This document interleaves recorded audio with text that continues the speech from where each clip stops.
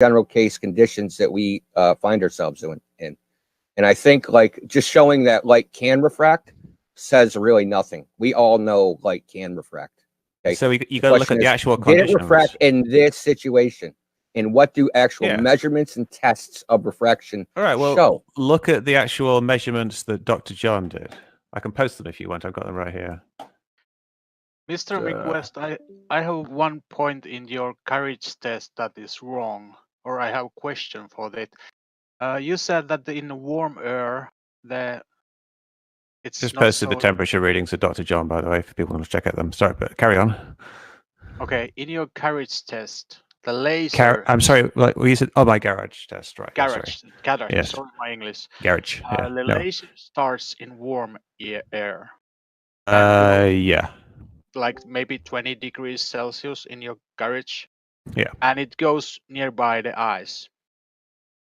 And it goes into the colder air. Maybe, I don't know, minus something. The ice was probably like minus 20, minus 15, minus 20 or something like that. Exactly. Where does that happen in nature? That your laser starts from a warmer temperature and goes through the colder temperature when you point it across the lake. If you're on the shore of the lake, then the air around you is say like 90 degrees. How many degrees Fahrenheit difference is in the where the laser starts? What do you need actually? It's quite interesting. You only need about 1 degree of difference to curve like over the surface of a lake. It's quite interesting just how little of a temperature gradient, because the gradient it's not really the amount, it's the amount per meter. So if you've got a gradient of say 1 degree per meter, that's actually a huge gradient. But because it's very close to the surface of the water, you get this very, very steep gradient just at that point, which is why you have these issues with the lasers, and it's why you also get this very thick line of compression at the bottom of the images just over the horizon, because closer to the water you get this steep gradient. Okay, so I'm looking at this. Is what Dr. Don showed. Yeah, well, he didn't measure at 2 meters. He didn't measure at 1.5 meters. He didn't do his measurements at 1 meter. He did them at a single elevation, right? No, it's this 5 measurements there. Oh, sorry, 4 measurements there. Above the water, 0.5 meters, 1 meter, 1.5, and 2 meters. And the difference between above the water is 1.5 degrees. The elevation that he did, the laser was at, the laser itself. No, it doesn't matter there, because at some point the laser is going to be skimming the surface of the water. Listen, it does matter because this is a vertical chart, right? So either the laser's got to hit the water, or it's going to skim the horizon. I think so if it's skimming the horizon, that means this chart is vertical. He didn't shoot the laser vertically. Correct. He didn't cross this gradient. No. It shoots when you go along the gradient. What happens is that the light bends towards the more dense the air, the colder air in this case. This is something. There's some boundary. There's some boundary. No. It's actually a very difficult thing, and it took me a while to understand. I mean, this is all theory, dude. When it comes down to it, like where's like the data sets that actually show this happening? You took an extreme case, 70-degree Fahrenheit, going over, minus 20 Fahrenheit. I don't know what type of environment that is in nature, because I don't know of it ever existing. It's an extreme example because it's hard to show, but Dr. John's own measurements just said it was easy. You just said a 1 degree temperature difference will show a significant amount of refraction. Over that distance. It's hard to show in my garage because my garage is only like 40 feet long. 1 degree, right? So say you have 1 degree per meter difference. Okay, so you shine a laser 15 kilometers, that's 15,000 kilometers. For 15,000 meters. So if you have a 1 degree difference, it's 15,000 degrees at the other side. No, it's the vertical temperature gradient. It's again, it's like a vertical difficult thing to explain here. If you're crossing the vertical gradient. No, that's the refraction. Look up a thing called gradient index optics. There's a difference between. There's a difference between light going from one medium to another and light going through a medium where there's a gradient. It's actually a very different type of thing. Light, even like you know about Snell's law. and the amount it bends when it goes from air to water. Now you think if something was shining parallel to the surface, there would be no bending. And so you think that if something is shining like at right angles to the temperature gradient, intuitively you would think there'd be no bending, but there actually is, because a light actually bends towards the more dense medium. It doesn't matter about if it's actually going into a more dense medium, it just bends towards it because it's not actually a line as such. It's actually a wave front. Light is a wave, so it will still bend down, even though the temperature gradient is only vertical. So it's so a kind of portion of the confusing. cone, a portion of the wavefront will go to the medium, and another portion won't. Right? No, it will. This is layers, right? This is 4 layers. I'm at 1 meter, so I'm just going off his little data here. This little data set from John D. So say the laser's at 1 meter. He's shining exactly horizontally. Now, and we assume that from the target from the source to the target, the laser is always at 1 meter elevation. Yeah. How is it crossing into the 1.5 meter? It's not. That's the thing. That's the fascinating thing about it, is that it doesn't need to go. I'm asking you how it's done. How does that happen? I know that there's beam divergence, right? So there's going to be spread. A portion of the wavefront is going to spread out and go higher and lower. But the centroid of the beam is not going to. That's not going to happen. Light is like a wave. Right? No, it's not. No, it's not. Light's not a wave.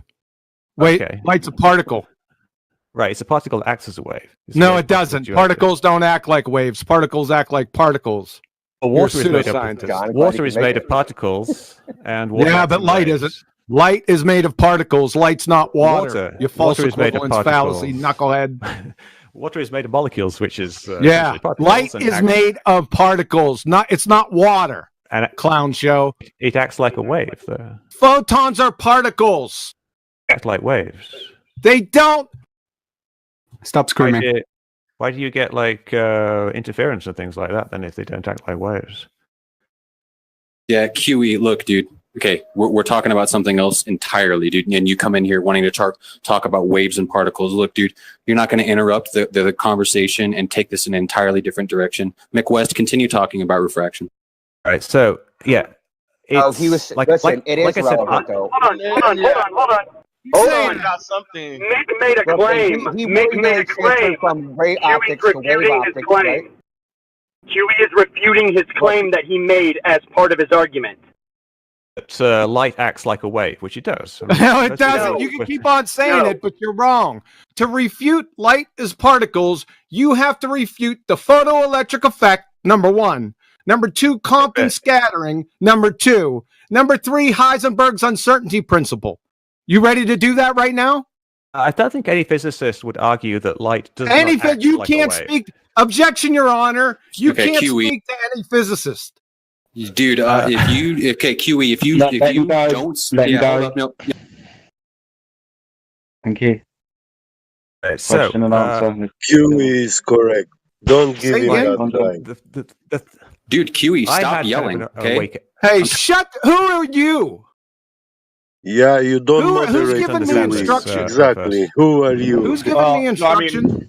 For the sake of conversation, let's try to keep it civil. Hey, Indio, are you in here? What? 1 second. Indio, are you in here? I'm in here. I'm taking care of it. Just chill. Okay. All right. So, can I carry on? No, you can't. Just wait. Okay. All right. Yeah. Yeah, because you sound really stupid. Yeah, because just like when you stop Living Bird, when he says something wrong, QE is doing exactly the same thing, so don't get mad about that. Or Mick, sorry. Mick what?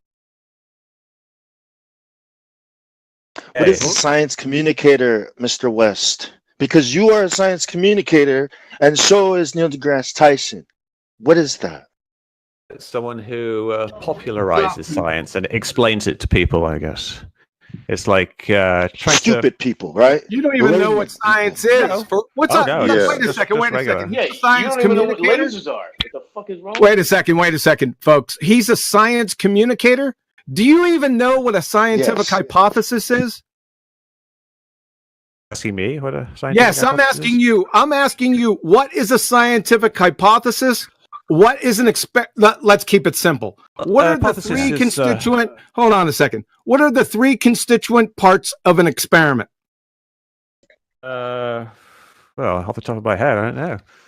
Like, I guess. And you're a science communicator. Yeah, but this is the type of science that people want to be communicated with. I mean, you have like, the variable, you have the variable, you have the hypothesis.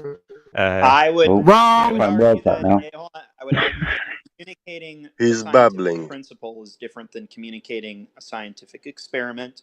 Wrong. Science Everything, the whole basis of the scientific method is based on experiment. That's why, like, Dr. John's experiment was actually a pretty good one. Dr. John didn't perform an experiment. He even told you that. Now let's get back. You didn't. You're a science communicator, and you don't know what a frigging experiment is. You'd fail 5th grade general science. Well, I don't think it's really relevant here. Like, he is also an expert on debunking chemtrails. Would you stop changing You're an the expert, subject, right? But like, you talk about like stuff like dependent variable. His life to debunking and making conspiracy theories look stupid. I just want to know what is. Hey guys, Bong, let's stay on topic. Let's not switch it up. So we got two subjects on the table. One, you don't know what the hell light is. Number two, you don't know what an experiment is. No, I do know what light is. No, you don't. It's not a wave. It's a particle. Now, acts like a wave. Listen, if you want to he has to appeal to physics, to physicists. He's not going to answer. What physics? Why oh my God. Because you're not qualified to answer the question, Mick West, because you are paid. So you're not qualified to answer that question, am I right? I'm not paid. No one's paying me. So you have to appeal to physicists, right? So you can't answer the question. Why are you asking me questions? All right, listen, let's deal with this right now. Richard Feynman, Nobel laureate physics. The first thing Newton believed, light was corpuscular. Turned out that it had very strange properties from that point of view, and it was then explained that many of these strange properties was because, in fact, it was a wave, which was wrong. Turned out he was right. It was a particle. Richard Feynman, lectures on quantum electrodynamics. Wave. Yeah, I know. It acts like a wave. It doesn't act like a wave.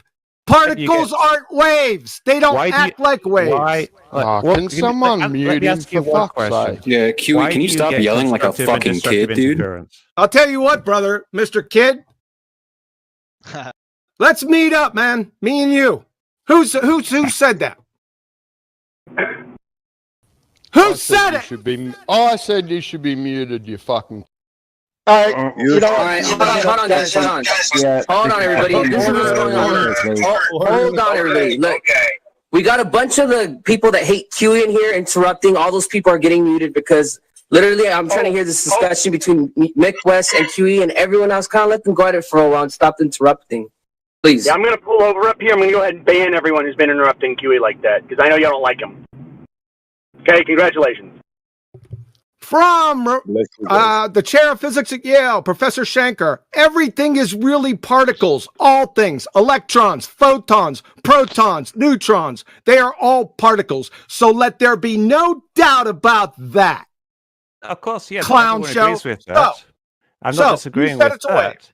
I said it acts like a wave. That is horseshit.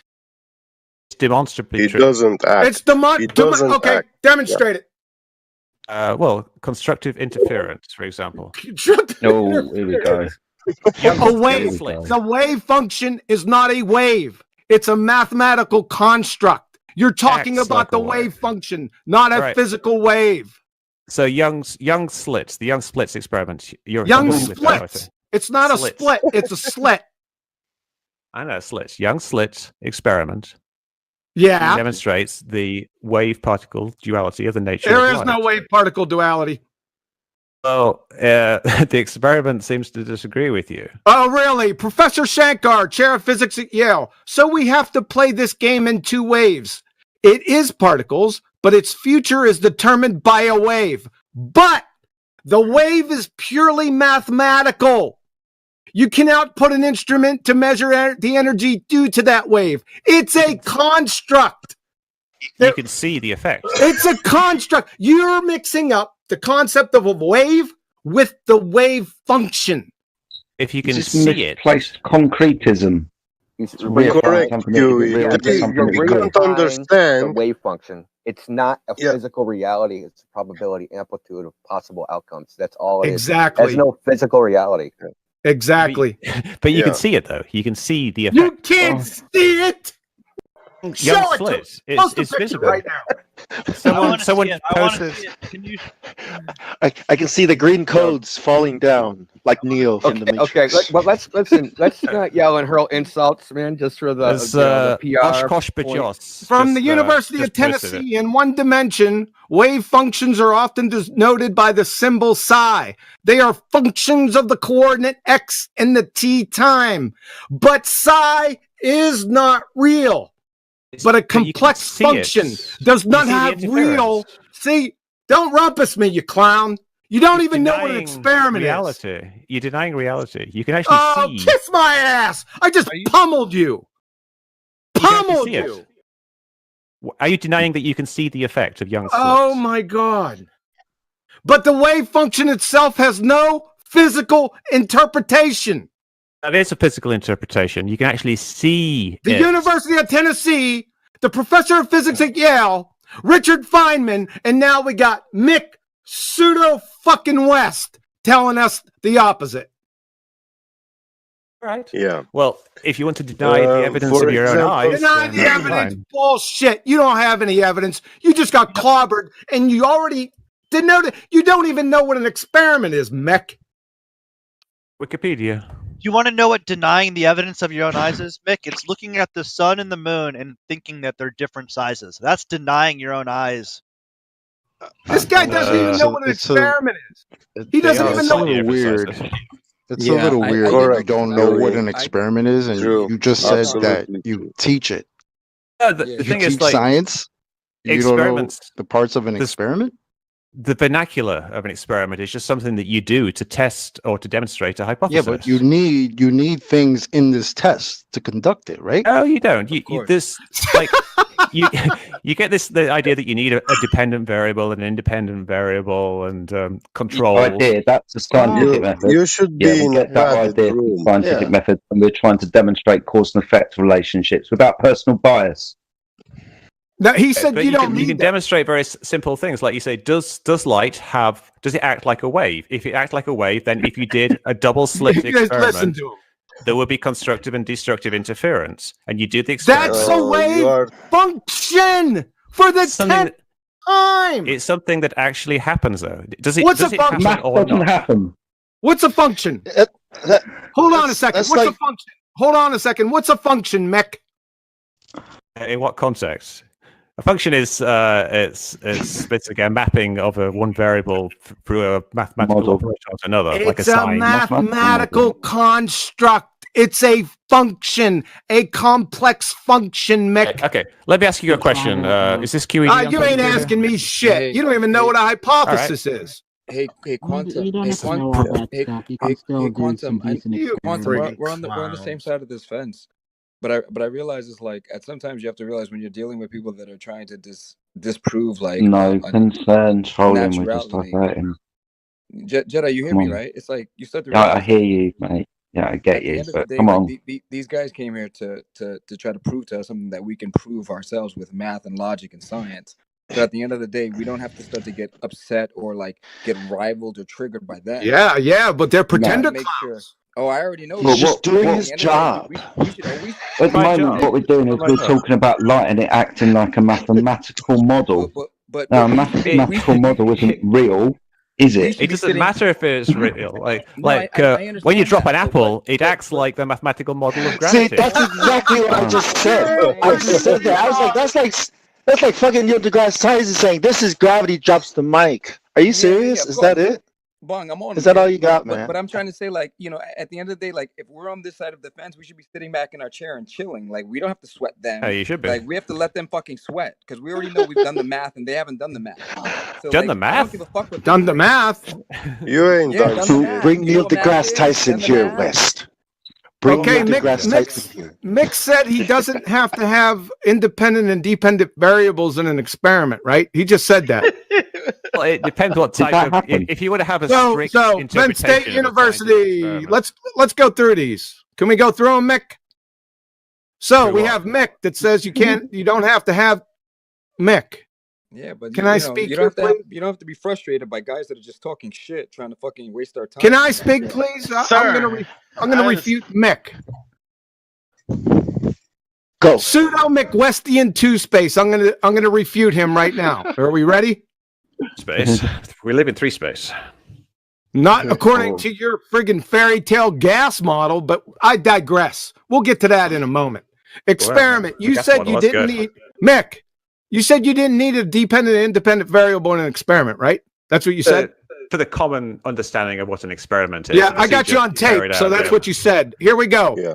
Experiment, Penn State University. There should be 3 categories of variables in every experiment. Dependent, independent, and controlled. The Institute of Physics. That would be great.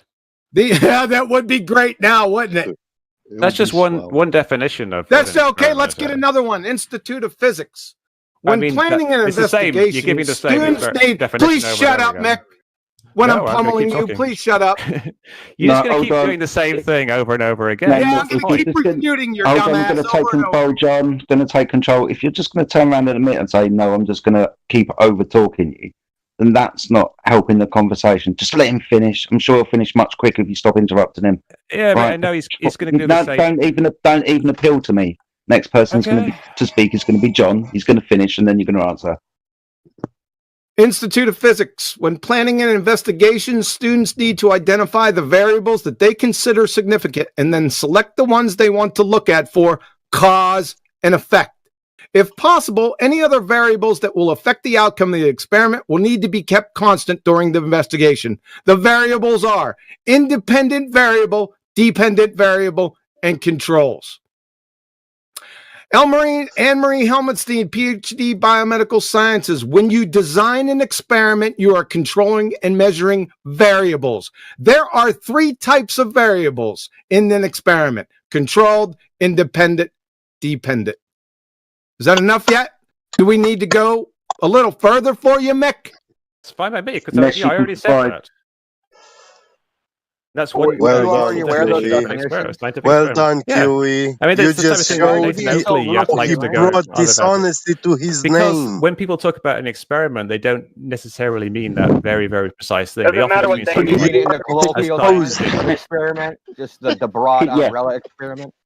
We were talking about scientific communication. You have been exposed. Scientific experiment. Science. And you're saying you don't need an IV, DV, and a CV. That's what you're saying.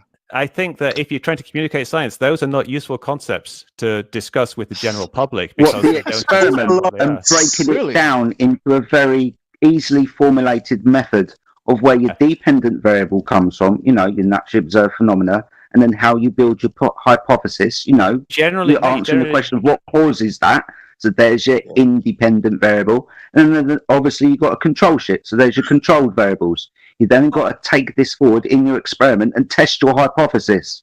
Without these independent variables that are very easily explained, if that you just hand away from a hands back in an experiment. Can you doesn't involve something that you're trying to manipulate to prove a cause of an effect? Right, and the gold standard is basically that when you change something that you know is the cause independently, since you're independently changing the variable, you get a dependent variable that acts in accordance with your hypothesis to prove with as much proof as possible the causal relationship. And you have controls in the experiment that shouldn't change if the experiment is properly controlled, all the factors have been factored, and nothing weird is changing in the experiment. If one of your controls changes, well then perhaps there's another explanation you haven't explored or controlled for. Take with gravity. Let him answer. Let him answer because hold on. hold on, calm down. He said that you didn't need an independent or dependent variable in an experiment. I provided many citations here that said the opposite. Let him answer, please. We're talking about scientific communication. And when you talk about things like dependent variables and independent variables and control groups, it confuses things for the general public. It's usually better simply to describe what the experiment does. You can keep that other stuff in the background as useful information. Like, this is why we need these things. We need controls. We need like this independent variable. We need a dependent variable. But in terms of scientific communication, it's usually best just to describe what's actually going on and what it shows. Mick, you baited. Mick, I'm sorry, I'm going to have to stop you. You baited and switched us. I didn't ask you what you were teaching them. I asked you personally, what are the 3 constituent parts of an experiment? And you didn't know. I couldn't remember off the top of my head at the time, and now I remember. Yeah. Can I quote you? Can I quote you from Wikipedia? It all stems from a fundamental distrust of science and authority. Are you not trusting science and authority when you say those things? Like, you don't have to explain the variables. Like, so you're quoting Wikipedia? Like, if you look at the Wikipedia, are these your words or not? Are those your words or not? Which words? The word on Wikipedia. Which ones? What? I'm not sure what you're talking about. Read them again. I didn't write anything. Right. Yeah, just read them again. It all stems from a fundamental distrust of science and authority. You are always going to get a percentage of people who are true believers. My goal is to minimize that as much as possible, to stop people falling for it and help them get out as easily as possible. What does that mean? That is what I said. So we're talking about the scientific method here, and we're asking for the variables, and you're saying, what are you saying? You don't need those, or what? You don't need to explain that to us? It's not productive for communication for the general public. It sounds to me like he's describing atheists when it comes to religion. But people asked me about science communication. They said, you're a science communicator. What is science? And I was trying to talk about it in the context of science communication. Did you even know what that is? Did you even know what that is? Makes you a shell. I'm scientist. That's such a corporate little turd term. You know that, right? I'm a science communicator. I'm a product communicator. I communicate what the product is. You're an advertiser. I don't say I'm a science. I create synergies between. You're an advertiser with a stick down your throat. Well, propaganda is important even in science, saying proof for evolution or, proof of the God particle. Part of it is how you disseminate it to the masses to get funding and get support for your projects. But with gravity, we don't really have an experiment that's properly controlled to say we can tell that this is gravity versus, say, electromagnetism or something else. We don't even have proof that it coalesces things into balls for heliocentrism or makes orbits for heliocentrism's extravagant claims. That's why these experiments preferably will be properly controlled with some decent variables, and sometimes you have to revisit the experiments if you discover something after gravity's formulation, like, say, electromagnetism. Just to see if we're getting off into gravity and electromagnetism. Hold on. I think you're getting off into semantics as well. Yeah. Maybe we should get back to semantics. Words mean things, Mick. So let's summarize. Yeah, words mean things, Mick. But let's summarize. You are a science communicator that didn't know the constituent parts of a scientific experiment. Off the top of my head. Fail 5th grade general science. Just to let you know. Okay? Thanks. That's fine. No.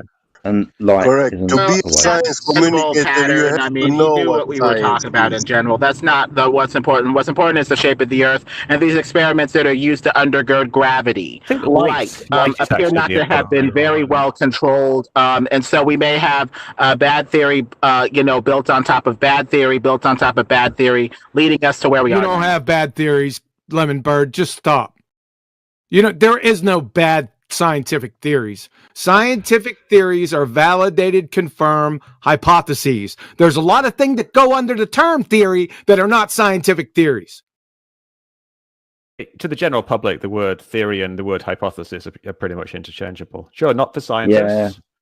Yeah, for the general public. Yeah, that's the problem. That's scientific theory. You're talking about colloquial theory? That's intentional. Or scientific theory? Yeah, and this is why words mean things. That's just you changing the meaning of words so you can weasel it around and make it mean whatever you want. And that's been intentional. And politicians, how people use them.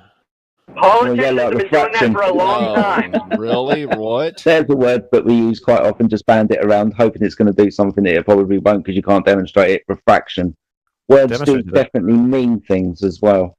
Yeah, go on. Let's get back to this bending of light, and you tell us what light is. Let's go. All right, excellent. So the problem is that, like, I brought up the idea that light kind of acts as if it is a wave. Wrong. You're wrong, Mick. I just drug you through the friggin'. I just drug you around by the short hairs for 20 minutes over this. Okay, please tell me in the photoelectric context how light is a wave. Please, the floor is yours. Well, what I'm saying is that it appears to act like a wave. Appears is not reality. I just told you the wave function is what you're talking about. The wave function is not real. How many more times do I need to go through this? I thought that the entire flat Earth thing was that appearances are reality. Oh my God! Can't you just know what you see? Well, to be fair to Mr. West, the wave function is based off of activity in reality and is a close approximation, ideally, as possible. But it is a mistake to reiterate it as reality if it's math and numbers. It's a model of what we think happens in reality. That's all. Let's forget this whole wave thing then. Let's just ignore that for now. Let's just go back to just observable refraction. Like you would agree that... Oh, hold on a second. Are you talking about terrestrial refraction? Talking about refraction as a physical phenomenon. On Earth, you're using terrestrial refraction. Is that correct? Oh, I'm talking about light passing through a medium and how the refractive index gradient affects. Okay. Can you please post? Okay, I got you. Can you please post? Let me pull Discord up in the live stream. I want the formula for refraction, please. Which one do you want? Which one? Because that's not the one that's actually applicable. Which one? No, we want refraction, terrestrial refraction, Mick. Ah, dear. So this is where we get into problems with science communication because it gets quite complicated. Refraction happens because of the refractive index slows down light. So light. I don't want to. Mick, what did I just ask you for?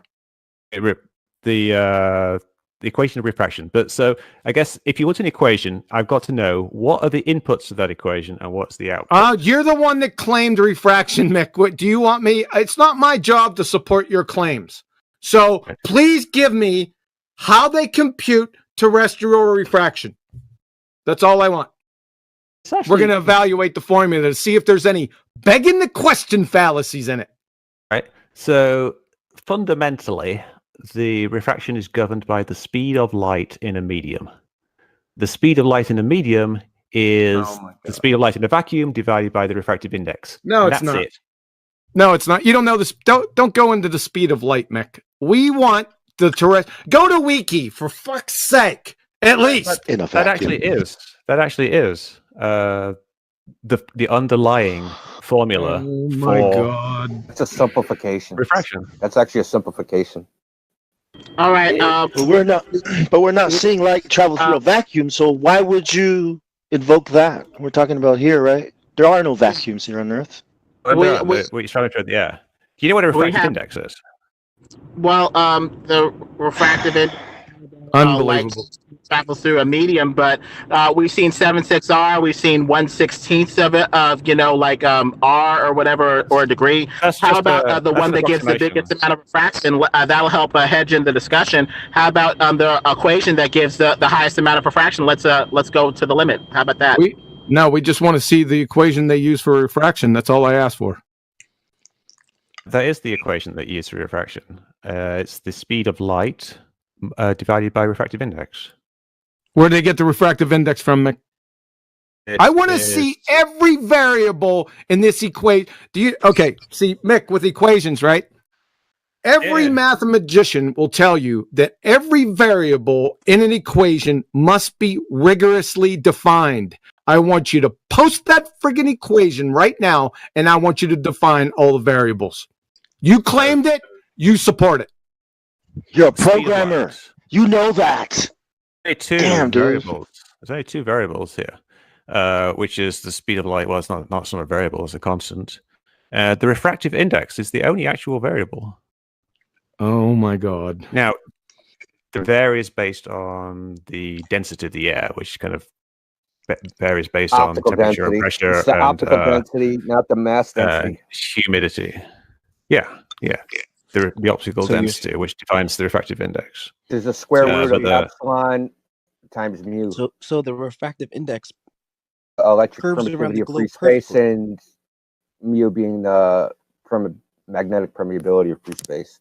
So that's the actual refractive index. The values the values of vacuum is 1, and every other medium is set relative to that. But I think the thing that's missing here is, obviously. I think the thing that's actually pretty straightforward.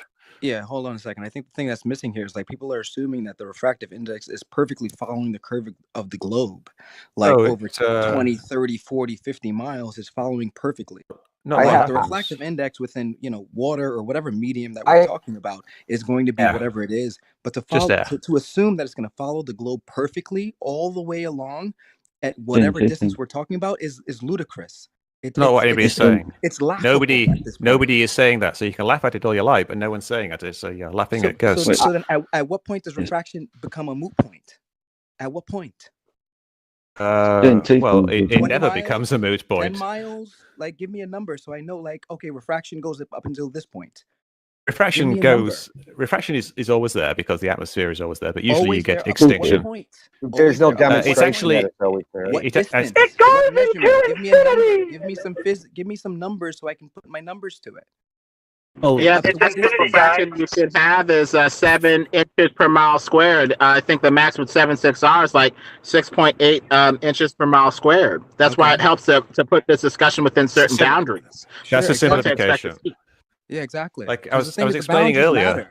The boundaries matter. You have to look at like the boundaries don't matter. It's like no, they don't. They don't matter. Let's put these things within boundaries. Where does refraction bend? How much does it bend? And to what limits does it bend? And if it's beyond the limits of refraction, if we're talking about something that's beyond the limits of refraction, then we shouldn't be talking about refraction anymore. We need to look in history for the greatest refractions in history, and let's put that down as the refractive index. Let's try that, and put this thing within certain boundaries. Exactly. Yeah. Well that's not how it works, sir. Well said, Lemon Bird. You have to use ray tracing. Of course, that's not how it works. We don't understand. Oh God, Ray! You still haven't answered my question though, Mick. Do you see the live stream? Yeah, I see the chat. Yeah.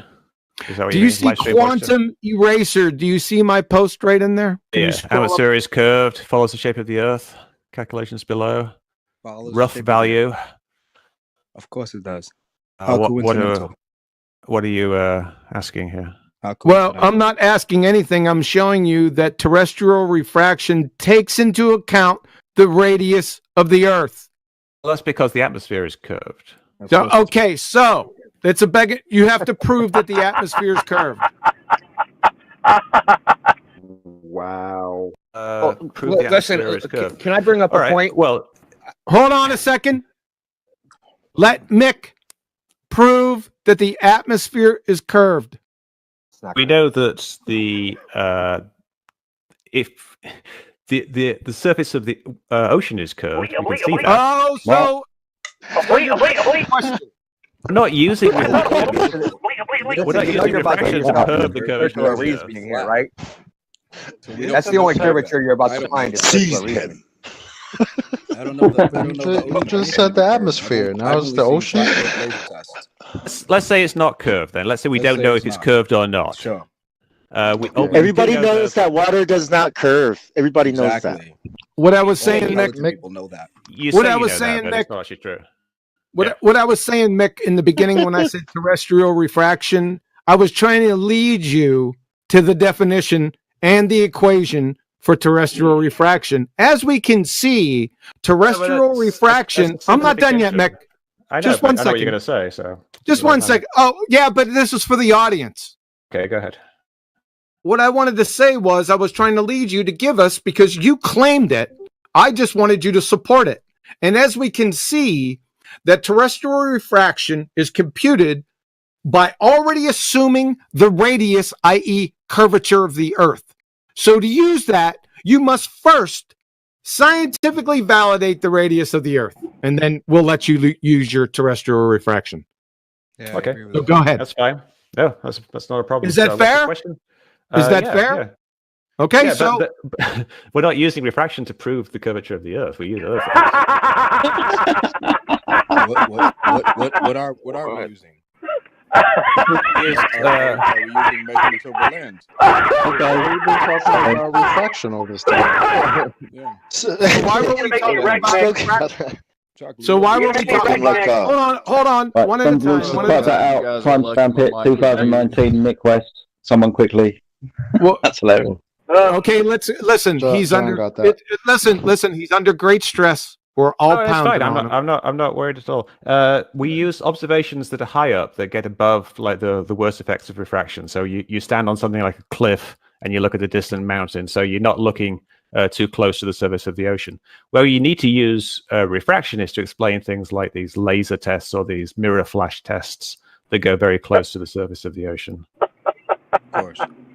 So the ones that are actually measuring the ground of so Earth, that's where we I just want to ask a simple question. No, they're not. What model of refraction can make predictions? Is like what you just said. That's a post-diction. That's the Earth is curved. I see this, therefore my model, I'm going to fit that observation to my model. As opposed to, I have a model, I see an image, and now I know how much refraction, and I'm going to make a prediction based upon weather conditions on what I should see and what I shouldn't see. Yeah, that type of prediction. And the assumption that refraction is going to follow. That's a great question, and I have the answer. There are hundreds of models of refraction. Yeah, you are aware of that, right? Listen, I think that the thing that we need to focus on is the fact that they're trying to assert the fact that the refraction is going to follow the curvature of the Earth perfectly without any fucking deviation is insane. No, hold on, guys. We're doing it again. Hold on, Mick. Sorry, one sec. We're doing it again, guys. Someone makes a point. Someone brings up another point. Now Mick has 2 points to address. Can you first address what model you what model do you use or can you use to make refraction predictions? You use one that incorporates the temperature gradient, and then you use ray tracing to trace the path of rays through that through the medium. And the more detail you can get in the variations of temperature, the better. But if you simply do a vertical temperature gradient and then do ray tracing through that, you can predict what things will look like. And I actually programmed a simulator that does exactly that, which I can share the link with. So, let me look it up. Can you show us actual measurements or tests to validate that model? Yes, I can. Okay, so let's see them. Well, you want me to actually? I did it with Dr. Johns. I know they don't exist because I've seen every experiment on refraction ever done in the last 150 years. The dog ate them, Indio. Used Dr. John's numbers, and it came out to be like basically matching what he saw with his numbers. Indio, he said he had scientific evidence of this. On a curved. Indio, he said he had scientific evidence of this. Can he give us? I'm sorry, Mick.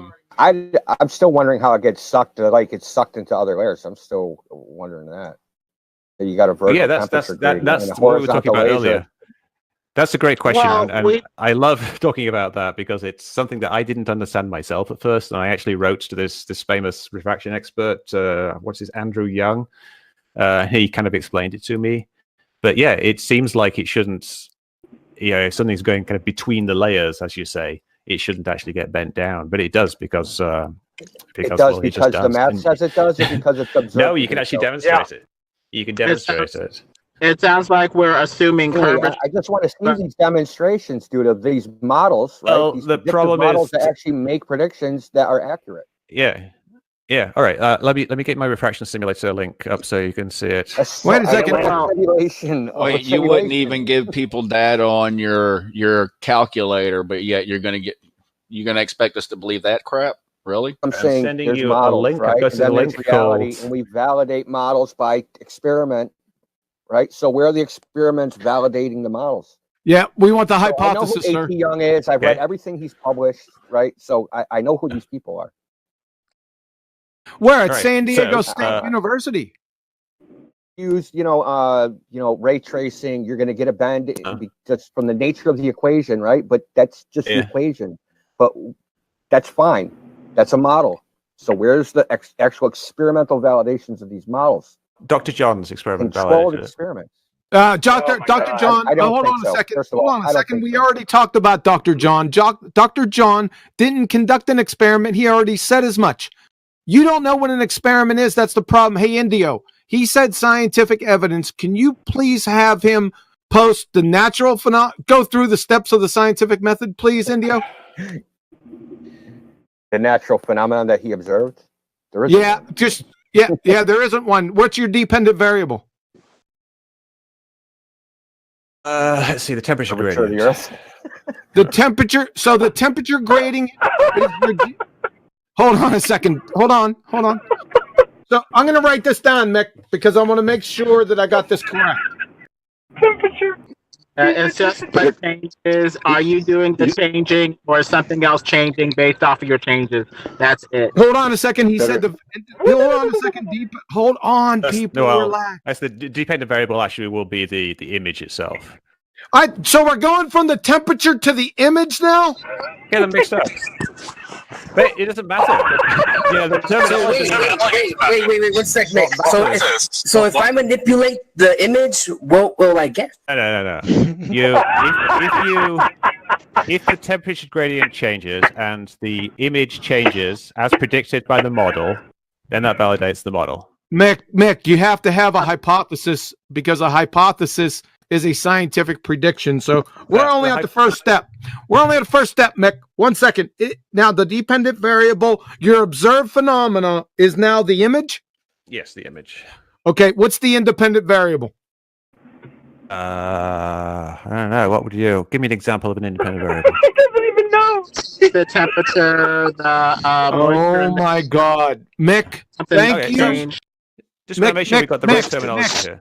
Mick, so, the temperature gradient. Mick, it's your experiment. You're asking me for the independent variable for your experiment, son. Yeah. So somebody clip the temperature gradient varies. It has an effect, which is changing the image. So, hypothesis. The hypothesis is that there's a model. There's the Earth is no. Every time you stop reapplying shit. It's over 5 dozen people in here. We're already on a ball when this is happening, right? This is a clown show, Mick. The hypothesis? Wait, did you really just say the hypothesis is it's a model? Have you seen my refraction simulator? Let him describe it. Hold on, everybody. Please let him finish. Could you please let him? Yeah. Go ahead, Mick. Go ahead. Mick, I'm gonna have you over for a beer. Cool. So the model. You want me to describe the model that I use? No. Let's just summarize. Yeah. 1 second. You said the dependent variable was the image. The independent variable was what? The temperature gradient. Temperature gradient. Okay. Give us your hypothesis. That if you ray trace light through air that is curved with the temperature gradient being like the same over every point on the curved surface, then you will get images that match reality. So I thought you said the temperature gradient was your independent variable. In your hypothesis, I didn't see any temperature gradient being manipulated. You would take 2 different temperature gradients.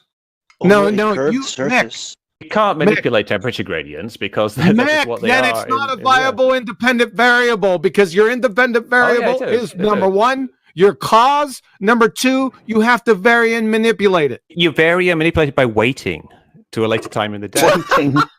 Waiting. Not very manipulating anything. That's waiting. So is this proof of time? It changes. It changes. Are we going to prove time? If your hypothesis is time, is that what we're trying to prove? Let's say your hypothesis is that you can see better. You can manipulate the distance. Have anything to do with the flat Earth? God, he's Doctor Who. All right, guys. We have to. Mick, thank you very much, sir, for showing what a complete imbecile you actually are.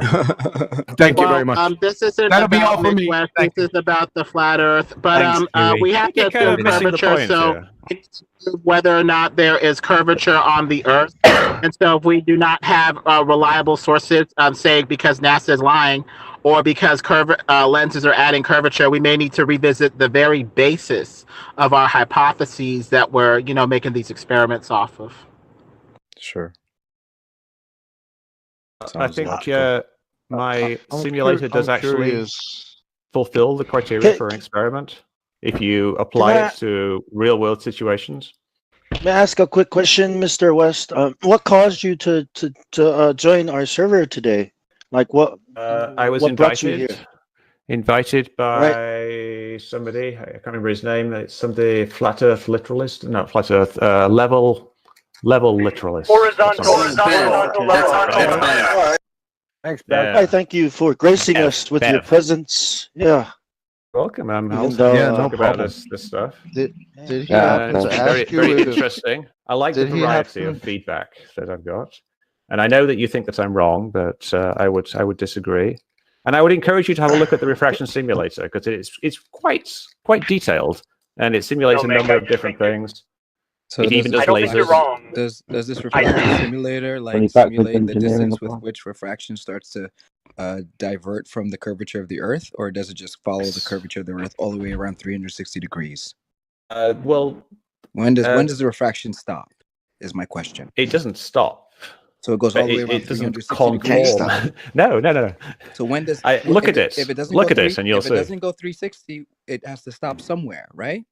It stops because of atmospheric extinction and scattering. Okay, but where does it break? Theoretically? Where does the simulator stop working? Is my question. My simulator is only set up to go to really about 200 or 300 miles because I didn't see much point going beyond that. Limit to the simulator. Okay. Yeah, actually, let's see. I think you can set it to be quite a long way, but it's kind of pointless because you wouldn't be able to see that far anyway. 200 to 300 miles too much variation. Is that a flat surface or 200-300 miles of a curved surface? You do both. You can set it to be flat or curved, and you can turn on your simulator. What's the drop on 300 miles? Either. What's the drop on 300 miles? It's that's a crazy amount of drop, right? Yeah, no, there is a crazy amount to drop. So you're trying to say a laser that was shot over that? Oh no, I'm not trying to say that at all. Not at all. No. It's not going to hit a target. No, you're not. So then how is it accurate if it won't hit a target over that distance? It will show you not hitting it. It'll show you not hitting it, but then it's not accurate. So that means that the distance that it's actually accurate is less than that. Am I wrong? If I showed it hitting it, would it be accurate? At 100 miles. I'm asking you the refraction indicator, whatever the device you're talking simulator. about. It's a simulator. Have a look at it. It's going to tell us refraction up to a certain distance. Let me show you a screenshot of it. Don't interrupt me. If the laser does not hit the target within that distance, that means the simulator is wrong at that distance. That means we'd have to scale it back because the simulator is shit. Maybe the simulator only works for 200 miles or 50 miles or 100 miles, whatever it is. But there's a distance where the simulator breaks and it stops working. So we need to know still waiting on that data to support with a laser, because if we're talking refraction bullshit right now, there's a limit where the simulator is going to stop working, and my laser's not going to make it around the curve. What's that distance? If you're telling me it goes 300 miles, I need to know what the drop is at 300 miles, given the numbers that NASA gave us. If it doesn't add up, something's broken with the simulator or something's broken with NASA. Nothing's broken with our math on this side. So somebody has to set it straight for us so I get what's wrong here. Simulator uses real world situations, so it's trying to demonstrate what you actually see. That can go 200, 300 miles. But if it doesn't go 200, 300 miles, then something's wrong with the simulator. Is it? The simulator uses real world conditions to an extent, right? Until you invoke that radius, right?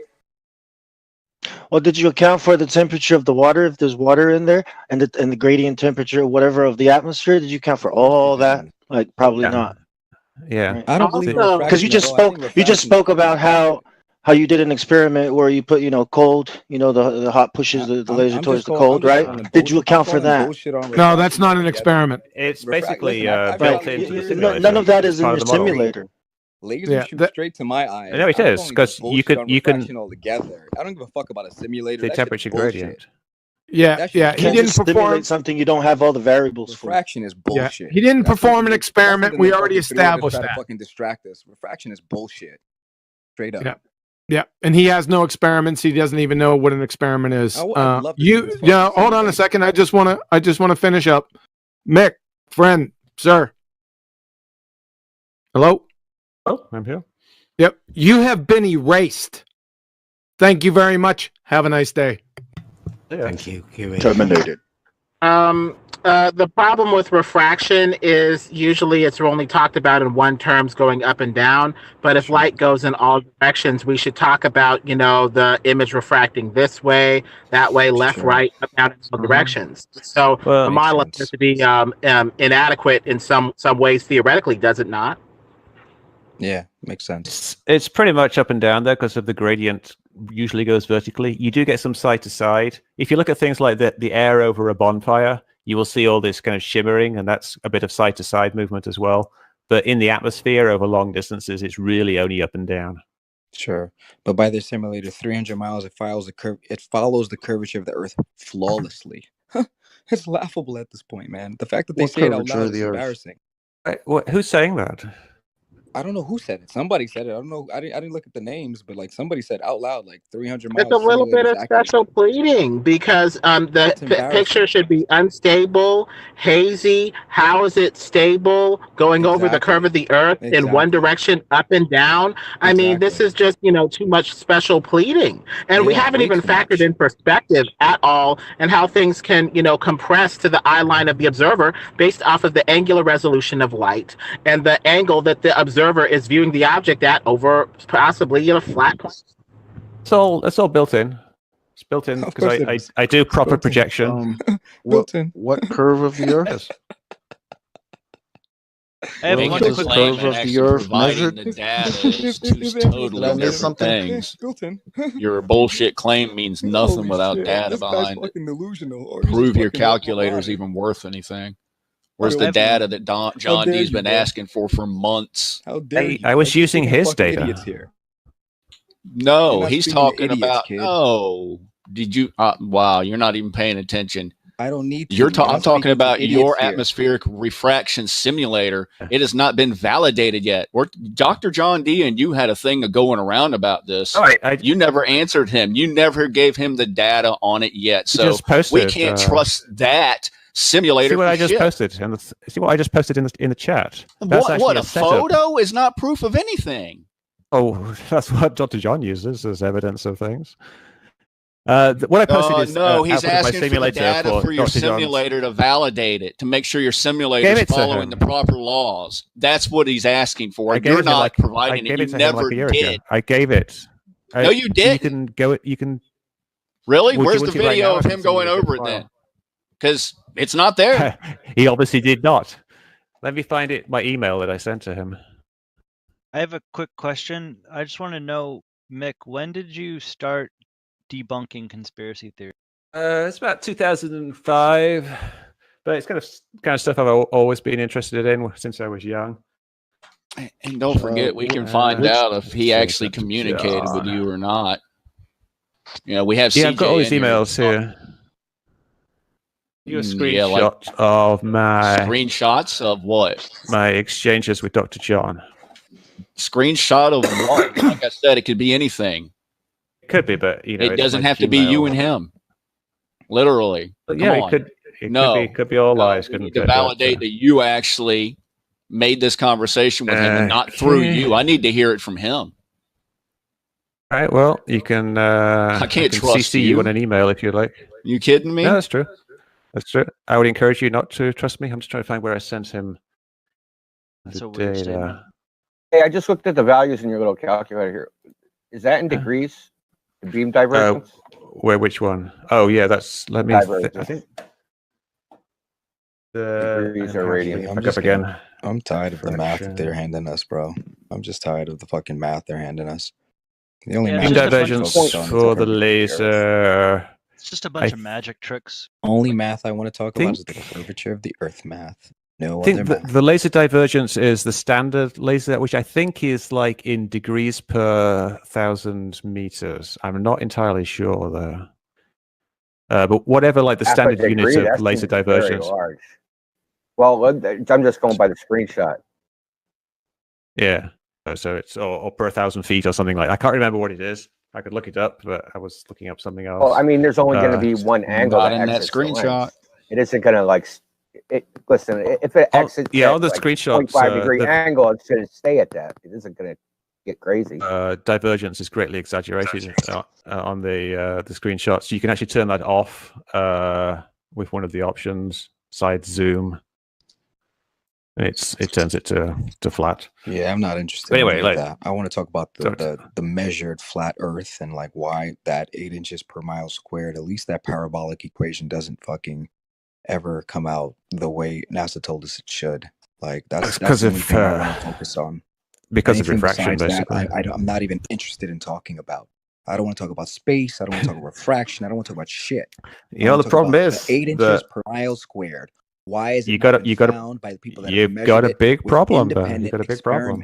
That's all I want to talk about. Everything else is bullshit to me. Everything else is word salad. Everything else is obfuscation. Everything else is bullshit. Where's the 8 inches per mile squared? Let's talk about that. Catalina. Explain that to me in simple terms, because I'm so dumb. I don't get it.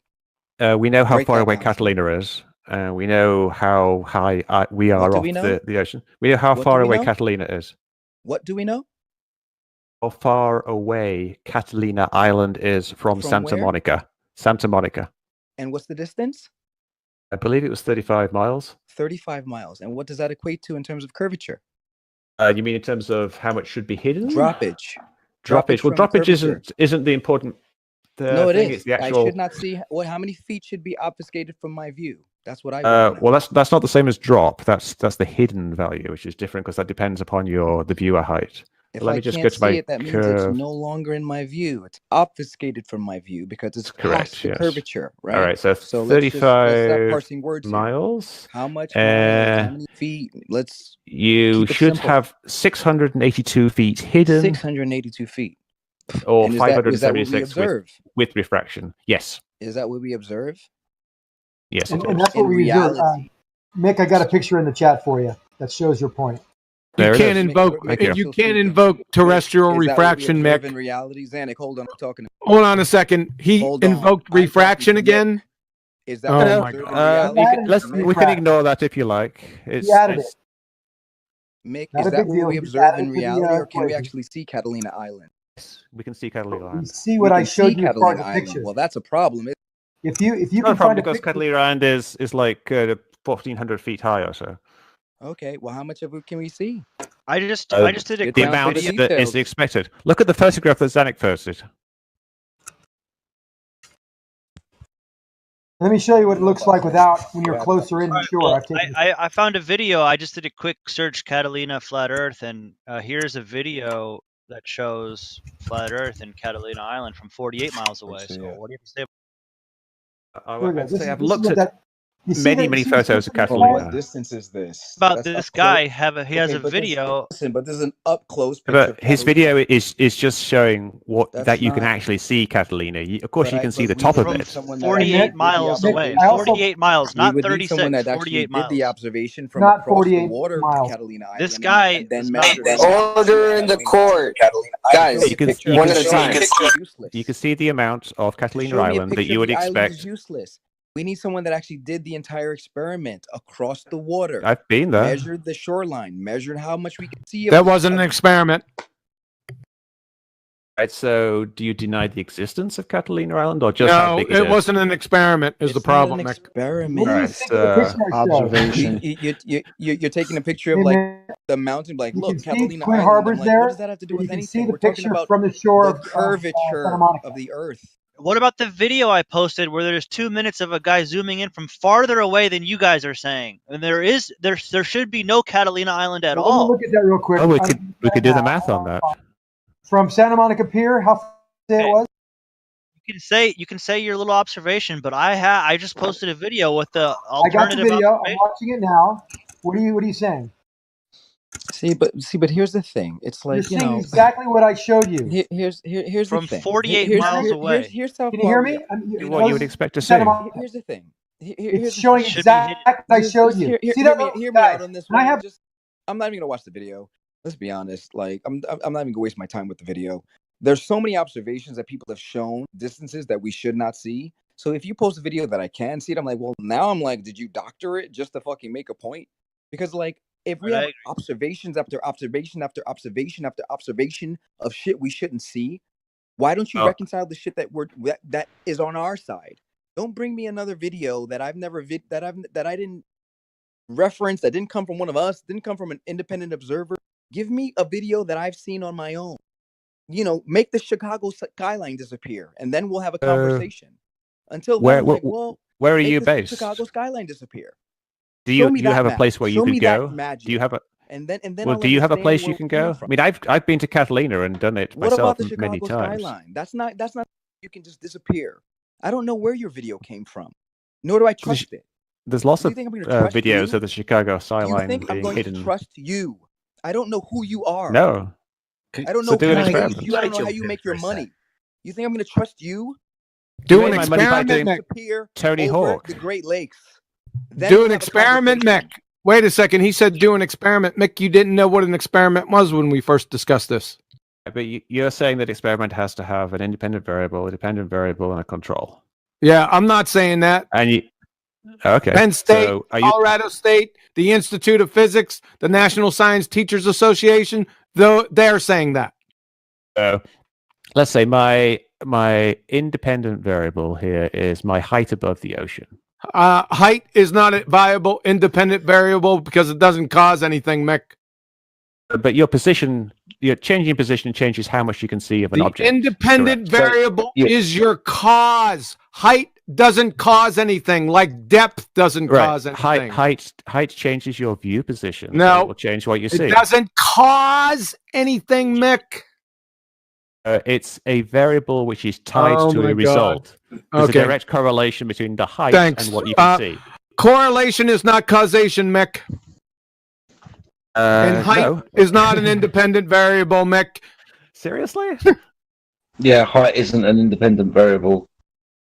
Well, what is independent? Time. It has to be something you manipulate, and then you see a change. No, it has to be your cause.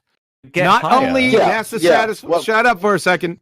It has 3 criteria it has to meet. Number 1, it must first exist. Number 2, it must be able to vary and manipulate it. Number 3, it is your presumed cause. It seems very definite. Very definite. You got it wrong. I'm out of here. You are able to manipulate height because you're able to give the variable height different values dependent on the angle. Are you listening to me? It had to satisfy 3 criterion, clown. It's a variable. Basically, you vary the input. Clown! You do a different experiment. You take clown show.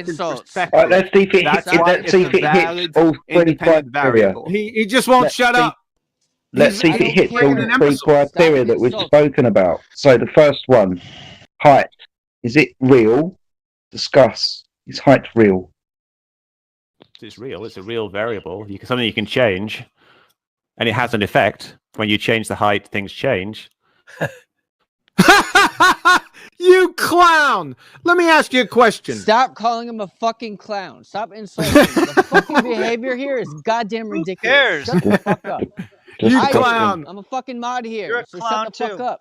Stop. Yeah, fuck you. I'm a goddamn mod here, so shut the fuck up. Stop insulting. Okay, so listen. Let's do it the other way. This is the Wild West. Yeah. Fuck. Yeah. Height is an independent variable. Thank you very much. I appreciate that. Clown. Fucking children. Shut the fuck up. The output is how much of the island you can see. So that's the dependent variable. You see what you've done. So it's a mathematical relationship that you can measure. What's your naturally observed phenomena? What? See what you have caused. The hiding of islands behind the horizon. What's the horizon? Persuaded by these it's guys. The edge. What's of the horizon? It's the. What's the horizon? It's the edge of the ocetion. No, what's the horizon? Is it the lead? Just told you what the horizon was. I suppose told you where the edge of the Picture of a sphere. Yeah, that's a Not good way of actual, putting though, it. is it? This horizon. It is the limitation Sure of seems your to view be. when you observe across the plane of the Earth. It's not Why does the actual. why does the But definition say apparent? Why does it say apparent Which definition? of horizon? Probably they're saying apparent because refraction is a factor. The line at which the Earth it's not the line actual. listen, the line at which the Earth's surface and the sky appear to meet. Appear. Yeah, that would mean because it's I guess not actual. someone cut out there, but did they say appears to meet? I mean, they appear like they're meeting, but they don't actually meet. Obviously, one is just obscuring the other. Yeah, that's why they call it apparent, Mick. It's where the sky appears to meet the ground. It never does. Yeah, of course it doesn't. Apparent, Mick. Hey, yeah, of course. Can I ask? Obviously. I'm dying to ask this question before he gets banned again. Mick, do aliens exist? Yes or no, please. I don't know. That's. I have a question. Go on. Is level curved? Let me do that, chocolate. That's my. Oh, I'm sorry, Bev. Not even had a chance to go yet. Bev, get in there. Go ahead. Hey, listen, anyone that wants to ask Mick, since he's our guest here, a question, like just speak up and so we know who wants to ask. I'm going. It's my turn. Give it, Bev. Okay, get it. I want to ask Matt. Do you want to ask a question next? Matt Philosopher? Yeah. Need some more lube? No, wait till Bev and then you go next, okay? Put him on the list. All right, yeah, I'm good. Go. Sweet Mick, you still here? Don't forget the KY. Yeah. No. Are we going to get onto the level being curved? No, just the reason I invited you here and the reason you came onto the thread. All right, yeah. Is like, let's take it right back to basics, right? We want to know about the curvature, right? So my thing is, I'm trying to get people to give us the best method they have for measuring the curvature of water level in a canal. Yeah. A mile long, let's say. That's too short. Why? There's very, very little curvature over a mile. You need to do about 5 or 6 miles. How much curvature is there? Your calculator? 7.9 inches. 1 mile. Yeah. It's not a lot. The drop over 1 mile is only 0.66 inches. 0.66. Yeah, that is 7 inches, isn't it? Yeah. Oh, 0.67 feet. 0.67 feet. Okay, so that's noticeable, like, isn't it? It's hard to see. So what would your... No, I'm not asking you to do it or anything. I'm asking you, what would be your method that's a good measuring the curvature of said water level in a canal? I would use what's known as the Wallace method. And the Wallace method uses raised targets. It's something that Jeranism did in Beyond the Curve at the end of Behind the Curve, the documentary, which you've all seen, I imagine. And basically what you do is you set 3 targets up. One is the camera, one is in the middle, and the other one is at some long distance. And you get them as high above the waterline as possible, but you make them all be the same height above the waterline. And then you look from the camera through the middle target to the end target. And you will see, if you've done it right, that the middle target is above the end target, which shows that the water is raised up in the middle. Would you not, call a surveyor and use a level? You could do, yeah. Yeah. Do you think that would be a little bit more accurate than setting things? Essentially, it's doing the same thing.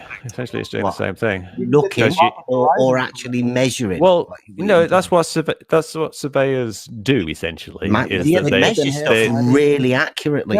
They do. So then, how do you handle the discrepancy when people measured across 25 miles 0.04 and degrees measure from drop from in water level? The laser are, yes, 0.04 degrees of drop of the horizon. of an apparent location. No. Stop. No horizon. We're on water level in a canal. Yeah, so we're not going to the horizon. You don't need to do that. Yeah. We just have the best method for determining the curvature in the water level. That's then exactly what I said. Then you would set up these targets high above the water, so you get above any refraction or minimal refraction. Yeah. How high above and water? Then you see where the line of sight from the first target to the last target intersects the middle target, and you'll set up like a datum. The datum you are using is going to be your sight. I think Jedi was asking how high above the water, because refraction is obviously to you guys a big deal. So we want to make sure. No, you don't need refract. There's no refraction in when we're measuring level of the water.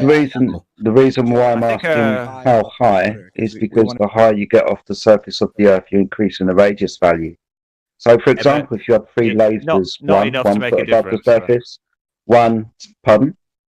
Enough to make a difference. It's like a thousand of an inch. It will eventually, with altitude, start making a difference. But especially, hold on, I haven't finished. If you're presupposing on a curved surface, your target is going to be angled away. Also, if you have a low target, a mid target, and a higher target, because of the speed of light having to traverse a longer distance across an arc, you wouldn't necessarily notice this speed of light change or the time that light would take to get to the top target, because you've increased the distance between the two. Keep doing this with altitude, then that's exactly what you should find on your ball, and increasing the time it takes light to get from the laser to the target, and the target is curved and angled away over a distance of an arc. We're doing 12 feet, all at the same height. So if it was flat, I want this one now. I want this one now, because you're saying that we're on a ball. Sure. So if you increase the radius value of that ball, then this demonstration would take into effect, correct? You will be able to prove your curve if you could demonstrate with altitude it took the lights longer to get from a target which was further away, because it's on an arced tangent, right? Yeah, you could do that, but that's not a very easy thing to do. Like, we're talking about an easy demonstration, like which you can do if you've got a 5 mile long body of water. You set up these targets 12 feet above the water surface, and you look along them, and you see that the middle target's raised up. What would your datum be, though? Like, in order to measure a curvature or a drop or something, the water surface. The what? The water surface. And I call the water surface is level, being because the ground's going to rise up as it goes out. It smells like a lot of bullshit going on. What you're measuring, that's perspective coming into play. So the object in the middle is going to look like it has risen up anyway. Dude, did you not just hear what he said? Did I just say? The datum that you are using to determine drop is a level. It's the water level. The water, yes, which is horizontal. It's level. Yeah. Thank you. No, it's level. Which is not horizontal, it's level. Sure. Different things. There we go. Yeah, there's two types of level. There are two types of levels. What? Yes. What, the real one and the fake one, right? No. There's true level and there's apparent level. The one you can see and the one you can't see. Right. True level, and then the one that they say. Construction since I was a kid. Level is fucking. There's the one you can see and the one they say is curved. In construction, the one you can see, and the one they say is curved that you can't see. Construction, apparent level, and true level are pretty much the same. Probably haven't lifted a fucking hammer in your life, by the way. I can tell by. No, they haven't. Anyone who talks like this hasn't had a job. I own a lot of hammers. I can show you a hammer. I don't believe you, bro. By the tone of your voice, you've never lifted a hammer in your life. I'm a worker. I've got a hammer. I probably have more hammers than you do. And I'm a worker. You've never lifted a level in your life. Can the real level I own like 5 different levels. Doesn't matter if you own them. Do you know how to use them? Yeah. In order to say that level is curved, you have to prove R, which you failed to do tonight. We're talking about like water. Bullshit is what we're talking about. Water's always right. It's gonna be relevant. Bro, I can hear by the way these guys' voices cracking. They're fucking just feeding us bullshit, man. I could already smell the bullshit coming out of them, bro. Think my voice is cracking? I know it is. No, Mick, he's the professor. I don't think. Hold on, guys. I was laughing about the hammer. Really sharp ears can hear. People that are lying or just too dumb to realize that they don't know what they're talking about. Vagabond. Vaga. Give it a second. I think that's a bit hypocritical. We all know insults. We all know whatever. I don't know what you are. I don't know what you are. You broke up though. I don't know what you are. I don't know what you are, but you're one of the damn, and you know you are. I'm a retired video game programmer. I program Tony Hawk's Pro Skater. So AKA, yeah, that's not all you are. Your fucking life. What programming language? That's not all you are. Video game programmer. Hey, oh, guys, Anderson Cooper. Anderson Cooper. He's just a reporter, guys. Anderson Cooper is just a reporter. What programming language you use? I do actually have a lot of hammers. He is a programmer. He is a programmer. What programming language you use? That should have been like right off the bat. You should have been like, "Oh, I use C++, use C, use C Sharp." You broke out. We use C++ in programming video games. I mostly program in JavaScript now, though. If you look at the refraction simulator link I posted, I'll post it again. You can do a view source on that, and it will show time, bro. all the code. We don't need your simulator. I'll just play Skyrim. Out of your fucking mind, bro. I'm not gonna waste 30 seconds on that shit. I have a question. Killing your own stuff. What happened to Fallout 76, Mick? Damn. Mick worked on it. That's what happened. Hold on. He said he used C++. What was one of the blaming Mick for 76? Hold on. What is one of the things you use in C++? Main things. What do you mean? What do I use? I programmed in it. The release. Get him. That is probably the only true thing about him is that he programmed. Hold on. No, I haven't heard a legit answer on developing right now. I'm a developer. I develop in C Sharp, but I know some C++. C++ you use new and delete, or you can use malloc and free. What is it called when you release resources? What is it? What is a deconstructor for that? You're freeing the memory, so it could be a dereferencing, and it could be garbage collection. But it depends what you're talking about. There's lots of different ways of doing these things. All right, so you give me the garbage collection. All right, what are pointers? You're breaking up there, so what are pointers? No. He's verified. We know he's a programmer. How do you know? What are I like talking about programming. Garbage collection is easy. One of the easiest things you can figure out. What are pointers? Pointers?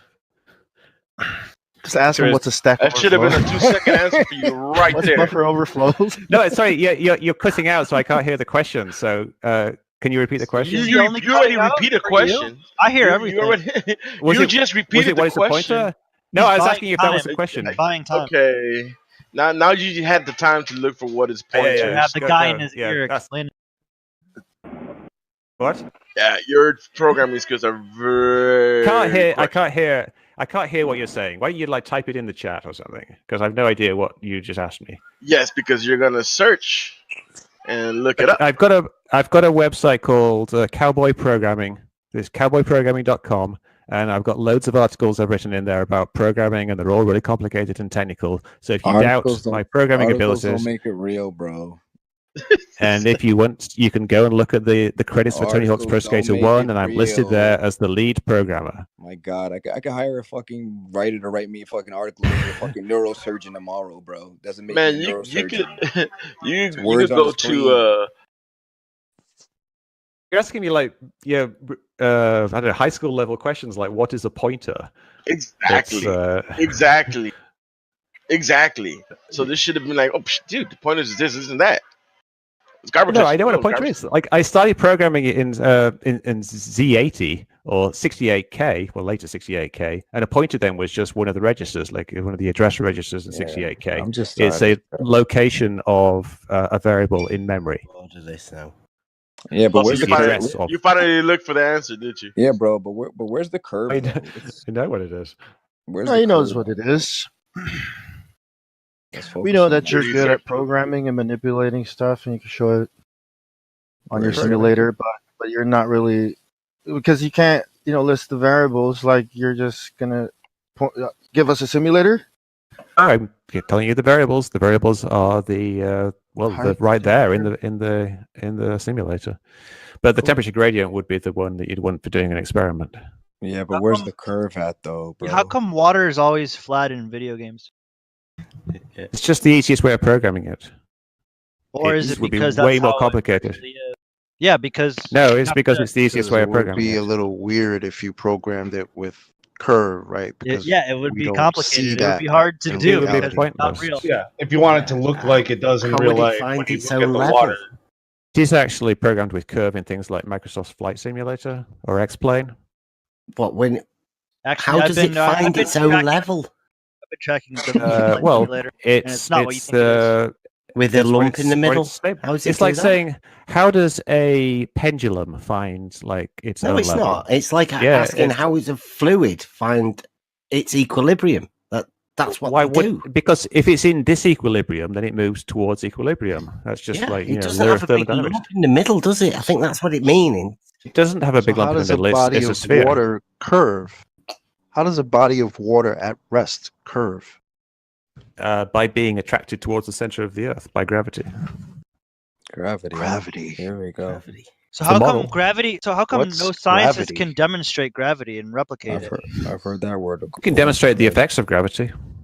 Sure, no, but they can't demonstrate what they're actually claiming.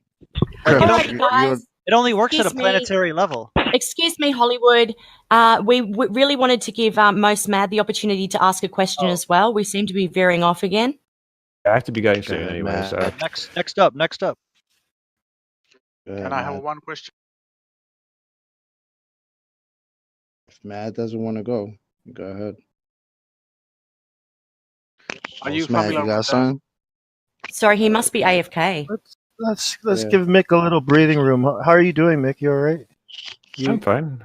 This is all fascinating stuff. Yeah, it's all yeah. Okay, good.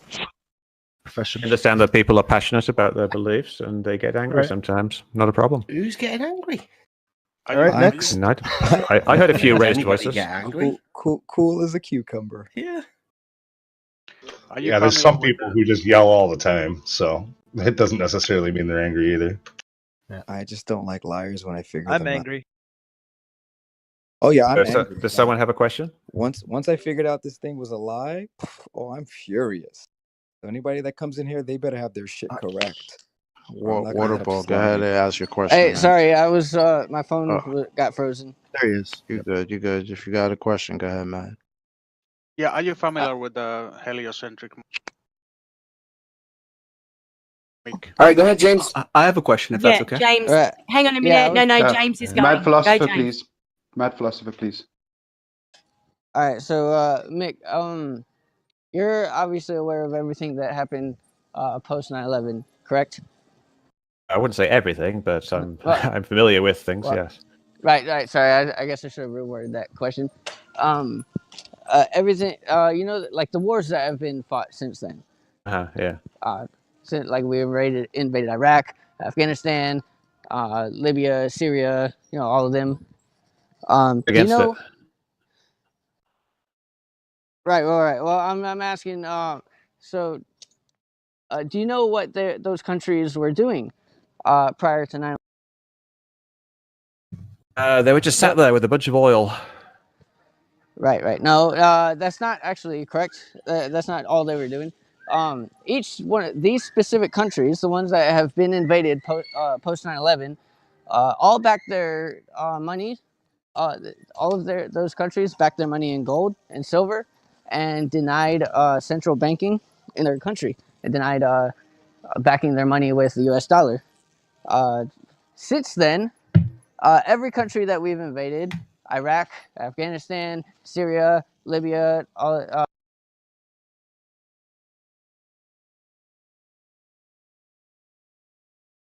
Okay, someone cut out there. He broke up. Hey, James, we lost you. Oh, sorry. Since then, all of these countries have backed their money in gold and silver, in U.S. dollars. They no longer back their money in gold and silver. and each one of them have incorporated Rothschild central banking. So I guess my question to you is, how the fuck can you turn a blind eye to all of this shit and not see how evil the Federal Reserve and these Freemasons, the Rothschilds, all of them are, and you just go to all of these conspiracies trying to debunk them instead of seeing all of the evidence right in front of your face? Good question, and I'd be happy to answer it. I think the reason I don't turn a blind eye to it. In fact, I think that things like that, the corruption that's endemic in the American system and their foreign policy, is something that we really need to look at. I might not agree with all the exact details of that link What do you that think was just about posted. it? Don't say we need to look at sounds like a political statement. What do you think about it? You're What are asking your like, thoughts? What are your why do I feelings about debunk? it? The Your reason I feelings. debunk is that I think people need to focus on things that are real. I don't think the flat Earth is real, and I think people spending all their What? I know. You need to focus on things that are real, but you keep reifying things that are not actually Yeah, real. wait, this is and caught out doing that twice. Because what I see myself doing is I'm kind of like a force multiplier, for want of a better word. If I can actually help a lot of people not spend their time on nonsense, Well, then do they'll you be not spending see their this time world? on real news. Wait, hold on. Who are you This to is- wait, dictate wait, what is nonsense and what is not? Yeah, what's Are you related? the Hold on. genius of the group? This is Are you related. Obviously, it's what I personally decide to focus on. Are you For example, like the flat Earth. Save us. Hold on. Do you not that see this world? taking, my friend? Are you the Wait, what? intellectual that hold can on. save us? Hold on, let me let Vagabond, Matt bro. finish. Vince. Let Matt I'm finish. trying to help. Help So who? then, do you not? So then, do you Very well. not see this world organization, this world secret society or world government trying to establish itself? Do you not see that? I don't think there's a single organization. I think there's lots of people with their own self-interests. There's lots and lots of corruption. There's lots of powerful people who are doing things for themselves. Cool. Under one banner. probably They're part all of it. doing a bunch of things under one banner. Do you not? I'm Yeah, asking if you. you Do look- you not see that? You think the Chinese are all doing the same thing? You think the Russians and the I Japanese think they're all are all connected. doing that? Yes. Yeah, bro. This guy just doesn't have the balls to wake up, bro. Fuck Yeah, him. Have you looked at the Forbes list of billionaires? Forbes. Dude, that's I the thing looked with at all everyone that. that has Forbes. trillions in private. I like, thought you were lives. busy with important things, not Forbes. Well, so look at them. Look Yeah, at what the hell? the variety of people that are billionaires. There's over 1,000 people in the world who are billionaires, and they're very, very different people. Publicly billionaires. Well, yeah, but that's all we have to go with, isn't it? So if you're just imagining things, that's just something I can't really comment It's on. not But like, what we actually imagining. see Do you is that know people all who of are the? in power are very variable. There's lots of very, very different people, and they all have their own interests at heart. So there's obviously a lot of corruption. There's a lot of problems, and that's what we should be focusing on. All right. So wait, real quick. This is related to Most Mad's military kind of thing that he's talking about. So when we went into Iraq under the presumption of weapons of mass destruction, what's your opinion on that? Because you're like debunking stuff. So like at some level, so like what's your opinion on whole the weapons of mass destruction? I think that they basically made up a case for going into Iraq, and that they essentially lied about the weapons of mass destruction by just exaggerating evidence that really wasn't there, like the stuff about Colin Powell said about the labs really wasn't. So wasn't why evidence. can't you imagine them doing this at a different scale, a different subject? Why can't you imagine them lying I can to imagine you them doing it. about other things, dude? Was that a conspiracy though? Was the weapons of mass destruction? Was that a conspiracy? People, I think, conspired to modify the evidence to make it seem like there were weapons of mass destruction. Yeah. But The whole Iraq thing started with a secret conspiracy. You know that, right? The Sykes-Picot Agreement. I'm not familiar The with whole geopolitics. The Sykes-Picot Agreement was a secret agreement with France, Great Britain. It's a secret. How do you know about it? What was the other? The Ottoman Empire Flat Earth is a decided that secret. they were We know gonna about that they were gonna divvy up Iraq. This happened in the 20s, right? So this Makes the sense. I mean, they current were doing Iraq that war. type of thing back then. Yeah, so the current colonial Iraq powers war were is just a base. Is that is the basis of the yeah. entire No, the Middle East is The whole completely fucked Bahrain, by the Kuwait, all that yeah. stuff. The colonial system basically just messed up Africa and the Middle East. So it's this, Yeah, but the that mess was is a what we're real dealing with now. conspiracy. that was a real conspiracy. I mean, you Yeah, can Google people- it. It's called the Sykes-Picot So Agreement. I mean, there's thousands PICOT. of, there's lots of real conspiracies. Oh, I'm just glad you admit it because you believe in a conspiracy theory. Yeah, you believe earlier in you just 9/11 was denied a everything. conspiracy among I wrote a book. 19 hijackers. It was a I wrote a book conspiracy in of the 19 introduction. hijackers, right? Yeah, well, more than just 19 hijackers. There would have been a lot of other people. There's like who financed it. Then there was the organizational things. So yeah, there was a lot of people involved. So the conspiracy. Well, I'm just saying the official story is a conspiracy theory. Yeah. Is my point. Yes, I'm not So sure. calling if it's other theories a conspiracy theory is just saying just a different conspiracy. There's a difference between a conspiracy and a conspiracy theory. I mean, a conspiracy theory is just essentially, in the scientific sense, a hypothesis, if you want to get scientific. But I believe in the lone It's- wolf theory of 9/11, like Lee Harvey Oswald. Like there was just one person flying all 3 airplanes.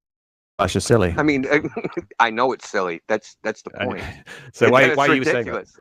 ridiculous. Because when the government says it's a conspiracy, people believe it. When they say it's not a conspiracy and it's just some lone nutter, they believe that too. Like you just believe anything that comes across the television set. I didn't believe the weapons of mass destruction thing. Well, it came From the across start the of it, that television was, set that it was a big lie. But if Yeah, well, if I didn't the believe it, television, if the they New was- York Times didn't out that, then everybody would just believe there were weapons of mass destruction. Well, you're going to go to Iraq and find them for yourself?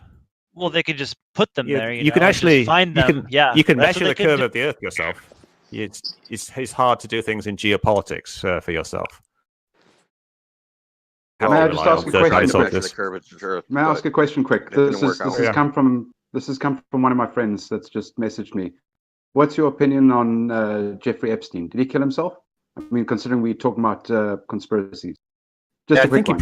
I think he probably killed himself. You sure he's dead? Good. Yeah, He might have been allowed to kill himself, and that's about as far as I would go in terms of conspiracy there. But I don't think he was murdered by someone coming into the cell and strangling him. And what Have you about his seen what about his overall setup? I think he was a What bit of a about the broken perv. hyoid bone? That Yeah, broken broken hyoid hyoid bones bone. happened quite commonly in older people with suicide strangulation because it gets more brittle with age.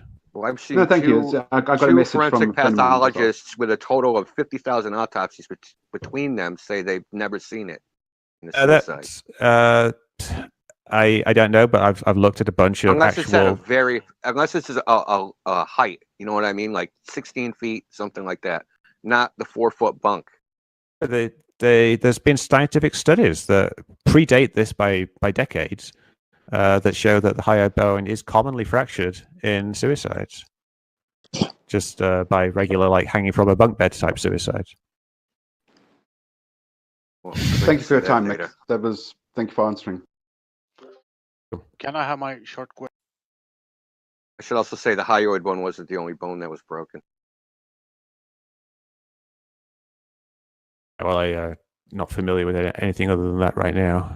I could look it up, but There was three. The hyoid bone was fractured, and the vertebrae underneath that had 2 fractures, and the cartilage had lateral But tears in it. the people who actually performed the autopsy say that it was consistent with the suicide. Now, the Epstein family hired another pathologist who attended the autopsy, and he is saying that he thinks that it might have been a murder.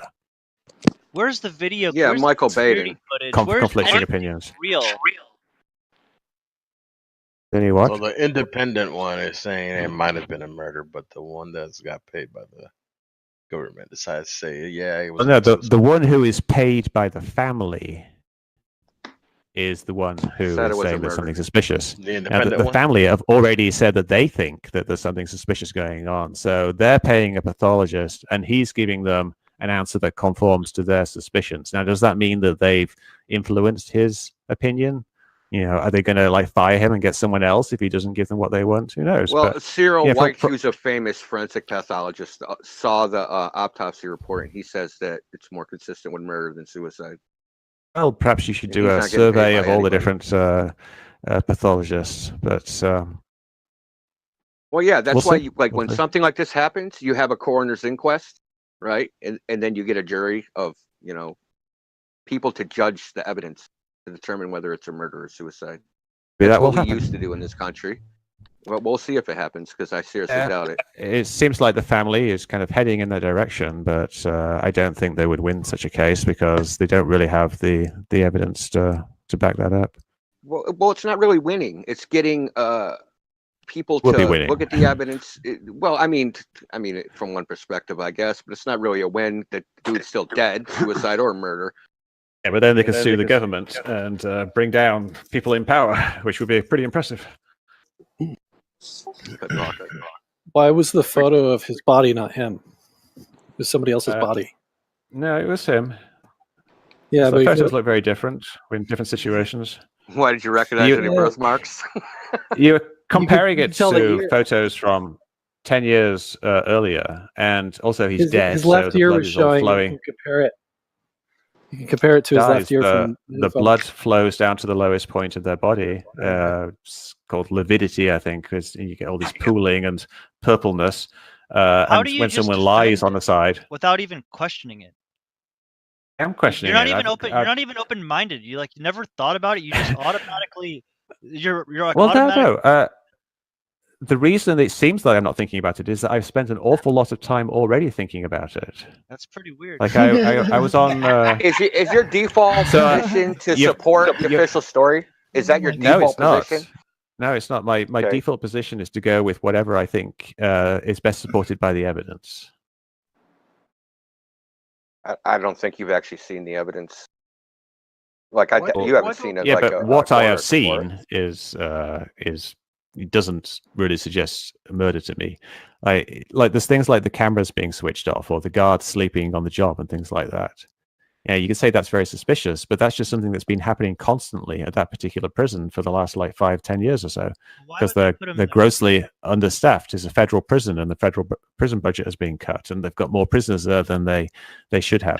All the prisoners are Okay, well, overcrowded. name one instance. Name one instance where a person has committed suicide like that, and everything has been all the cameras from that location has been.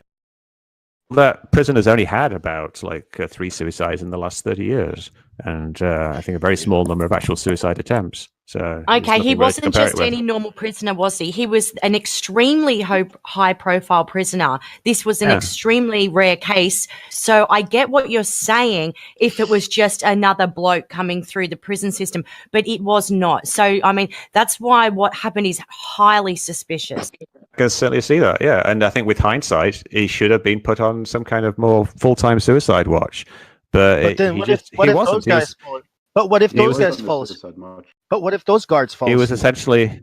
Yeah, Well, then they wouldn't if if he was put on a proper suicide watch. They've actually got Well, much more those guys can rigorous fall checks and asleep balances. too. Yeah, but then those guys can fall asleep. That's If like saying people- the doctor guards would fall fall asleep. then Tried to any strangle him, guards yeah? can fall asleep. You're making You guys know hypothetical. we got three theories. Him, We yeah, got before he got moved into the cell where he committed suicide. Someone did try to strangle. conspiracy theory, coincidence theory, and incompetence theory. So someone You're did going try like to with the kill him incompetence before he theory. actually Like, supposedly. I am everybody going in with the places incompetence incom- theory. Historically speaking, incompetence happens It's hard a lot to make more an than, argument against a federal than employee not evilness. being incompetent. Federal prison, and it was very underfunded. Okay, look, basically, the end result is here. If Jeffrey Epstein went into a court trial, they had evidence and would have subpoenaed or at least tried to subpoena Prince Andrew, who was one of the main people involved in this situation.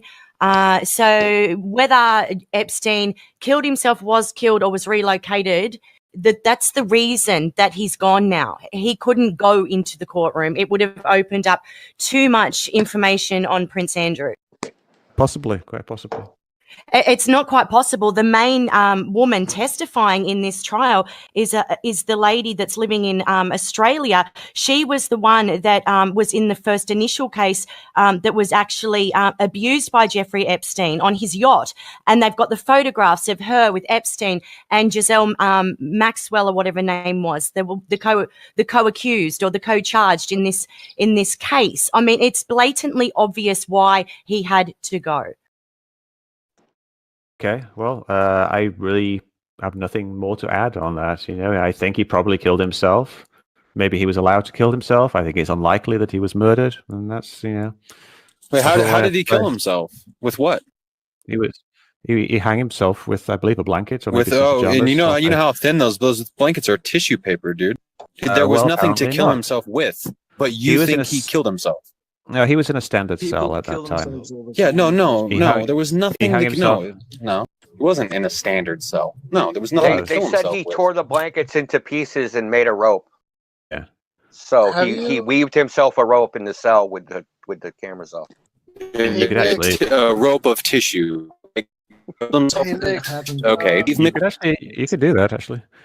Okay, cool. Nick, But I don't know have you ever stepped a foot inside of a prison? Well, only in tours and things like that, like Alcatraz and Folsom Prison. No. But I've never been arrested or anything. Not Like an that. Spent time in jail. A fully functioning prison. Have you ever been in one? Okay, so the blankets in prisons, they are fucking thin. It would not be able to support Jeffrey Epstein's weight. People kill themselves all the time with those blankets. You just braid it up a little bit with a few things. Yeah, obviously people kill themselves in prisons. And they do it by hanging themselves. Here's the story though. We're talking about the McWest. We're talking about the official story, bro. Okay, so he hung himself with his sheets. Okay, now I'm telling you that those sheets are tissues. Okay, but you say that that's fine. You can hang yourself with tissues. Now, can you demonstrate this? I'm saying that he hung himself with the sheets, so I don't know how he did it. And I'm telling you that the sheets are tissues, okay? And you think that people can hang themselves with tissues. Okay, hold up. I would have to. Hold up. I'd have to see the actual sheets. Is it possible that he was told, can you threaten the man like that? Hey, end your life, or we're gonna do this to whatever your family or. Possibly, is it but possible? I think he knew what was coming down the line and he decided to kill himself. So when are you going to decide to kill yourself? Hey, Hollywood, chill out, man. What if they do that to Mick and he's going to do that? Like, what? I don't know. What if that's that's how they? I don't know, man. I'm just possibility. I've already told people. They do it to me. I've already told people if I get suicided, don't believe it. I've already told people if you get a letter with my fucking handwriting or something, don't believe it. Like I've already said that. So it's possible to anyone, dude. I got a flat Earth challenge. I'm still interested about aliens, though. What we ought to do is do 200 proofs in 200 hours, and every hour on the hour for the next 200 hours, pull up the 200 proofs and debate them. One by one, each one gets an hour's debate. Oh, any other conspiracies or theories? Yeah, I really have to go, so if you got any last questions, then speak now. I have a question, Thanks. if that's okay. Thanks for your time. Yeah. My question would be, what do you think people's criteria for evidence should be? So when you see a claim and some substance presented for that claim, how should people look at that substance and decide whether it holds ground? Well, good evidence is evidence that's verifiable and testable. So if you can verify, repeatable, testable, verifiable. It's the three criteria of evidence. But verifiable is probably the most important one. But then if you got reproducible, that kind of verifies it naturally. So things like, I don't want to get into a big argument again, but like the observations of Catalina is evidence that is verifiable and repeatable, and you can test it. You can do things like change the where you view Catalina from, and you can go to Catalina and measure it. No, it's not every day Mhm. because the weather is. Sometimes quite often actually you can't see it, but on a clear day it's visible with the naked eye. So yeah, if it's those things, verifiable, repeatable, testable. Mhm. All right, thank you. Anything else? Thanks for coming by. I just want to get that out All there. right. Thanks a lot. We appreciate it. Yeah, thanks. Step by well, again. maybe some other time. And yeah, if there's anybody who wants to have a more extended one-on-one discussion about this type of thing, I do have a podcast, and I would like to talk to people, like more varied people than I have been talking to. So if someone was interested in being on my podcast, maybe have a quick look at it. It's called Tales from the Rabbit Hole, TFTRH. Yeah, and just send me an email if you would like to be on there. the inverse is also you just say the same. rabbit I mean, hole? we've got one of our members here, Dr. Science. He does Flat Earth Initiative and Friday Night Fights. So it's a more structured sort of debate. So that also might be It an doesn't idea have for to you be a turn- debate. No. I know. I'm just saying it's a more structured format where It's actually just you kind know, of a chat, really. I like talking to people about where they're coming from and why they believe what they believe, and how their opinions change over time. Yeah, Hey, things Matt? like I have a question for you. Have you ever thought of going to SLAC up in Menlo Park and going into the Stanford Linear Accelerator and look at that structure, which is probably the flattest structure in the universe, I would say. And you could do some tests in there, kind of go from the reverse angle. Now you have something you know is flat, and see if it then comports with the reality of curve or straight.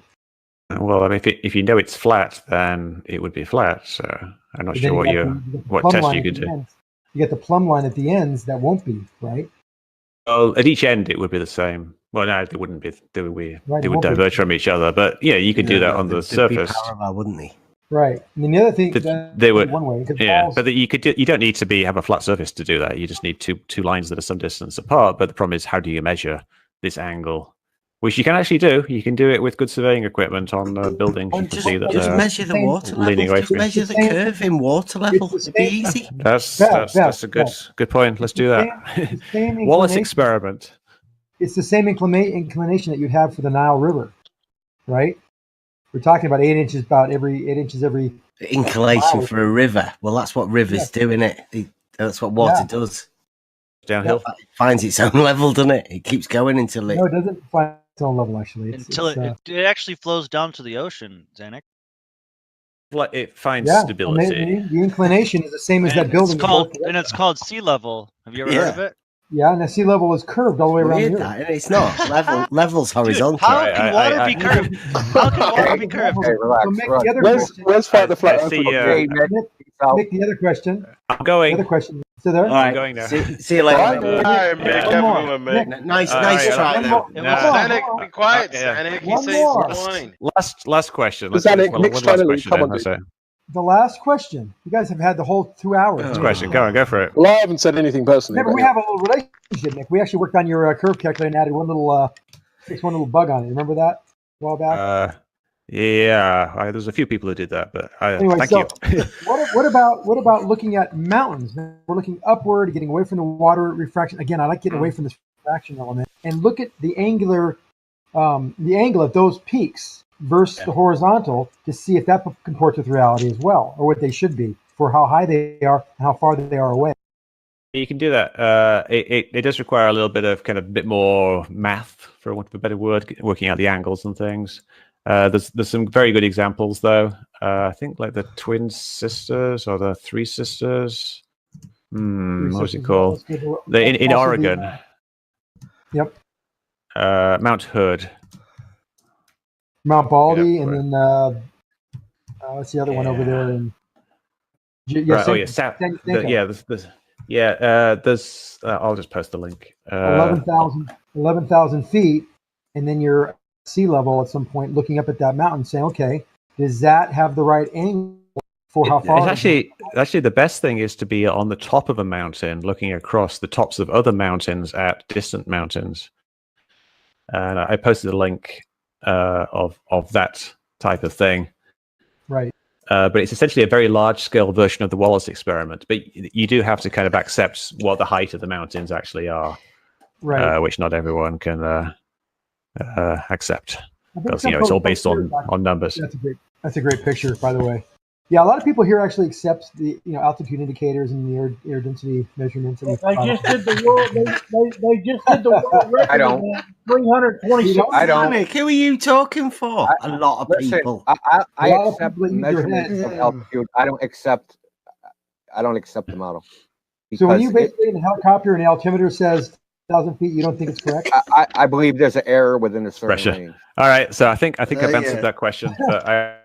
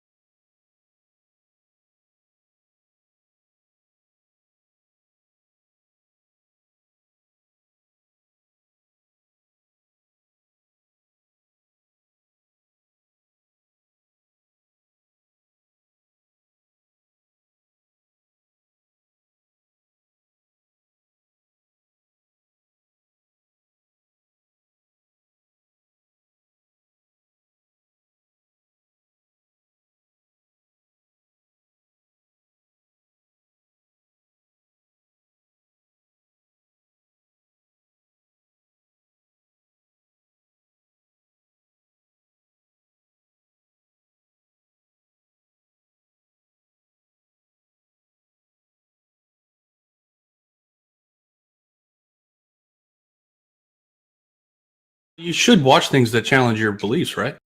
Which one is Earth curve, and which one is refraction, and which one is just consistent with a flat Earth? I mean, you know. Well, now you start getting. What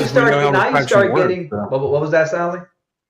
I said, well, we know how refraction works, and it's consistent with the globe. I mean, how do we know how refraction? There's no experiments that demonstrate how this refraction works. Sure, there are. No, it's just an assumption based on what we can see. No, there's not. We understand how refraction. We do understand how refraction works. There are experiments that show that.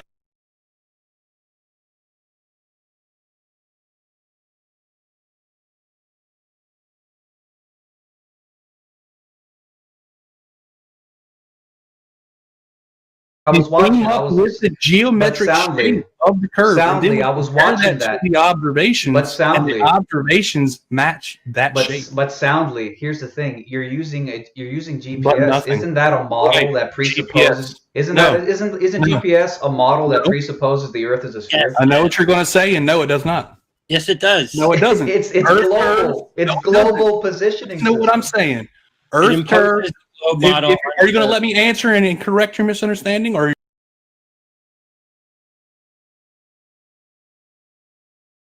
Let me make this point real quick. Earth curve, Earth-centered, Earth-fixed coordinates are just 3D coordinates. It's like any type of 3D coordinate system you could use anywhere. You just set a 0, 0, 0, and then you measure everything from there. That's exactly what GPS coordinates are. You have to then take that data and you have to convert it into lat, long, and elevation.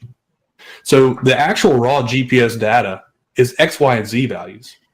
So if you go out and record X, Y, and Z values, and then you take those X, Y, and Z values and plot them back into a graph, you'll get the exact shape that you just drove over. That's what Jesse did. So Jesse did that, which completely eliminates refraction.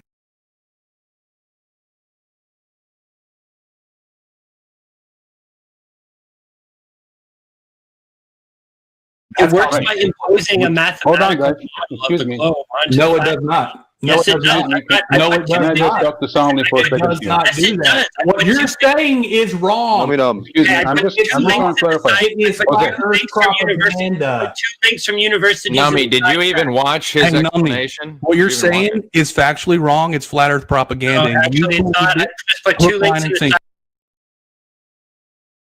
What if the rate at which things disappear bottom up in the distance also happens to match the rate at which things would disappear due to angular resolution?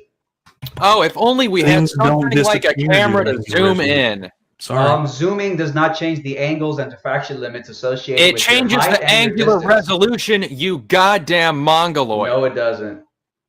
It doesn't? It doesn't change the angular resolution? Wow. Okay, Wow, you you've heard it just here proven first, that guys. you don't know anything. Nothing to do with the point Method. at hand right now. Yeah, have you got Flat Earthers don't do the scientific method. Are you serious right now? We don't do it. We don't do Arguing it. with flat earthers. Dude, you have to get. You're like What literally the second not step true, of the no. scientific method is developing a model. You guys don't have one. They're not measuring Z anyway. They're literally No, you said triangulating. XYZ. You said XYZ. This is exactly what you said. Why? You that you don't understand what you're talking about. I've been telling you why. It's like a cube, and it's triangulating the X, Y, and Z value inside of that cube. What I've heard a lot of from Dr. John D is that in most of these low level, like right above the surface of water observations, I think he said you're more likely to get upward refraction, not downward refraction, which is the opposite. Which is the opposite of what the globe size says, and that's what Dr. John. That's what Dr. John D was saying. Dr. John doesn't know what the fuck he's talking about. That's all there is to it. That's fine, but that's not a citation. A reference is not a citation. Okay, so if you want to use these words, go find a reference for what they mean, and then bring us back the citation of what they mean. Thank you.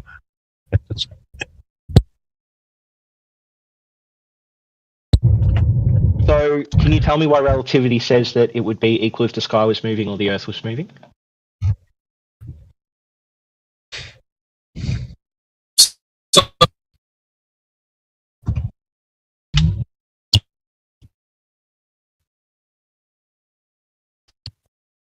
Sure. So the definition of citation, a quotation from a reference to a book, paper, or author. And the definition of reference, number 2, is the use of a source of information in order to ascertain something. So I'd say those are synonyms. You disagree? No, not even close. Awesome. Dude, have you taken any collegiate or university level courses? Yeah, I have, but why does that matter? Are we in college? Have you done references and citations? Well, have you done references and citations? I'm sorry, I didn't know that I was currently doing a college course on flat Earth in this Discord server. So can I not use synonyms? Is this like whoever said, what was it before? Someone said the A reference isn't a synonym for a citation, dude. What was the the colloquial term for space. Someone used the colloquial term for space instead of using the actual physics term of space, right? So am I not? Why should they use the physics terms? Well, we're at a collegiate level to debate right now, aren't we? There's no debate. You're just flailing. So we're not. So I can just sort of like give the references a wiki article that has a list of the actual copies of the scientific paper. I can do that, can't I? Right. That's not a citation, though, friend. That's the difference. You're offering references while asking for citations. To reference something is to point at some source of information, like a. Right. That's not the same as citing it. That's not the same as citing it. I can cite a reference and I can reference a citation. Are those two sentences equal? No, they're not. So if I cite a reference, if I say, oh, my reference for this is my friend Jason X, who this is his phone number. And if I reference a citation, I say, oh, my citation is the one written by Jason something, here's his phone number. Is that not equal? This is just... No, because now you're mixing categories. Do you guys have any reason why Michelson-Pierce scale didn't show the Earth was in motion? Oh, yeah, because they had to apply a mathematical transform to fit their bias in order to get the conclusion that they wanted. My boy just realized he goofed up and tried to run away from his own little example. No, I'm just tired of the semantics. It's pathetic. It's not about semantics, dude. It's about earlier you were asked to cite something that you offered as a reference, and you just told people to just read it. And I was just pointing that out, that you're a hypocrite. How? I read out the results. Okay, look, fair enough. Okay, maybe you're not a hypocrite. Maybe you just are ignorantly think that references and citations are the same thing. We'll forgive you. You haven't given an argument why they're different. You've just said, are you doing a course? And I said no. Do you want me to read out dictionary definitions again? Dude. Okay, for example, if he asks you for a specific piece of information about something, right? And you say, I'll give you the wiki in total. Yes. You're referencing the wiki. Now, if he says, I want this specific piece of information, you go to the wiki, pull out the citation, give him the citation from the reference that has a specific piece of information. Those are entirely two different things. They're not synonyms. You think that citation has some different meaning. Dude, I just explained it to you. Very simply. From or reference to a book, paper, or author. That's for citation. For reference, the use of a source or information in order to ascertain something. Provide a book or article with citations of sources. Oh my goodness, dude. Dude, you're wrong. You're stupid. You forgot the word specific. To specific. No, it says or a specific reference. Oh, a specific reference. Yeah. Not a general reference. Citation definition. Holy fuck, bro. Quotation from or reference to a book. So that's the noun definition for citation. Yes, and where's that in? This is used in the definition of citation. You understand that, right? Dude, quotation from. If you're asked for a citation, yeah, you need a citation is a specific. Have argument for flat Earth. Yeah, you already conceded down is down, and water's flat and level. Therefore, the Earth is flat. Welcome. Tower bridges show that Earth is not flat and level. How? Story tanks show Earth is not flat and level. No, wrong. You failed to provide the citation that you were asked for about the tow tanks, how they specifically measured curvature. No, string line. You failed to provide the citation, friend. No, you just didn't like the citation. No, you didn't have a citation. You just generally said the term string line, just as you did again now. And? Watch. Ask me how, just ask me in the reverse. I want to play role play so you can see how stupid it is. Yeah, sure. Ask me how to prove, or what proof I have that the earth is flat. Ask me that. What proof do you have the earth is flat? Lasers. Cool. Do you have a reference for someone claiming that lasers show the earth is flat? I do. Awesome. I have an 120-page PDF and an accompanying documentary of the methodologies and the practical tests that they did. And I also have a citation from their document that says the WGS 84 model is not found in the field. Great. Link that and I will read it. See how that works? Okay, perfect. Now, actually my friends are going to link it because I'm going to speak. So, links, FE Core, for my friends who are using the bot, and then exclamation point videos laser short, exclamation point videos laser long. The short version is a condensed version that you can watch, and then the long version is the long version, obviously, that you can watch when you have more time. Now, I'm going to give you the practical methodology because I'm capable of... Hold on, friend.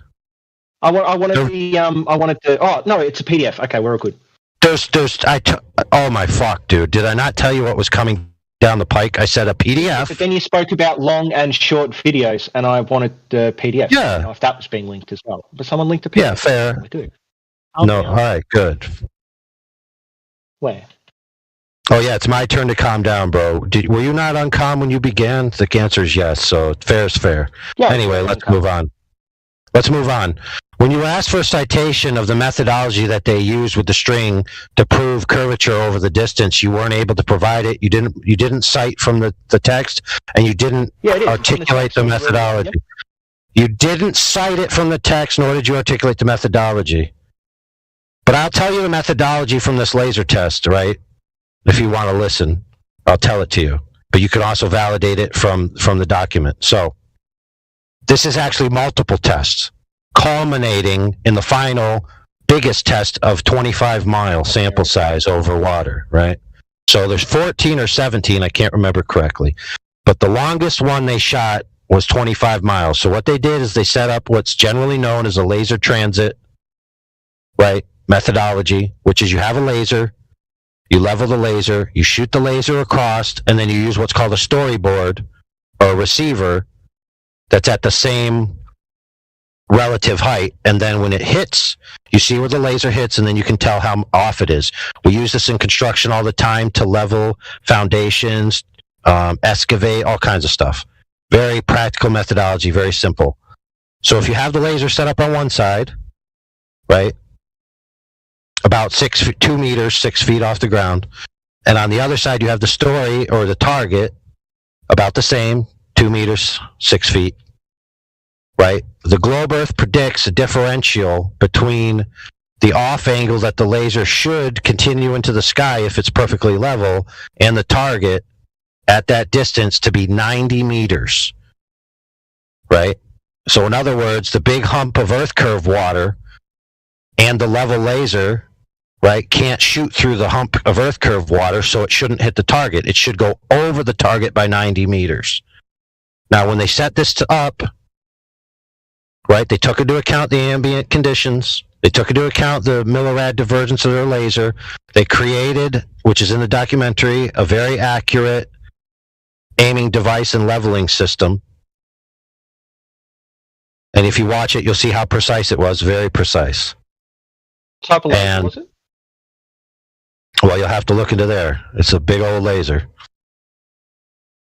A laser sufficient to shoot 25 miles with a very limited millirad divergence. Yep, I read that. So sufficient to the task. And they might talk about the type of laser, because they actually had two. I think the first one failed or they destroyed it. But anyway, they talk about that in the thing. and they give the specs for it. So they did the test. So it doesn't matter. Refraction wasn't accounted for. Says who? Them. As light travels in a straight line through a homogeneous medium, light angles due to different refraction indexes in a non-homogeneous atmosphere.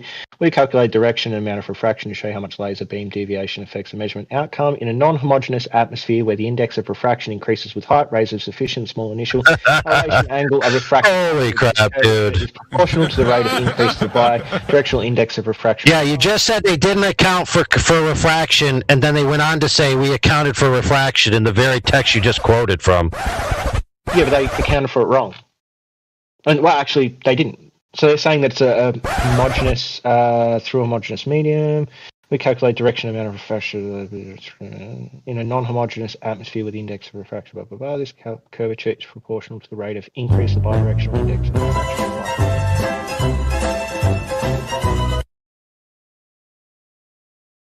Yeah. Anyway, so they set it up. They set it up, and the laser hit the target. Okay. Now, you may claim they didn't account for this, they didn't account for that. That's fine. But at least they have a practical example of their methodology. Yeah, here we go. This is because I've read through this before, actually. Here's the problem. So the lake was frozen, therefore walking along the beam on the ice or using a boat was not possible. There's no data on the ambient conditions along the laser beam were available. We measured the conditions at the measuring. Yeah, which site, which shot is this? Which shot are they talking about? I don't know. I'm just reading out of the text document for refraction conditions, the PDF. Which test? Which test was it? What location? Point of laser beam. I told you there was about 14 or 17 different ones, dude. You can't just pick one at random. Well, this is their heading for refraction conditions. Oh my goodness, dude. So they said when they measured refraction between the which location? Which location? Why does that matter? Maybe because, listen, friend, maybe because over time and at each location they learned things and improved their methodology. Then why wouldn't they add that in under the refraction category or subheading? Dude, how many different shots were there? How many different conclusions? Right now.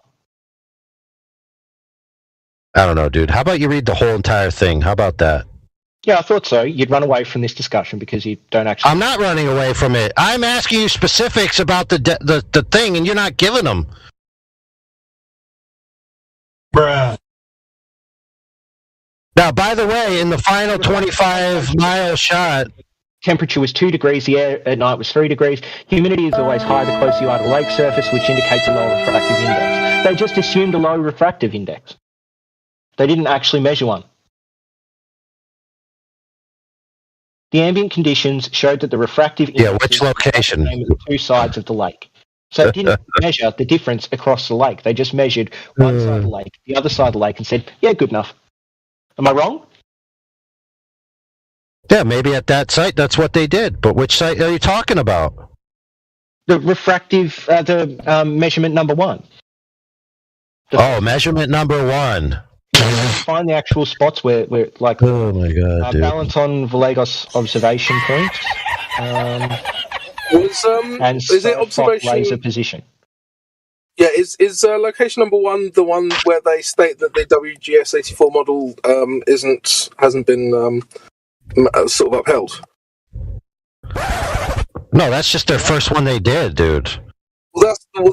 Anyway.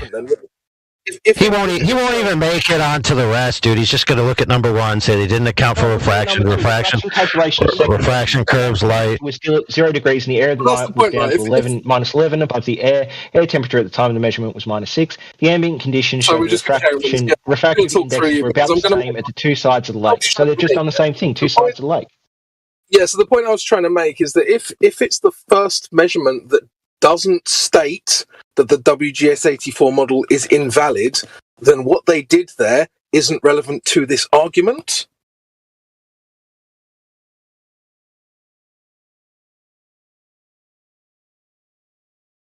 My argument was their methodology was incorrect. because they didn't Right.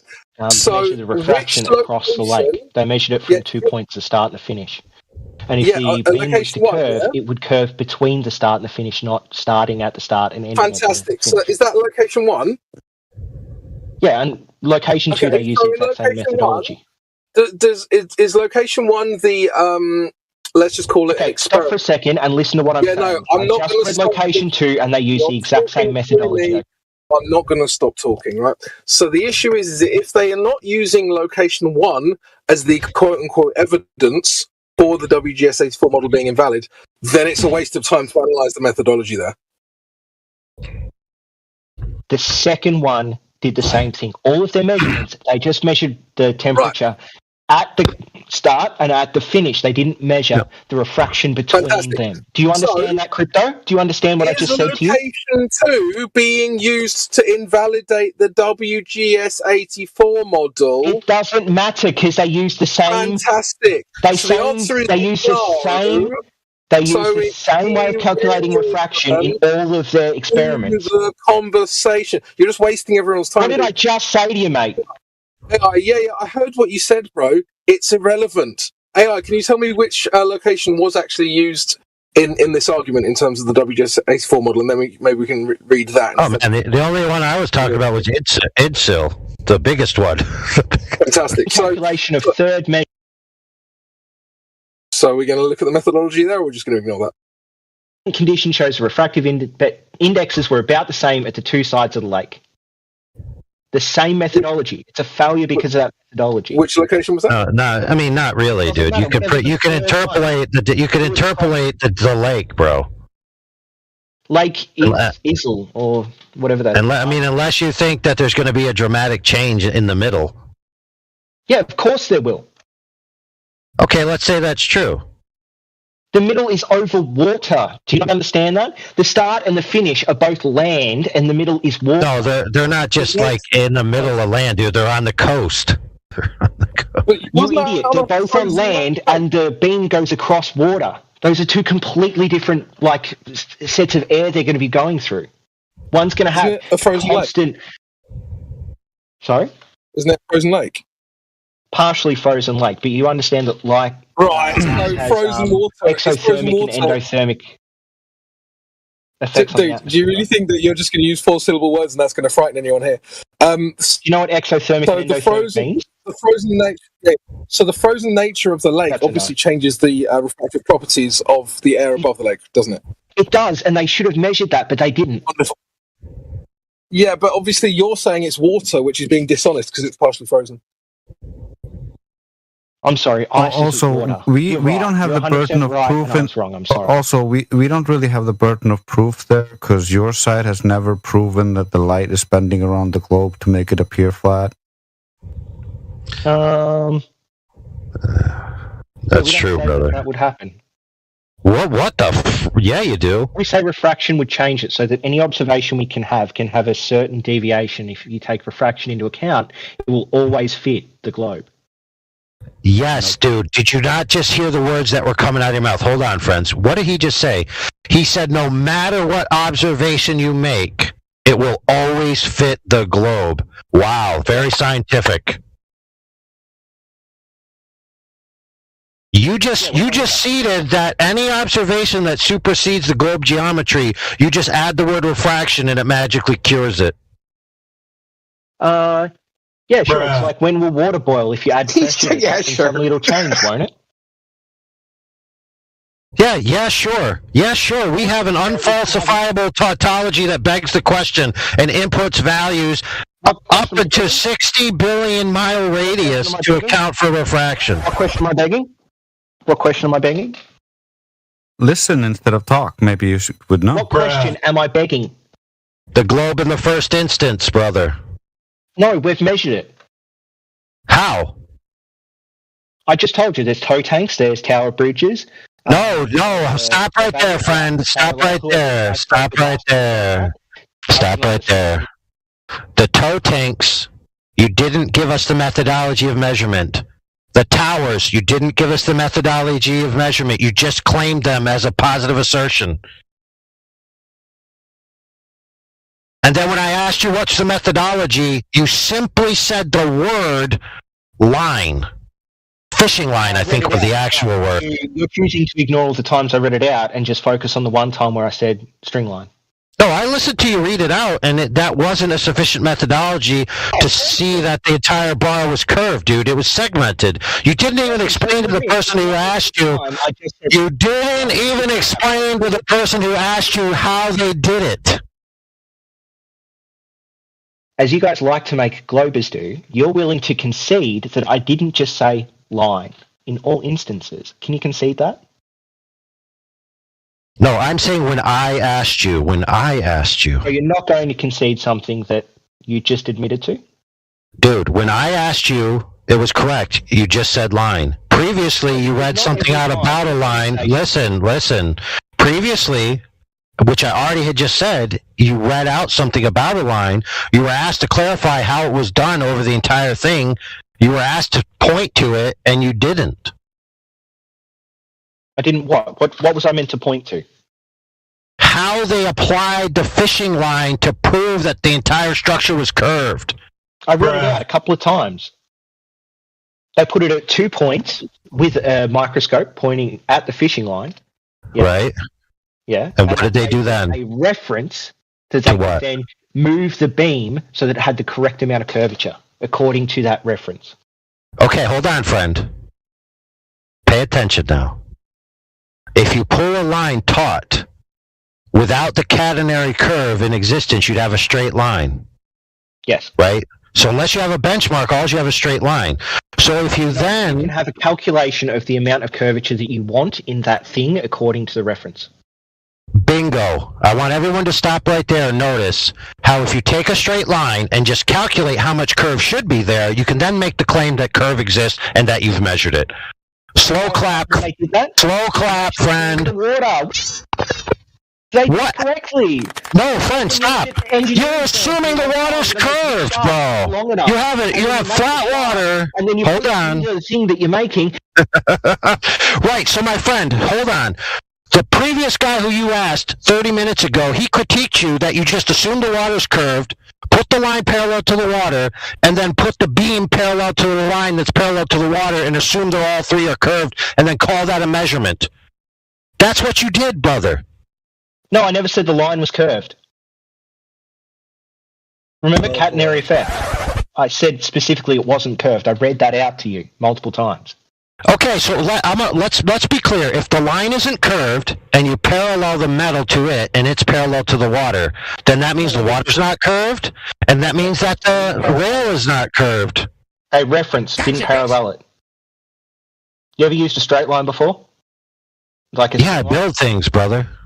Great. So I built a fence not long ago, okay? And my fence, it was a picket fence, and that picket fence went up and down, up and down. Correct. Do. Right. So absolutely. I took a line, and then I referenced the amount that the middle picket would be up off this straight line. And from there, I could reference out the curve. Perfect. So where did they do that in your example? I just read it to you. They had a microscope that pointed at the string line and at the beam thing, and then they calculated how much they'd have to have of curve on that beam to match the water on an earth of a given radius. And they referenced the distance between the string line and the beam on the boat. What was the length of the string line? I don't know. Well, that done fucks it up, doesn't it, brother? No, a gap in knowledge doesn't mean that the whole thing can be thrown out. No, I'm saying if the string line isn't known, right, God, what's the name? and it's not sufficient to the task, and then you give us the answer that's not sufficient, that's going to screw up your argument. So how about you go get us that information? Well, he also just justified all of the laser measurements he just got shown because like a gap in knowledge does not disqualify the argument. So apparently he just justified all of the laser measurement. Thank you very much. What did I justify? You said there was if you have a gap in your knowledge that doesn't disqualify it, and you said that we don't know the exact temperature over the water in between the measurements of the lasers, and so according to your logic, that still stands. That is almost a smart argument. It's close, but not quite there. So the problem is that I have a gap in my knowledge. That doesn't mean that they have a gap in their knowledge. So the people that actually built the tow tank didn't have the gap in knowledge. I just have a gap in my knowledge. So you haven't provided the methodology. The experiment had a gap in their knowledge. The people doing the experiment, the laser test, had a gap in their knowledge, which does invalidate their experiment because they didn't account. Not really. It doesn't really. You're assuming that if there's a massive temperature differential, then the light's going to be able to travel around the ball and hit the target. Yeah, it is. When we account refraction in... Yeah, no, you don't have the conditions required when you measure the temperature on both ends. Sorry, sir. Dude, I don't know why it's so hard to get, like... We can get the conditions in the middle? Is that what you think?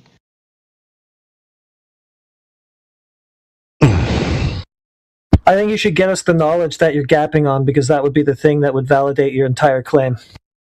Yeah, No, like the length. I don't need to be 100% fundamental. No, it's not, dude. Right now, it's an assertion. A reference to a piece of evidence. Look, listen, friend. Guys calculating the curve they should expect, and then forcing that expected calculation into a piece of metal doesn't prove the Earth is curved. Of course it does. The tow tank works. So that's holy frick, dude. No, let's be clear. Let's be clear, dude. That's a logical fallacy, dude. No, it's not. What logical fallacy is it? It's called appeal to pragmatism. It works, therefore it's true. I haven't heard that. Appeal to pragmatism. Right. It also assumes... You haven't even heard what your own argument is. Correct. It also assumes that the variable in difference that they needed to account for would have made the object in question unusable had they not accounted for it. But when you look at the tolerances necessary in those machines, and you look at what the alleged curvature is over that distance, it's negligible, inconsequential, irrelevant. So it doesn't seem to be that it's a pragmatic fallacy. It is. You said it works. Therefore, the reasoning is correct. That was your claim that you just said to try to rebut me. Well, no, it works because it physically exists. So a pragmatic fallacy would be something... My truck... Oh, dude, my truck works. My truck works. Right? My truck works. I believe X is true. Believing in X results in practical benefit... results in practical... No, dude. Therefore, X is true. Dude, no, that's not how it works. Here, let's put it properly. Hold on. Consult my horoscope, things always go wrong. So it seems like when there's actually like a physical thing, then the appeal to pragmatism is... Dude, you're trying to say the tow tank works, therefore the Earth is curved. You're not trying to say the tow tank works. Let me give an appropriate analogy. Epicycles work, therefore they're true. Epicycles work, therefore they're true. That's the actual physical situation. Epicycles, yeah. What are they? It's a Ptolemaic model of orbits. Do they work? Yeah, they work. Yeah, they work great. They work better than frickin' Newton's model or Kepler's model. Yeah. Can you reference that? Oh, sure can. How do you spell it? Never heard of epicycles? Jesus Christ, man. No, I haven't. Some elementary shit. Do you speak any English? Epicycle model. Yeah, they use them in a planetarium when you go there. When you go to a planetarium, they project the planets and the stars on the ceiling, on the dome ceiling. They use epicycles. They don't use the heliocentric model to model.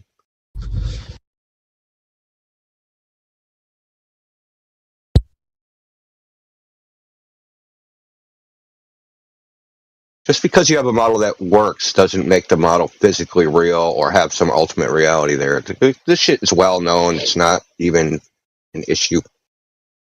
What do you mean by works? Do you mean as if we model something out, we get a result? Or do you mean as and you got a result. Yeah. Build things based on it or measure things based on it? Yeah.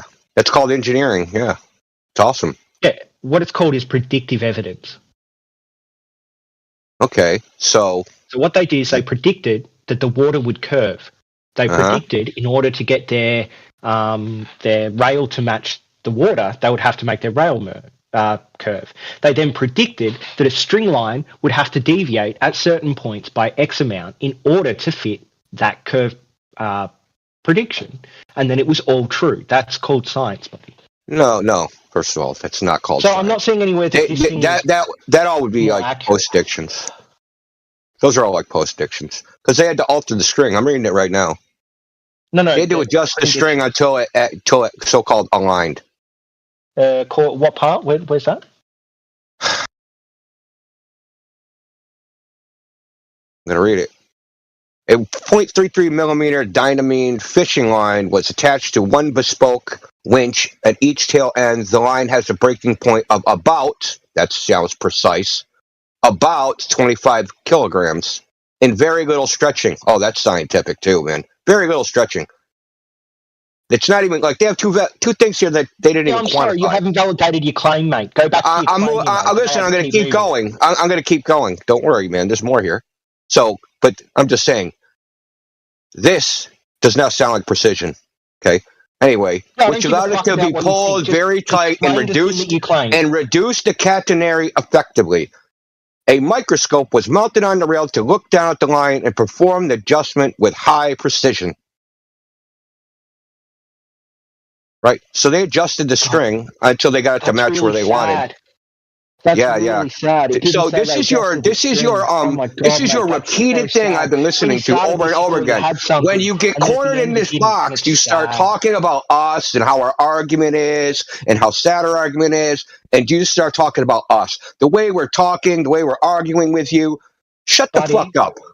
You're here for round 3 to get knocked out, dude. This is like, Hearns versus Haggard. There was never fight 2 and 3.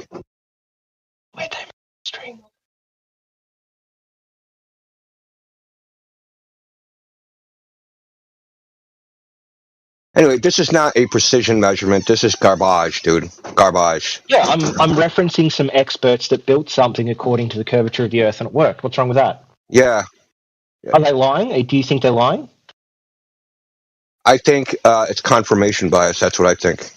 Okay, so they specifically machined and came up with a system to make the rail curve to fit what they thought the water would do, and it was correct.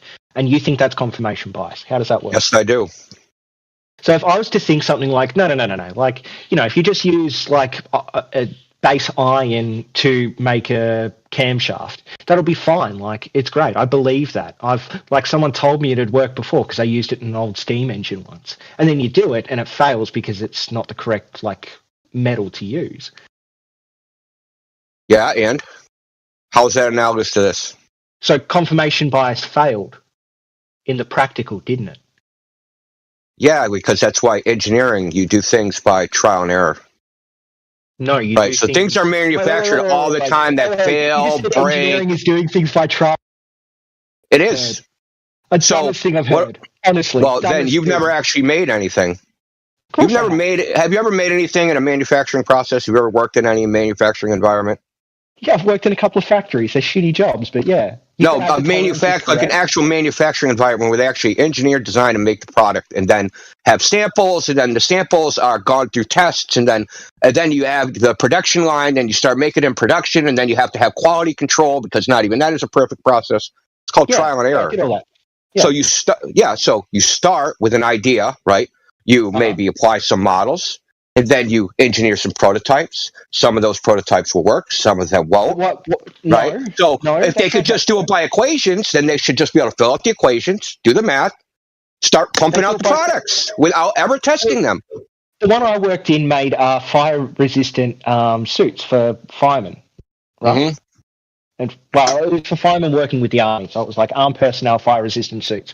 And what they did is they got the known tolerances for the fire-retarding capabilities of certain fabrics, and then they got their heat sink capabilities of other fabrics, okay? Yeah. They added all that in with the dimensions of a human being, and then they modeled that out so that any stitching would be covered, and then everything was cut, everything was manufactured, and they tested it at the end to make sure that everything they'd done was correct. But everything they'd done was correct. They then updated it depending on user needs, but that fabric had known properties, and they how did they know the properties? That they did they use equations or did they test the fabric? So they got the fabric secondhand from somebody. Someone else did. Exactly. So they got it from somewhere in that place steel, that manufactured the test the fabric. steel, do you? The manufacturer tests the steel to make sure the grade is correct and then sends it to you. Yeah, they have test samples. They test samples, right? So they manufacture fabric samples. Engineers buy things of known properties. They don't test everything. Yeah, it's known because they tested it to trial and error and figured that stuff out. Yeah, a long time ago, and now they're known properties. So engineers can make things using those known properties, like the engineers. Yeah, so they're just using trial and error. Who knew the known properties of that fishing line before they started? Not within any certainty, obviously. Yep. About 25 kilograms with quote unquote very little stretching. Not the stretching was not quantified. The break point wasn't actually quantified. And it could listen. And the catenary curve that they calculated existed might not have existed. How do you know that? You're just coming up with that. I don't. If they've had some monumental failure. Because you think this is a precision, some sort of precision. Listen, because you think this is a precision measurement of curvature. The precision in that document. How do you know they didn't have the precise properties of that string line and just vaguely referenced it because they couldn't be bothered going and looking it up again? How do you know these people weren't fucking aliens from Mars and didn't just fucking throw a bunch of random words on the pick of paper? I mean, come on, dude. We've never seen aliens in existence, but we've seen people in existence. We've seen engineers in existence. We've seen the properties of certain string lines in existence. We don't see curved bodies of water in existence. We've seen that when engineers calculate as much stuff as possible and it all works, then it's reasonable to assume these engineers are competent, aren't they? We don't see curved bodies of water in existence, so no, that's stupid. Where, heretic, where? Is that all you got? You're just assuming shit, right? You're just assuming shit, which is par for the course. Yeah, it doesn't shock me. Induction. I know it's scary to you guys. Yeah. Inference and induction. Yeah, great. Affirming the consequence. Oh my God. Can you say it again? Inference and induction? Yeah, inference and induction. Yeah. What's the inference? Inductive logic is hinged on making inferences from observations. Is that not true? Is that not a true statement? Is that not a true statement? Yes or no? You get, sorry, did you say inferences? Yeah, dude, how come every time, see, the problem, one of your problems is you talk too much. You said properly. You talk too much. Do you know how many times you have to say, I didn't hear you?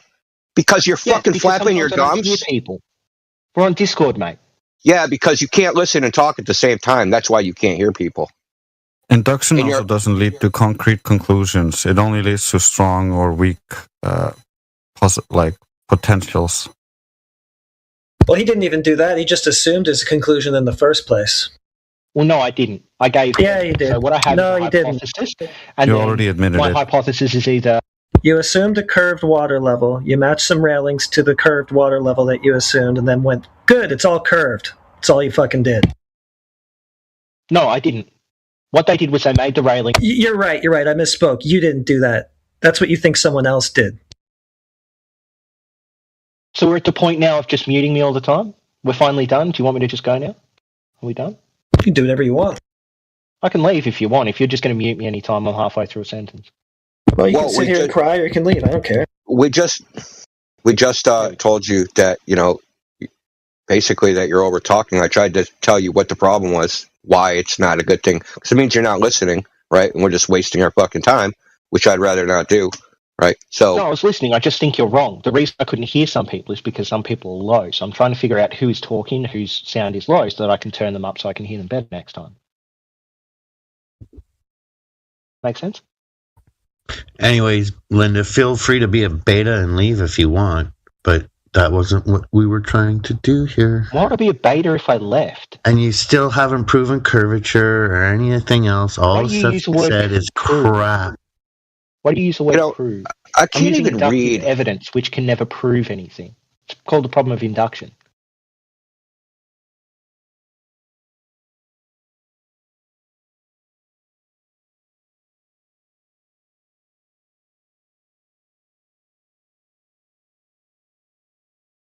Trying to figure out why they need to compensate for curvature for this design.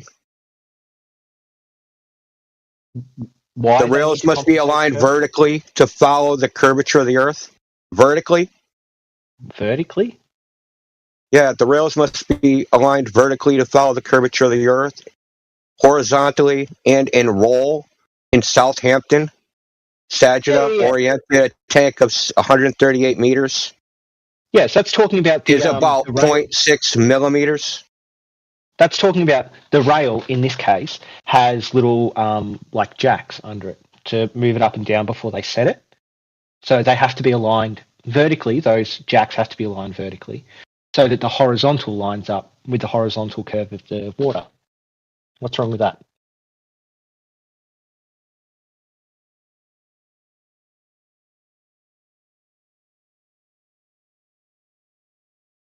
Doesn't seem necessary for what they're doing.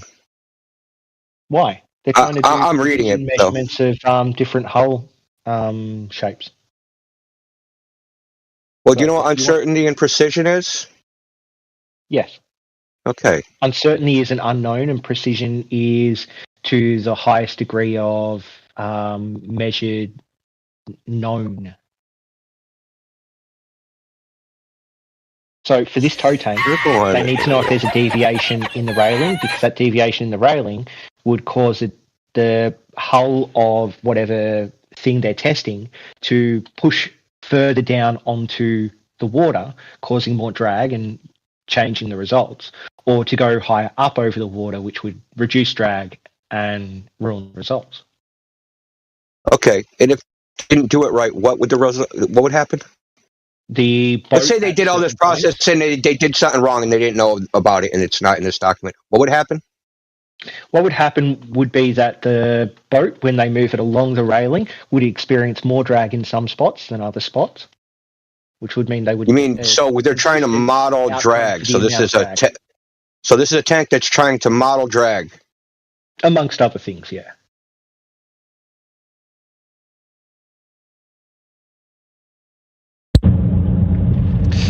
I'm trying to figure out what the even purpose is. It just seems like just some nonsense. I can answer the question. It's very simple. And you get a hull design of that boat. You're saying hull design will go faster than others. Brother, you're saying the same thing, so we're going to break it down to simplicity. All you're saying is that the rails must be parallel to the water surface. So this entire procedure is to make the rail parallel to the water. Yep. Yeah. That's only the of Earth curvature is in calculations. Thank you. That's my case. Again, because you were too upset and you cut out. Well, or they measured the curvature of the water level that they assumed. All right, I'll say it talking again while he was talking. So let me translate in normal speak. Oh, I wasn't normal speak was, talking, but I'm talking while you were talking because it's kind of sad to start off like that. So, Arden, do you want to just say what you said again? Because I couldn't hear you because you got too upset. Yes. See, once again, talking about how we're talking, you're being exposed. You're a chump, dude. You're just a chump. If you're going to talk about us, I'm going to talk about you. You're a chump. Anyway, I'll validate my position, which is this. I'm driving a truck, which has axles, which make noise. And I have auditory feedback in my ears to my voice, where I increase the amplitude of my voice based on how much roid noise. Right? It's not that I'm upset. So again, you failed. But anyway, I'll say it very calmly. Yeah, perfect. Yeah, so here we go, friend. The entire methodology of the rails, the only thing that must be accomplished for the principle in question is the rails must be parallel to the water. It's all that has to be done. I agree. And all you need is a methodology that makes the rails parallel to the water. And all that is a distance from the top of the rail to the water's surface. And that's all they have to do. All that other methodology and including calculations for Earth curvature is superfluous. Sure, if you look at the document, they didn't actually measure it off the water surface. If you were to look at figure 4, you can see that tank isn't full. They're not measuring off it. And figure 7 shows that they're using the microscope and the string line and the rail to check the deviation. Yeah, so I'm not sure about this particular setup, but the other setup, which we already critiqued the last time a guy came in here with tow tanks, is they have a water channel next to the rail, and they use that water channel as the leveling channel. It's not the water in the channel. Well, I'd love to hear about that. So which tow tank was that? They're assuming the equipotential would be equivalent in both instances. So what they're doing is really, truly, they're just making the rail parallel with the water. That's it. Yes. You said so yourself. That's the ultimate goal, is that the rail is intended to keep the same drag line on the boat, continuous over its entire journey on the rail. Now, in order for that to be true, it must be what? Parallel with the water's surface. That's all they're attempting to do. No, which is assumed to be curved in your worldview. No. Well, yeah, they assumed it to be curved. We gave them the prediction that if they set the rail at a certain curve, it would match the water, which came true. And predictive evidence is the only good evidence. How? Listen, how are they making the curve on the rail, friend? They get the string line and they the only way to curve the entire rail based on their model. What's the length of the line? Adjust the rail, though. They adjusted the line. Wait, no, they adjusted the rail. They didn't adjust the line. You were wrong about that. Remember? You So what I read was wrong. They adjusted. So what I read was wrong. That wasn't me freestyling.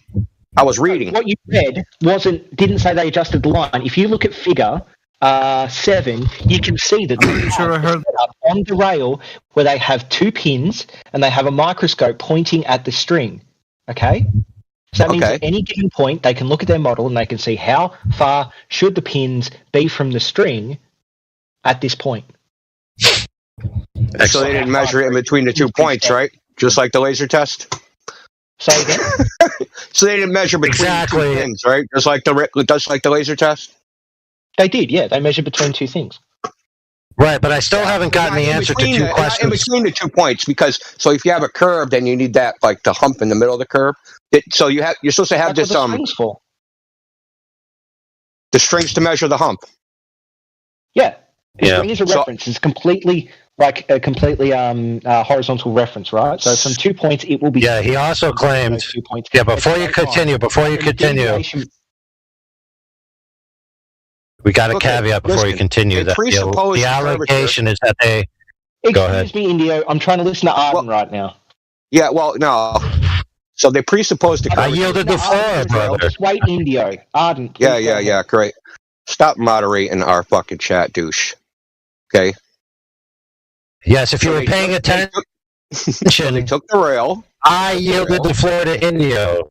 I know. I don't know why you have to say it again. Stop humoring this clown, okay? My apologies.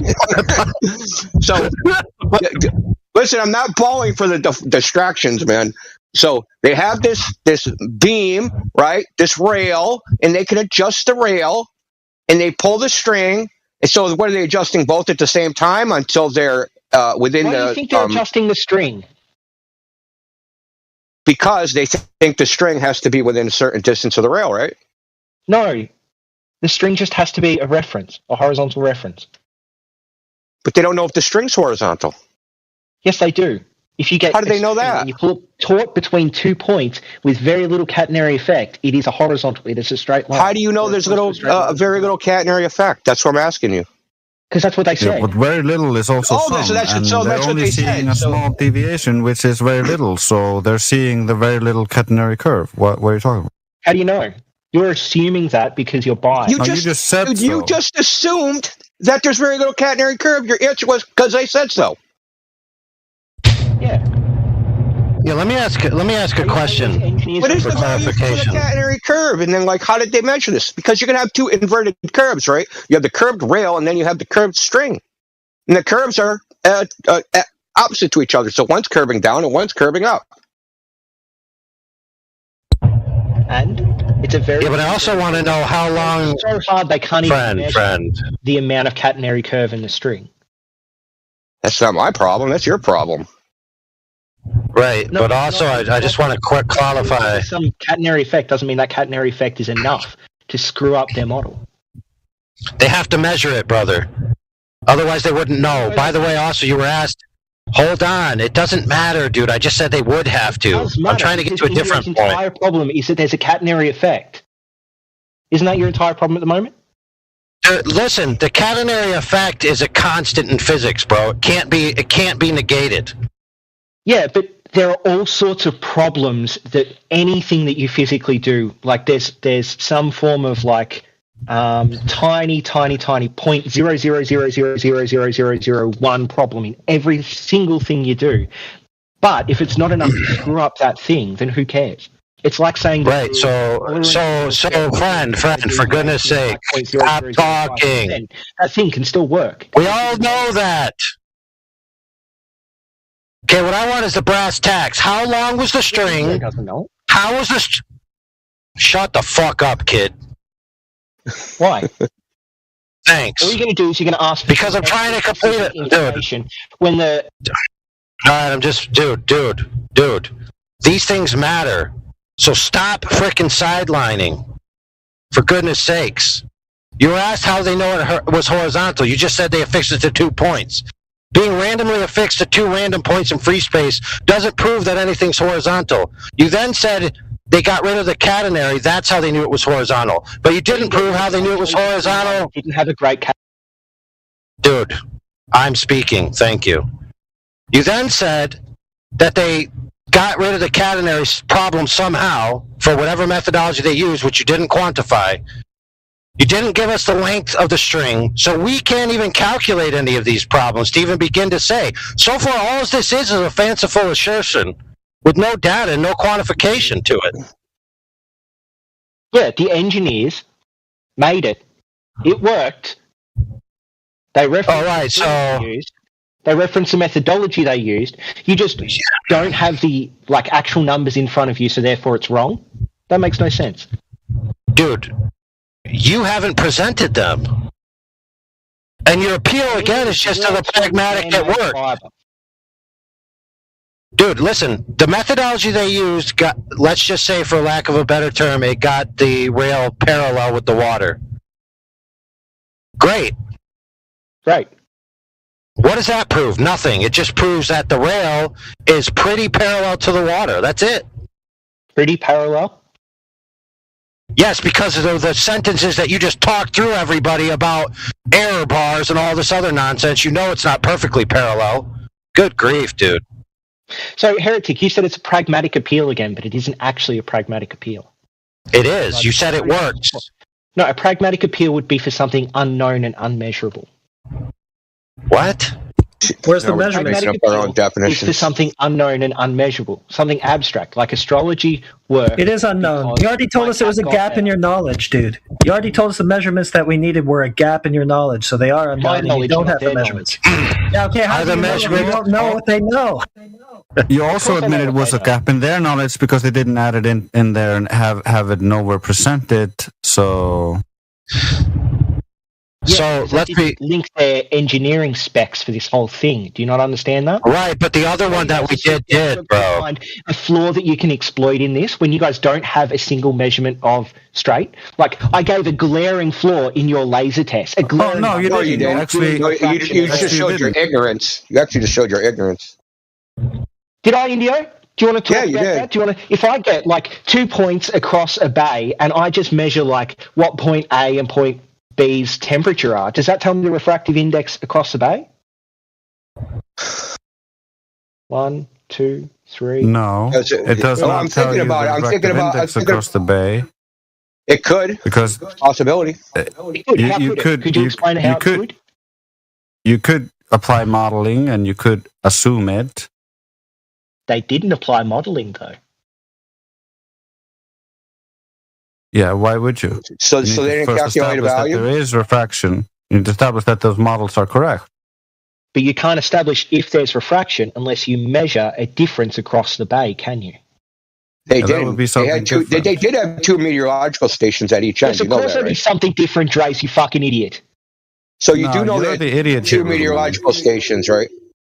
Yes. And they said meteorological station 1 and meteorological station 2 show X. But all that distance in between, they didn't measure any points on that and then map out the refractive index. Refraction doesn't happen between point A and point B.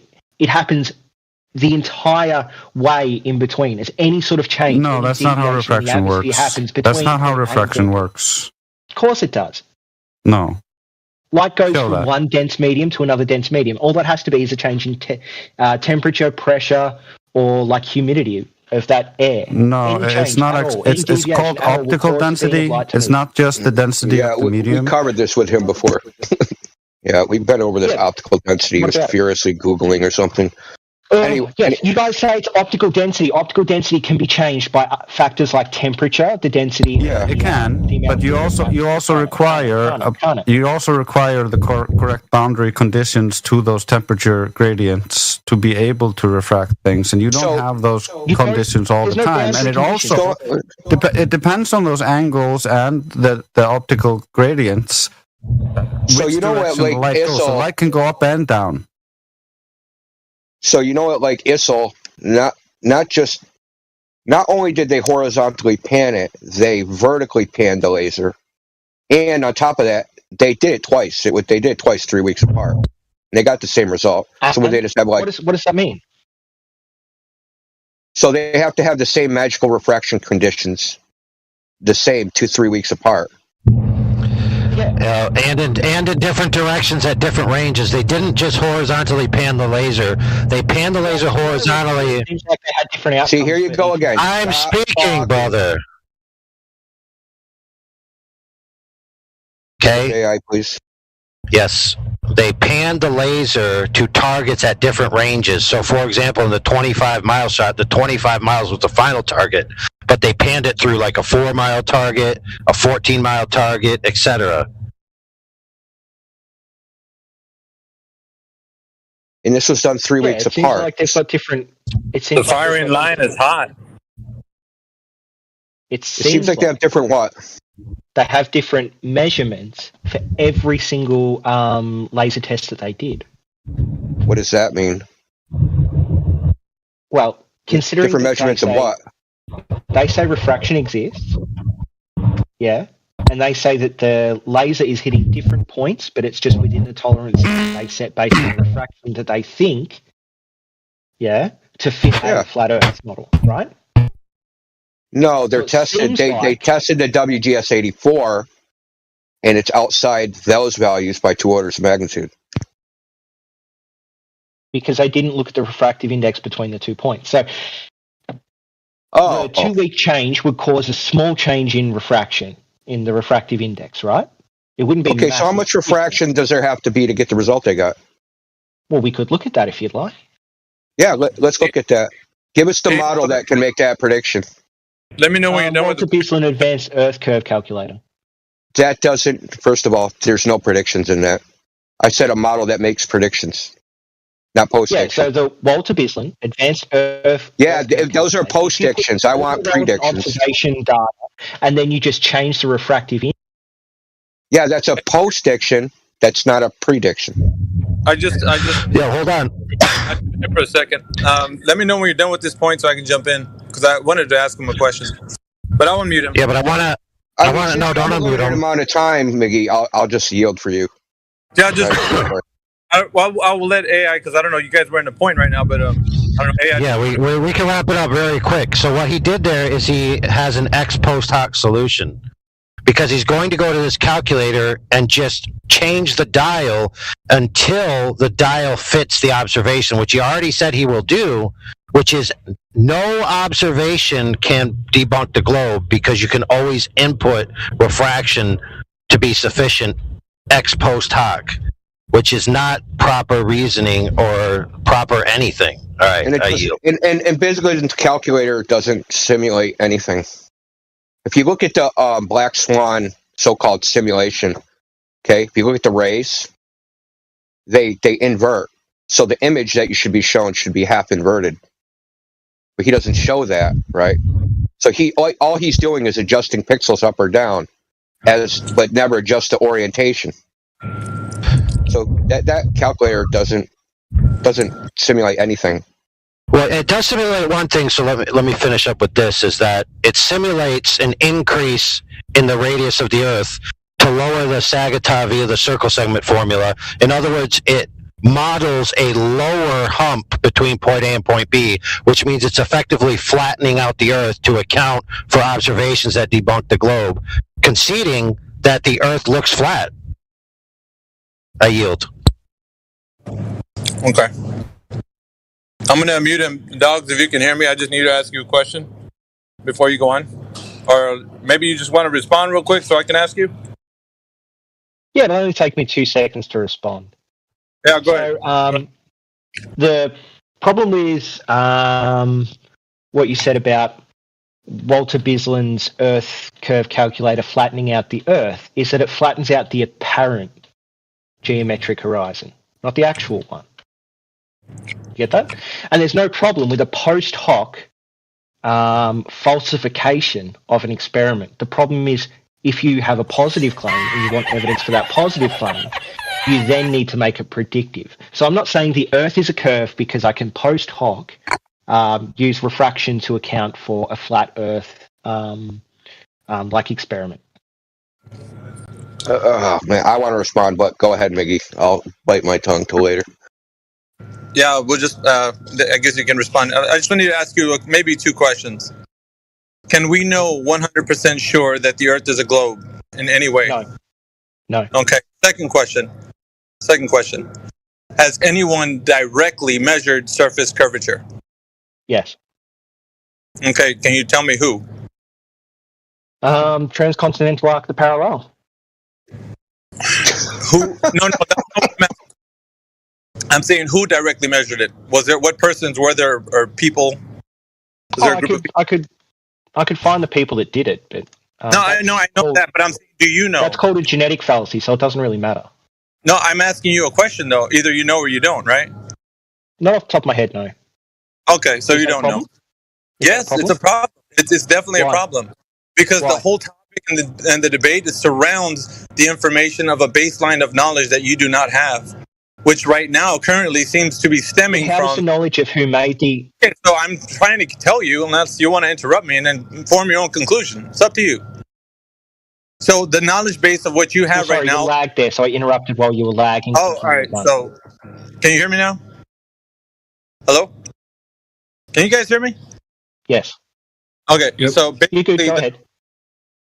Okay, so the knowledge base that you have right now is built on derivative topics that's surrounding like a giant puzzle piece that you're trying to put together. They're like all these little clues are going to equal to like curvature. That's what I've been listening to for the past, I don't know, hour and a half that you've been in here. That's what it sounds like to me. You have a lot of evidences that are going to equal to your answer. Is that correct? That is correct. What's wrong with that?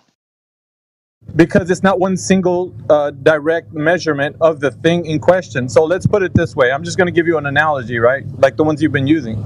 So basically, if I have a basketball and I tell you it's a cube, you would be telling me that it's incorrect. And I would be saying, how?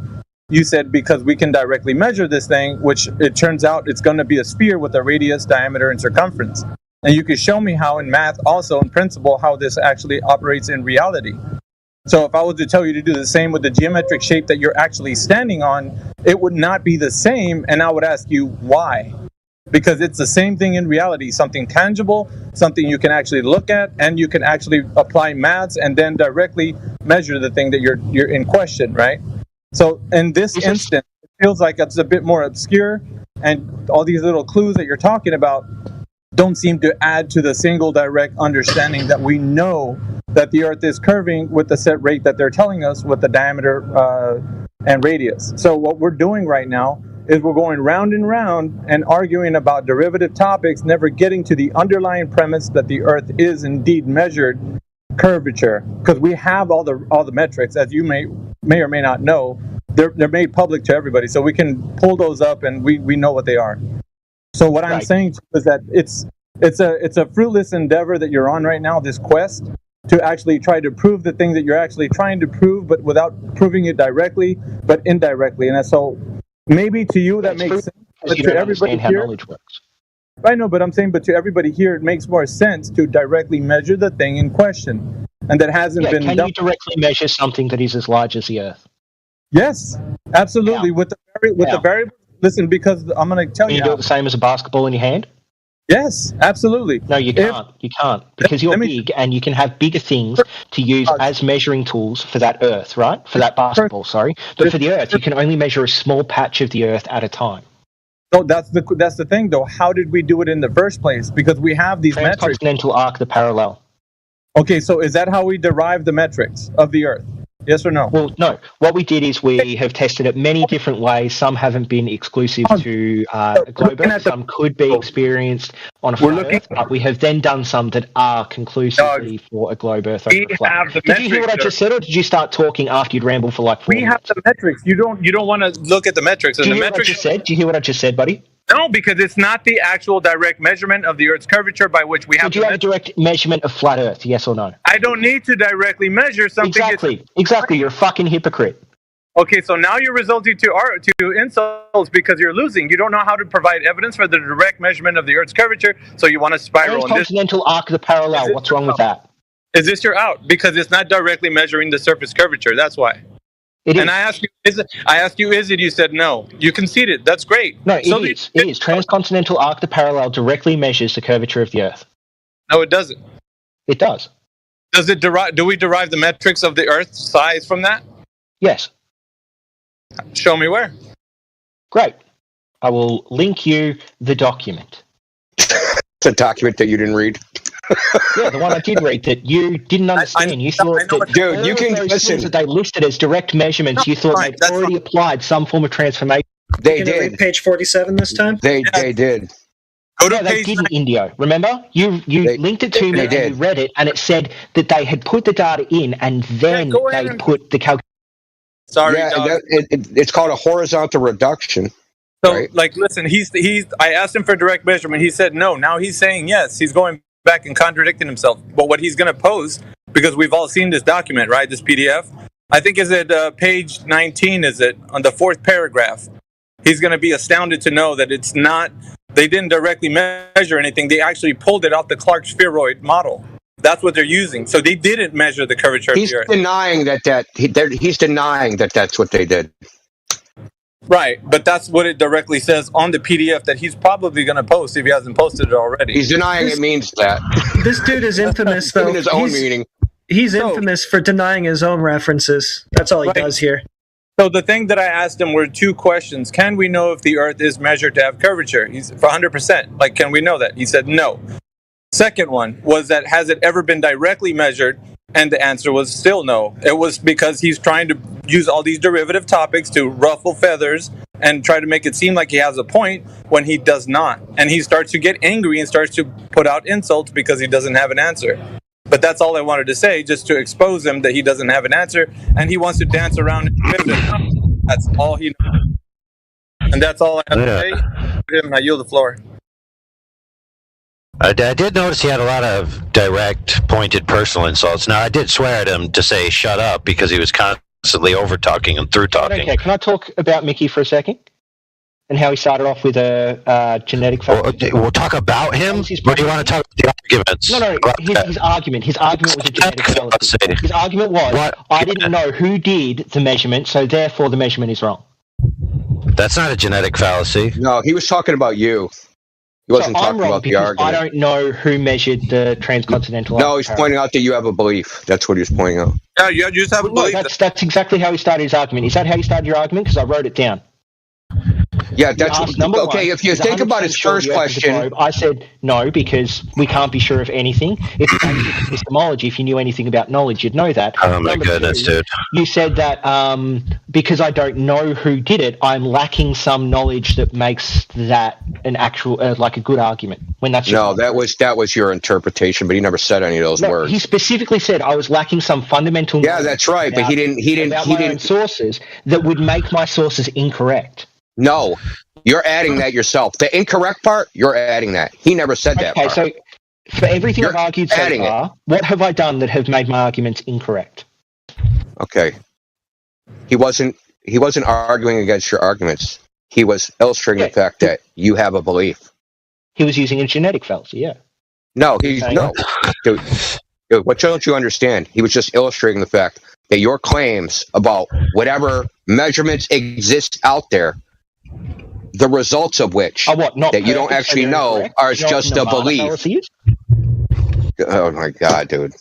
Anyway, it's about you, dude. This isn't about the measurements. It's about you. Are you like some weird narcissist? Page 19 of the Arc of the Parallel. Isn't that great? Dude, listen, before you read that, you need to specifically rebut the claim that they pulled that stuff off of that model. Well, how about this? I can get right to the heart of this. Why do they use a reference ellipse? Why do they use a reference ellipsoid in the first place? Why is this even used? They're just measuring curvature. We have previous information that tells us the Earth is a sphere. So based on that previous information, people now assume it because it makes sense to do so. But why is it used in anywhere in any calculation ever? Why do they need it? Why does it necessary?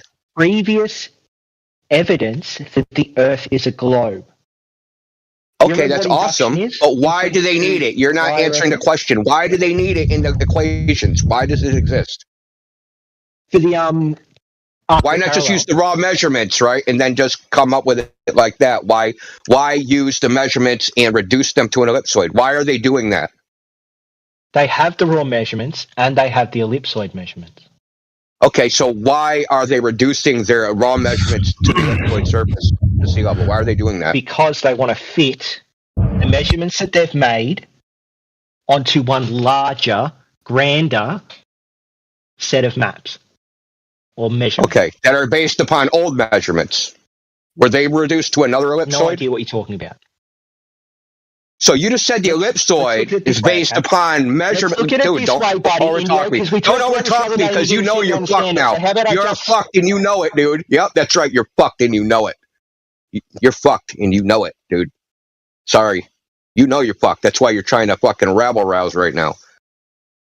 Listen. You said the ellipsoid's based upon some previous measurements. So these new measurements, arc of the triangulation, they reduce the measurements to the horizontal directions to the surface of this Clark ellipsoid. Where'd they get the Clark ellipsoid from? And when they took those measurements, did they reduce it to some other ellipsoid? How far back does it go?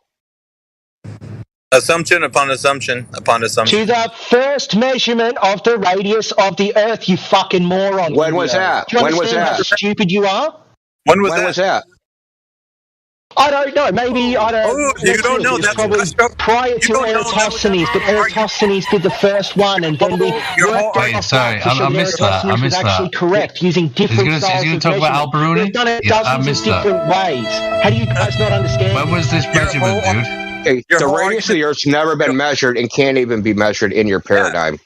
His whole argument is based on he doesn't know. That's it. I've been saying I don't know this whole time, dogs. You blow your father with That's that? embarrassing, bro. Look, you know what the answer is. Look. Should we just It's embarrassing. It's embarrassing. You're embarrassing yourself, dogs. Yeah, you're so emotional, man. What you talking about? AI's emotion? Go back and learn some more. Let's have a good cry. Yeah, I got a shoulder you can cry on. Go on.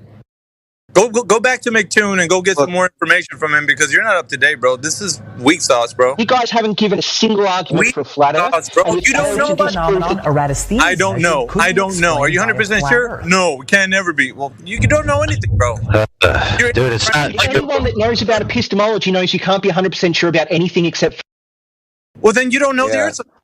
Thank you for admitting that. Yeah, and that's nonsense. It's provisional knowledge. It's knowledge that isn't 100% complete, but is still knowledge.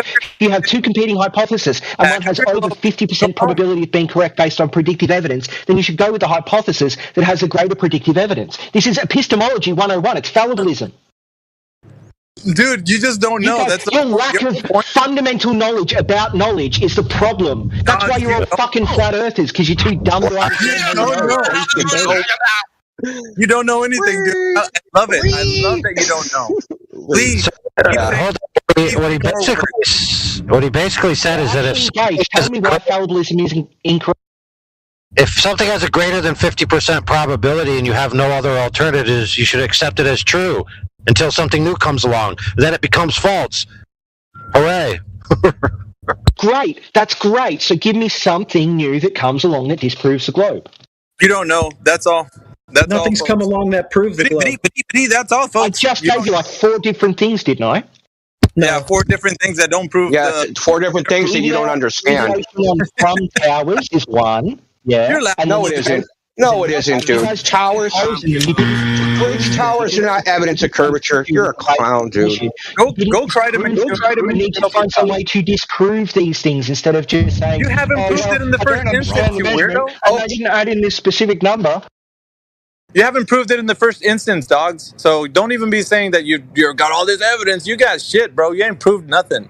Can you tell me what's you're wrong over here with the saying that? I don't know. That's what you said, bro. We got to do that again. Jesus. If you read that document, there's not enough information in that document to make an evaluation. And but you that claim doesn't mean that it's wrong, does it? The experts, the people that built it, say the experts exactly. Exactly. You just said it all. Your actual true epistemology. The experts. Oh, by the way, you can talk all highfalutin. By the way, that's a genetic fallacy. The experts. It comes from the experts, therefore it's true. It's a genetic fallacy. A genetic fallacy would be because they are the people that did it, it must be correct. But the problem is that they did it correctly using the methodology that they chose. Are you keep saying I don't know, dogs? We're used to you saying that already in here, so just keep saying I don't know. That'll win an argument anytime. What's the correct methodology? How do you know the methodology is correct? Give us the methodology then. I don't have to. The toe tank works. Okay, so you don't know the methodology, but you know it's the correct methodology. How does that work? The same fallacy. This is crazy. It works, dude. The tank works. And because the experts worked on it, and it works. Because the rail and the... So nothing to do with their methodology, just the experts, exactly like these guys just said. Cool.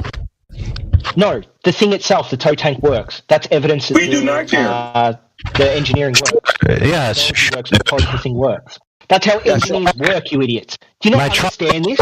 Yeah. So I got a PDF from an engineer from Australia that says just because it... Oh, do you want me to... Okay. Now, hold on. I read your last PDF. Do you remember what happened there? No, I don't. Well, you read what PDF? Big failure and them not calculating refraction across a body of water?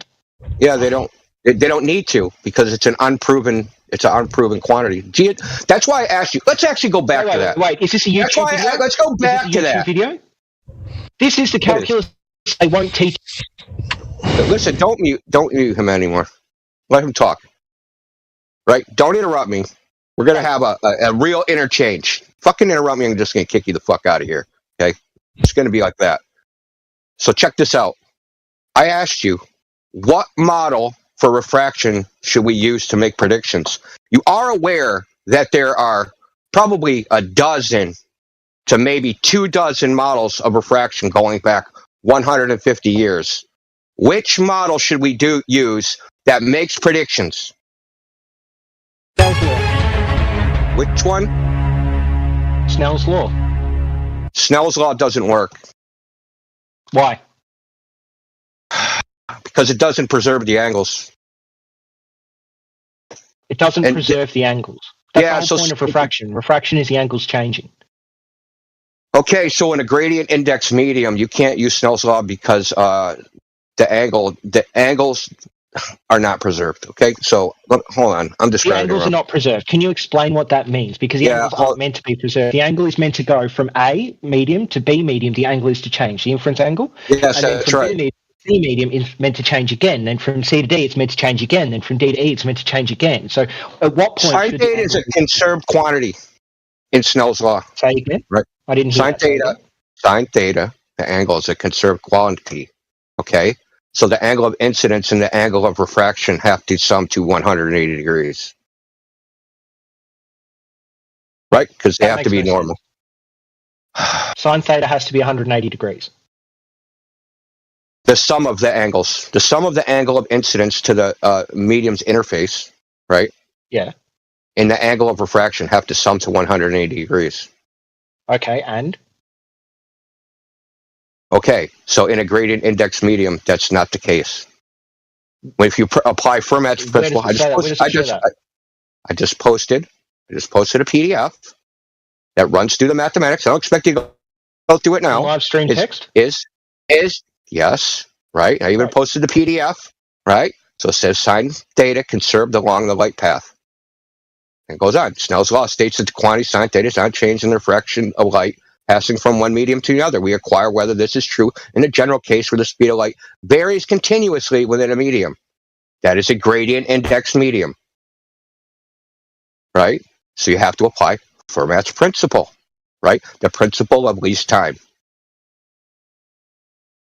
So you understand that. Final result of these exercises is that, contrary to initial expectations, the answer to the question in the title is negative. So there's problems with using Snell's law and a freaking on like some gradient index medium, because you would end up having weird ducting, weird reflections, right? So if you modeled, right, so a medium with n number of, indexes of refraction mediums, how many freaking layers are you going to use, right? So what you could end up happening is the light being trapped within one of these layers and never exiting, especially if the light ever ends up going horizontal. So if it ever ends up going horizontal, it's never going to transition some barrier, right? Some interface. So if you look at Andrew Thomas Young's website, he admits this, that results in a singularity if you use Snell's law, right?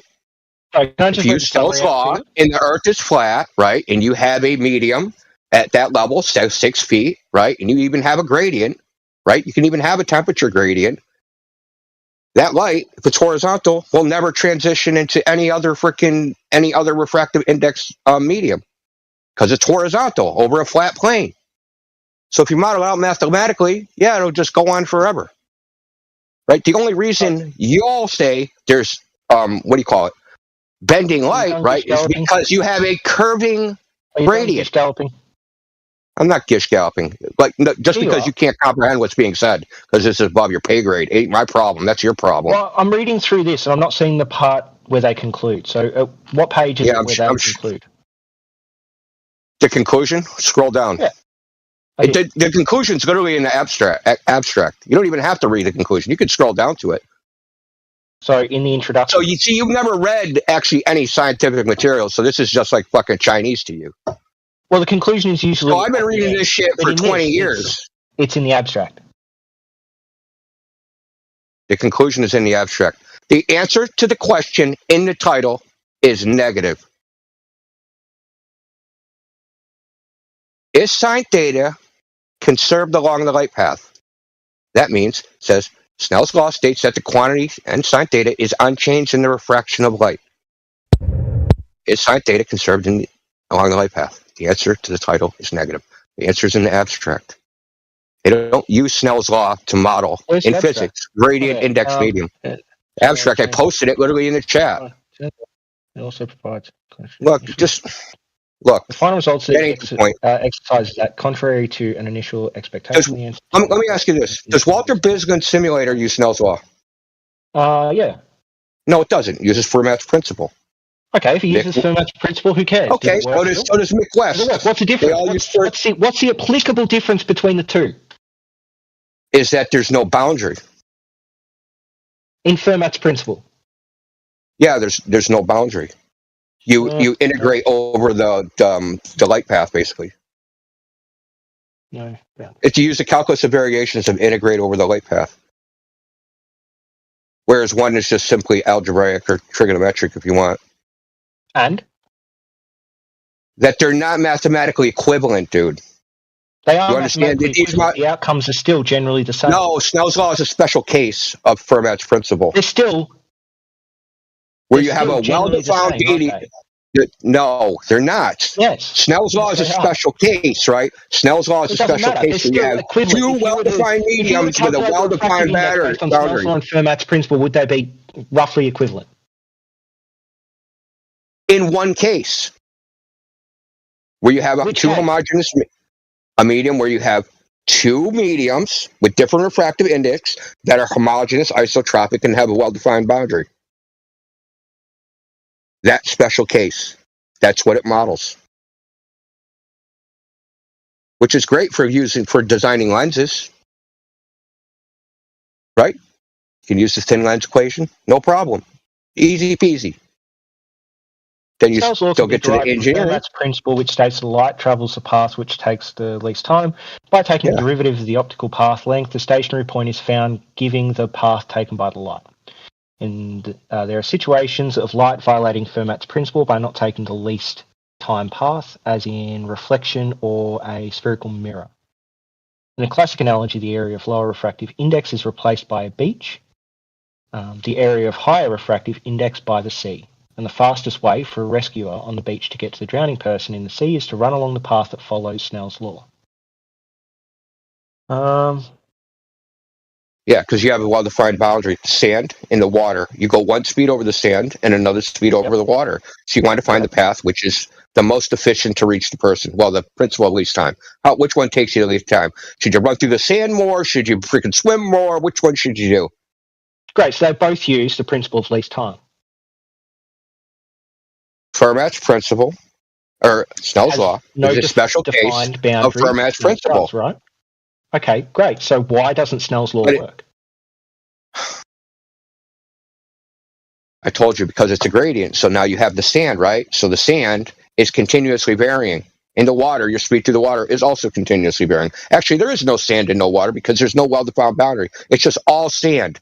And your velocity through any given point in the sand, like at point, there's 0.0, 0.1, 0.2, 0.3, 0.4, 0.5, but there's a continuum. It's a continuous change. It's a continuous change, right? It's not a discrete change, like at a boundary, which is Snell's law. Why is that a problem? So think about it like this time. You have X speed on sand, X and Y speed on water, and then you replace that water, and you have the speed across just sand being equivalent to the average speed between X and Y. And all it is just I don't know how to explain this to you. If you don't understand basic mathematics, I just don't know how to explain it to you. Well, I just explained to you what Snell and Fermat's law, the difference in the principles. One says you go from X to Y, and the other one says there is a gradual change between X and Y. But if they both end up with very, very similar end results based on, the different optical do they end up with similar results of the mediums? Yeah. Yeah, where's your evidence for that, dude? Like, seriously. The paper you cited. They only found very, very small deviations using different calculations. In your paper that you cited. Well, every FLIRF paper disagrees with them. What did you say? Every FLIRF citation disagrees with Dude, them. okay, you just said that there's a difference. Previously, you said they were the same.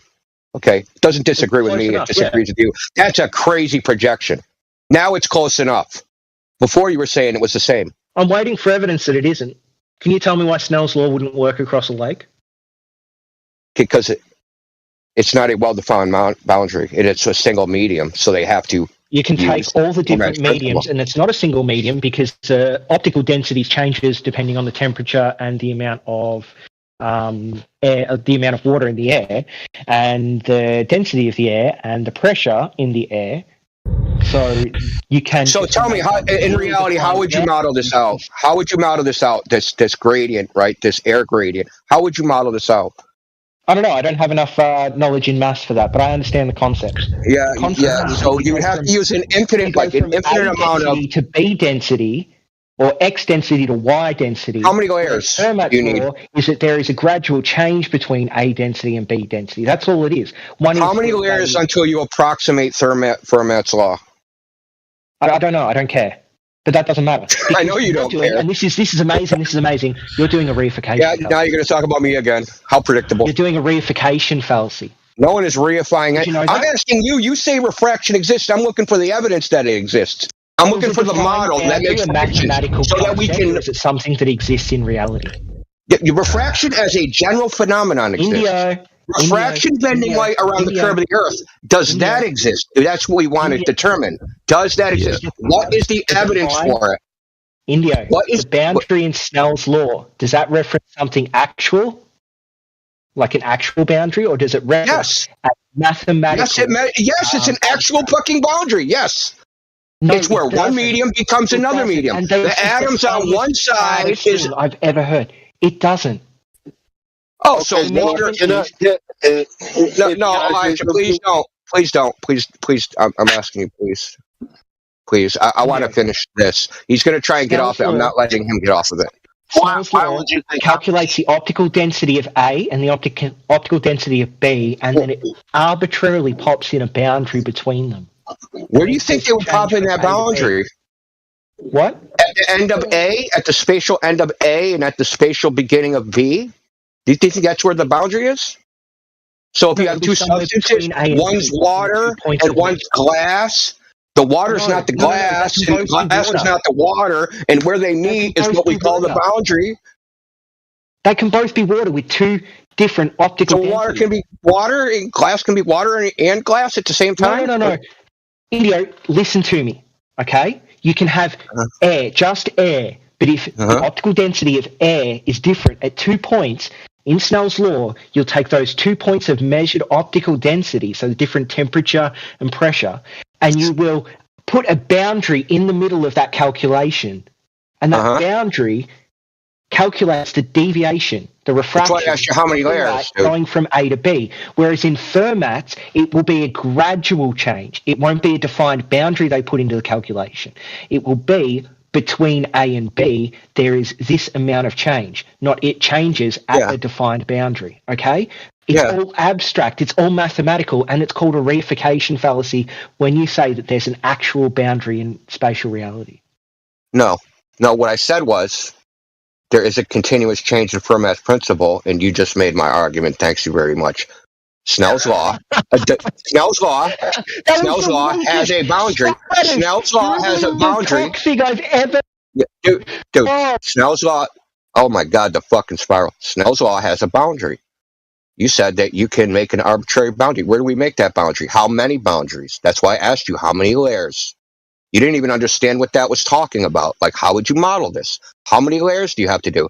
If I take six feet of freaking air, right? How many layers of Snell's law of different refraction index to model this gradient do I use? Do I use 10,000? Do I use 1,000,000? Do I use 1,000,000,000,000? Do I use an infinite amount? Right? When we use an infinite amount, well, oh my God, that's fucking calculus. And we use a continuum.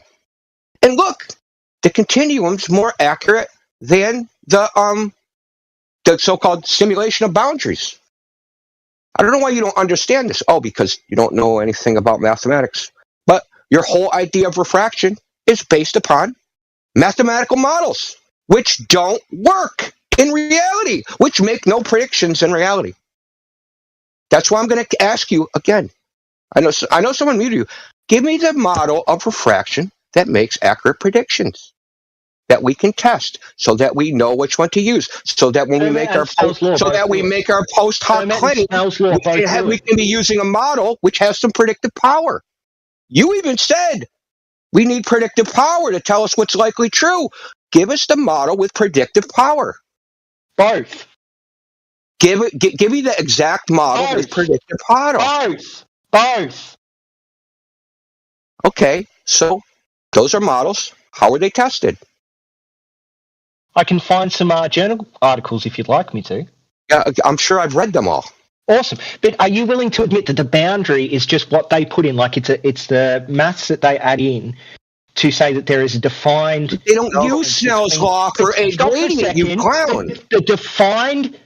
A defined point between the refractive index of A and the refractive index of B, right? So all they've done is they've said there has to be a boundary here instead of it being a gradual change. Okay. No. So you're saying that is bullshit. No, when they model it, listen, when they model it in reality, right? Like if they model it between glass and water, they'll use Snell's law. But if they have a gradient, they're not going to use Snell's law. So when I say the Snell's law is an actual boundary, that's what they're modeling. They're modeling an actual boundary. They're not going to use it in a situation you're talking about. They're not going to use it for a gradient index medium.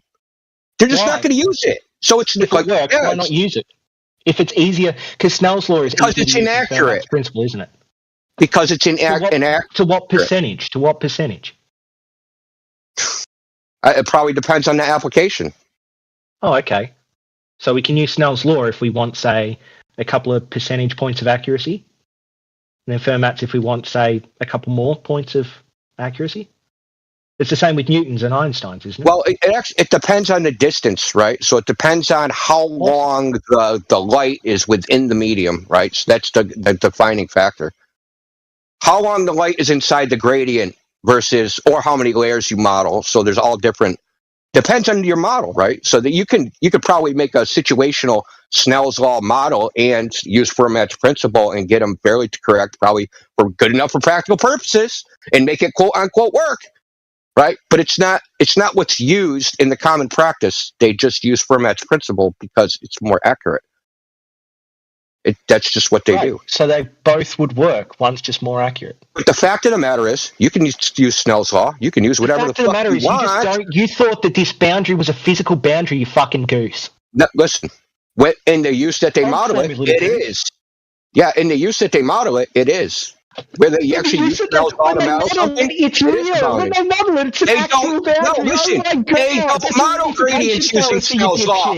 Only dumbass fucking anti-flat earthers use it for that. That's what I'm trying to tell you. Only you fuck clowns use it for that.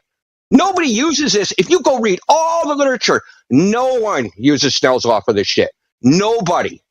Not a fucking person. Only Dunning-Kruger Does it still work? Does it still work? Does it still work? No! Why? What's the percentage difference? How many decimal points are different? I just told you. I already answered that question. Depends on the application. You don't know the verification fallacy, and you don't know, and you're trying to lecture me about the maths. At least I was big enough. No. Listen, I told you the situation. It depends. It depends on the situation. It depends on what you're modeling. The error depends on what you're modeling. If you're modeling how long light's in fucking 1 millimeter of a gradient, dude.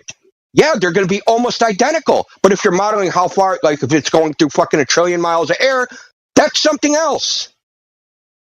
You're going to it depends. It depends on the application. I think we're done with this now. No, you're going to give me the predictive model. Dude. You're just going to give it to me because we want to know when we do our post hoc, ad hoc bullshit at the end, right? So we can't falsify the globe. I want to know what model we have to apply. You're obviously too I want to know what model, dude. I want the evidence. No, I want the evidence for your foregone conclusion. I just want the evidence. That's all I'm asking for. What's the evidence, dude? What's the evidence? What's the evidence any of these models work? What's the evidence that that light is bending around the curve? What model predicts that? And then that model has been validated by observation. Great. I'm looking up really simple. Theoretical and experimental study of refractive indices of water, acids, and nitrile and salt systems. Yeah, so I'm talking about terrestrial refraction. They calculated the refraction. I'm talking about terrestrial refraction. This thing that's supposed to be like bending around the curve, making everything look flat. If you apply it to the surface of the Earth. No, these are physical constants, buddy. Do you know what a physical constant is? Dude. Okay. Dude. That's a cool story. Physical constant. Yada, yada, yada. Cool story, bro.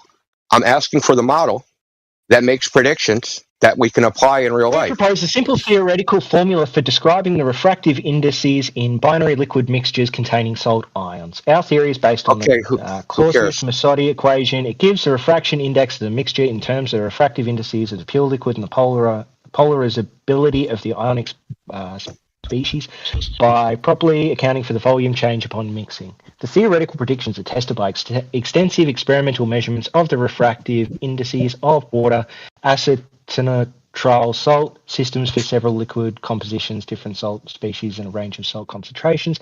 Excellent agreement is obtained in all cases, especially in low salt concentrations with no. Are you almost done? Like doing nothing? Expression of the refractive index for low salt concentration is also given, which can be a theoretical basis for determination of salt concentration using refractive index measurements. So it seems like they've come up with a very, very simple equation for refraction based on this one specific liquid, and it's been correct. They tested it, and it was correct. Yeah, awesome. Okay. Yeah. So now we're going to apply that to the air. What model is used for the air? Just a second. It doesn't matter. There's not a big deviation. It doesn't matter. What I love is they're using a tank and a solution and allowing it to set so it becomes homogeneous and isotropic. Are they? Yeah. Are they? Because what I just read out. Because when you stir the solution, I've seen many demonstrations of this. Okay. When you stir the solution, you see no deviation. Look, I'm just looking for the justification for claiming that there's terrestrial refraction fucking up all our measurements with a laser. I want the justification for that. And you can't seem to come up with one. Other than because I said so. Experimental determination of the refractive index of Snell's law. This experiment uses a narrow beam of light passing from air into glass and then into air. The experiment is practically easier using a hemi-cylindrical prism of glass with a beam entering the curve. But these are inapplicable to what we're talking about. Why? You're just Googling random shit on refraction, dude. Terrestrial refraction. Google that, brother. There's Dude, literally you think I don't know you didn't look for this? An experiment showing refraction works, but you don't like it because you don't seem to understand that Snell's law, being a model, means that there has to exist things in real life. You can claim it works in different applications that have nothing to do with. We want to see it works in this application. In what application? Through air? The application of a laser or a ray of light through air, dude.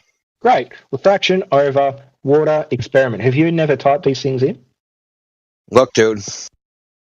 No, you haven't, have you? What are you talking about? It's much easier to just sit here and go around in circles about things that you don't understand rather than just go, yeah, talking about me again. The old standby. Hey, so anyway. No, we're gonna finish this point. I don't care how long it fucking takes, dude. I don't. So we're gonna finish this. I want the predictive model for refraction so we know that there's a justification for saying that it exists. We need a justification. We can't just say, hey, willy-nilly, we're just going to throw in this phenomenon that we say exists. We need a justification for saying it exists, right? And one justification would be a model that's been tested and makes predictions. But that model doesn't exist, and you know it doesn't exist. That's why you're bringing up all this ancillary bullshit. And you know what? By bringing up ancillary bullshit and predicting atmospheric refraction with weather modeling and machine learning. Yeah. Okay. I've read that. Would you like to read this? I've already read it. Have you? Yes, I have. I read it about 2 years ago. Oh, okay. What are they doing it? I think they're looking at the side of a mountain, if I remember right. It's in Arizona. It's like in the desert.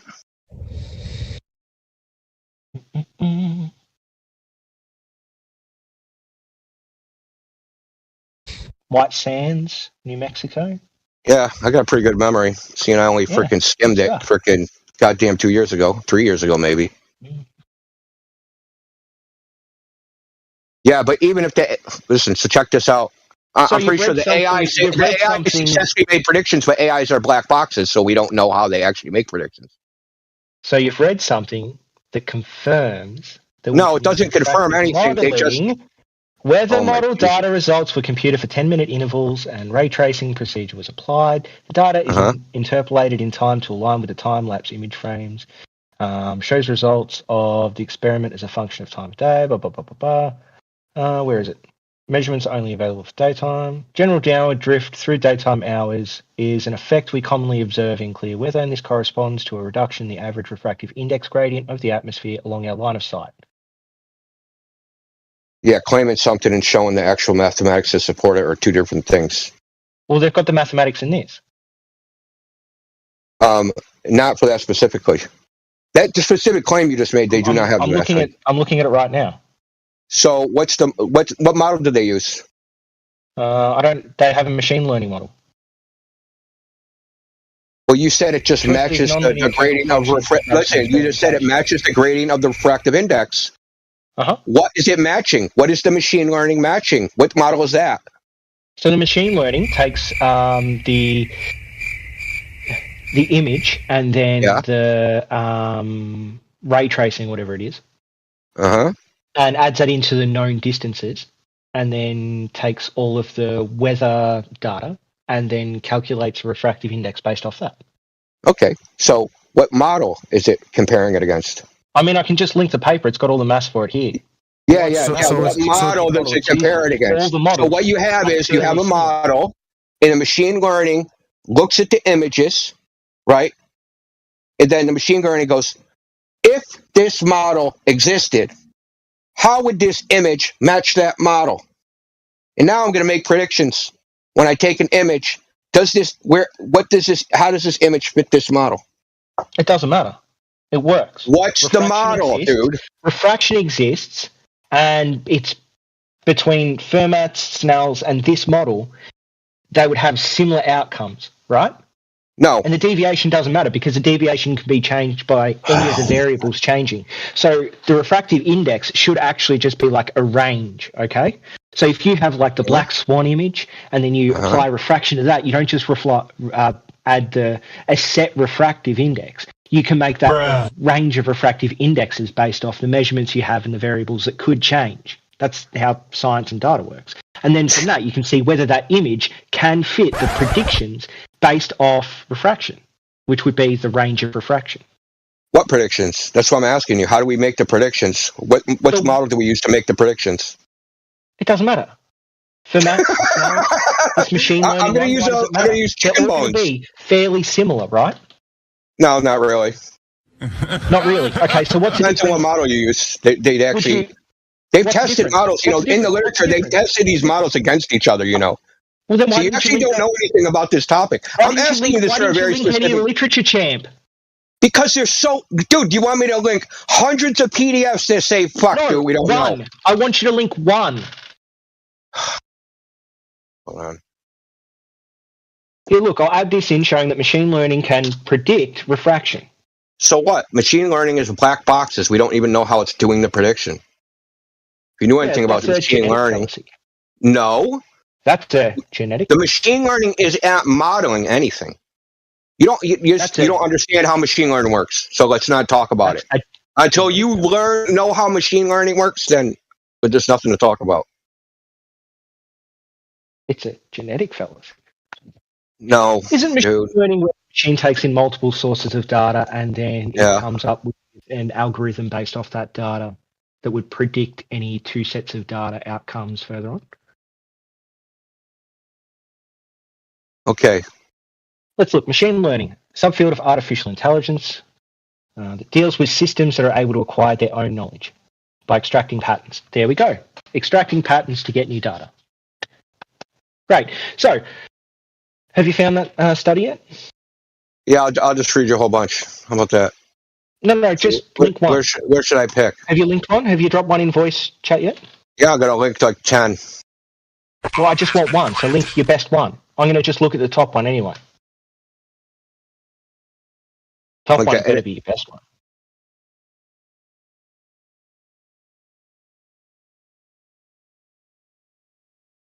So what? Just so I get the right thing, and I give you the right thing. What exactly do you want? Show the difference that an observation using Snell's law refractive index versus Fermat's law refractive index. I already did that. Deviation. I'm not doing it again. They don't use Snell's law, and they don't use Snell's law in any type of surveying, anything to do with they use Fermat's terrestrial refraction. They don't use it. Why'd you ask which one's best? No, oh my God, dude! So why would you ask? This is what you don't understand. There's models for terrestrial refraction. They involve temperature, humidity, CO2, yada yada yada. I explained all this to you, you fucking idiot. Listen, no, dude. Yes, there's I did. Multiple models. 10 minutes ago, I went through all the things that can impact refraction. That's right. That's awesome. Yeah. That's awesome. I explained it to you already. So every single image you guys have of a flat Earth can be explained using refraction we know to exist. Okay, cool. Is that true? Yes or no? Yeah, cool. No, it's not true. Okay. Great. Give me one image that shows that the Earth is flat that can't be explained using refraction. Using assumption, you mean? No, refraction. Okay. I just went through machine learning. You just have assumption. You have no evidence that there is refraction happening on those days. Machine learning was able to calculate a refractive index. They're not calculating anything. Yes, it did. No, they're not. You're dude. just You don't assuming understand how it things. works, You dude. have no values, so you're You just just assuming don't things. understand There's how it more works. values Now, in the I'm laser taking test. your time. Data goes in, it calculates, it comes up with an equation It based off doesn't that data. calculate. It does. It doesn't come up with a fucking does. equation. You don't know what you're talking Yes, when you about. get data and you run data Dude, through machine something, learning it's is a basically a calculation. lookup table, dude. That's basically what it is. It's a lookup table. It isn't. You have no idea what you're talking about. If Dude, I got a X degree in equals computer Y, science. You if don't know what the fuck you're X talking equals about. B, You don't. if X equals C, depending on some variable, It's it can not. come They up use with an gradient equation descent, where that dude. In this variable will change machine learning X model, to they use whatever. something called gradient descent. You have no idea what the fuck you're talking about. Stay like you don't know what you're talking about with reflection. Verification You fails really to don't know what tell you're me I talking don't know about what with I'm talking machine about. learning. Even if I don't know what I'm talking about, I I'm have not some going to basic explain it to you. logic. I can understand. Look, I want to go faster back and to these better than you. variables. Someone dude. who's been doing this for years. I want to go back to these variables, right? So these variables that you say exist, it's cause refraction, right? You think they exist because there's models that exist that use these variables to make predictions about refraction. Well, none of these models actually makes accurate predictions. They do. No, okay, where is that? The Fermat's law. You just explained yourself that surveyors use it. Surveyors even get know what we're accurate talking data over land masses, don't they? I'm not talking about. So listen, okay. So to Do apply surveyors use optical instruments? Yes or no? to apply Fermat's principle, you have to know the refractive index at any given point. How do you calculate that? No, use you can variables. avrage it. That's the Temperature, whole point of humidity. it. Snell's law assumes that there's some set boundary, but Fermat's law can say that given like the known variables, you can average it out over a distance. Well, they don't do averaging, but whatever. That's what Fermat's law is. It may not be an average, but what it is it's going from A to B using a function rather than going from A to B. Right. With And some so there's defined different boundary. variables that they use in these different models to model terrestrial refraction. So if you go from 10 to 1, are accurate. That's what I'm trying to tell you. None are accurate. As a None make function, it would be centimeter 1 is 9 from 1, centimeter 8 is bloody 2, centimeter 2 is 8 from 1, centimeter 3 is 7 from 1. That's how the function would work. Yeah. Great. Fantastic. How do they figure out what the refractive index is at any given? Maths. I don't know much advanced maths, and I was able to explain to you how that would be. You don't have to explain it to me. You're just you're trying to convince yourself of something, dude.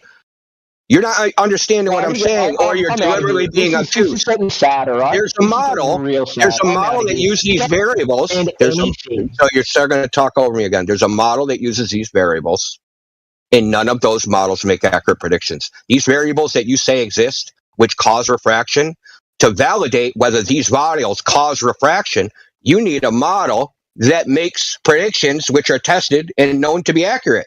You don't have that. You're putting the cart before the horse. Where's the fucking horse?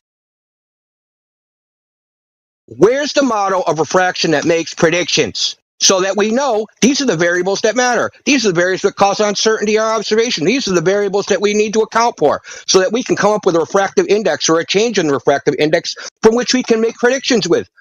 That doesn't exist. And do you know what?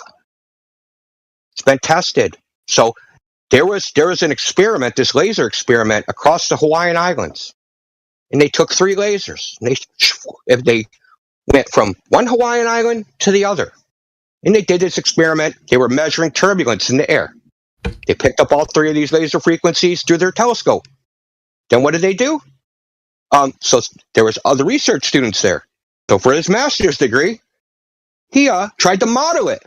And when he applied the model of refraction, right? Gradient, standard US temperature. When he modeled it across this same distance using the same laser frequencies, he found out the experiment should not have worked at all. Because the divergence, because refractive index is wave dependent, right? You have, what the hell do they call it? Can't remember the name of it. Dispersion of light. That's where the wavelengths separate. Why are you still talking? Have you linked the PDF about it? Oh, I will if you want. Yeah, of course I will. I've asked for PDF every single time. But whatever. So,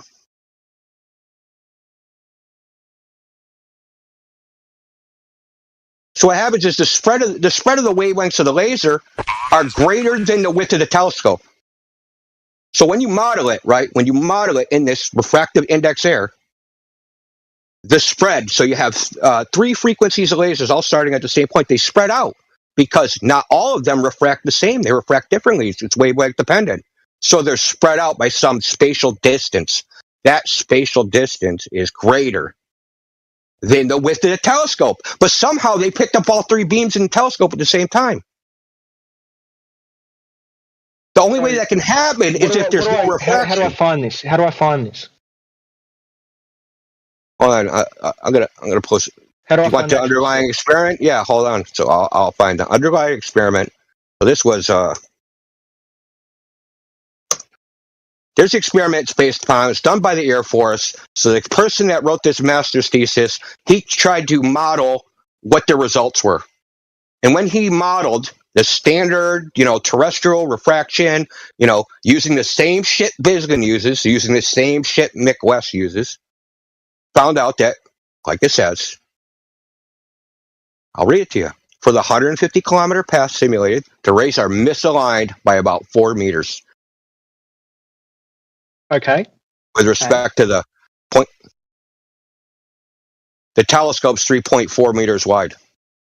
And? That means they should not have, if the refraction model was correct, they could not have picked up all 3 lasers simultaneously in the telescope. But they did. What did they say about it? I mean, what did they say What was about their it? conclusion? What was their conclusion? Well, see, they did the test first, and then after the fact, they applied the model, and then realized our test should not have worked. If they would have applied the model before the test, they probably would have never did it. They would have probably designed a different test. Okay, so they came up with there is some variable or phenomena that we cannot explain. Is that what they came up with? What they were testing was, okay, so was But the did test they, was their answer? The presented experimental results on intensity scintillation characteristics reveal complexity of the observed phenomena that cannot be fully explained based on the existing atmospheric turbulent models. Yeah, so there's turbulence models, there's refractive index models, and he tried to use a mixed turbulence refraction model. None of those models worked, but the turbulence model, called a non-Kolmosov model or some shit. Can't remember the name of it because there's actually 2 of them. There's the non one and there's just a regular one. Anyway, so the turbulence model fit more closely than the so-called terrestrial refraction model. The terrestrial refraction model says that the experiment should not even have been completed. Because you can look at the simulation. He simulates it the same way Walter Bisgin simulates it, using the same methodology.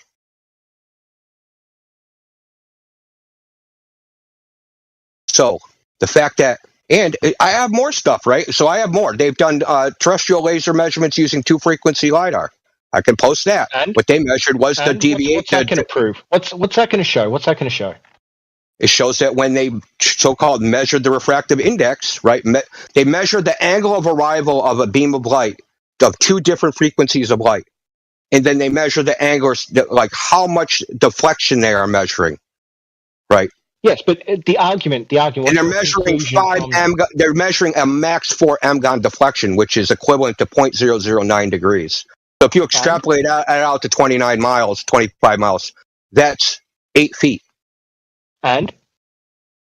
That's an 8 feet deflection at the max. And?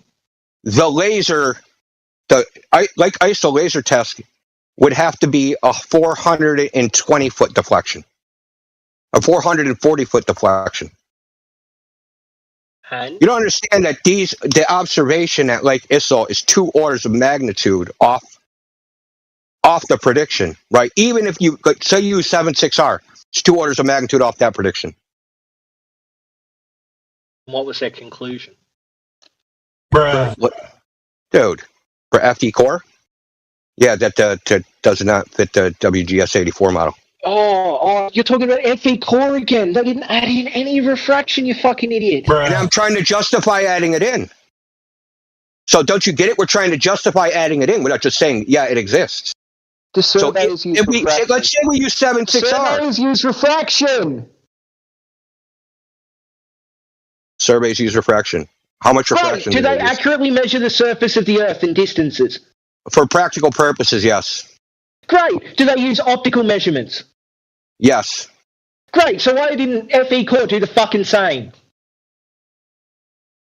We can do the same. We can use 7.6R. Then do it. We can use. So if you look, so I'll give you an example. We in the United States, different states build roads. If you look at the surveying manuals for the transportation departments in different states, they all use different refractive index ratios. They use different values for terrestrial fraction. So, for instance, in Massachusetts, they use 0.17. In Washington State, they use 0.13. In Europe, they use 0.13. So different places use different values. Listen, the point is, the largest value anyone uses is 7.6R, which is 0.166, right? So you take this 0.16 that they use in surveying, right? It only takes 5 meters off. And the value is 137 meters off. The measured value was 137 meters off, dude. So, okay, we'll give you refraction. We'll give you terrestrial refraction model. We'll go 7.6R. Yeah, now you have to make up another 132 meters. I didn't say this FE. Now we can go, okay, there is even double extra special refraction. We'll multiply it times 10. Drop in the FE laser measurement link again. I'll look at it again using the highest and lowest refractive indexes. What does that even mean? First of all, you just quoted surveying. If I'm right, they use a 7.6R value. Stupid rambling way. If we were to add in the standard refractive indexes into the FE Core measurement, it still would. Yeah, the ones you just appealed to, surveying. Those are the ones you just appealed to. You said surveying, they use refraction. That's what they use. They use 7.6R. Big fella, if you add those into the FE Core data, it still won't explain the data. Is that what you're trying to say? I'm saying, if you add that value into listen, I'm explaining it to you. If you add that value into the data, it only moves the laser down 5 meters. Okay, great. You have to move it down 137 meters. The FE Core thing again. I'm gonna download it. I'm gonna go away. I'm gonna do the maths. I'm gonna come back. Okay. Yeah. Okay.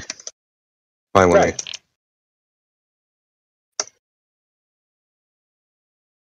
I want you to keep in mind that they didn't just. This isn't a one-off. They did it 3 weeks apart. So make sure that you read the dates. Don't care if they didn't add refraction. I don't give a fuck. You don't even know why they should be adding it, other than somebody told you they should add it. No, I know why they have to add it. They have to add it because as light moves through a medium, if there's any change to that medium, then the angle of incidence changes. And that means what? And that means that the light can make things look further up or further down. Okay. Yeah, you're claiming that. But you're claiming that. But what's the evidence? Dude, that's what you don't understand. You don't understand there's a difference between claims and evidence. Open the fridge, mate. You ever opened the fucking fridge and looked at it? You cold air when it hits the warm air and things get all goofy behind it. Well, that would be evidence. There's experiments, but there's one where some dude pours cold water over, or I think it's liquid natural gas, over a propane tank, and you can see some, I don't know, colours that you couldn't see before, some bands of colour. Thank you for proving. You just proved flat Earth. Thank you very much. Affecting what you see. Yeah, that's great, dude. Do you know what that proves? Because you have to use this butane. Listen to me. Because that proves that you're applying refraction. Listen, you don't get it, dude. Butane has a refraction. Okay, can I finish? Can I finish? Okay, so the refractive index is butane, by the way. And the refractive index of butane is 1.33, right? I don't care. So check it out. The fact that you have to use, the fact that you have to use an extreme, non-physical, unequivalent demonstration to simulate what you say is happening all the time demonstrates that it's not happening all the time. The fact you have to use butane to show it to happen happens with cold air. demonstrates that it's not happening all the time. It happens with cold air. It happens How with cold cold? air. Yeah, with cold air, but that has a temperature gradient of something like 70 degrees per centimeter. Is that physical? Do we experience that in the real world? Do you ever have your feet get frostbite while your knees were burning off? I didn't think so. The fact you have to use extreme examples of demonstrations, non-physical to what we experience in everyday life, proves that it's not happening. Oh my God, that's because the demonstrations are done in people's houses, you fucking moron. You fucking idiot. If you're going to demonstrate something in your house, a very small area, then you have to use extreme refractive conditions because you can't have some massive change over a long area. It's numbers, you dumb cunt. It's numbers. Oh, what numbers? The language on you. You blow your father with that mouth? Oh my God. So what we numbers? have, say, I want to test something in a very small area. Okay, and I want to test some variable that usually happens over a very long area. I have to make that variable much bigger in the small area to make sure that I can observe that variable in action. Because over the very, very, very long area, that variable can have very insignificant changes, but because it's such a long area, those insignificant changes can cause a massive change over that long area. I'm explaining this to you like a child because so far you've shown that you may be a child. This is actually pretty humorous. So what you're saying is, look, here's a video. We have to scale down the experiment to demonstrate that the phenomenon, which should be happening all the time in the air, is actually possible. And to do this, we need extreme conditions. But the underlying phenomenon, you can't actually demonstrate is happening. Extreme conditions, just people show that it's possible using extreme conditions because they're doing it in their little house. But they're not equivalent. Of course they're equivalent. It's just scale, mate. Okay. If I want to make a square, I can make a square 1 centimeter by 1 centimeter or 1 mile by 1 mile, but those fucking squares will still be square. Okay. It's not equivalent, and the scale's not equivalent, okay? Because the refractive index of air, I'm going to explain to you why. I'm trying to explain to you why the emotional child. Irony of you calling me a child with your spasming, dude. That's hilarious. Anyway, so the refractive index of butane is nowhere near equivalent to air. Air's refractive index changes. Yeah, you don't give a. I thought it was math, dude. I thought it was numbers, but now you don't give a fuck. Past butane onto air, but you're stuck on. No, I'm going to cover them both. No, anything that goes against your biases. So I'm going to cover them both. See, don't presuppose what I'm going to say, dude. Well, I'm going to cover them both. Don't talk about butane because I don't give a fuck. No, you don't give a fuck. Okay, so let's talk about the air. The temperature, the extreme temperature gradient, right, that you're demonstrating. So I've seen the dry ice demonstration. The refractive index of CO2 is not the same as air. And then I've seen, I think they use a cold plate or something like that, or ice. I think it was Mick West used ice. Was it Weiss? What did he use to make everything cold? Was it turbulent air? No, he didn't use Barry Weiss. What was used to make the temperature gradient? I don't know, because I'm not obsessed with people that do these experiments like you retards are. So you cited an experiment that you don't even know what happened. Great. Let's go with that. I've watched. I cited an experiment that I've watched, but I don't remember the people that did it because I don't give a fuck. Look, I found. So what if they use dry ice? Let's look at the Mick West. What if they use dry ice? I found the one you wanted. You wanted me to talk about Mick West, didn't you? Because you have pre-prepared. No, I don't care about Mick West. He already got smashed in here. You can fucking listen to the video on the YouTube channel. Yay, there's Mick West. I finally found the thing you were talking about that I wasn't. I don't care about Mick West. I'm asking you, if you don't know the details of the experiment, you don't know if they use CO2, if they use some equivalent. You claim they're equivalent, they're just different scale, but you don't actually even know that. I'm asking you, if they use CO2, why did they change the air? I'm trying to figure out the iron. See, you make claims that there's no evidence for. That's the hilarious part. You just keep going. What claim? You claimed that these demonstrations are equivalent and they're just a change in scale. So I'm asking you details about them and you don't know the details. So you're just talking out your ass. What detail do you want? What detail do you want? The guy put up an iron, to cool the air. What did they use to cool? Laser changed it. What did they use to cool the air? What substance? How did they create this temperature gradient? Nothing. They warmed up the air using an iron. They warmed up the air using an iron? What? Are you just going to repeat back with a dumbfounded? I don't understand what you're. I don't understand what you mean by they warmed up the air using an iron, like an iron for ironing clothes. Iron, like you what? Don't seem to understand anything. I linked the video. Because you suck at explaining yourself. You know, an iron, like you iron your clothes. Yeah, it heats up the air. Look, here's one of nice wavy air patterns in front of a heater. Why would that happen? Turbulence. It's called sensible heat flux. Amazing. Yeah, it's called sensible heat flux. Yeah. So, like when air gets hot, it goes up, right? Right? It tries to equilibrate and it moves around. It's like why you don't survey in the wind. So there's something called the Fresnel effect, where a medium that's in motion will deflect light in the direction of the motion. Oh, okay. So there is refraction, deflection. That's not refraction. It's a completely different thing. So did they look at what the wind speed was over the water in the FE core experiment? Yeah, I'm pretty sure they did. I mean, it sounded like they took pictures of the meteorological station. Anyway, I'm out of here. My earbuds are about to die, and you seem to be thicker than a brick, my son. Yeah, hypothesis in science, buddy. Does that qualify as a wig, bro? I'm sorry to everyone that I cut off, but I do not want to let him out of that. Otherwise, we're going to be looping on that shit forever. I'm sick of this guy. I'm sick of looping with this guy.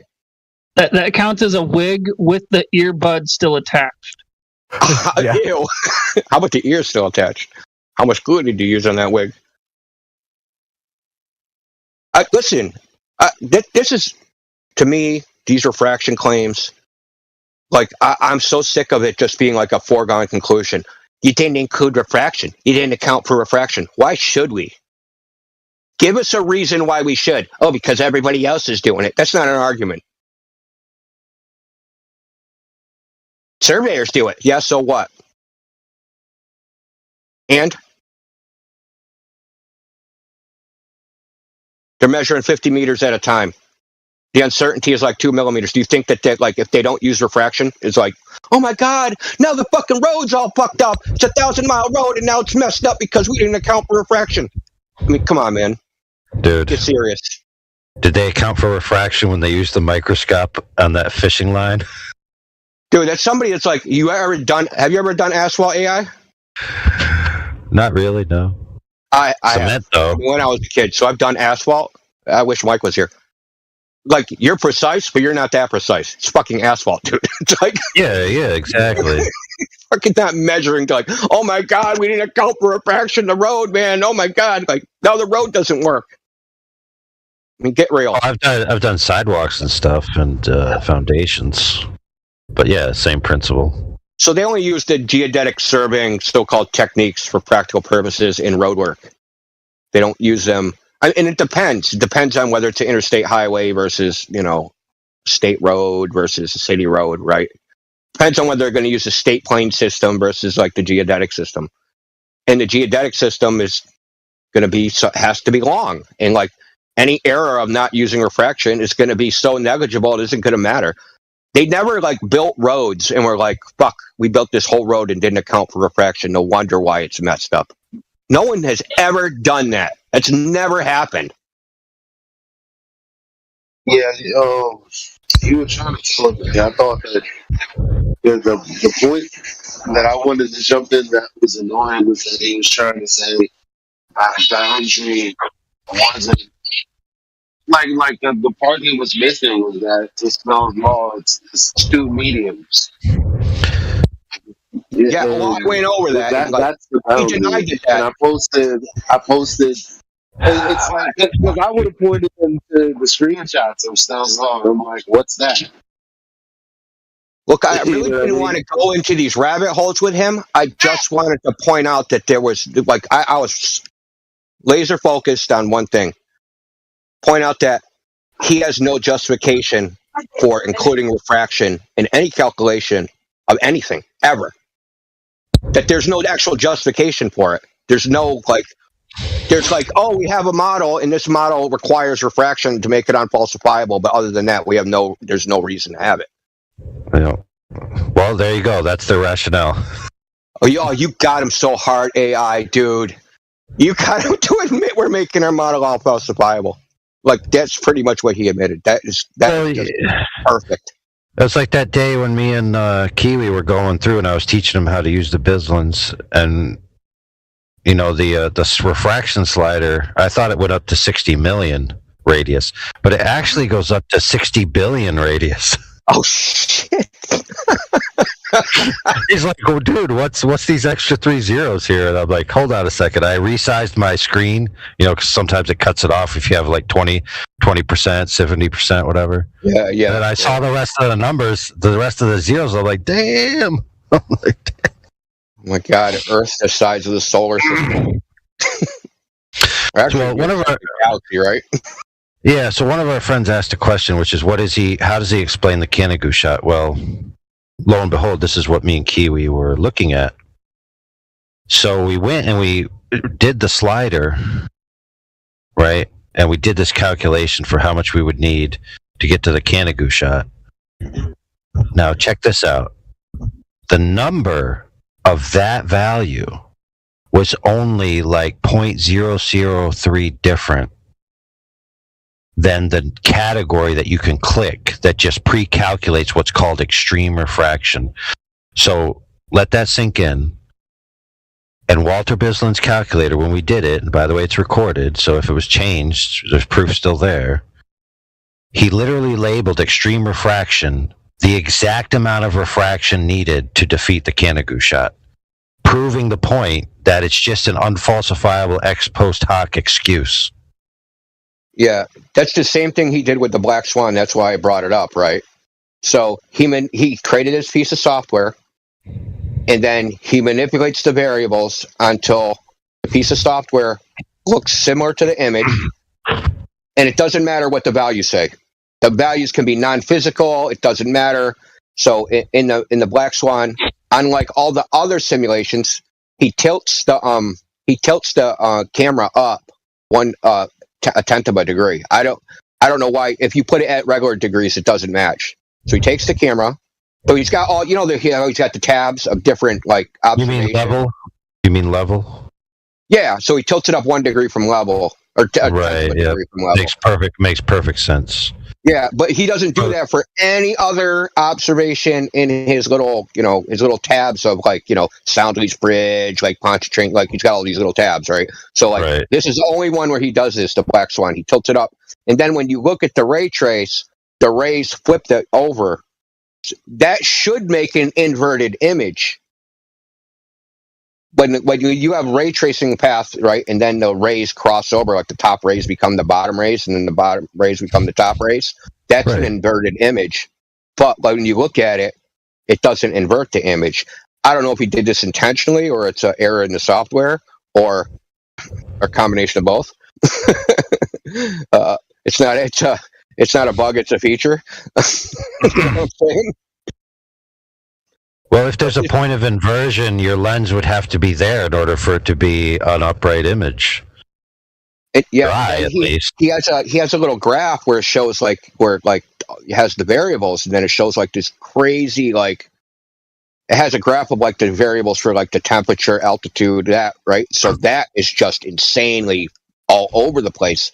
So if he had to fiddle around with the variables until he got something close enough, right, to what the Black Swan looks like, but didn't think past like, oh shit, these rays are inverted. He doesn't care about that. As long as the software comes out the way the image is, that's all he cares about. That is some bullshit, dude. Like you couldn't get away with that in like 9th grade. It works. It works. It fools people like this guy. You know what I'm saying? So it does work. Yeah, it does work. Dude, once you're told that there's like you said, a greater than 50% probability, right? When you apply the Snell's law or whatever, that the horizontal rays will remain horizontal, right? That would be an impetus for you to maneuver the thing like at an up angle, right? Because if you just have the rays going straight and they're not passing any variability, they're just going to stay straight, and there's going to be very minor variability. But in their worldview, they have infinite variability of paths probability, so they can just pick and choose any paths they want, and then draw lines like as if they're heat-seeking missiles shooting you straight in the eyeball. And again, that just makes their claims unfalsifiable in principle.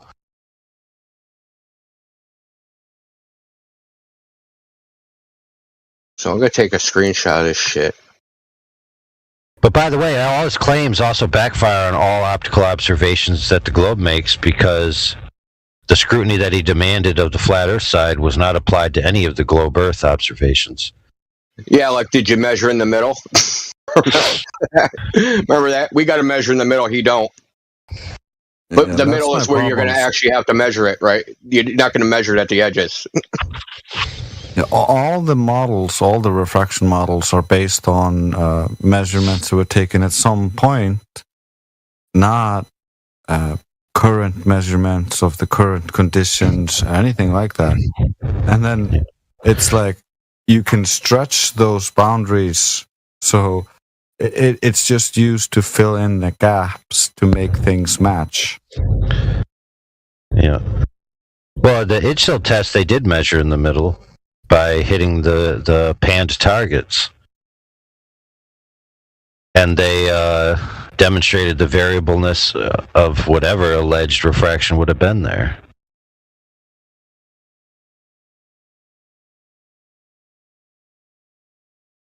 Well, it really just all about the bias that we already know the Earth is a globe. This observation doesn't fit geometric wise. Therefore, the light must have curved. Oh, well, what model did you apply to know how the light curved? Well, simple. We just plotted out the geometric points and then applied a circle, and then we said this light had to follow this trajectory to get to you. Therefore, it did.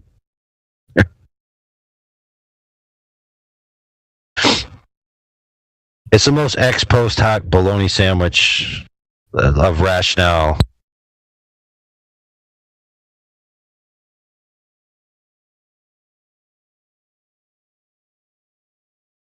Doesn't the infrared observations just throw the refraction argument out the window anyway?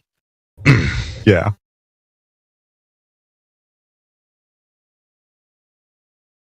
Not having a globe radius to refract does that pretty well too.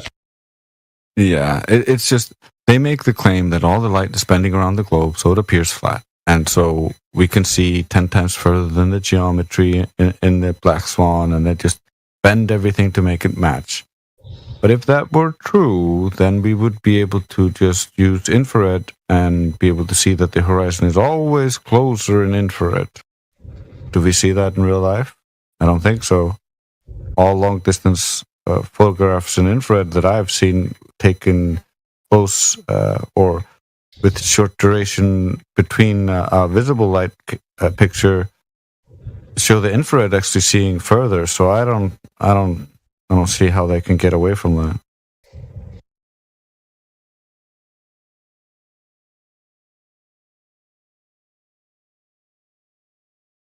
Dude. Well, that was. Yeah, hold on, I gotta show you all something. How far is the Black Swan? How far is 10 kilometers? Or 10 miles in kilometers? That's 16. Okay, 16. Yeah, I should have known that. 1.6. Should have been able to do that in my head. I'm sad. That's just sad.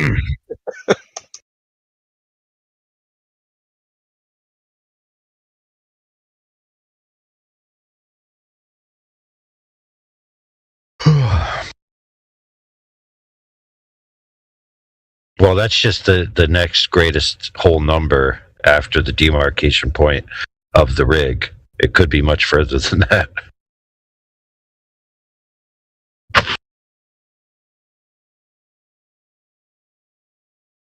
how interesting would it have been to see that black swan taken, one with infrared and one with visible light? Like, how far would we have seen the beach of the island that's back there? I don't know. It's hard to see because it's the light is so diffused near the horizon.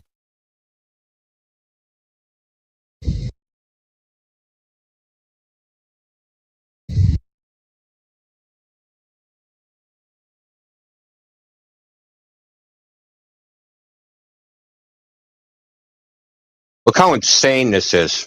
This is Bislin's ray trace. These are the path of the rays. Look how just insane this is. This is what it takes, right? These extreme situations as evidence for the globe, right? That there has to be an extreme, and that's the only way that they can even approach what they're claiming is happening all the time. That's the thing, is they're claiming that this is the general condition, right? That we see too far, and we have to apply this refractive index, this standard refraction all the time. And occasionally it's a little bit worse. How come it's never a little bit better? Oh, that's when ships go over the horizon. Well, how come refraction doesn't make it look even closer still? How come the refraction doesn't make it look like an extra curvy ball? Exactly. Or make the horizon appear like at 30% in the top of your viewpoint. Yeah, why doesn't it make the horizon appear like a mile away when it should be 1.2 miles away or 500 feet away or right in front of your face? How come they can't even show a picture that even matches their claim standard? Yep. Good question. Dude, why does this picture you post have a big yellow block for obvious contrast, like it's flashing at me and it says custom refraction? That's I don't know why you're there bragging about that. I know.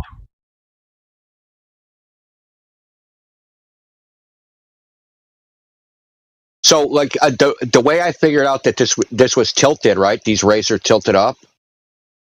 Was I'm like, man, look at all those rays that are all really close together up top. I mean, that's kind of weird. I'm thinking, and I'm like, he must have did something. So I start clicking through the tabs, and these rays are tilted up, right? So they tilted the camera up, so the rays that are entering, so what you're taking is, so what they're doing is, right, they're taking the image, right, and they're taking one pixel in the image, and they're moving it across the grid, right, and moving it up and down based upon, the angle of change of the refractive index, and then they're projecting it onto the image that is going to be presented on your screen, the one that quote-unquote matches the observation, right? So there's just moving this pixel up or down relative to that.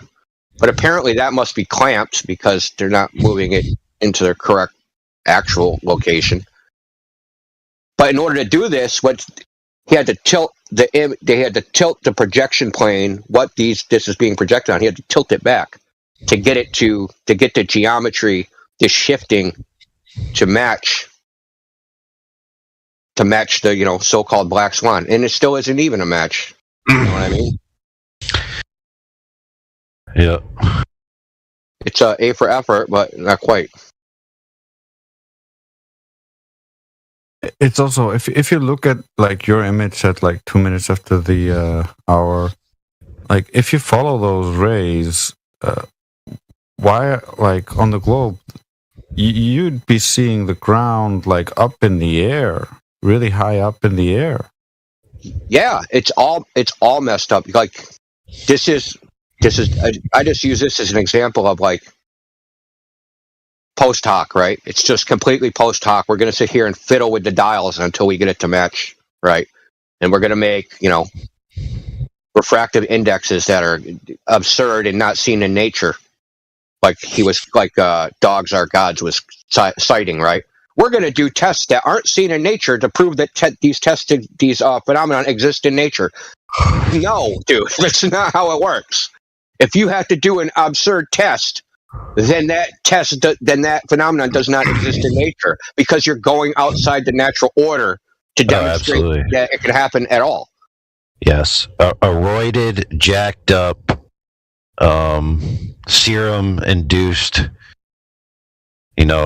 Neanderthal can lift, 2,000 pounds. Therefore, I can lift 2,000 pounds. Therefore, yeah, everyone can do 2,000 pounds. 2,000 pounds is happening all the time. People are just like picking up 2,000 pounds. And here's I didn't want to point it out because I didn't want to go down this rabbit hole. Kept saying you're using a genetic fallacy. Literally, he was doing the exact same thing he was complaining about. Remember when he started talking about epistemology? Right? And he because what he said was a genetic fallacy was because I don't know how somebody did something, that means it's not true, and that he used it for epistemology. So some people had to come up with the epistemology, right? So they said that this epistemology is correct, and that we don't know about it, therefore it's not true, right? He did the exact same thing, the exact analogous thing, 5 seconds after he complained about you doing it. Or he complained about Miggy doing it, quite honestly. Yeah, it was Miggy. So, I mean, it is what it is. I just want to illustrate that, like, that was my only laser focus. I want to illustrate there's no rational basis for applying refraction just because. Right? We can say other phenomena exist, and we're not just going to willy-nilly just apply them to, like, observations. You could think about it like this, right? So we have diffraction, right? So we can model the path of light as if going through a shitload of holes, right? There's an infinite amount of holes, and we can use this diffraction model. There's an infinite amount of holes between point A and point B. And then we can just say, well, the light's just all over the place because, it's actually, that's not even a real image. That's just like a hologram of an image because you have all these little, you can model the air as like a hole because the light's going between the freaking atoms, right? All so the that's little just like, balls, yeah. Exactly. Yeah, so it's all scattering and diffracting, and so when you actually see it, it's just a hologram of the image because of wave interference. It all just comes together and coalesces in your eye, and and we have a model for this, so we're going to apply this all the time on why the Earth, ships over the horizon is bullshit because we have this diffraction model. Okay, so we have a model. It doesn't make predictions, but we're just going to apply it post hoc to every single observation. Nobody would accept that, and they should not accept it because it's bullshit. And this is what these guys want us to accept. This nonsense. Wait a minute. Did you just say that every space between a particulate is an aperture and therefore compounds diffraction? So you have an infinite diffractive path model, which essentially would become the same thing as their infinite refractive path model. Yeah. So you could just pick any path you want, and as long as you can trace that path from the source to the observer, then you can validate your claim. Yeah, I mean, we could all play the same game, right? We can say refraction makes the Earth look, the Earth look like a globe, right? Like, I mean, we could say anything. That's the whole point of unfalsifiability, is that the underlying claim can prove both propositions. Well, not prove it, right? Or you can be used as evidence for both propositions, right? We can claim either one. Yeah. So we can claim refraction makes the Earth is actually flat, and when it doesn't look flat, that's refraction, and and they can claim the Earth's a globe, and when it doesn't look like a globe, that's refraction. It makes it unfalsifiable. Well, how about there is no refraction, and that we're just misapplying it, like the optical phenomenon that we're seeing is not refraction, it's turbulence, or internal reflection, or any number of things. The point is, because the refractive model can't make accurate predictions, that's actually wrong, and it has to be because they've been trying to figure it out for 150 years, and they still aren't any farther, right? And to the point, man, I wish he was on here. I should have asked him, if they have a predictive model, why are they using AI? What's the purpose of that? They have a predictive model. That's redundant. Why even use AI to do anything? right? We have a predictive model. We can just take a picture, and we know what the refractive index is. You understand what I'm saying, right? If I was gonna feed my AI, right, what I would do is I'd take a bunch of pictures that have supersedery information according to globe geometry, feed them with that presupposition that the bottoms of things are cut off because of globe geometry, and then you have the squashing effects, right? And then I would tell the AI, create me a model that traces the path of light that assumes globe geometry from these images. And then it would give me all this, spaghetti string nonsense, right? So now they just have an even better Earth curve calculator. So you say, oh, look at this image of a mountain 500 miles away. Oh, yeah, well, look at this spaghetti string. Well, see, this is, I didn't think of it at the time. I should have did this. So you could have took this AI, right, and fed it a model of gravity, right? So little g, not big G, right? So that when the mountain is displaced down, that means there's a greater acceleration, and you could put in the equations for it, like you put the mass of the mountain and the acceleration of gravity at that particular spot, and you would just say, okay, what's the acceleration of gravity if the mountain's in this location? What's the acceleration of gravity if it's displaced this much, right? And then you could feed the AI a bunch of data, and the AI would say, yes, it matches. When the mountain's here, the acceleration's this. The mountain's here, the acceleration's that, right? And you could just come up with, because you're making correlations between one model and the AI, in the image, right? So you have a model, right, the equations of gravity, and then you have the images, and the AI is making a correlation between a particular image and a particular value in the model, right? But it has to start with some reference location. And as long as it has that initial spatial reference, right, then it can measure the displacement of the pixels relative to that. And so you have a reference like, okay, the image is here, the acceleration of gravity is this. Now, we're going to show you all these images. How does the acceleration of gravity change based upon the images?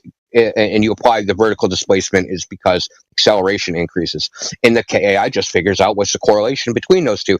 That's what I was trying to tell them. You don't understand what machine learning is doing. It's just making correlations between two pieces of data. But you have to start at some reference, right? You have to start at some reference location so it knows how to make the correlation. And you could have literally stuck in any mathematical model of any phenomenon and told it programmed the AI so it said, oh, if any causal mechanism for the displacement of the pixels, right, up or down in the image. Yep. You literally could have just said anything. I choose women's feelings about the color blue presently. You could actually do that, which is kind of scary. So the more women who are happy with blue, the more refraction is present. You could have correlated to the menstrual cycle, how many times freaking someone watches clown porn on Pornhub, like you could have done anything.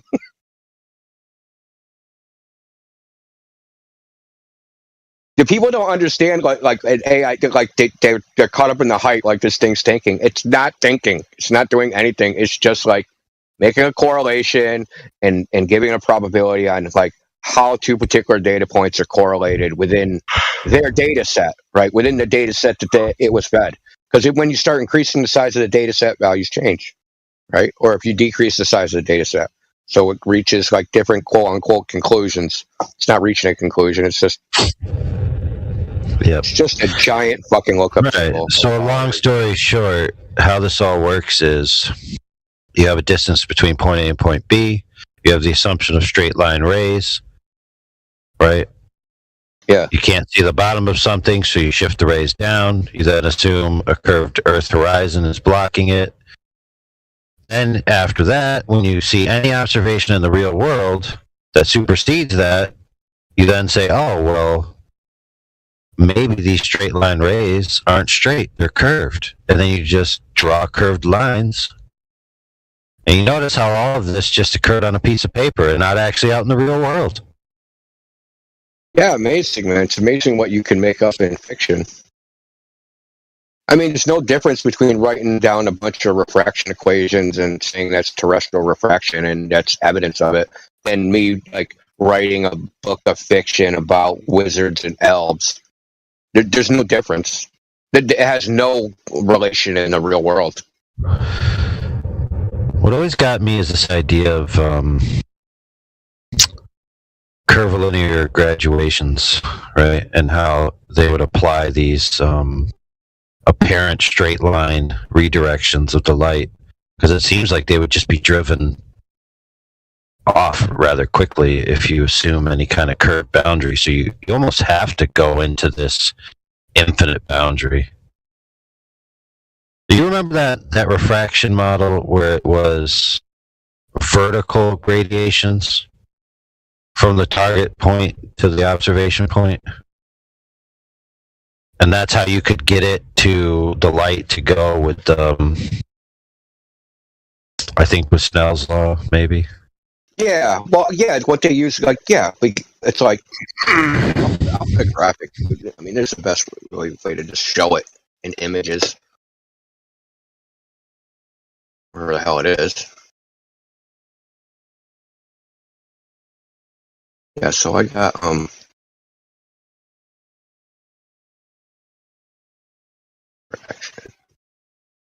so we got this. So this image, right? So each one of these, this is how you would model Snell's law, right? You'd have a bunch of layers like this. You look in live stream voice text. You have a bunch of layers. So it's like the how many layers you want to use. Basically, you're like, how cheap is my computer? That's what you're asking, right? How long do I want the simulation to run? How cheap is my computer?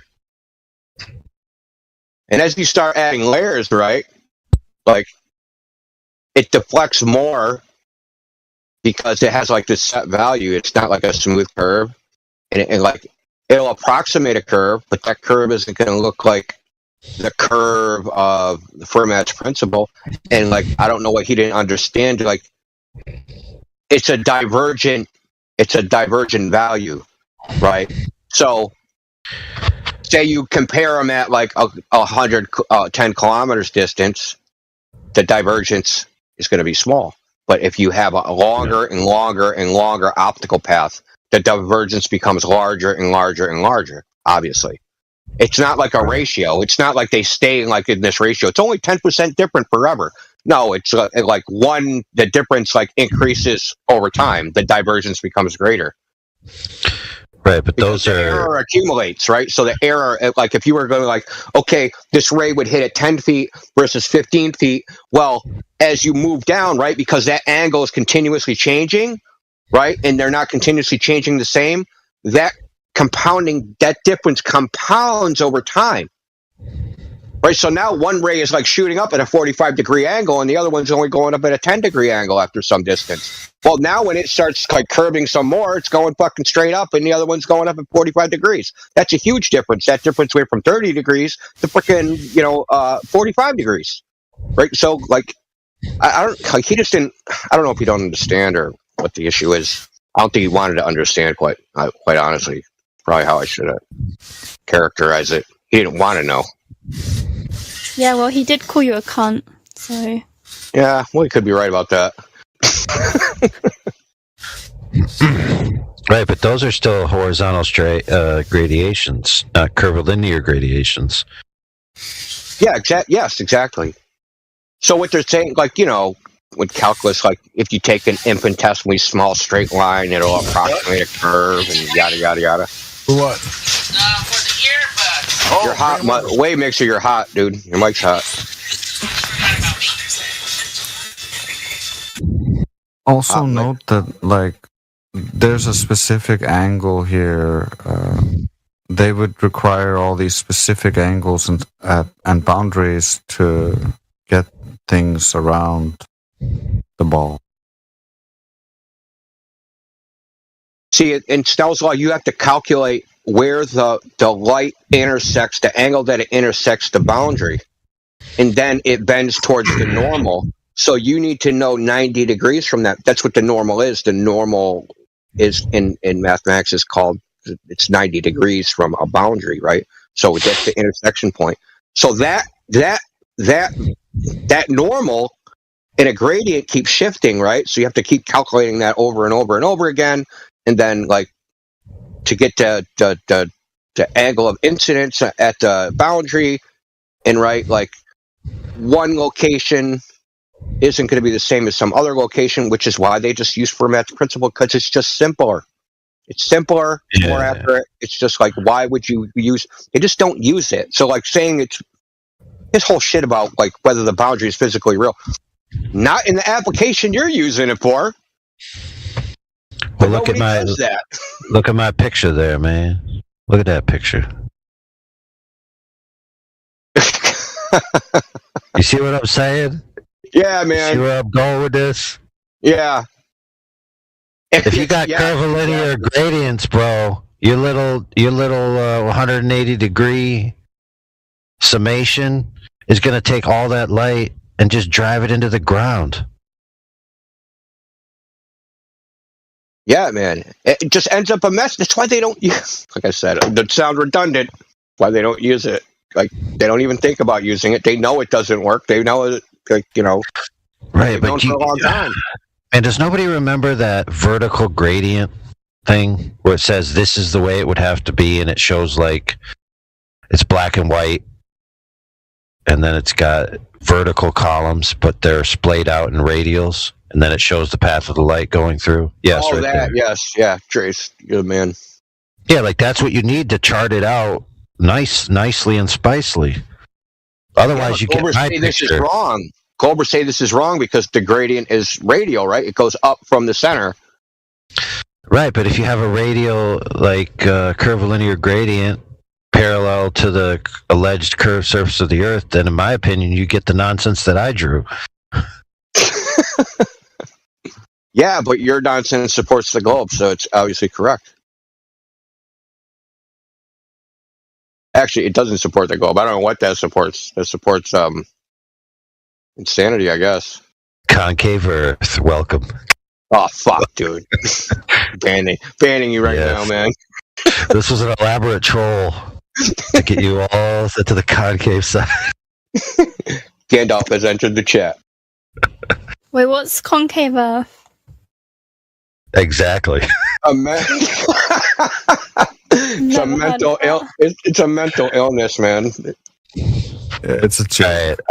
Concave Earth is very simple. So go to your house or go to a store and look at a globe, and you're seeing a ball with everything on the outside of the ball. Now just imagine all of that is exactly the same, but on the inside. Yeah, all the math works too. Yeah, the math works perfectly. You just add a negative sign to all the values.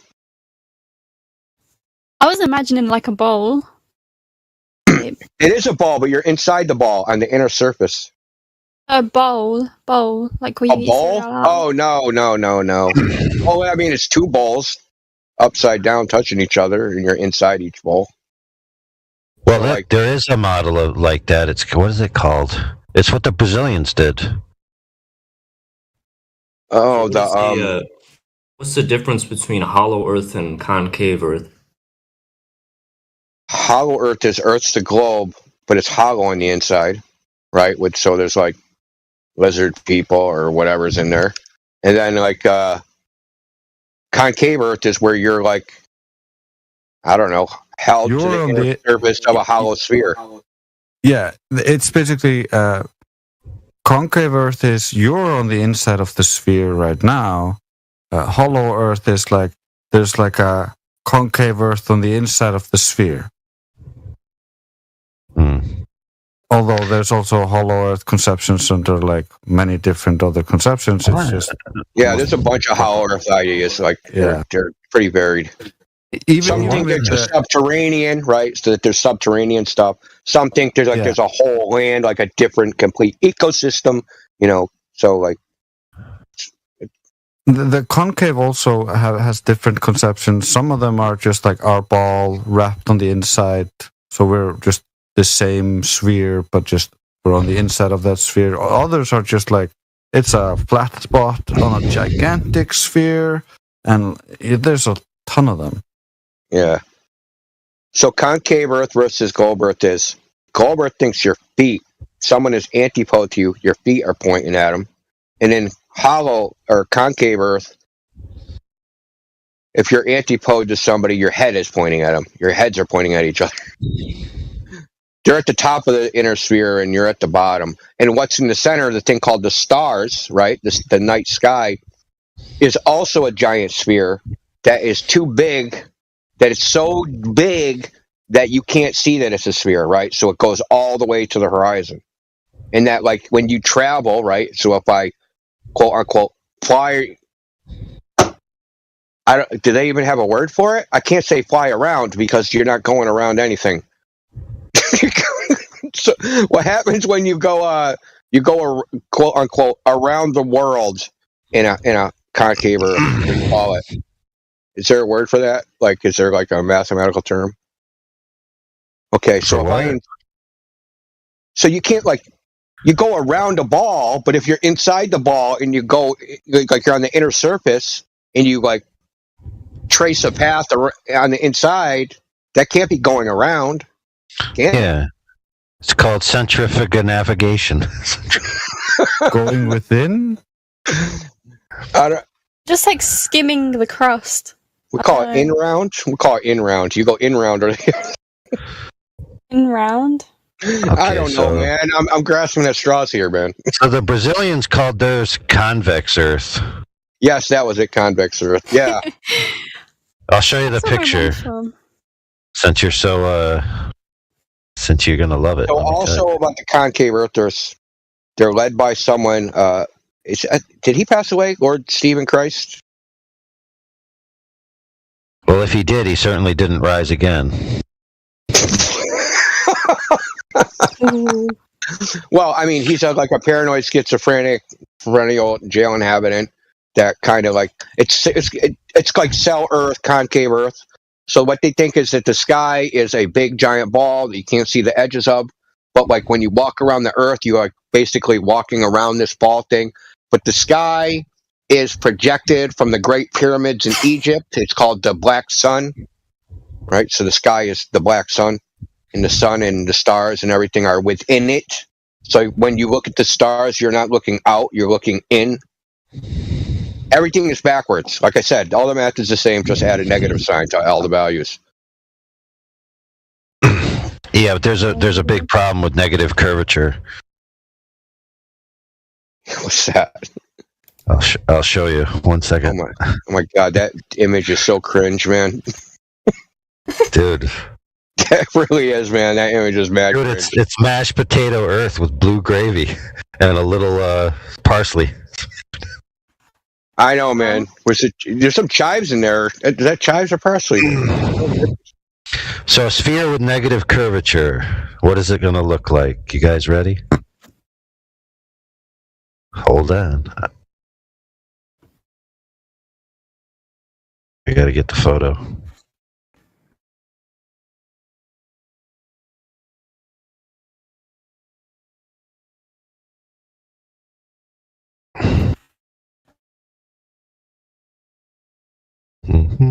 Download. Now this is actually very relevant to what we were talking about earlier, which is the catenary curve problem. Because a sphere with negative curvature forms a catenary curve. If you take the two ends and flip them around, so you inverse the negative, and then you end up with a catenary. Here it is. That whole debate was a train wreck, man. 100%. That's where I live, man. Ouch. That, my friends, is a sphere with a constant negative curvature. In 2 dimensions? How many dimensions is that? 3. You sure there isn't a 4th dimension I can't see? I don't know, maybe. That's a black hole. Yeah, that catenary curve thing, that was a train wreck, man. That was an absolute train wreck. Like okay, they pulled the string taut. Well, there's a catenary curve. Well, it was negligible. How do you know? Did they measure the string? No. Like, what? How long was the string? He said it was very slight, so there was curvature of the string. Right, so he couldn't answer how long the string was, which means you don't know how much of a sample size it was of the overall structure, and he couldn't tell you how they affixed the string in free space, meaning did they just put two sticks in the ground and attach the string to two sticks? How did they make sure those sticks were level to each other? Because the whole point was, he claimed, is that they were referencing the curve of the Earth based on calculations that they were applying to the string, and then they were using a string as a reference. That literally makes no sense, unless you can tell me all the parameters of how the string is oriented compared to the size of the overall structure and at the 2 points, the two ends. Well, let me talk about how much of a useless exercise that whole thing is, what they did. Now, let's say they did everything they said. They're going to make two tanks. They're going to make a tank where they think there's curvature and a tank where they don't think there's curvature. And then they're going to stick a toy model boat in there and simulate the boat's action through water on the ocean. Right? And then they're going to build a boat. And then they're going to stick the boat in the water. Right? They made one with the tank designed one way and one with the tank designed the other way. Do you think there's going to be a fuck bit of difference between those boats in the ocean that you can tell? Oh my God, this one's going 13.0001 knots faster. Or you wouldn't be able to tell the difference. It would be so infinitesimal because when you actually model fluid dynamics, the functions are nonlinear, so they normalize them. So there's errors that are greater. There's uncertainties within the mathematics that are greater than fucking their tolerance of their measurements by probably 100 orders of magnitude or thousands. Yeah. So the Navier-Stokes equation, which is about fluid dynamics, is a Millennium Prize problem. And if you can figure it out, if you can prove it, then you can have $1 million. It's considered the hardest one out of all of them, other than the Riemann. I mean, the Riemann one is thought maybe provable. The Navier-Stokes equation, because of the nonlinearities, is probably not provable, whether it's valid or not. But they use it to model shit within a range, right? They just basically clamp the infinities, right? Normalize the infinities, and that's it. But what I'm saying is that they didn't need to do that. They didn't need to do that. They didn't need to do that like engineering adjustment, because for practical purposes, he kept saying it worked. It worked to do what? Yeah, they made a tank, right? And they stuck a fake boat in it. Yeah, it worked. They didn't have to account for curvature to make a tank full of water and stick a boat in it. It makes no difference, right? Because what were they designing? A yacht or something, right? A racing yacht? Okay. Well, I don't understand what even the purpose of this was, because it seems like just doing it to do it. We got to publish a paper. Let's do this bullshit.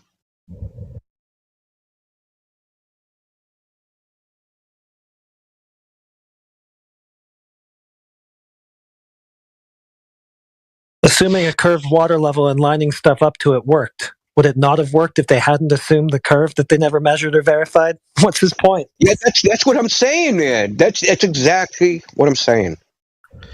Yeah, they used like when they built the boat, when the boat sank because they didn't curve the fucking tank 0.06 of a millimeter. Yeah, that step is key. Yeah, you first have to imagine that there's 0.6 millimeter of a bulge, and then everything will work. Yeah, and then everything will work, or your ship sinks to the bottom of the ocean. No, but you got a good point, which is, I believe he read they used a bubble level. Yeah, it said they used a master level, whatever the hell that is. Yeah, it's probably the brand of level that they used, which, by the way, you can only level with the precision of your ability to hold it level, and your ability to judge the bubble between the lines.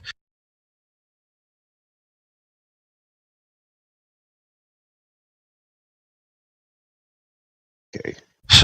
So they're just using local water techniques or liquid leveling techniques, and then they're just trying to make it parallel to the water surface. That's pretty much all they're doing. Yeah, well, what else could they do? They think that parallel. They think that they're trying to quote unquote level it to the water surface, but in their model, level is curved. So they have to curve the rail so that the rail is one height above the water, and that it has to be, for some reason, 0.6 millimeters different in the center than at the edges, right? So it has to have a 0.6 millimeter curve over this distance, whatever the distance was. Right. I can actually, and that somehow if they didn't do this, it would work.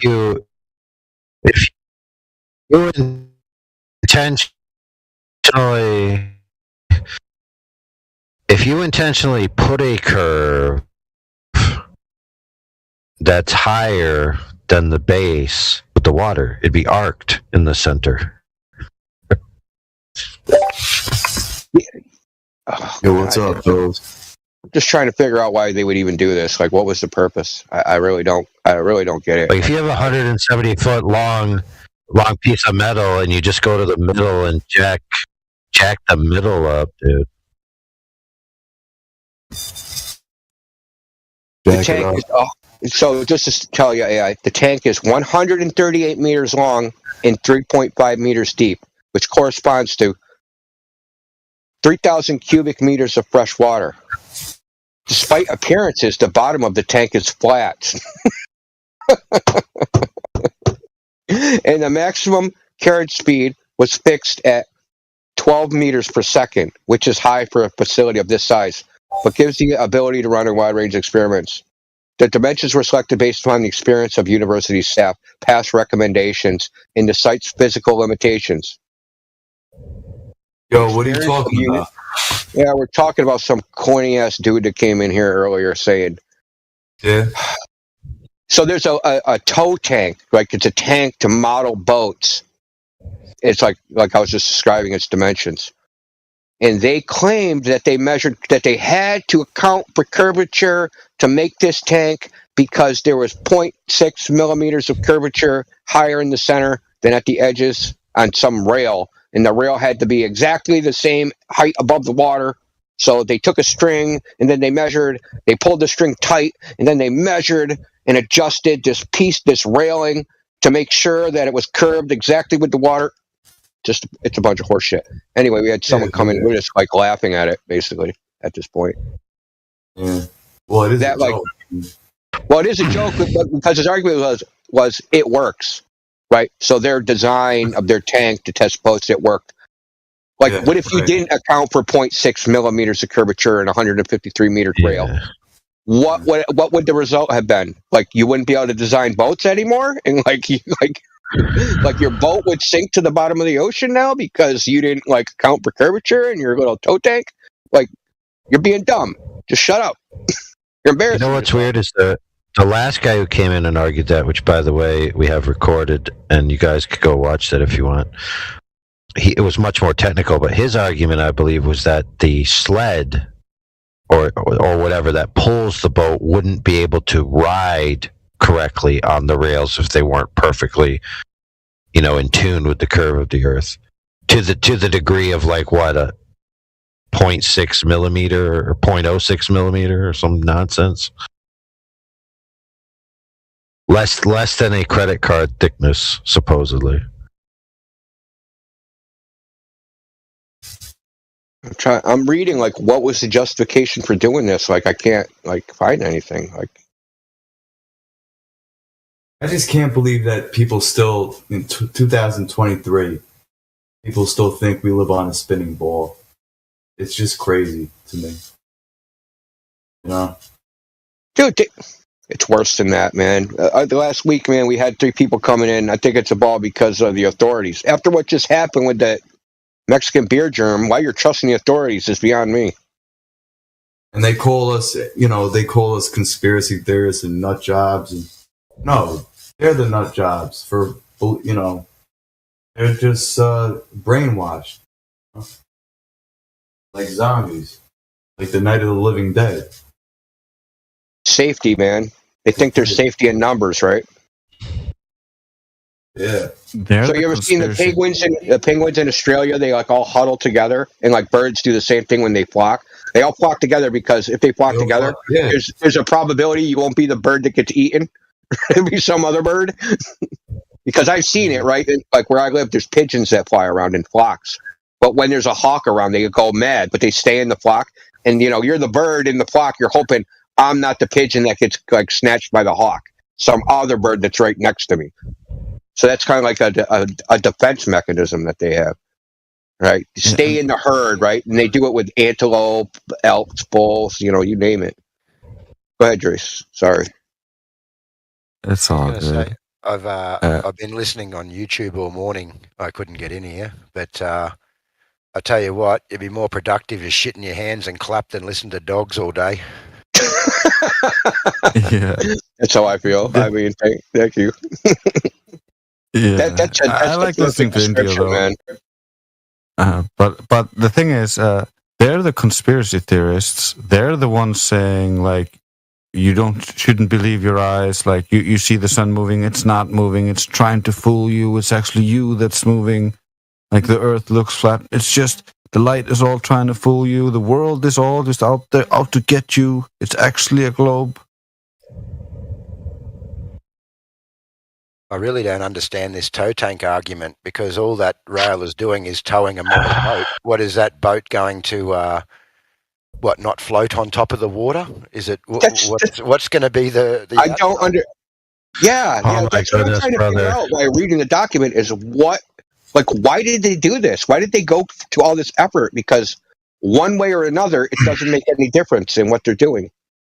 Dude, right now, brother, right now, check this out, friend.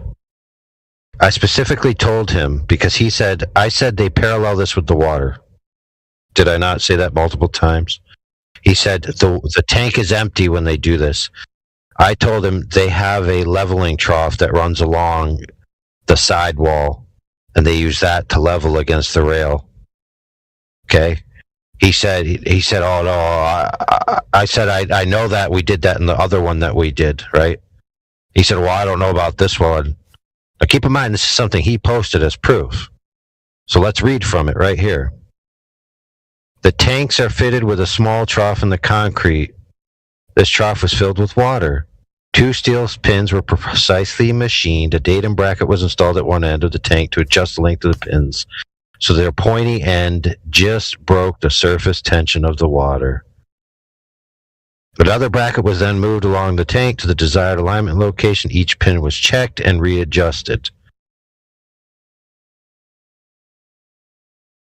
Was the curve, did I get it wrong, but was it like 0.6 of a millimeter? No, let me pay attention. Pay attention. You ready? I'll read it for you. The rails must be aligned vertically to follow the curvature of the Earth, horizontally and in roll. In Southampton, the Sagataw for an east to west oriented tank of 138 meters is about 0.06 millimeters. That's an assertion based on the model. It's not a measurement that they did. It gets better, AI. Read farther. Dude, this is hilarious. Listen to this, though. Sorry. The towing tank only has a walkway on its south side, so the north rail alignment had to be performed from a floating pontoon, which was complicated. Dude, I can't believe this. I don't know. Anybody who works with steel would probably be able to tell you that, 0.06 of a millimeter was over 153 meters, right? That's the span, right? Meters. That's like their tolerances are higher than that. Dude, that is a higher tolerance than CERN, probably. Dude, look at this photograph of the pin system at the brackets. Look what they're doing there, bro. If you're looking, it's the brackets with the red thing and the 2-pin system. So the 2 brackets are at the joints of the thing, right? And so when those pins touch the water, they break the surface tension of the water. That means that the distance from that bracket down is correct. So they are just paralleling it to the water. Exactly like I said. What else could they do? How else could they have 100 and plus meter continuous level unless it was a trough of water? They also said in here that they couldn't use lasers to do it. Yeah, I'm going to read that citation too. I'm going to find that. They cited something about them making a different tank in Australia. I want to know why they think they can't use lasers to do it. And now there could be reasons, right? Legitimate reasons, like inside. Sometimes you have differential heating inside of a building and stuff that will throw it off. Yeah. If you're trying to do a long span, I mean, you guys can do it incrementally, like you do in regular construction, right? You do, right? Like, I don't know. I have to read it.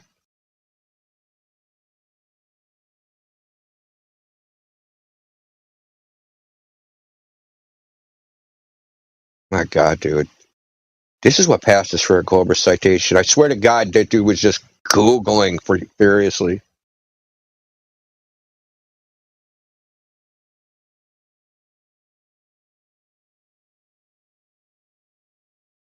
The most frustrating part is that he didn't understand what, like, when I was like predictive model, I'm talking about not Snell's law, not Fermat's principle, an actual model for terrestrial refraction as a phenomena, right? Not like the general role of refraction, right? That model, generalized refraction model versus a model applied to a specific phenomena. Like, that shit was going over his head, man.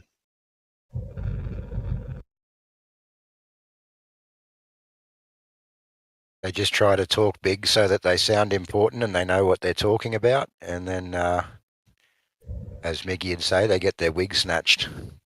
They like to repeat. But not that must have been frustrating to listen to, like, from your point of view, right? Like, when you're in it, it's a different thing. Like, dude.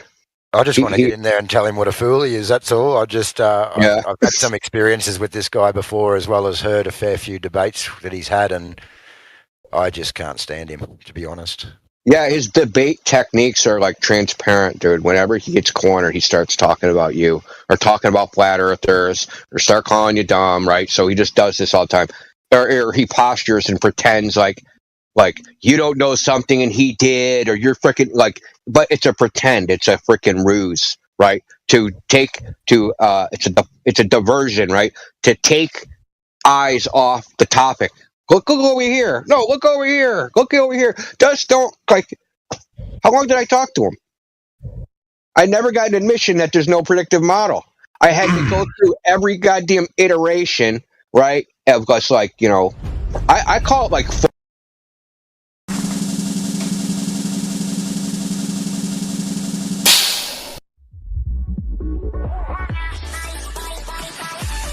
https://discord.gg/flat-earth. Welcome to 24/7 Flat Earth Discord channel. Be sure to go to VC Chi Check-in 1 to get your VC verification tags to get involved in the conversation about our Earth. Be sure to bring your verifiable Earth curvature evidence, though. XT Hunt. Measured. And when you go to Google, it says that there's a number right there. So clearly, someone had to have done it right. So, but yeah, I mean, that's an important thing. If you told me XD Hunt that you're 6'7", okay, great. So I wish. Yeah, me too. I know, me too, bro, Chad. But you would need to back that up with measurements. So that's essentially a big part of this server. Is like they're saying the Earth is a certain quote height as well, 3959 in radius, 25,000 miles circumference. So it's like, okay, well, we would back that up with measurements. So we go look for the measurements, and fortunately, no one did that. It's basically just someone claiming they're 6'7", like Lil Wayne. Actually, I have a question, right? If the Earth is flat, as people say, right, how does the day and night cycle work? Well, I want to just quickly, because when you say "as they say," most people don't know what that means. Most like if I took 10 random strangers off the street, I said those words to you, F like flat Earth. Well, I they'd be don't like, know how to "Oh, word so things properly, but no, I you're guess what fine. you. You're fine." I Okay. was just gonna say that most people don't know what it is, and so what they typically do is, like I used to play PlayStation 2 back in the day. You know how like some games are like Halo was an Xbox only game. You know, Yeah. you can't take Halo and put it in a PlayStation and expect it to work. So they're not Mm-hmm. compatible. So the issue is a lot of people they take some disk and they try to load it into outer space and they go, well, how does that work? And we're just trying to help people understand that it doesn't work.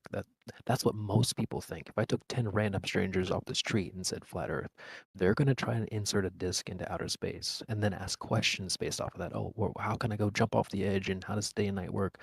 Or that those ideas are not compatible. So you have to at least understand what flat Earth is first. I would say it's a very important thing. Jedi, did you want to chime in? Oh, no, sorry, buddy. I was just walking outside. I do apologise to interrupt. No, you're good. You're good. I just saw you, a little celebrity guest popped in, so welcome. Hey. So when you're like, well, flat as they say, most people don't know what it is. So I think it's important to understand what it is. So I'll give you something to chew on. So you're basically telling me to understand what flat Earth is first. Yeah, I can help you with that a little bit. So like most people think of the Earth as an object that's within a larger space, right? I would say that the Earth isn't an object within a large space. I would say Earth is the large space. We don't see the Earth as a floating pizza in space. You know what I'm saying? But when you go to Google or YouTube, that's what it'll show you. That's what they're trying to tell you. That's what we think. But there's not a single person in this server that thinks the Earth is like a floating pancake. So it's important to understand. Like a big piece of mass that's like infinite. Is that what you're trying to say? I don't know about infinite, but like your worldview would essentially be a. I'm not trying to troll, but like you're like trying to like think along like Minecraft world gen type of stuff like that. How it just goes on for infinite, and it's like Would you say outer space is infinite, or do you think it's kind of like a limited thing? I don't know if it's a long answer because when you go to Google and search it, you'll see both answers. There's like an article that says like we asked. What's that satellite thing that's been going for like over 40 years? Yeah, Voyager. Yeah, that thing. It's like 20 billion something. I don't know what it is, the measurement, but it's like 20 billion something away. So I think it's yeah. Well, so they say, like you say, but so in that same like there's an article that says we asked 5 experts if outer space is infinite, and some say it is, and some say it isn't. So, and like, so if it isn't, and then we have the Voyager, then the answer is like, well, we haven't explored it all to say where the edge is or what shape it is or any of that stuff. It's not like you can leave outer space, pop out of it, and then like take selfies with outer space from the outside. There's no like outside of outer space. You know what I'm saying? So in that same way, like that's how we see the Earth. You can't pop out of the Earth, some quote outside place, and then take selfies. There's no outside view. So, but people come here all the time. They're like, well, where's the edge and what shape is the Earth? We don't know, bro. Just like they don't know where the edge of outer space is. They can't pop out of outer space and say, oh, well, all of the reality is shaped like this.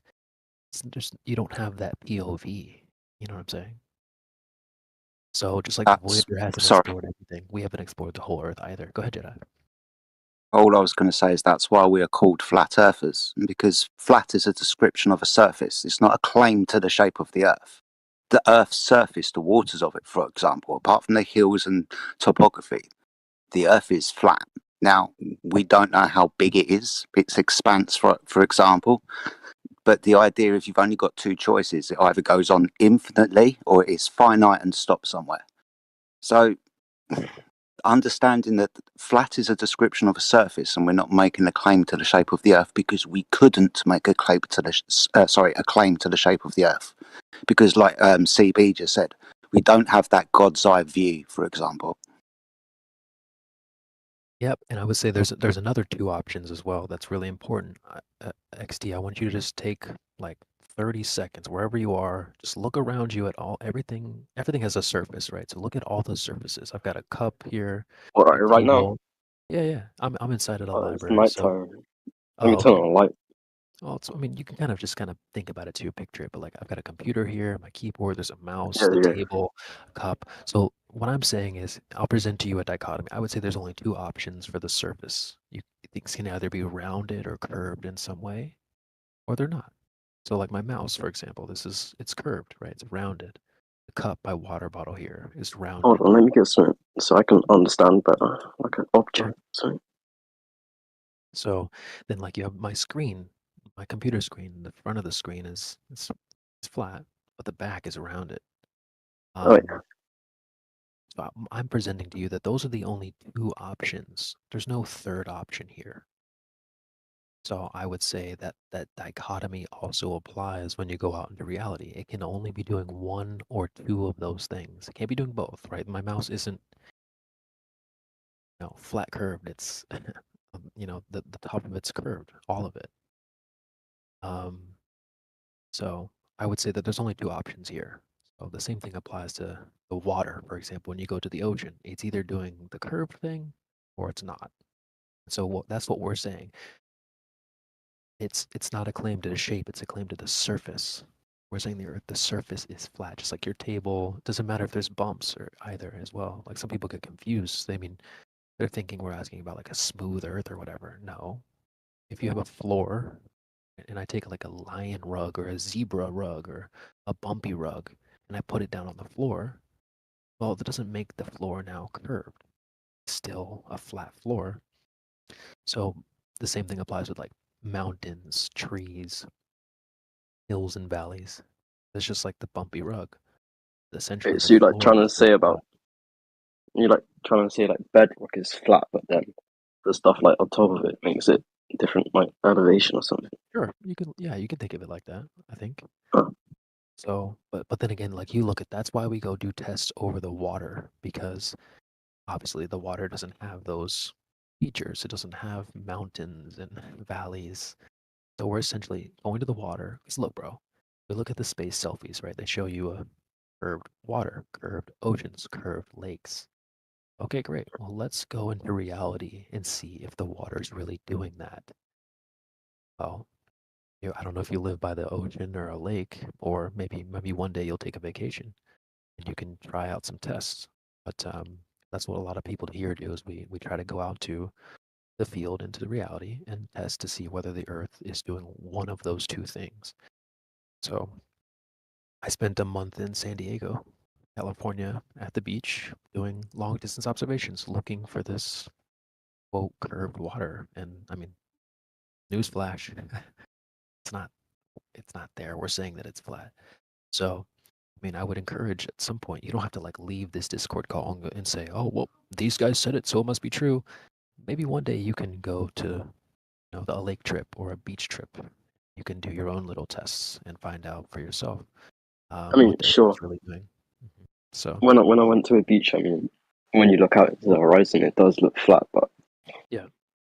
What I've been told in school and everything just explains it. Right. Yeah, I mean, obviously, you're not just like flapping your eyelids. If this, for example, like if you and I both go to the beach, you're still a global believer. We both see the same thing. So it's like you're saying, no, it's a globe. I'm saying it's flat. So we don't just look. That's why you have to do the tests. The tests are the important part.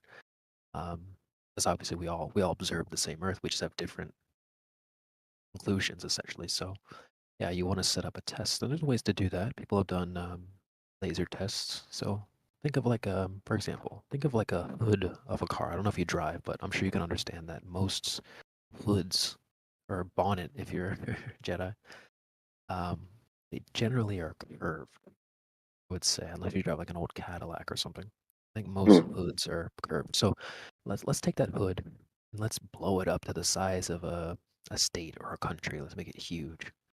And we ask you, okay, go test for the curvature. You don't have to. Well, let me start with this. Essentially, to do that, you would need some type of straight edge. So maybe you could take a laser and shine that straight above the hood. If there's any deviation, if the hood starts dipping down away from that straight edge, you know right away, okay, well, it cannot be flat, period. And you don't even have to, go across the whole thing. If there's any curvature, then it's curved, period. You can't be doing both. So that's essentially what we're doing. We're using, people do laser tests. We have an observation or an argument called the Black Swan. We could go over with you if you'd like to, but yeah, look at what. What's the Black Swan? Oh yeah, the Black Swan. Yeah, what's that? It's a really good argument. It's one of the when I first joined the server, they're like, all right, what do you have for us? I was like, well, I know the Black Swan. I think it's a really good argument, so we can go over that with you. Let me start, guys. Don't post anything just yet on that. I want to start first with the first screenshot, and then these guys will have some more stuff for you. But let me post something in the chat, and I have a question for you based off of that. So let me get this one. Okay. I just want you to know, where do you see the horizon in this image? Like, if I can see it, like where the shade of yellow changes, I guess. Yeah, would you say it's in between, in front of, or behind those oil rigs? In the middle of them, both. Oh, okay. Well, let me give you another image here just to help out a little bit. How about this one? This one has like a multiple choice. So would you say it's at A, B, or C, or D? Oh, let me look at the image. So I'm looking for the horizon, right? Mm-hmm.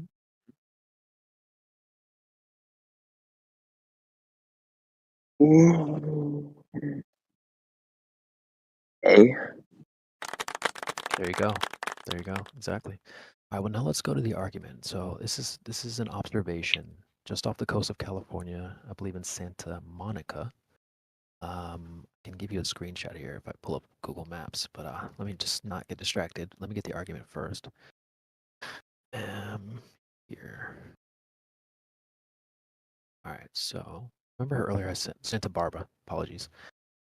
So remember earlier I asked you, like, we talked about like the size of, if you claimed you were 6'7", all right, well, so essentially I mentioned that the Earth had a certain size as well. So they're claiming it has a radius of 3,959 miles.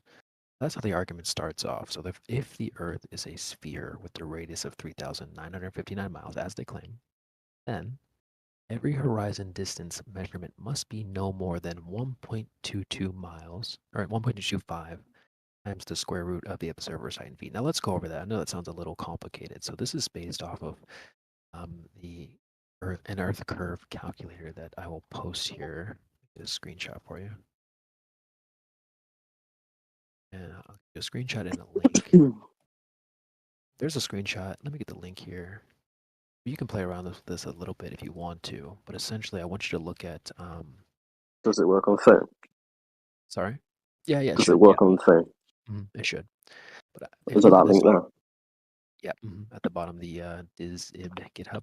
But if you look at the D1, you'll see D1 horizon distance 1.224560 miles. So essentially what they're saying is, if you're 1 foot off the surface of the Earth, the distance to the curve, essentially the horizon, should be at 1.22 miles.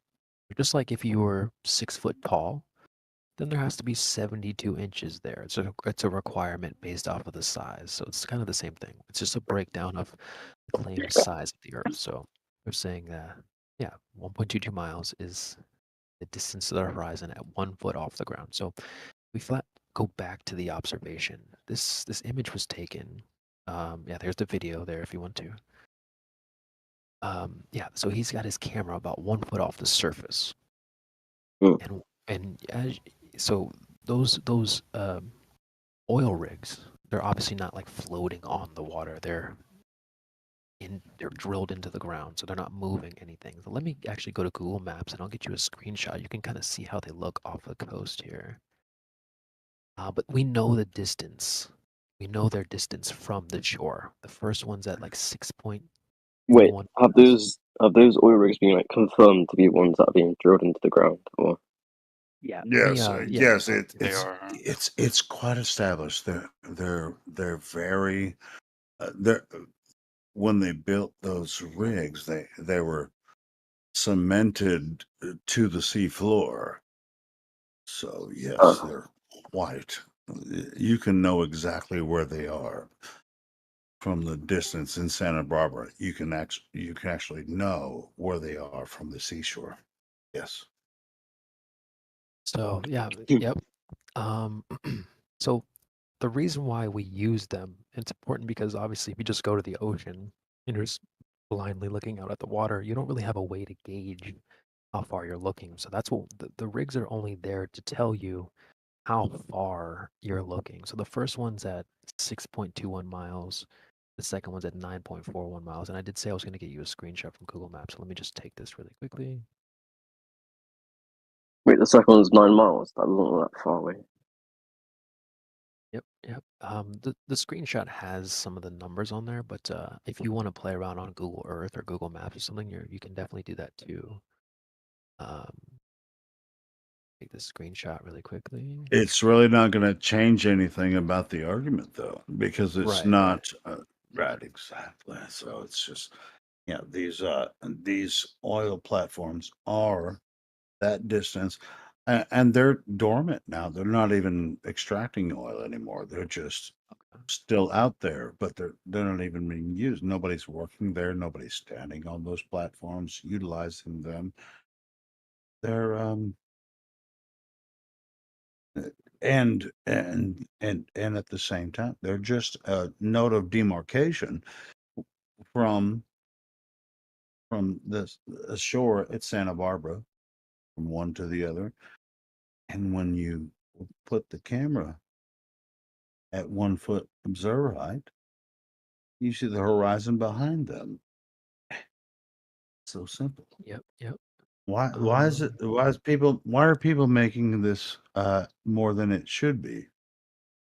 Because they want the Earth to be a globe so bad.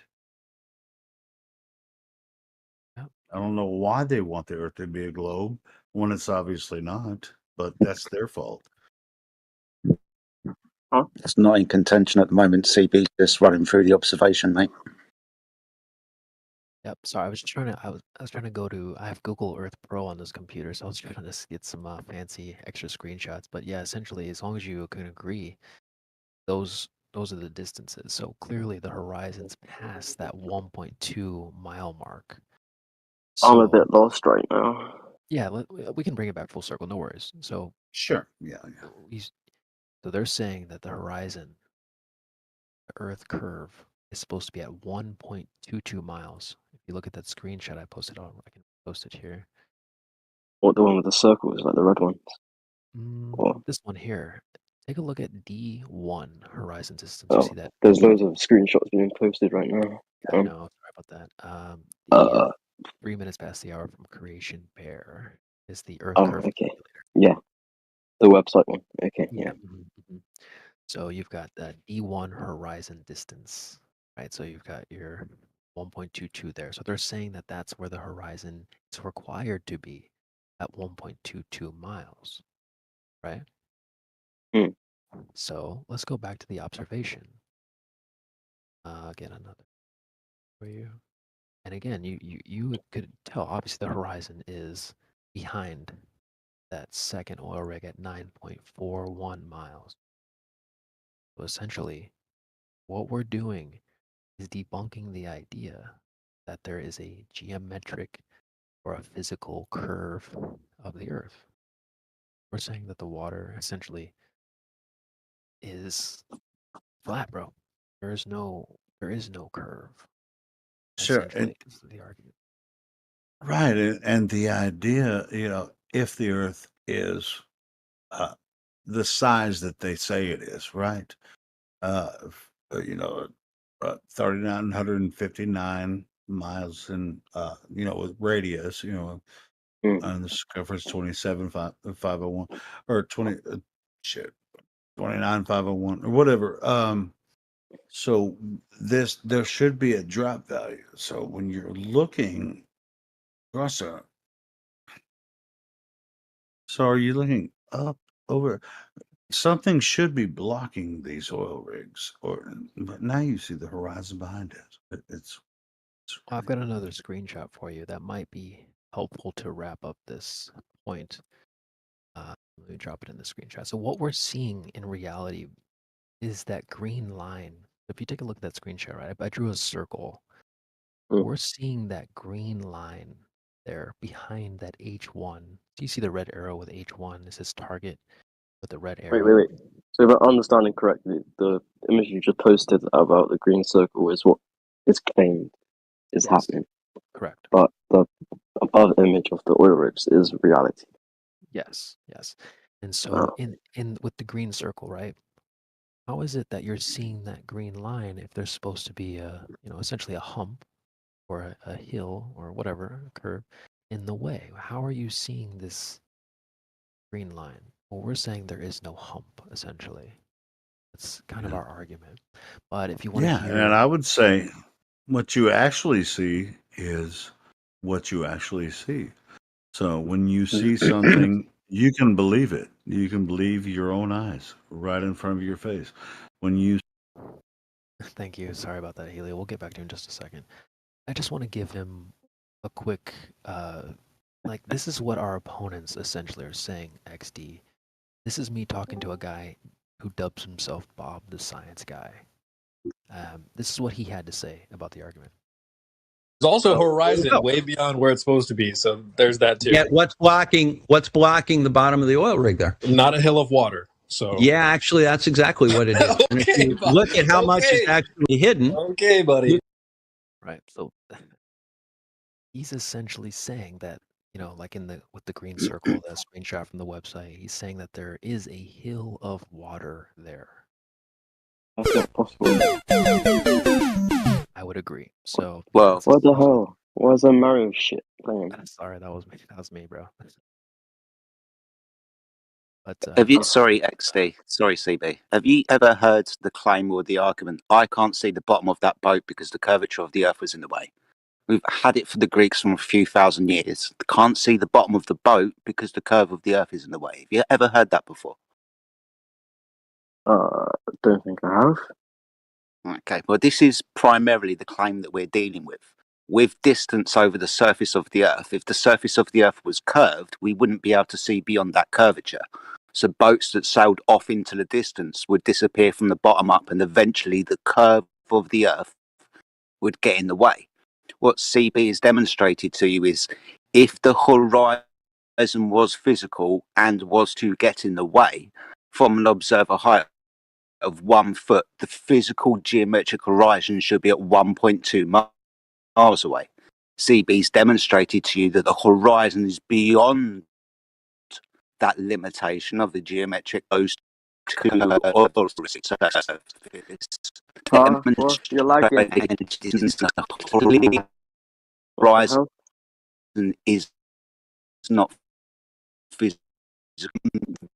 You're lagging, bud. Sorry, CB. Hello? Am I lagging or is he He was lagging? lagging for me too. Jedi, we heard the first half of that, but the second half definitely was chopping up a little bit. You want to just do a quick radio check with us?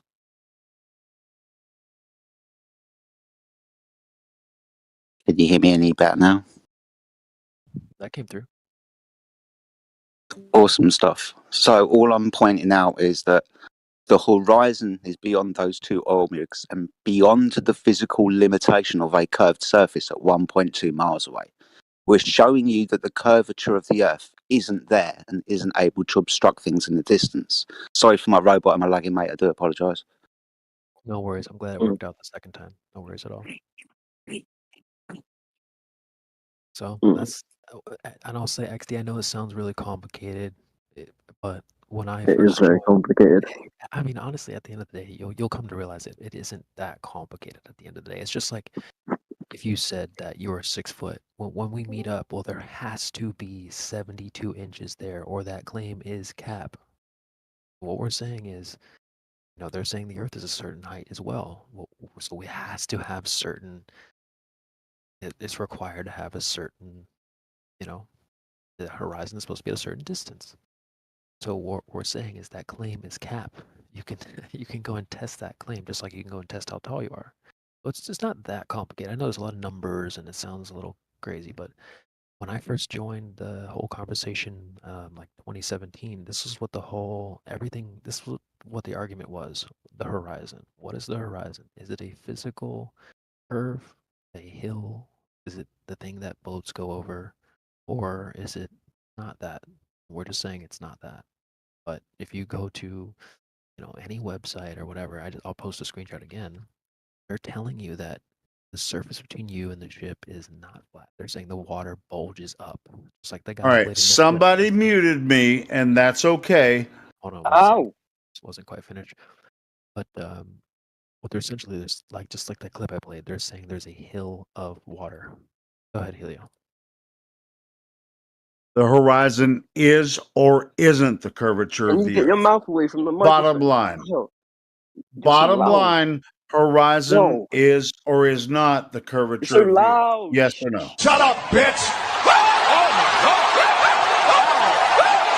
Helio, everything is alright. CB will take over. Everything is cool. Even I've spoken. Everything is cool. All right, well, fuck it. I'll shut up.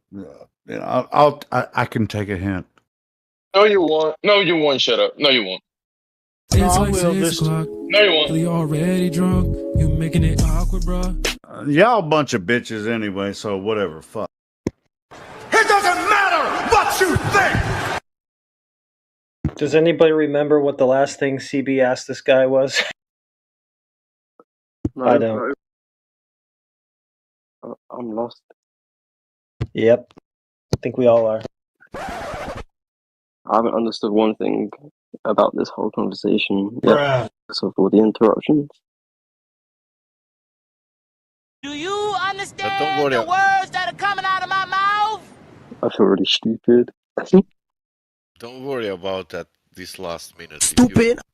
If you were listening, CB about geometry and drop over distance, you can get it. I think over the sea, because there should to be drop. That's simple way to say if you get that. But that what Helio. Don't worry about that.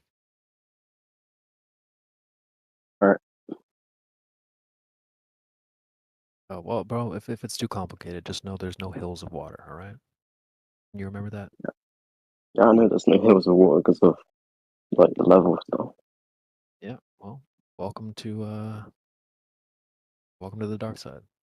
I still don't believe in the flat Earth.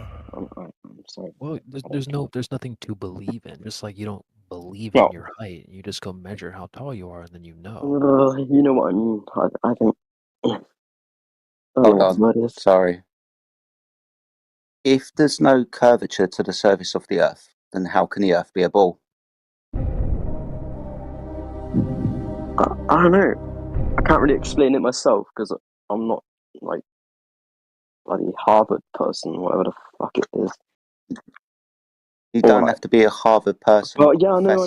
or somebody. I'm just using an example. Yeah. I'm not like someone that researches into it. I'm just somebody that thinks whatever I've been taught, from a young age. So yeah, I understand that. I mean, that's primarily how we all first started off, right? We all thought and got taught that the Earth was a ball. But if the Earth was a ball, then that would mean the surface of the Earth was curving. We're observing that the waters of the Earth are level and do not curve, and there is no physical geometric obstruction called the horizon to stop us from seeing at distance. So if the surface isn't curved, the Earth cannot be a ball. sorry, I was talking to someone on chat. I'm getting told off for burping on accident when I can't mute my microphone.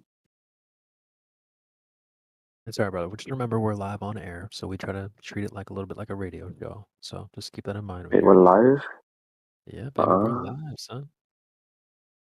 Live on what? So, but look, dude, I posted that screenshot. This is Google Earth, right?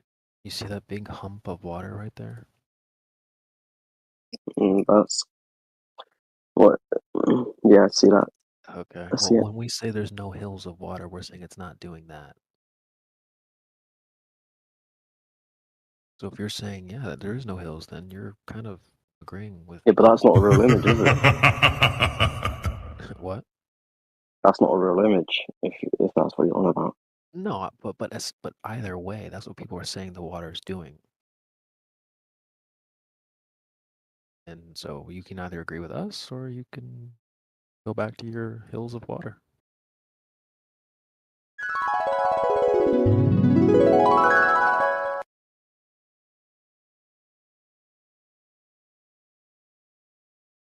Don't take your pick, bro. At the end of the day, it's not super complicated. It's either doing that or not. Oh, simple. And maybe it's only hard to swallow because you heard this information for the first time. Kind of hard to follow right now because it's 1 o'clock in the morning. Yeah, I understand because it could be, it's not like somebody stole something from supermarket, Huh? It's not like the news that it was some robbery in supermarket. It's a story about reality. There is no curvature in reality, and it's not easy to concede that because there is a belief that there is a sphere.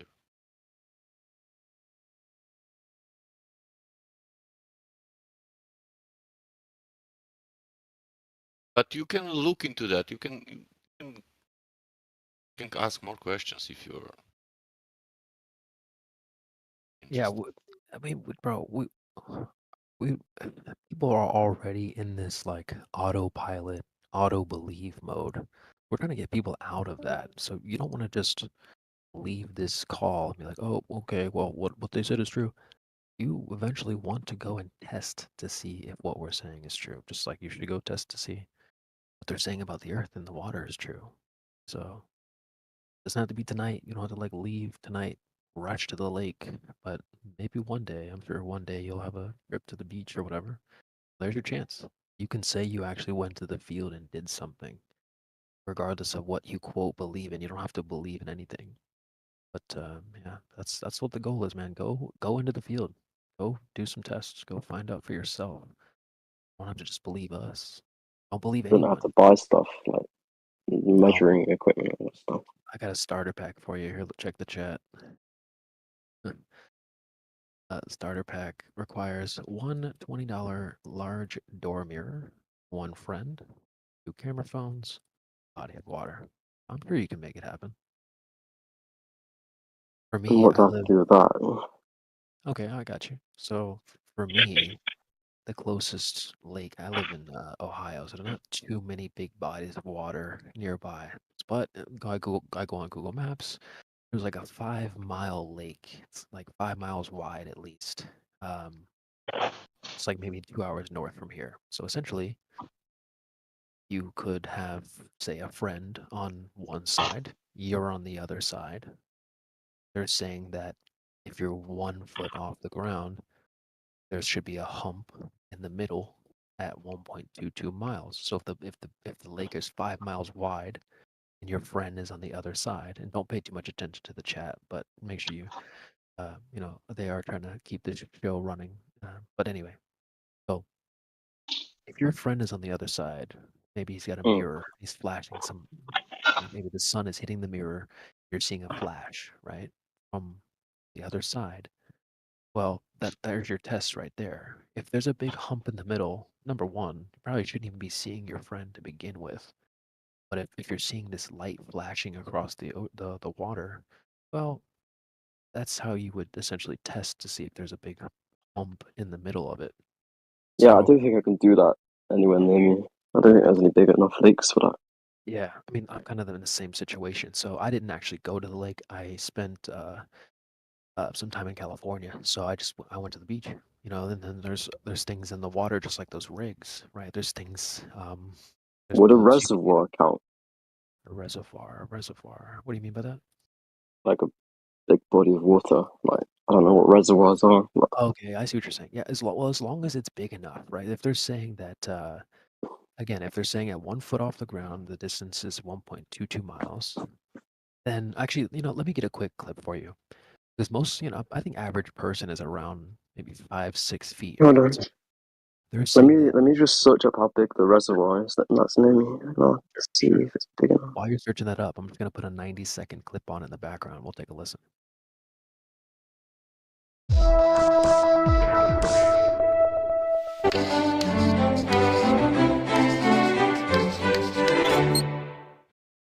Hi, I'm Josh Clark, and this is Brain Stuff, and I'm here to answer a very pressing question. Have you ever been standing at the edge of water, say like an ocean, and looked out on the horizon and said, I wonder exactly how far away that horizon is? You know, where the sky meets the sea, that's the horizon. Well, it turns out because the Earth is curved that it depends on where you're standing and how far above water you're standing. Let's say that you are in the water, right? And you're up to, say, your eyes are about 8 inches above the water surface. Well, again, remember the Earth is curved, and despite the ocean seeming flat, they actually curve themselves, which if you've ever really looked at the horizon, it kind of goes like this a little bit, which is pretty cool. But it also goes like this, right? So if your eyes are 8 inches above the water, right then you're about a mile away from that horizon point where the sky meets the ocean as far as you can tell. If you're standing up above water and you're like, I am about 6 feet tall, that means your eyes are about 5.5 feet above the water's edge, which means that you're about 3 miles away from the horizon. Isn't that amazing? Going from 8 inches above water, 5.5 feet above water, is the distance between 2 miles between you and the horizon. Mind-blowing, if you ask me. If you like this video, there's plenty. Right. So you asked how big does the reservoir need to be? Well, it's going to need to at least be bigger than what he just told you. If you're 6 foot tall, the curve is supposed to be at 3 miles. If you're 1 foot off the surface, like the Black Swan, then the distance would be at 1.2 miles. So as long as the lake is 5 I don't think miles, I'll be able to do it on mine. yeah. How big was the reservoir? It's in acres, so Acres. Go on Google Maps. 260 acres. You can go on Google Maps. It'll give you like a. I'm on my phone, so I can't really go on Google Maps and Well, we don't need to do dox that. you or anything. It's fine. But yeah, essentially that's I don't mind telling you what the reservoir is. It's I can look it cheddar. up. I can look it up on Google. Cheddar. Cheddar. Let me type it. Cheddar. Reservoir. Cheddar. What that? Cheddar. Let's see. I think that's... Oh, in England. Yeah. Okay, cool. Let me pull this up on Google Maps here. Oh, okay. Damn, it's nice. Yeah, it's not big enough, bro. It's like 1,000 feet, 2,000. Oh. Less than a mile big. So yeah, you're gonna need some water that's a little bit bigger than that. Yeah. Don't know of any places that's big enough for me. What is that? The Bristol Channel. That's perfect. The Bristol Channel. I don't want to be. Isn't that like in like? That's like in a populated area. I don't want to be like seen holding a mirror. Well, you don't have to do that. You can do like, for example, you can go to, I don't know if there's like a beach or a shore. You can maybe try to look across it, or I'm pretty sure that the shores on like that stuff is like quicksand or something, or like mud really? stuff. Oh, yeah, damn, that sucks. it's pretty Okay. disgusting. Oh wow, I didn't know that. Well, look, there's some stuff in the middle. There's a hospital in the middle of the channel there. There's so you can do things like that. Maybe if there's ships in the water, you can kind of track them. You have there's apps on your phone that can see how far away they are and that kind of thing. But yeah, that the distance between those two shores are like 5 miles. It's perfect. 5-10 miles. So yeah, you could do that there. But Wait, yeah, what is the area again? Bristol Channel, you say? well, I mean, this is near that reservoir at least. There's a big ass body of water. Let me take a screenshot for you. Pretty far away, I think. Oh, is it? Okay. Well, like I said, dude, this doesn't have to be something you go rush off and do tonight. But I mean, most people get a chance. Hopefully, most people get an opportunity to go on a little vacation somewhere. And so, I mean, when I was in California, I was like, all right, well, perfect. I'll do it there. I combined my tests with my vacation, so you can definitely try that. But here's a screenshot. That body of water right there, the Bristol Channel. I don't know. You can kind of use that body of water there to do some tests if you'd like.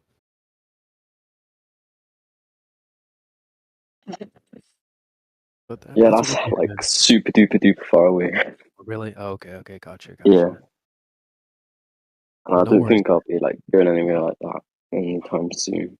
Or just a Like I said, test. no rush. It's you know, I did my test in 2021, and the first time I ever even heard the words flat Earth was in like 2017. So you got time. CB. Go ahead, Sasha. I was there 3 days ago. Oh, really? Nice. Not in Bristol, but in Swansea, and it's near. Okay, nice. I I see posted it, the picture. Oh wow. Okay, cool. I That's have more. beautiful. Yeah, I have beautiful beaches. Yeah. That's what we do, bro. That's what we do. But if you go to Google, right, YouTube, they're gonna tell you that Bro, I was watching Tim Pool recently, and they like brought up flat Earth and like, oh yeah, the flat earthers think that there's guards guarding the ice wall and all this. Like, bro, no one thinks that. Like, that's the media will try to make it seem like we're like super goofy, but all we're talking So about what? is the surface of the water. I have a question. You know, like the Antarctica. What do you think about it? I mean, dude, have you been there? I don't know. I don't think it's an No. island. Like it's depicted as some sort of island or whatever. I don't think it's that. I'll take a screenshot just for people that don't know what I'm talking about. But yeah, yeah, I don't think it's an island, bro. I would say that. But yeah, there's just like memes like, oh, they think there's guards. Like, no, dude, no one. We don't think that, bro. Like the media will try to make it seem like we say all these goofy things that we don't say. They're not actually giving you the sauce that we really think. You know, no one's trying to teach. No one's trying to teach you about the horizon like we are. You know what I'm saying? Like they want to make it seem like this is a stupid thing, but all we're doing is going outside, testing the earth, bro. It's that simple. And like, you know, I didn't make the earth. This topic isn't like answers to the universe. There's a lot of things we don't know. Even like people on the globe side will admit that we don't know all about the oceans. We don't know about the rainforests. So it's like we don't have answers to everything in the universe. We're just talking about the surface of the earth. But people try to complicate it, make it about, oh well, you know, like, oh well, what's in the Antarctica? I don't know, bro. I never been there. Like, I'm not Lewis and Clark. Like, bro, like 3 years ago, people could barely travel to the grocery store to buy toilet paper, and now they're talking about, oh well, let's explore the whole world. Why don't you pump the brakes? All right, go to the beach first. That type of thing. That's what I would say. So just start there. You don't have to start in locations that you've never even been to. But I don't know what to think about Antarctica. Anybody else want to chime in, guys? Y'all letting me cook today, huh? I'm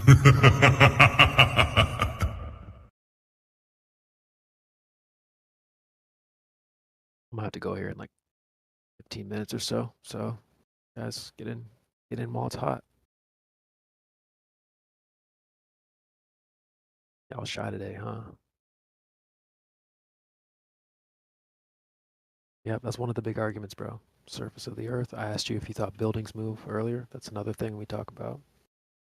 You know, we're saying this place doesn't move, period. So that's another big one. And I think the third thing that's kind of important is, like, I remember I told you that, you know, you can't put Halo in a PlayStation. So Yeah. You can't put a flat Earth in outer space. So we don't, you know, it's a tough pill to swallow, but we're saying that there is no outer space. Huh? Space is the platform for the globe. We don't have a globe, so we're not talking about space. Yeah, the Earth doesn't belong in outer space, so it's a really cool setting for like books and movies and anime, video games, but the Earth isn't in that. Okay, so what is above us then? well, remember I said that you can't pop out. Okay, so if you believe in outer space, right, you can't pop out of it. Like you can't leave the Earth. Yeah, yeah. You can't leave outer space. Yeah. So we're saying you can't leave Earth, pop out. There's no outside to pop out to. Just like there's no outside of outer space to pop out to. But we're saying that this is it, bro. It's not an object in a large space. It is the large space. So you can't leave and take selfies from some outside area. There is no outside. So no, we don't know what shape this whole place is. How would you know that? You'd have to you can't look at the Earth like you can look at a puppet on your hand. You don't have that perspective. The only perspective you have is the current POV that you have right now. Mm. You can go up in the sky, you can zoom in, but you can't go out, and you can't zoom out your eyeballs and see the whole Earth. So, yeah, so yeah, we don't think the Earth is in outer space essentially as well. So if you see like images on Google that's like, look at these flat earthers and their pancake, you can already know they're capping and lying to you.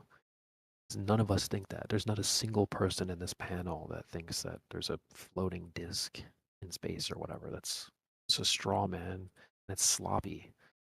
And it's there to kind of get people to make you think the idea is stupid, which it is a stupid idea. No one thinks that. So I'm just going to search flat earth right now on Google and see what comes up. Images. Yep. Let me screenshot this, dude. That's what I'm talking about. So you have to be careful. They're not going to give you the real sauce. They're not gonna hook you up and tell you what we're really saying. They're gonna do this. There's a screenshot in the chat. They're gonna cap and tell you, oh look, there's water falling off. They're on a disc floating in space. Whatever, like magic pizza, ice cream cone, frisbee. It's all cap. Stop the cap. And then when you see that on the Google, because you will, like everyone, you will look that, then you will come here, and your first question will be, what do you think about Edge? What do you think about these things? What we didn't put it on they put that. They will never speak you about geometry or something of horizon that we are telling you. They will never speak you about who proved the rotation. And third thing, we even didn't touch, because if somebody touch you about gas pressure, I don't know how your night will finish, but okay. Yeah, it's a tough argument, bro. The gas pressure is a tricky one. I mean, I got like 10 minutes left. We can hit you with the last little question here. Can you have? I'll give you some examples. So I'll ask the question. I'll give you an example. So, can you have gas pressure without a container? So now I'll give you some examples of gas pressure with a container. Say if you have a bicycle, right? You've got the tire, and then you've got the gas pressure on the inside. Even like a can of soda or a bottle of soda, right? You've got the container, and then you've got the gas pressure on the inside. And so, if you look at the chat there. If you open the soda, and maybe you pour that in a coffee cup, you leave it on the counter for a week, essentially the gas pressure is going to dissipate. You need the container to have the pressure. So we're asking, well, if you look at the space selfies that Miguel posted there's no container there. So we're asking, how do you have the gas pressure that you're breathing right now, the air? How do we have that if there's no container to contain it? It's every example that I can think of, car tire, bicycle tire, soda can, you need the container to have the pressure. So that's what we ask people is, how do you have gas pressure without a container? I don't know. Well, I mean, we essentially have two options. We could send you on a goose chase to look for a demonstration, or We could just rip the Band-Aid off and tell you how it is. I think some people don't want to hear it, but we just point blank, there is no demonstration. I would say that's a violation of natural law. High pressure moves to low pressure. You open the high pressure, low pressure. You need a container. So we're saying that's another reason why there's no outer space, is because we're contained. The Earth is contained. It's a weird, tough pill to swallow, but essentially outside is inside. So you might have to pinch yourself next time you go out there. But yeah, we're essentially living in a container. There's no outer space. But again, it's tough to hear that, and a lot of people. It sounds. So we're living in a container. Yeah, I mean, yeah. Unless you can provide. You know, like telescopes, right? You know, what else could it be? What? Who? Well, so if we're in a container, how come? Well, is it see-through or what? Oh, no, hold on. He told you. It's a natural law. Yeah. We'll see the thing. Do you know what is natural law? I have no idea what's going on right now. It's more about the antecedent to what is, right? So if you have the steak on your plate, you're not asking. You're not. Hello. I can't understand you. Your microphone is really loud. Let me turn it down. My microphone is loud. You know, there's a feature in this Discord that you can lower the volume yourself. There's like 20 million people in this chat. Hard to find them. What the fuck? Yeah. What was so the antecedent to the gas pressure is containment. To have the gas pressure, a container is required, and that's how it works. It's not bots or imaginary why nots. I have a joke about telescopes because I say that telescopes don't whisper in your ear. What I notice a lot of people do is they see what they see in the telescope, and then they add a bunch of details that the telescope doesn't provide. Oh, I saw millions and billions of miles with my telescope. Well, no, hold on. You saw things in the telescope, but they didn't tell you that was millions and trillions and billions of miles away. You added that. So, like Jemsy pointed out, I think this is a great example. It's called an antecedent relationship. If I plop down a nice juicy fillet on your steak, no fake stuff, no tofu, this is actual steak. I don't have to show you a cow. You know it came from a cow. I don't have to tell you what it looks like. I don't have to tell you how many spots it had, what name, what color. It's from a cow, period. So the same thing we're saying with the gas pressure. You cannot have gas pressure unless you have the containment. I don't need to show you, the color of the cow, if it's a Chinese cow or a Japanese cow or American cow. You know there's a cow because there's a steak on your plate. Steaks are always from cows. Air pressure is always due to containment. Yep. So I know when you look up, you see dark and stars, and you were told, a nice little bedtime story that's outer space. Well, take that away, it's just the Glober. Some of the Globers argue, oh, there's a steak on the plate, but I'm not gonna eat it until you show me the cow that it came from. That's the Glober. Stupid. Yeah. This argument always comes down to gravity, though, right? Can we just address that? Because I know XD is probably not going to talk about that. Gravity doesn't contain air.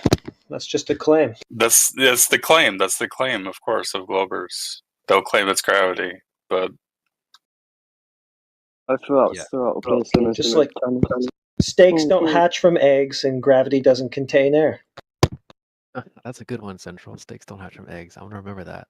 That's a good one. Nice. I'll be here all week. I have a recording from Richard Feynman about the second law, and I have a little GIF here of the second law in effect. So we can see when we test this in real life that there's nothing stopping the gas from going up. It's all play Feynman. Well, there are the three laws of thermodynamics, very simply expressed. Now let us look at some examples of spontaneous changes and see how they are accounted for in terms of the second law of thermodynamics. We'll take the simplest first and look at changes where only the entropy changes. Now, one, perhaps the simplest of all of these, is the expansion of a gas into a vacuum. I have in one of these bulbs some bromine, and in the other I have a vacuum. And if I open the tap between these two, you will see spontaneously the bromine rush from one to the other. Now that is the simplest change we can have, perhaps, because all that happens is a change in entropy. In this case, the expansion into a vacuum, nothing else is involved. There's no energy change, there's no temperature change, there's no change except entropy. So without the entropy concept, that would have been difficult to understand and difficult to account for. True. Yep. I mean, it sounds complicated, but he's saying you gotta have the container. If you don't have the container, you're gonna have the pressure move from a higher pressure area to a lower pressure area. How old is that video? What is that, Drace? 19 something? Why haven't they made a new one, modern? It's one of the natural laws. It's just called entropy. So this one's pretty set in stone, I would say. It's just a really good example. But I mean, you can see this with a can of soda, for example, right? If you take a can of soda, proven. leave it on the counter for a week, it's gonna go flat. Yeah, it's going to go flat. Yeah. So it's basically saying that you have to have that container to have It the won't pressure. taste nice. No container, no pressure. So we're saying that since we have all this air pressure on Earth, we're breathing. Well, it's contained. And like our ops will say, well, gravity does it, but gravity doesn't do that. Gravity doesn't. What do you mean by ops? Our enemies. Okay. I'm just joking, but the Team Globe essentially is saying that, oh no, gravity holds the air in, but no, it doesn't actually. Gravity, like if you let go of a balloon, where does which direction does it go? Up. Not gravity's supposed to do what? Pull things down. So no, gravity doesn't hold the air down. That's silly. You don't even observe that. So yeah, that's the third argument that we offer. The first one we talked about was your moving house, whatever, moving buildings. We don't think the earth moves. The second was the water. We don't think that water forms in the hills. And the third is we don't think that earth is in outer space. So that's the trifecta for you.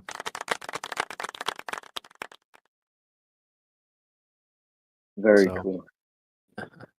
Don't let the people on YouTube make you think we're talking about freaking guards at the ice wall and crazy stuff like that. That's all cap, bro.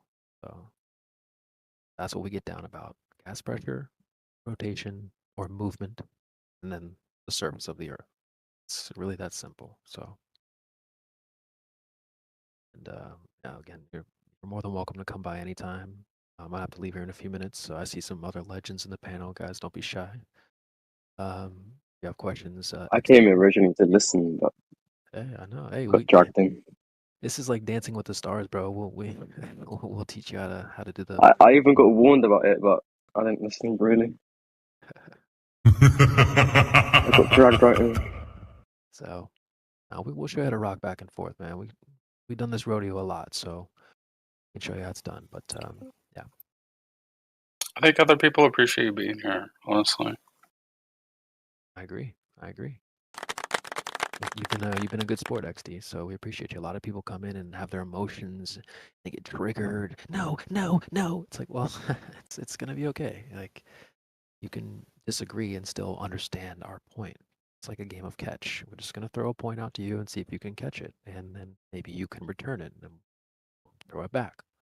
So that's really all it is. So you've done a great job, man. We really appreciate you. I'll give you some extra rolls for your time here. Thank you. Thank you for taking time out of your day to explain.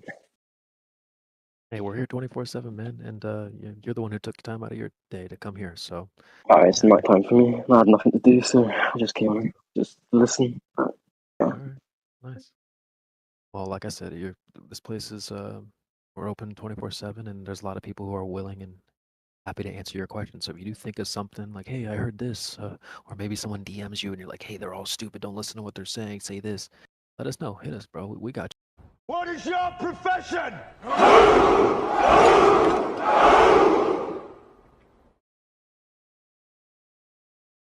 Old friend, I brought more soldiers.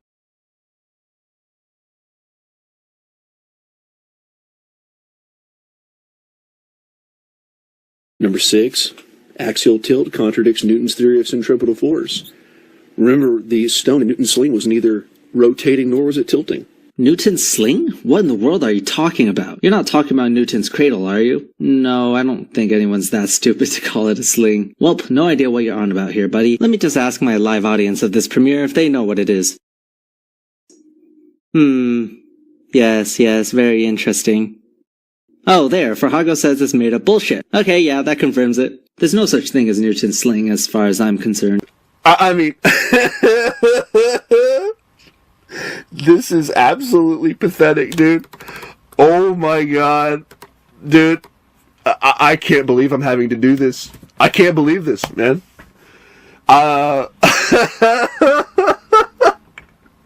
This is pathetic. This is absolutely pathetic. Okay, let's, as Red's Rhetoric, that douchebag would say, let's break out the crayons. Let's break out the crayons, kids. So I'm in Newton's Principia. Okay, this is the primary text of your tradition, which obviously you haven't read. This is page number 74. And I'm in definition number 5. A centripetal force is that by which bodies are drawn or impelled in any way tend towards a point as to a center. Of this sort is gravity, by which bodies tend to the center of the earth, magnetism, by which iron tends to the lodestone, and that force, whatever it is, by which the planets are perpetually drawn aside from the rectilinear motions, which otherwise they would pursue and made to revolve in curvilinear orbits. A stone whirled about in a sling. Did you catch that, Professor Stick? A stone whirled about in a sling endeavors to recede from the hand that turns it, and by that endeavor distends the sling. See the word? Sling, Professor Stick? And that with so much the greater force as it is revolved with the greater velocity, and as soon as ever it is let go, flies away. And et cetera, et cetera. He goes on talking about, he demonstrates centripetal force with this sling. I mean, dude, like this is fucking pathetic, dude. Like, I am embarrassed for you right now. How bad you are, like, making yourself look. Dude, this dude has 150.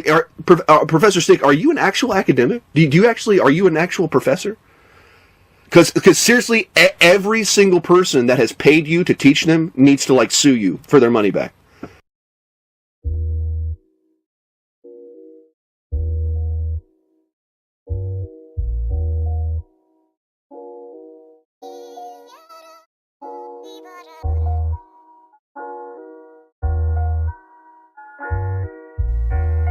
In case you don't know by now, the whole system's a dead thing. Free your mind, free the man in the cell, because to live in reverse is EVIL. I give this shit to you for free, I ain't got nothing to sell. Every word that I'm spitting's REAL, the real DEAL. I ain't trying to talk about how we play well, I'm trying to wake your ass up off beat as well. So if it all kicks off, we don't end up in hell. Listen, you better watch the clock. No time for ignorance and those who mock. We used to have trust when the doctors knocked. Now we all feel terror when they're on the block. And the cops, they're a captured lot. WHO, that's a captured block. The BBC, that's a captured flock. Everything on TV, captured. Still nobody's raptured. Families are fractured. So much fears manufactured. So much fake news that it's chaptered and overacted. The devil's overactive, and those who lack spirit are attracted. Don't make me laugh, kid. It's more than just lyrics over chords. Cause if you put an S in front of words, you get swords. The MPs and the bankers are all frauds, and our scientists are so specialized they get bored. It's not that I wanna be relevant, but the current crisis has a criminal element. Depending who you are, that could sound negative, but the truth is only a matter of evidence to be foolproof. Let me add some more juice. You can't be sitting on the fence no more, you must choose. Atheists, Christians, Muslims and Jews. Good must conquer, evil must lose. Tell me whose history is still intact, when the lost tribes of Israel are still in fact being born into bondage all over the gaff. And the only slaves I ever read about were black.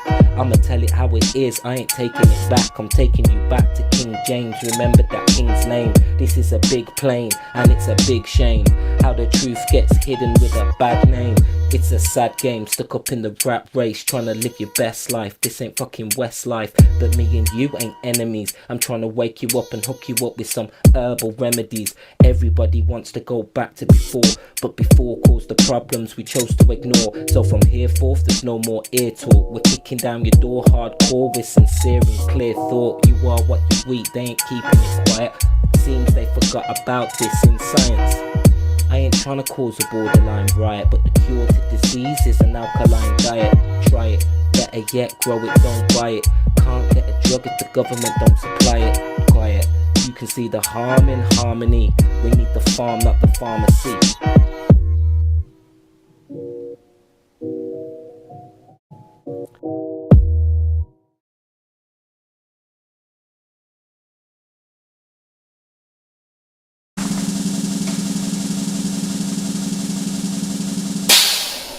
Welcome to 24/7 Flat Earth Discord channel. Be sure to go to VC Chi Check-in 1 to get your VC verification tags to get involved in the conversation about our Earth. Be sure to bring your verifiable Earth curvature evidence, though. Enemy spotted. Deck. Can you receive because there could be some kind of variance or interference that you're not aware of, right? No, I mean, in this world where we live, the physical world, that we can kind of more solidly verify, because there's way more variables that we can kind of confirm. It's like way more solid. We can experiment. We can vary the variables, right? We can have an independent variable. We can actually manipulate. Yeah, but where does that stop? Like you go a little bit higher on a mountain, suddenly there's less air density, so now there's slightly less variance. You go a little bit higher, now there's no air at all. I wouldn't count that as an independent variable. Why not? Because it's not really something you physically manipulate yourself. It's just an independent variable is just something that you are changing within your experiment to figure out what changes when you change that, right? And you can change it by either moving your location so that the ambient natural phenomenon. So you're trying to actually see something that's in the real world, and you can confirm that it's independent, right? And then you do that. Then you can manipulate it. But before that, it's anybody's guess. Independent variable. From my understanding, if you're conducting an experiment, the independent variable is just something that you can change whilst keeping the rest the same to see. Yes, but you have to be confident in its ability to be independent, right? That it's changeable. Yeah. So if you have a tool that can measure that specific variable, and you go to a place that... You can't do that in the sky, because you can't verify for sure that things are you can actually adjust those things. You physically have the ability to adjust it using some means. You don't have to do that. You can just make sure that variable is different when you conduct the experiment, right? The difference is that in the world that we do live in, we can measure the air that we breathe in. Yeah, we can. Measure the oxygen and all this, but we can't measure it in the sky that far up. Yeah, we can. We can go up there and check. People do it all the time. Weather balloons or manned missions up a mountain. Sure, that high up, yes, but even higher, where the assumed space is. Sure. I mean, you take a balloon and you go as high as you possibly can with the density of the gas you've got in the balloon, and that gets pretty fucking high up.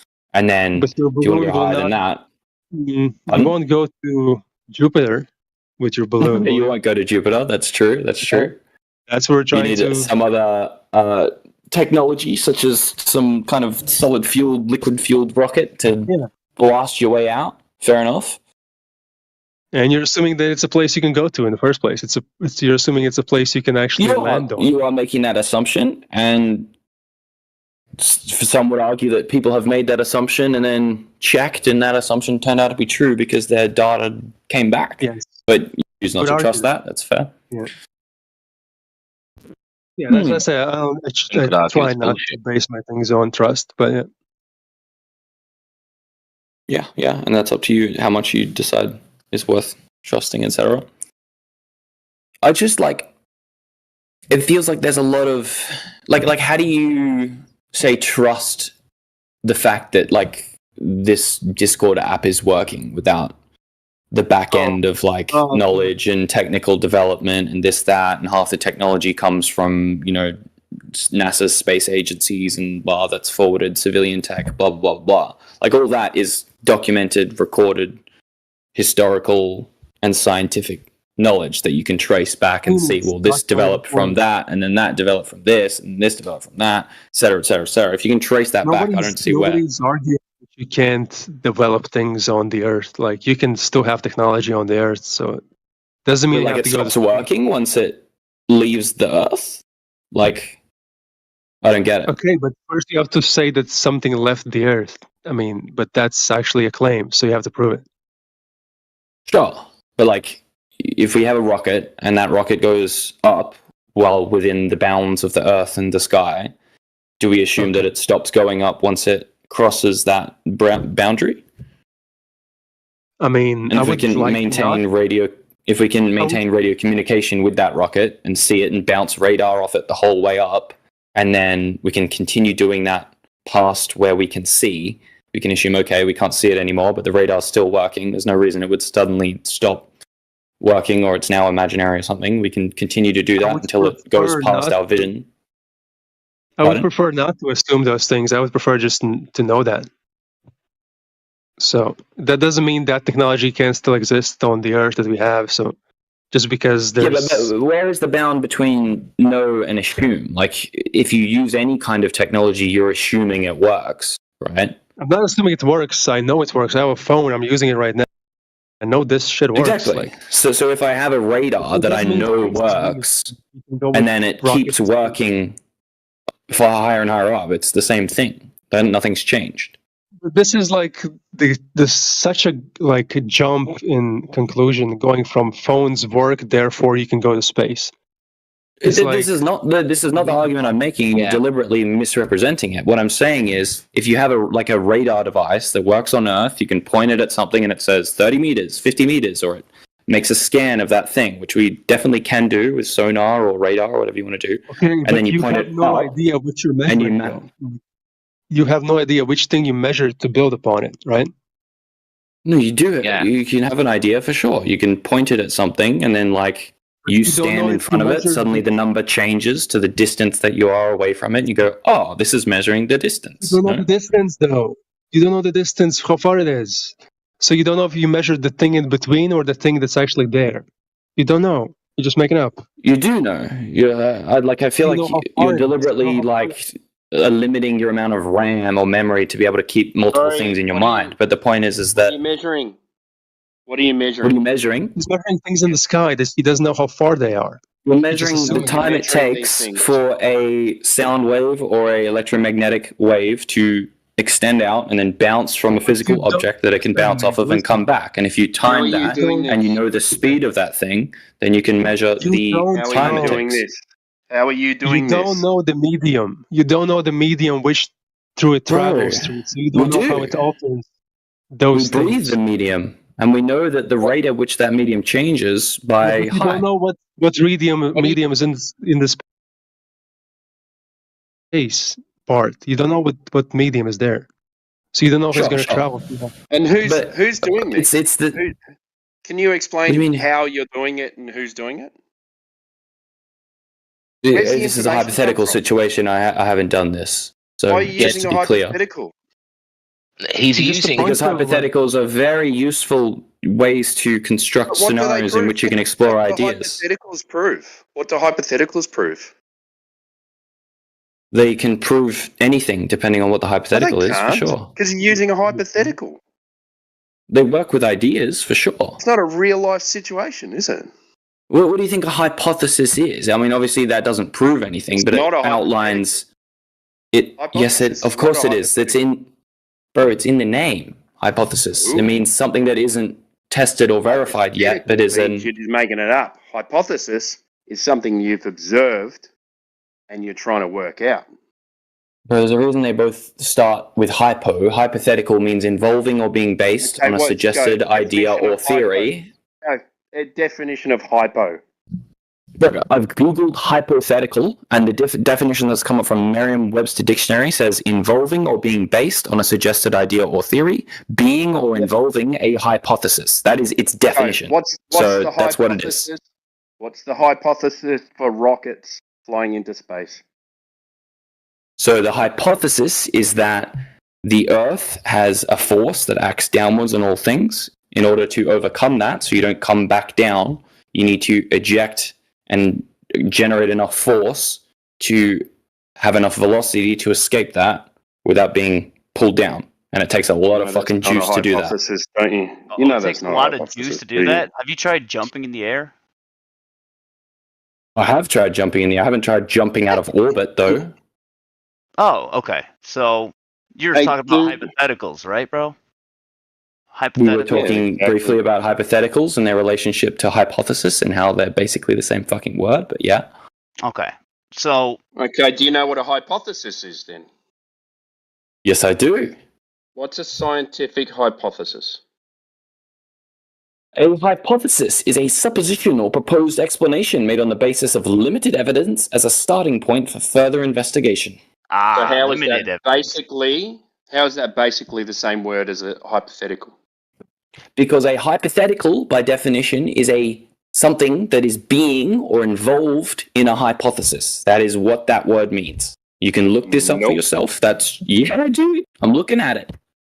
Hypothetical is not the same. I'm not engaging in this. If you can't be bothered Googling the definition of a word, then I need to Google it, man. Obviously, I no just need to. No, you're right all the time. Except I'm looking at it right now, dude. It is basically the same word. It is basically the same word. It's not the same word. I did say that, and it is basically the same word. One's like an adjective, one is a noun, but are you claiming? Am I claiming we're on a ball? Yes. Not right now. I could make that claim, but I think that's probably not a good idea, given the current for rockets to go to space, you'd need for your rockets to go to space, you'd need a radius, which your ball needs a radius, wouldn't it? All balls have a radius. That's correct. Okay, so you are claiming a ball then. Okay. No, I mean, if it was flat, you'd still probably need a rocket to get off of it to overcome the anomalous acceleration that we all experience. You have to generate enough. You live on a globe, don't you? Not a flat surface. It doesn't matter if I live on a flat or a globe, because if there's still an accelerating force acting on me downwards, right? Which I assume there is in both circumstances, because in a flat Earth or a globe Earth, I still jump up and come back down, right? So there is some kind of force coming down. You only need whatever. Sure. So they mean different things with a globe and a flat, but the point is that even if it doesn't matter if you're on a. You live on a ball? What question are you asking? My question is, are you on the fence? Are you on the fence about this? Do you live on a ball or not? In some ways, maybe. In the sense of, like, if I truly believe the Earth was flat, maybe my experience of reality would be totally different, but I don't believe it, unfortunately. Do you live on a ball or not? Yeah, well, that's I believe I live on a ball. Okay. Why? Okay, there you go. So, what's the radius of your ball? Off memory, something in the mid 8,000 kilometers, but I can Google it. More like 6,000 kilometers, but who measured that? That's true. Sorry, 6,378. Who measured that? People have taken various measurements throughout history, but I think our latest ones probably used measurement. It's 3959 in kilometers. Sure. It's what? Obviously, measurements involve calculations that's inherent to the mathematics of a measurement. I would hope you would agree. So, can you name someone who's measured it? No, I can't. I'd have to Google that. So you've got a belief. Yes, I believe the Earth is a globe. That's true. Do you know how they got the R value of the radius of the Earth? And that would be the transit of Venus over the Sun. Maybe. Is that one of the methods they can use? I'm sure there's multiple different methods to measure the radius. That's incorrect, though, isn't it? That's how they got the Sun. That would make a lot more sense. Yeah. Do you know? Yeah, you can. Of your ball. Sorry, are you asking me? Do you know how you got the R value of your ball that you live on? I Googled it. That's how I got the value. How the people. So how did they get the value? Google probably got it off scanning a website. That website probably got it from citing some scientific Do you know who measured report. The radius of the Earth? No, I don't know their names. I've already said that. Do you know how they measured it? No, but I know there's multiple different measurements. You could use whichever one you like. A spinning ball in the vacuum of space, And you don't know assumed how the they size of Venus during its transit over the Sun. That's how they assumed got the the R size of- value of They our assumed the round size of- Earth. They assumed They've the size used of many Venus different was the methods to same get the size radius. as Oh my god. They assumed that Venus was the same size as the Earth. That's how they got the distance to the Sun. You're wrong, mate. You talking to me or this other guy? No, I'm talking to Spring Corpse. Go for it. Prove me wrong. You're just Googling things and then saying, like... Okay, back to it. So, do you know how they got it? You asked me the same question a million times, dude. Okay, so you live in a belief that you live on a spinning ball in the vacuum of outer space. Tell me That's why true. it's not a belief. I've told you already I believe that, and there's no claim otherwise. I believe we live on a globe. There's no... Confirmed. So it's How like have you religious confirmed that you live on a spinning ball in the vacuum of space? I haven't done the necessary science myself, but for better or worse, I trust my scientific institutions with certain facts that I live The off of. priests. So you're in a religion. Yeah. If you want to call it that, sure, yeah. It is. That's what Yeah, it is. Do you know what the definition of religion is? Hit me. Well, it's having a blind faith belief in something that has no proof. That doesn't sound dictionary based, but the belief in and worship of a superhuman power or powers, especially a god or gods. I don't know if that's probably not quite right, but maybe a particular system of faith and worship that might fit it a bit better. Yeah, there you go. Faith and worship. Right. You worship the ball. Your I gods wouldn't say I are. worship it. I mean, depends what you mean by worship. I don't go around, bowing or anything. And you have a faith-based belief in a ball. Isn't that amazing? You're defending the thing that you believe in, so you're worshiping it because you're defending it. You don't even know what it is. You're just defending it. Why? If defense is worship, fair enough. And blind belief at the same time. Well, yeah, defense is worship when you're believing something without having evidence of why you believe that. Like there's no. I have evidence. I understand that you guys, your like burden of proof for that evidence is a different level of mine or has different things. That's fair enough, but I still personally consider it evidence. That's here's the thing. fine We know for me. it's No, flat. it's not evidence. It's belief, bro. Yeah, we It's not know it's evidence, flat. It's belief. Yeah, go ahead. So how do you separate knowledge and belief in your mind? Listen. Go outside. Go outside. Look, we are not moving. Can you answer my question? How do you separate knowledge and belief in your mind? You believe that we are on a spinning ball, tilting, wobbling in the fucking vacuum of space, but when you go outside, we are not moving, bro.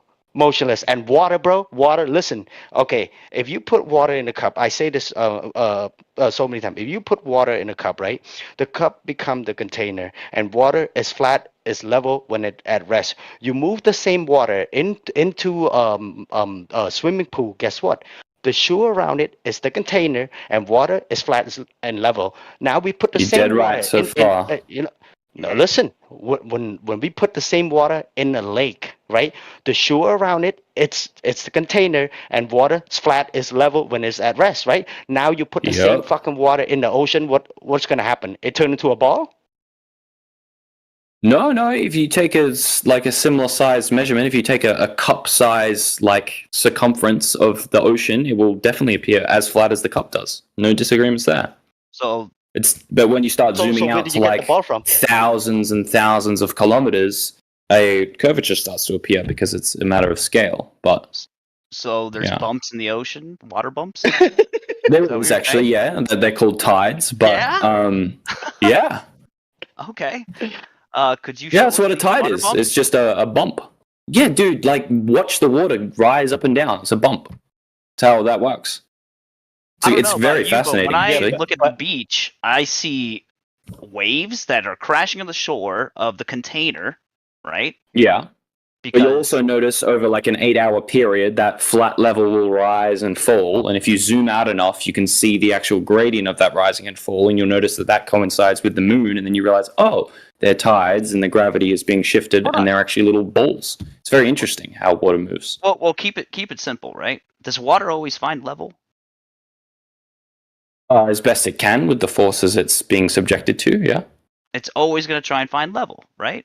No matter what container it's in, water always tries to find the equilibrium, right? Yeah, a balance of forces and equilibrium for sure. Okay. So one fact that we have to both agree on is that the Earth is 72% covered in water, right? Yes, by surface, by just, that doesn't account for volume, but yeah, sure. Let's just I'll say go with 72. Yeah, 72%, right? So if water Surface always area, finds to be level, specific. yeah, Not volume. water. Yeah. If Yeah, water yeah, yeah. always finds level, and 72% of the Earth is covered in water, right? Mm-hmm. Then how are we on any type of spheroid or sphere? Doesn't make sense. It does make sense. I mean, So water can stick not- to a ball. yeah, in the Water- same way a raindrop is a sphere. It's like it's a raindrop? distribution of How about forces. the convexity of water? Is that what you're talking about? I'm talking about the tendency for water to form an equilibrium with the forces it's being subjected to. In a raindrop, there's like van der Waals forces on the outside and hydrogen bonds and all this shit that contain the water in a sphere. And in the same manner, and that's the most balanced force. Obviously, when it's falling, it starts to elongate as there's different accelerations and blah, blah, blah. In the same way, on the Earth's surface, the water will take the shape of a container. If it was flat, it would be flat, sure. If it was a sphere, it would be spherical. But What do they depends on the shape of call- the container. Again, this is begging the question. Well, what do they call it? They call it sea level, don't they? They do. There is a name for it, sea level, and that Yeah, is it's not the sea curve. relative. Because it's flat. Yeah, you can use like the terminology to prove your point, but it doesn't really No, but it's true mean though, anything. because it's sea level. That is true. It is called 70 sea level. Why? It is the level, the height. Why? Because it's a very useful measurement when talking about ships and distance to the bottom of the Because sea the and the ocean distance. is flat over a stretch of like a span. Like when you have water in a container, right? Like what would contain the oceans? Why are the oceans The sides of it. right? The shores or Sure, the long sloping continental shelves or whatever you want to say. Yeah. It's being contained, right? That's why waves are crashing because it's like water in a bathtub sloshing around. If you think about it like that. Somewhat. Waves are kind of there's wind and shit, but yeah, fair enough. Right. So 72% of the Earth is covered in water. Mm-hmm. Flat, sea level, water. Yeah, I mean, you're throwing in flat, as in implying that that's the container. But if you want to say that, sure. Yeah, It because looks flat. Yeah. if it's 72% of the Earth's surface is covered in water, that means 72% at least is flat, right? So how can you shape that into a ball? That doesn't In make the same way a raindrop is shaped into a ball. Just because, listen, what you're saying is the same thing as saying a raindrop surface is 100% water. So why isn't a raindrop flat? It's because there's other shit happening. That's why. Well, okay, so you're talking about raindrop, right? So what would happen when the raindrop drop on the ground or drop in whatever? What do you think is gonna happen, right? Let's say 1,000 raindrop drop in the same spot. What do you think is gonna happen? It's gonna rush to every direction to find its level. Well, it's gonna hit the ground, and then all the momentum from each of those raindrops are gonna splatter. What do you think happens if a hypothetical spherical Earth hits a big fat wall? It's gonna do the exact same thing. It's gonna splatter like a raindrop. Yeah, well, because you think that we're living on a ball. That's why. Yeah. Yeah, That's exactly why. You got me. Well, the only the only ball really exists in your imagination and where you see from NASA picture, photo, whatever you want to call, videos. But in actuality, bro, you go outside, water is fucking flat. Water is flat with the same. Dude, I understand. I understand that. 3959. There's no curvature. Drop over distance, my friend. You live in fantasy. Hello. Okay, man. Yeah, like you can insult and say I'm fanning whatever, but it's not going to change my mind. I'm telling you real shit. Well, you're telling me what you believe, and I appreciate that, but it's not changing anything. Deck. I'm just here to chat. Yeah, but I'm here to understand your positions, why you believe it, and I'm hoping that you would take the same position for me as well. It's not a belief, bro. We know fucking water does know not it's curve flat. into a ball, That's bro. the difference. You believe, bro. You just admitted earlier that your whole fucking shit is based on belief, and you want to point at us that we believe. No, fool, you believe in that shit, bro.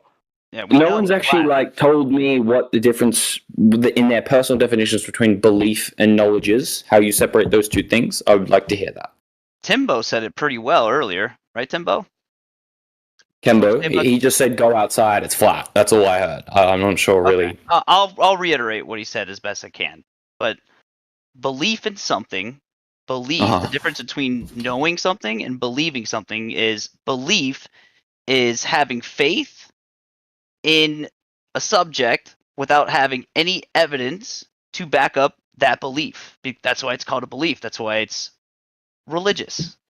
Because you're not using evidence to back up your belief. You're using a feeling. You're using subjective evidence. Well, listen, on the dictionary, what belief is saying is an acceptance that something exists or is true, and then it says especially one without proof. So it means that yes, a belief without but listen, a belief, right, can be without proof, but it can also be with proof. The core crux of it is that it's something that you accept as true or existing, right?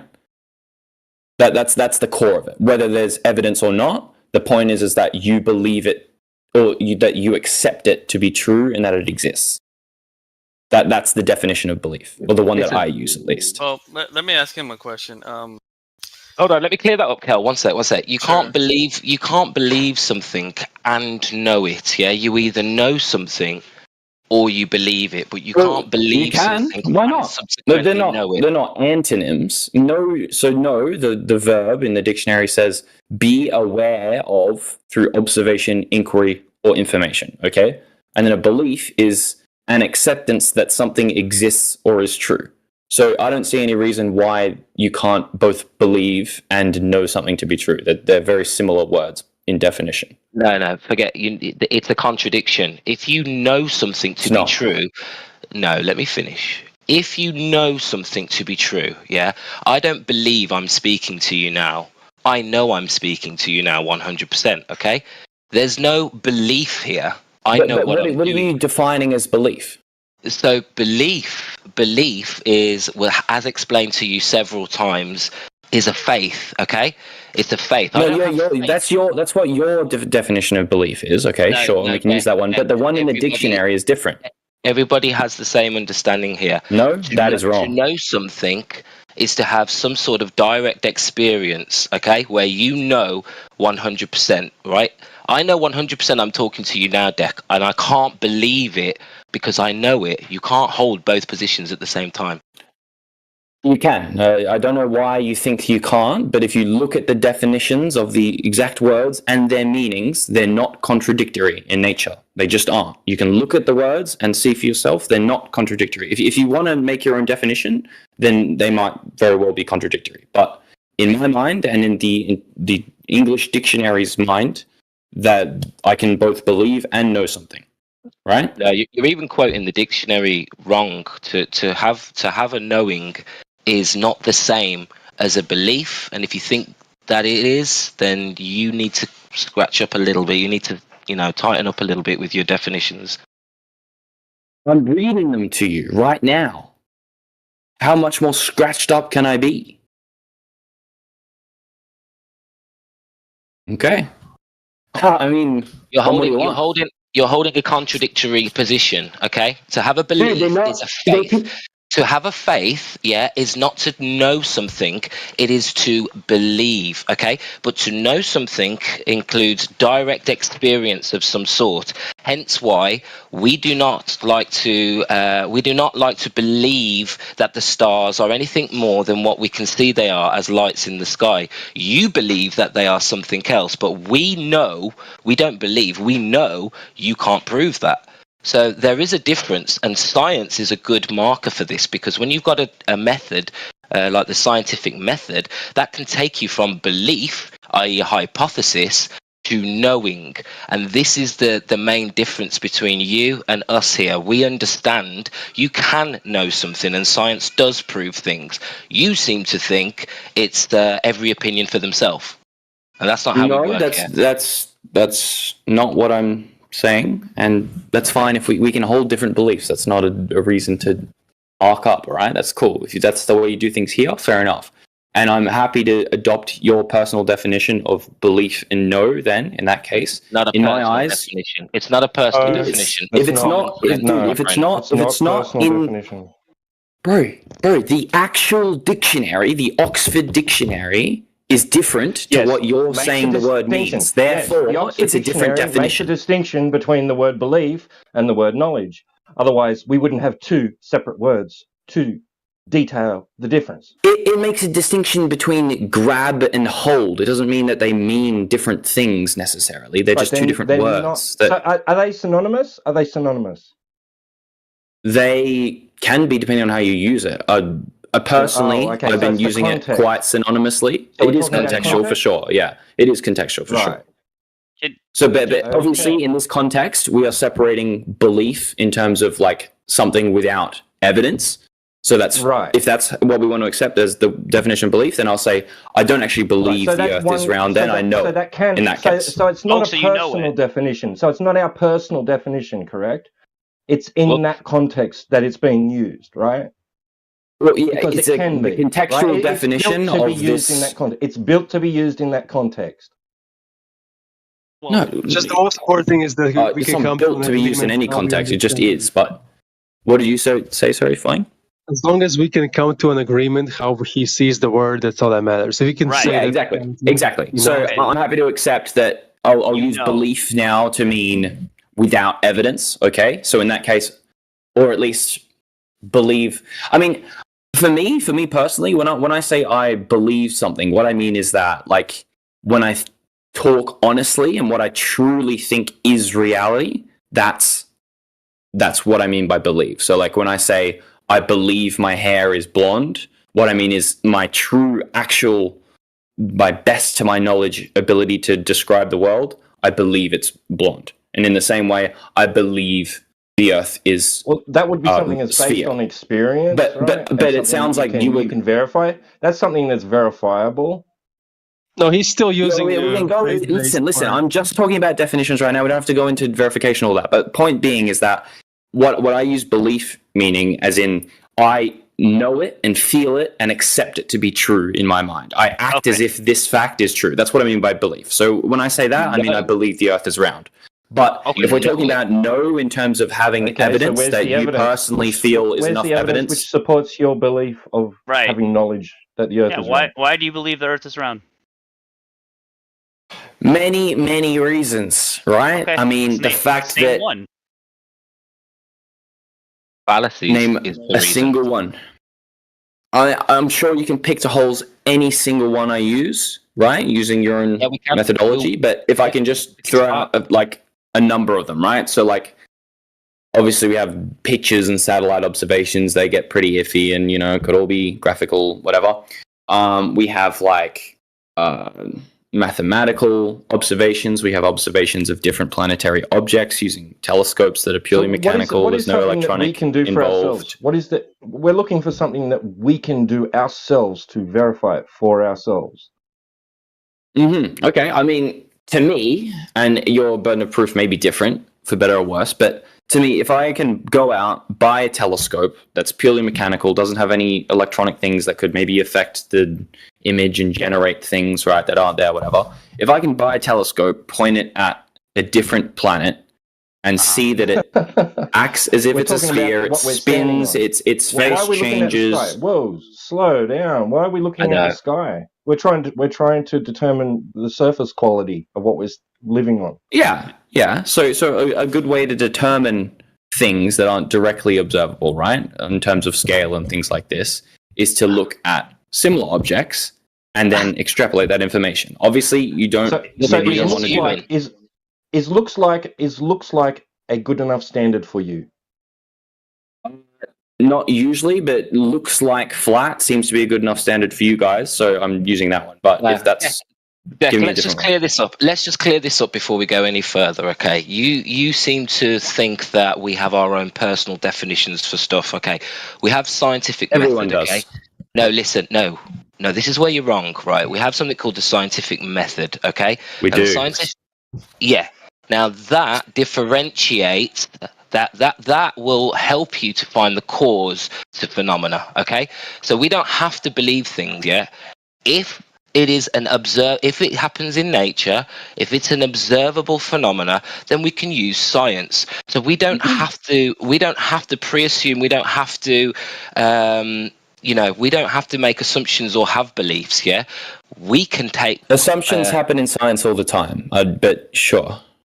No, if there are assumptions, right? If your conclusion is if you're making assumptions, what you're doing is pseudoscience, which is fine. No, but what I'm telling if your you assumptions are too big for the conclusion, then yeah, fair enough. But like normal science makes assumptions all the time for the purpose of the experiment, for sure. Like you assume ideal conditions, you assume this.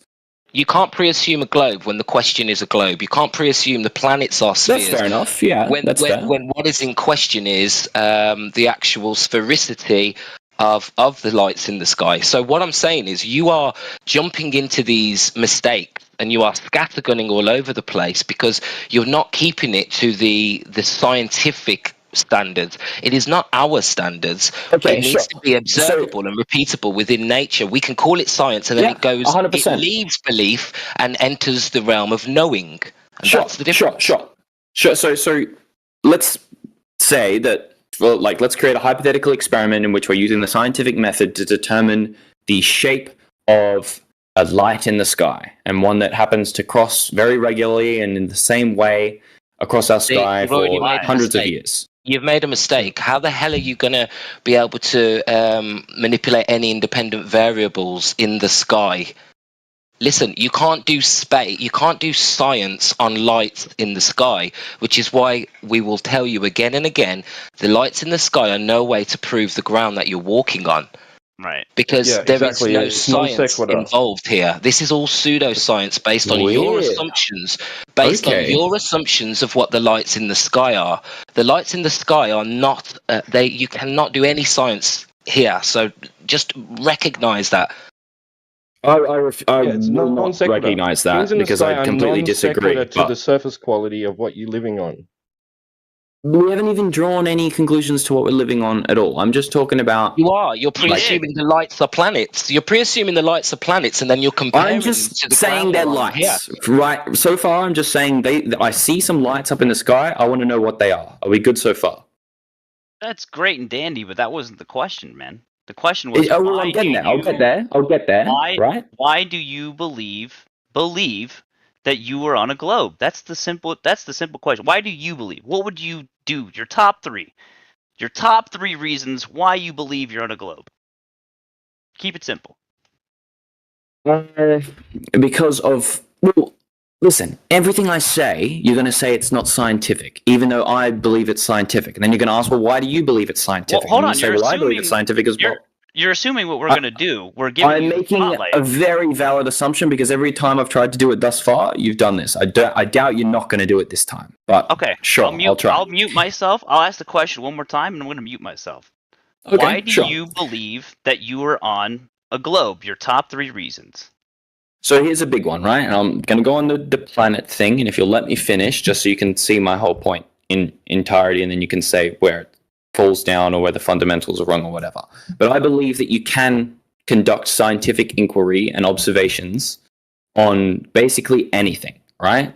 You don't, like, I think your understanding of independent variable is a little confused, but my understanding is that there can be things in nature that as long as you measure a certain variable to be different at different times or whatever, then you can count that as an experiment where the independent variable is the thing that has changed, whether it be the sea level or the level of light or the angle of the sun in the sky or the wind speed, whatever the variable might be, right? As long as that variable that you're measuring is changing, then you can say, okay, that's my independent variable. And obviously this is going to have different things because depending on the environment, your controlled variables are going to be difficult to control, etc.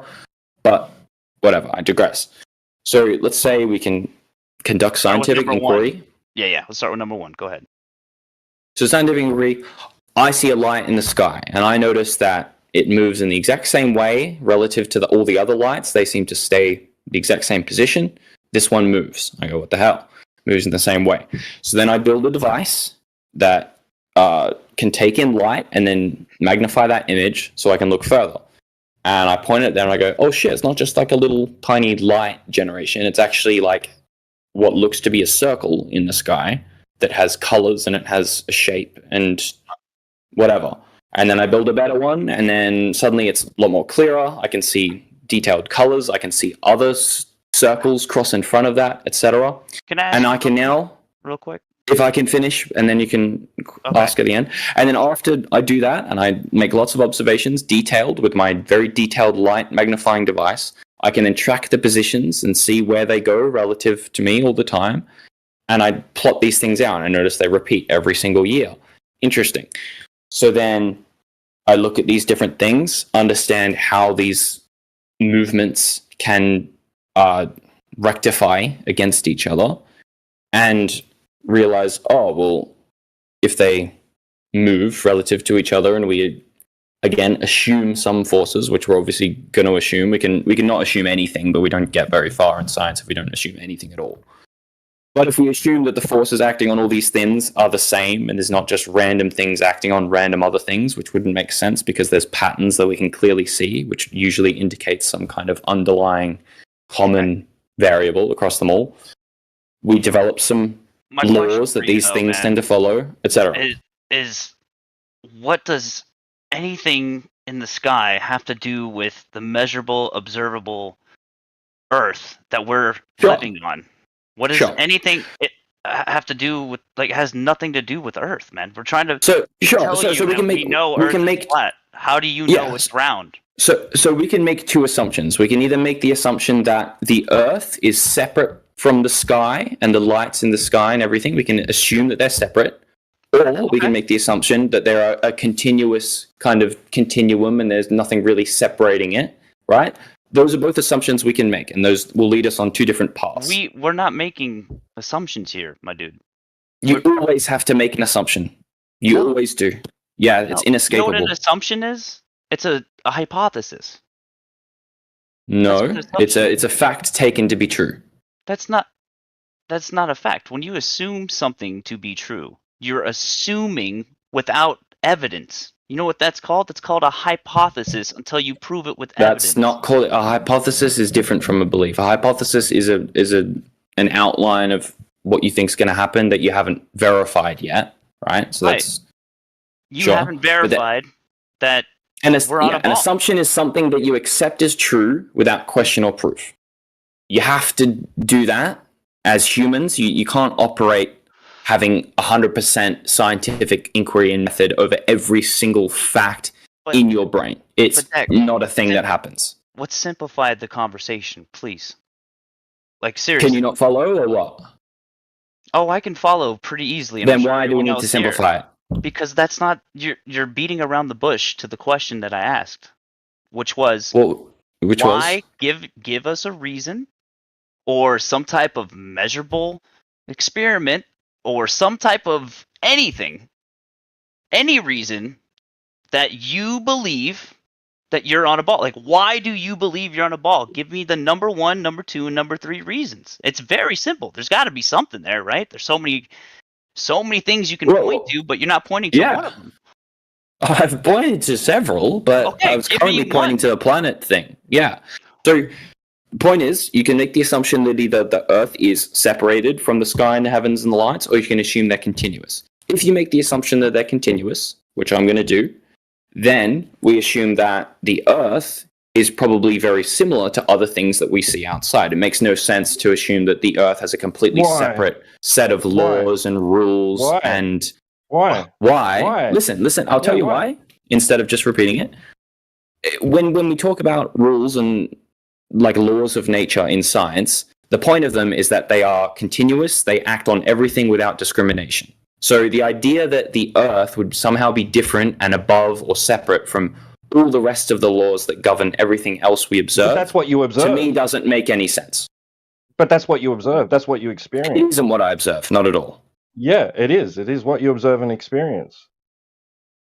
You do not see a similarity. The observance of it being flat?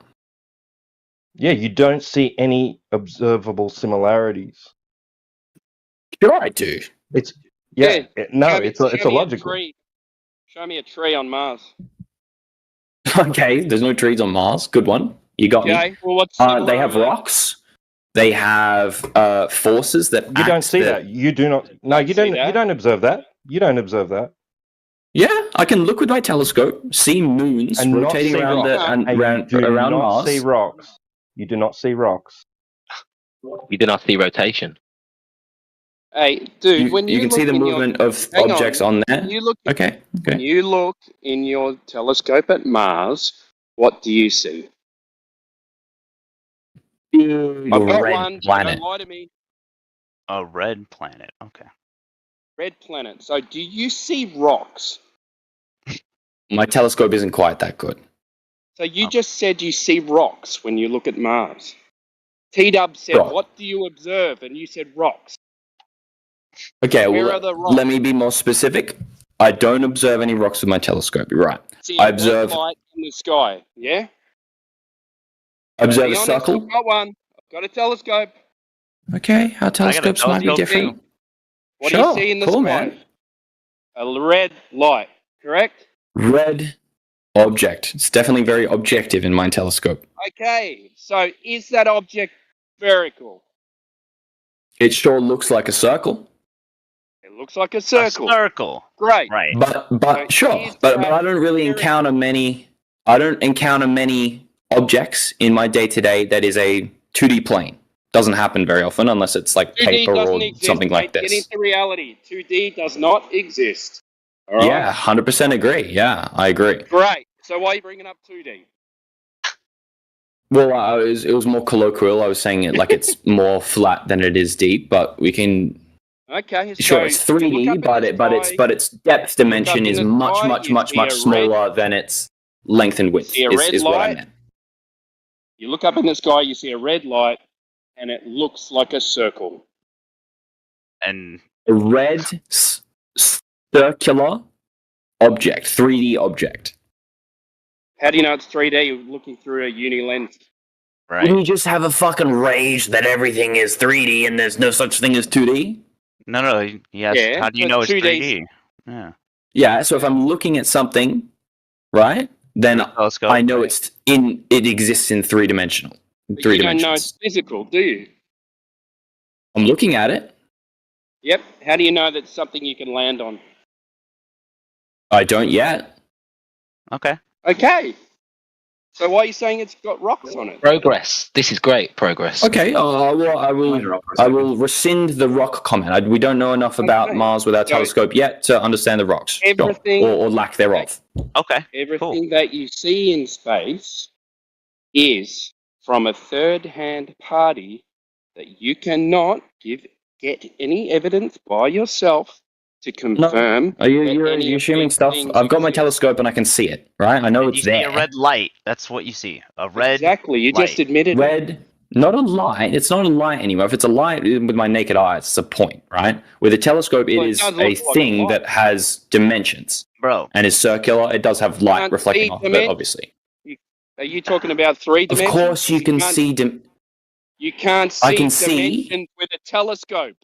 Right. Yes, you can. You can see 2 of them. One lens. It's one lens, yeah. What, you're seeing one dimension with a telescope? So check it out. Close your eye. Close one eye. Yeah, you close see one 3 eye. dimensions with one eye? No, I see 2 dimensions. Is what I'm saying. I see 2 dimensions in a telescope. That's not what you said. That is exactly what I said. If you listened instead of just raging over.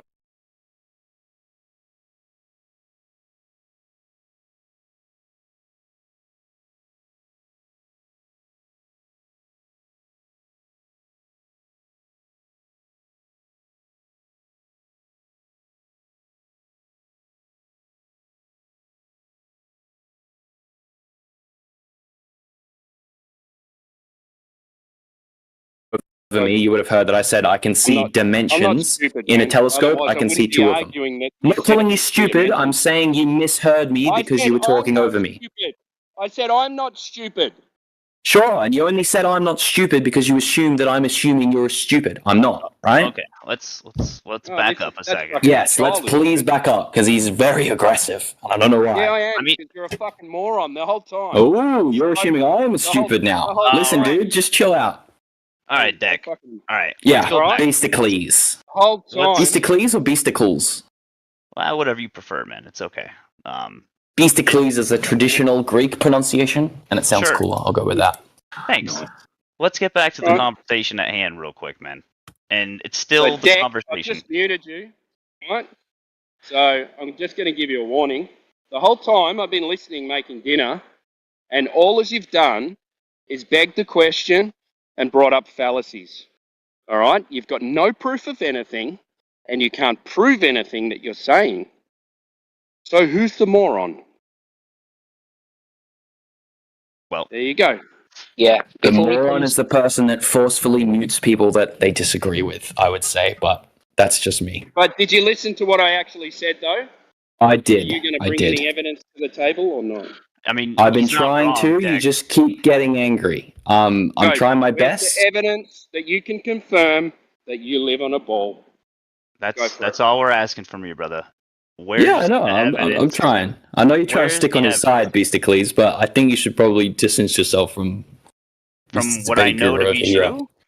No. From old mate over here. Just because you believe the same thing doesn't mean you have to be buddies. But sure. Am I wrong though? He's not wrong. He may have a curt way of saying it, but he's not wrong. I have no doubt that you think I'm wrong. No. That's not what the question was. Was he wrong about the statement that he said when he had you muted, where he said you brought? I've come in here. I've brought in conjecture, no proof. Yeah, I understand that he sees none of that as proof. I see it as proof. 2 different things. That's fine. There isn't any proof, bro. You admitted earlier that it was all belief, and what proof are you talking about, bro? Right. We've got you on recording. Or something, man? Yeah. And listen, Deck, we're just trying to demonstrate to you that everything that you're saying is a belief, right? And that there is. I've agreed to that. But listen, the logical position is to understand that there is no motion, there is no curvature, right? That is that is the logical position. So the burden of proof would disagree. Would be, no, it is, because all of your senses will tell you we are not. And I would disagree. That's okay. No. You're wrong. What are you disagreeing about, though? What are you disagreeing about? I'm disagreeing that it's the logical position to assume there is no curvature and no movement. That's what I'm disagreeing. Okay, so go. Where is it? Where is it then? So I think the most logical position, right, is that the Earth is not any different to anything else that we can look at. That's my position. I don't think that's illogical. It is illogical. I feel like it's more logical. So listen, you have to assume either the Earth is different to everything else, or the Earth is the same What do you mean as everything else. You don't even know that those things up there are physical. All right, so you do this. You walk outside, right? You walk to the beach, right? You look out. It looks flat. It looks flat. And it feels stationary. Right. Yeah? So, I'm going to quote you from earlier. Is it now the scientific method that when things look the way, that's sufficient? No. Well, that doesn't matter. I can give you laser tests if you want. But, what I'm saying is, Timbo. Okay. What's that, mate?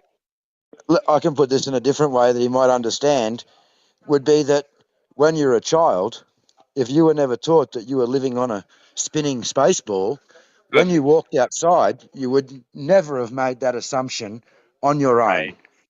That's fair. Yeah, that's true. You're told. Right. Okay. Yeah, that's why it's logical. Yeah. So you'd need really good evidence. To be fully clear, every position you come to is logical in the sense that you're going to have a reason for believing everything you do. But, hey, mate. Yeah. So, him saying that, how do you come to the conclusion that you live on a ball? Right. Because everything outside tells you that it's flat and stationary. Okay, so I don't think that, saying, well, I'm answering your question, dude, if you give me a bit, all right? He asked you 20 minutes ago to give you 3 best reasons, and you went off into space. You keep monologuing, dude. So hold on. He just asked me. No. So he's put it in a different way, and he said that how come, as a child, you would never have thought that the Earth is a sphere when you would take your own observations in and go, oh, it's flat. I've got no reason to believe otherwise, right? He just asked me that. That's a great, Sure. In the same way, a child will look at a phone and assume it's magic. A child will look at a TV, assume that screens just play stuff. But the point is that a child does not have the capacity with their senses that they're naturally born with to understand a lot of what goes on around them. You need to have a base of knowledge that people can build up over time and learn so that... I'm answering the question. The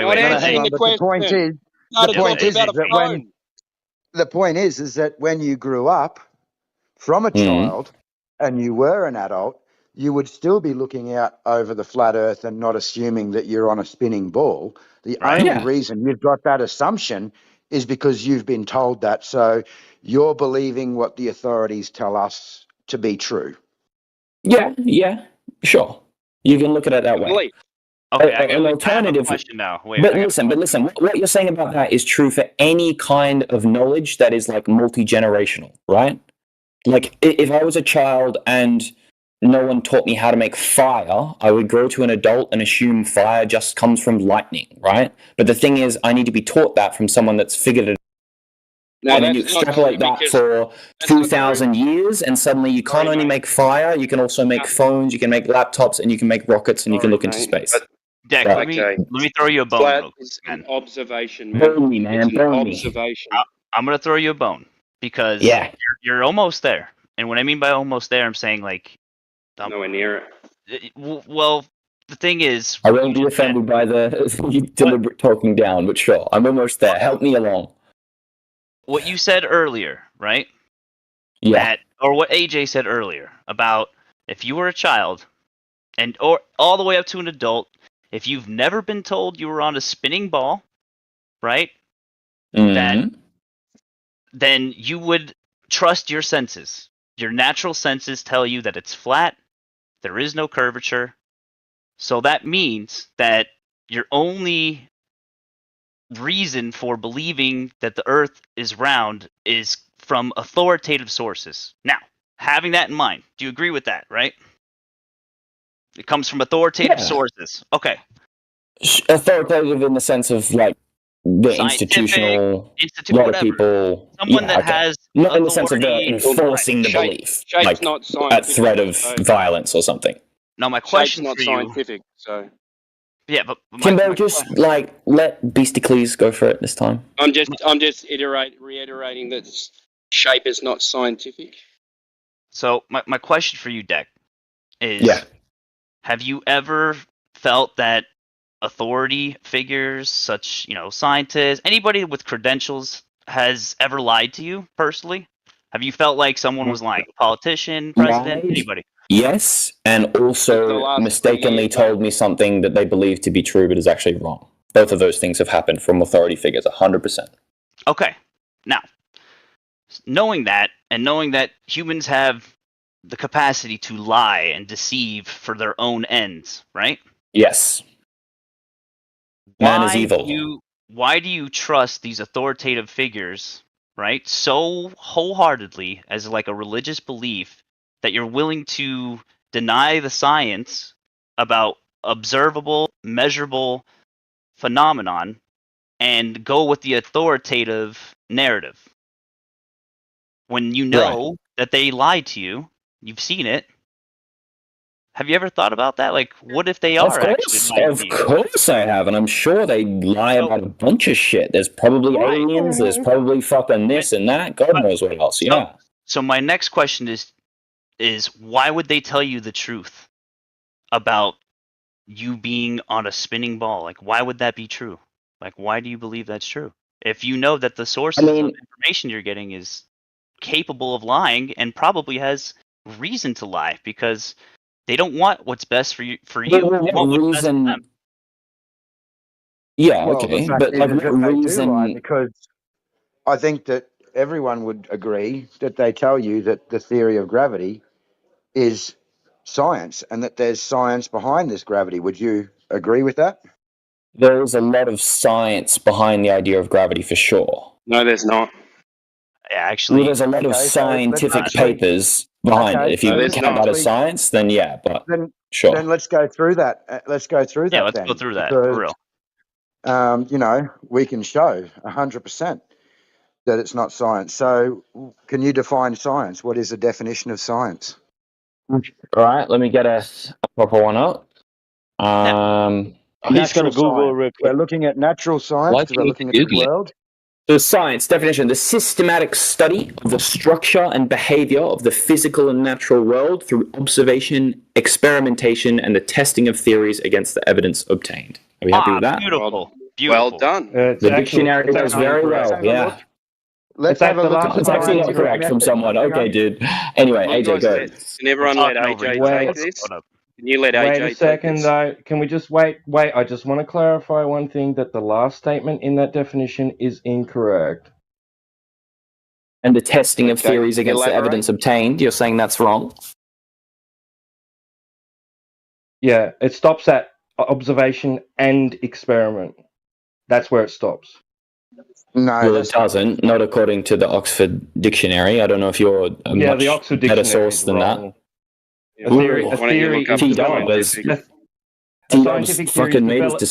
A scientific theory is developed after experimentation.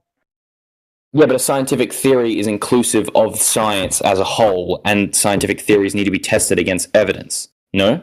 No such thing as science as a whole. Okay, we're going off track anyway. Sure. Yeah, we're going off track. Anyway, we agree on the science. Most of us do, at least, on the definition of science. Sure. Go ahead, AJ. So then, what's the scientific method, and what are the dependent and independent variables? Okay, going back to year 8 science. Let's get it. Yep. So the process in the scientific method, this is from Wikipedia, at least, involves making conjectures or hypotheses, hypothetical explanations around your observations and what you observe in nature, getting predictions from that hypotheses, and then testing them against evidence and empirical measurements that you can make. Mm-hmm. Cool. And then we also have to have the dependent and independent variables as well. Sure, that's inclusive within the experimentation, for sure. Control variables and a null hypothesis. The first issue that I would have is that with the dependent and independent variables, you have to manipulate gravity itself. You have to manipulate the cause, not the effect. So can you show anywhere where someone has actually manipulated the cause, gravity, and not the effect. So there's no stipulation that you have to change. Well, I mean, sorry. So you're saying that you have to manipulate gravity itself in order to test gravity. Right. That's how you would establish that it is Correct. the cause of an effect that you've observed in nature. Right. So that's the first Right, point. okay. And then the second Right. point, it's the study of the physical and naturally occurring world. So when we have a look at gravity, gravity was proposed in Einstein's relativity in 1905. And then we have, I forget the guy's name, but something Fritz came in about 1930 and showed that what Einstein had proposed I was don't think 99% Einstein wasn't it Newton that invented gravity? His whole apple on the head? No, it's not actually Newton today. It's actually Einsteinian gravity that's actually accepted, which is the bending and warping. Oh, yes. I mean, obviously, Einsteinian gravity is slightly different to Newtonian gravity, but So Newton came up with the what I'm idea of saying gravity is- in the first place. Okay, so Do you know the Einstein, difference? when he came up with his theory Yeah, I of do. relativity, What's the when difference? Einstein came up with the One is to do with space-time continuum, etc., but Tell me the what- other one is just to do with methods and stuff. Everyone can tell everyone what to do. Don't get offended. Grow up. AJ, keep going. Okay, so I just lost my train of thought then. Yeah. Okay, so we're studying the physical and natural world. So Einstein's relativity was about 1905, and I think it was a dude named Fritz in 1930 that actually showed that Einstein was about 99% incorrect, that the gravity or the whatever he had proposed could not actually hold that universe in place for what it was doing. So this is where they then proposed, instead of throwing that theory out, they've proposed dark matter and dark energy, which now make up 95% of our universe. Now, dark energy and dark matter cannot be seen, cannot be detected. They admit they know very little about it. So how, again, is gravity scientific when, one, there is no independent and dependent variables, but two, there's nothing physical to actually study. You're studying a belief to make gravity work, right? And then thirdly to that, there's another part to that as well, but is that it's the bending and warping of space-time. And again, science is the physical. The space and time is a concept. Time is not physical. So you can't bend a concept. Time is physical. It's the fourth physical dimension. No, it's not. Not It's physical. a concept. It's not Physical tangible, means not- physics, means not to do with malleable. physics. Time is definitely within the realm of Well, physics. regardless of whether you believe that or not, we have no dependent and independent variables, and we have dark matter making up 95% of the universe that cannot be seen, cannot be detected, doesn't interact with anything, and we know that science, the definition of science, is observing the physical, manifested, and natural. So therefore, there is no possible way that there is science behind gravity. You have an agreed upon average of the rate that things fall, and then it's begged the question of what causes it. And affirm the I see. I mean, well, if I can respond to that, I understand that you've recognized the fact that throughout scientific history, if you want to call it that there have been multiple revisions and changes and additions to the understanding of how natural laws work. And so when Newton first came up with gravity, of course, he got some shit wrong because he was the first guy to even think about the fact that maybe objects that have mass attract other things with mass, right? It's pretty, novel idea, sure. So then he got... shit up. Pardon me? Now you're just making shit up. Can you answer what he actually addressed? Dude, listen, just because you can't answer what he understand addressed? what I'm saying doesn't mean I'm not making sense. Answer what he addressed. Dude, he spoke for like 10 minutes. Is it science according to science? Or AJ, is you it don't not have to get science? angry with dickhead over here. I'm not getting angry. I'm just asking the Okay, question. good. Is it science or is it pseudoscience? Because according to the definition of science and the scientific method, it has nothing to do with science. I don't think that's quite true. So listen, obviously science is built to revise itself. People will get things wrong, and the point is that using the scientific method... Just give a valid hypothesis for gravity. Oh, just give it like I'm a fucking physicist that's like But you're experimental and arguing for theoretical. So, should know it. Your belief. Dude, I can trust someone that has more expertise than myself that they have something right. Why? But you were just explaining. Right? Because I can't. You can't do it. Unless I want to live and forage and build everything myself, build my own phone, build my everything, I have to be able to trust other people with different jobs and roles that I don't have the time. What are you trusting? What are you trusting? What are you trusting? What is it you're trusting? I'm trusting individual people's ability to understand things that I don't, and then So what is it that they did? What is it that they did that you are trusting? Various scientific experiments. Various. Like what?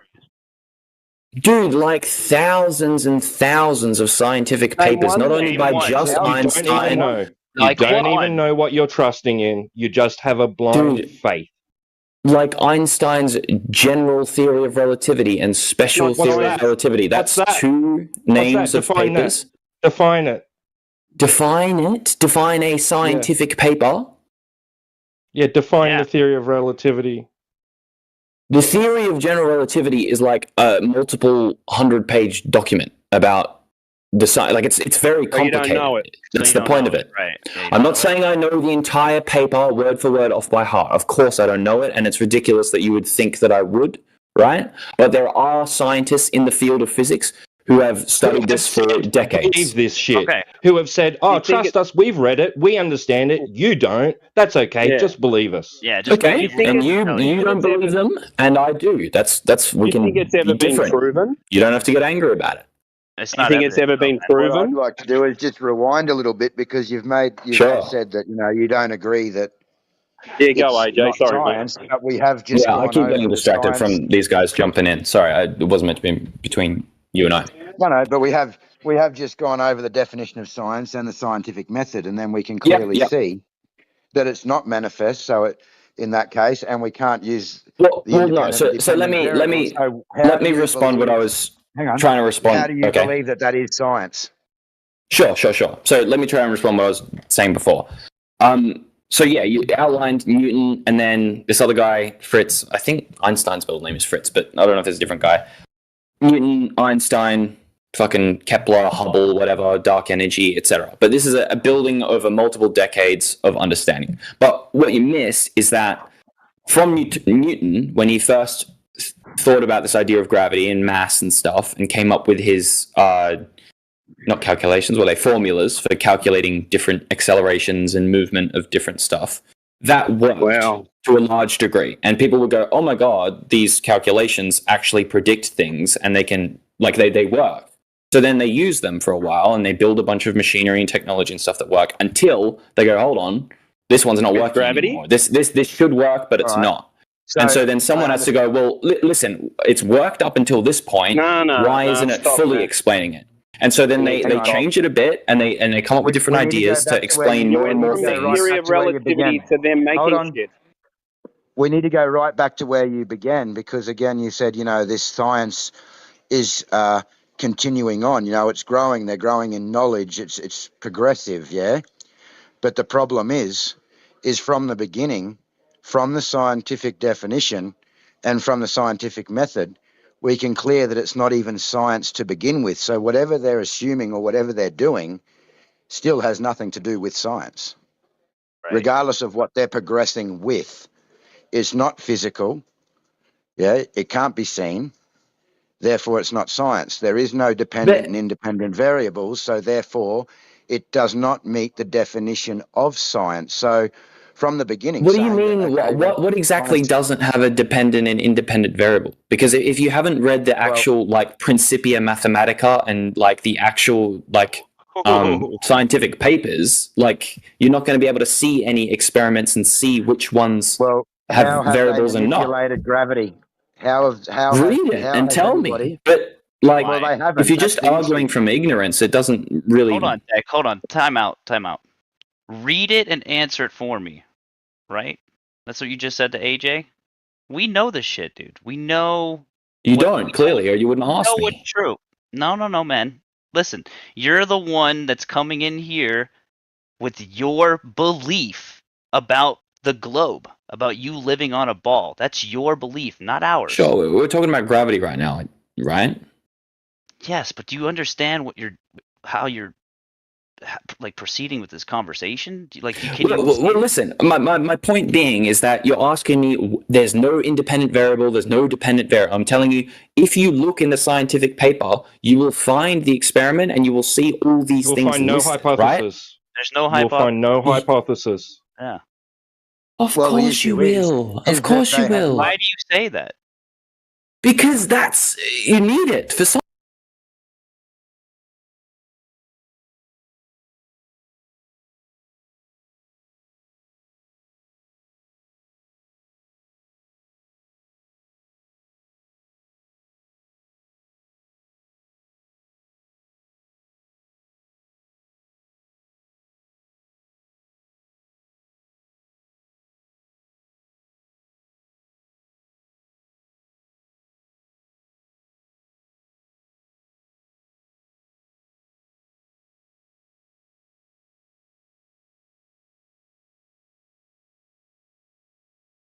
Science. People wouldn't accept it as a valid paper if there is no hypothesis, if there is no independent variable. It's no dependent variable. You can laugh. That's how. Okay. Have you ever been in a So situation? who has manipulated? None of these papers show us that. Sorry, none of these papers show us that they have manipulated the cause. No one has None of them are claiming that they manipulated the cause. You're dead right. That's right. So therefore, if they can't manipulate the cause, there's no independent variable. You don't understand independent variables, unfortunately. You don't understand it. You don't understand it, and you making that claim means absolutely nothing. Jump on the internet, go and have a Google, and find out whether it's the cause or effect that you have to manipulate. Okay, I'll do it. Good. Man, eighth Well, grade. an independent variable is a variable you manipulate, control, or vary in an experimental study to explore its effects. Yeah? And are you varying or manipulating the cause or the effect? So, listen, the effect is gravity. The effect is things go down. That's it. That's a different experiment. Our experiment is what causes gravity. Is things go down. Listen, just hear me out here. If you want to experiment on this mysterious force that makes things go down, right? You're making it up. You can hypothesize in your hypothesis that what causes this force is the mass of the objects. Yeah? Wait, what force? No, what you force? can't. What's the observed phenomenon? Gravity is a force. The observed phenomenon is there is a force that is making things fall down. Yes or no? Where? So what force? you're saying the observed phenomenon is things go down. That's it? The observed phenomenon is I dropped a pen and I observed the pen go down and fall to the ground. Now, without any external object acting on it is important. So it seems like it's just done it on its own, right? Oh, you're already causing that. You're already calling this gravity, but you're trying to prove gravity. Yeah, you're already assuming there's a force behind it. No, so listen, we understood that forces exist before we even thought about gravity, right?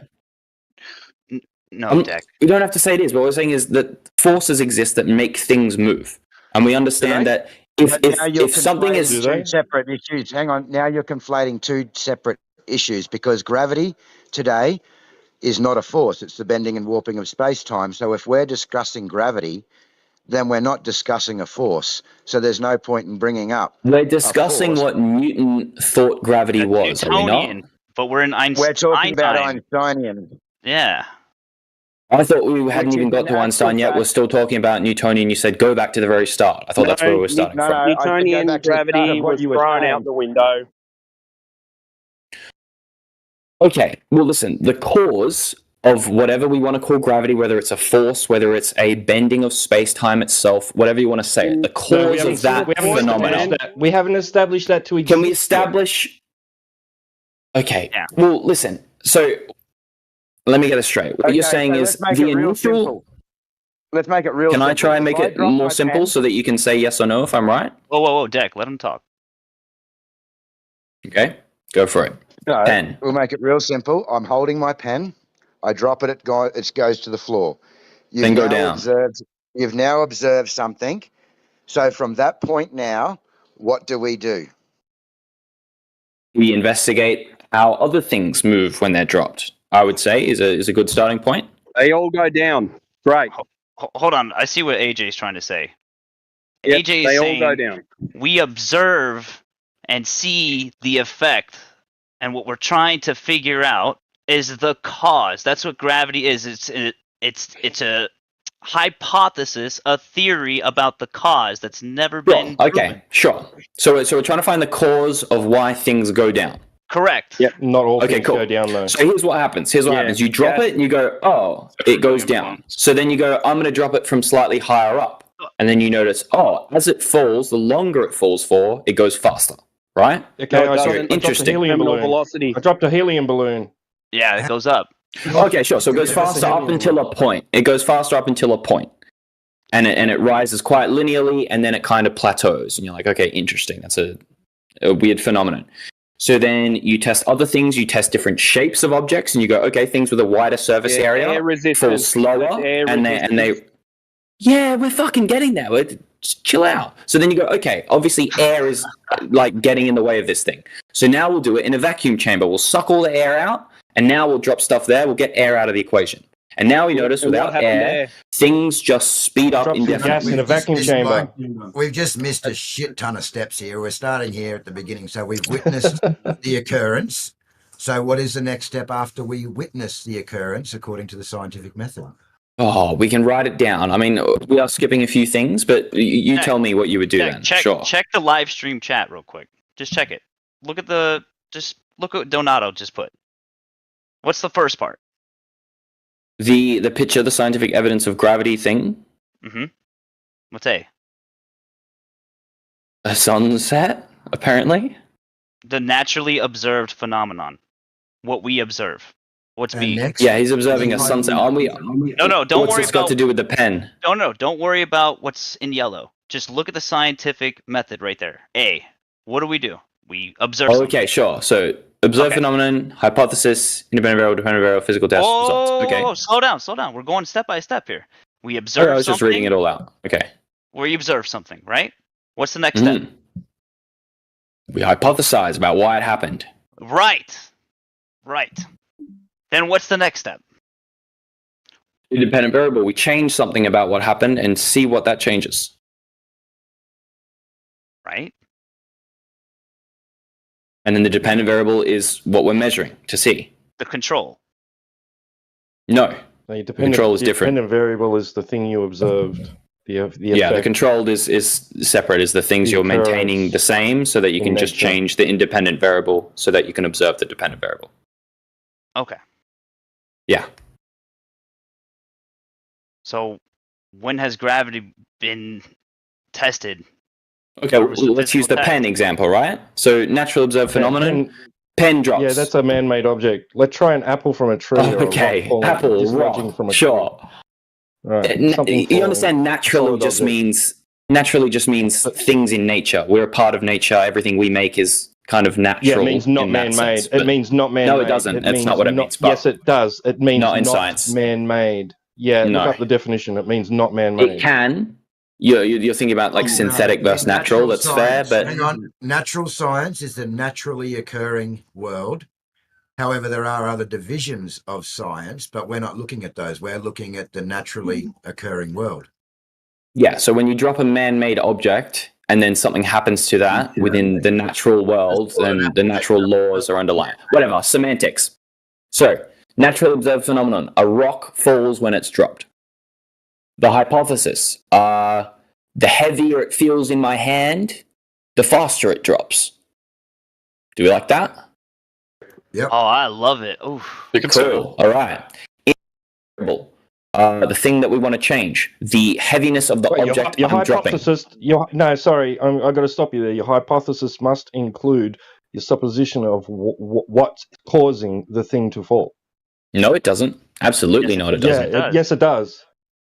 No. Well, you don't have to, but I'd like to see how you then equate that to gravity at the end of this. How could you possibly just come up with a cause for something you've only just observed? That comes way later. You have to do a bunch of experiments to figure out what you're actually observing first. No, your hypothesis is the supposition of what's causing the effect. No, you're wrong. No, I'm right. That's why you have a dependent and independent variable. No, it's not. The independent variable is to see how things change, or how the results change when you change things. The independent variable, when varied, is going to cause. You don't need to know the cause. The assumption is that we can't know the cause until we get more info. Guess the cause. You're trying to guess what the cause is. That's what a hypothesis is. That's what a hypothesis is. No, a hypothesis is just... Listen, we can get the definition of hypothesis again, but a hypothesis is just a prediction. It's a supposition or proposed... cause and effect relationship. I am wrong here. Apologies. Explanation made. I'm thinking prediction. I've gone into year 8 science mode. That's my bad. I'm sorry. A supposition or proposed explanation made on the basis of limited evidence as a starting point for further investigation. Okay, fair enough. So without hypothesis of this, we could say, so our prediction, usually there's a prediction in here somewhere as well, but the pen is falling. I'm going to assume, my hypothesis is that the pen is going to fall out of my hand because the pen is heavier than air. That's going to be my hypothesis. Okay, cool. So a density argument. Right. Density and buoyancy.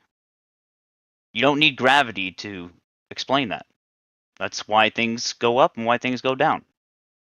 Because of differences in density and buoyancy. It's that simple. Where does gravity come into play with that?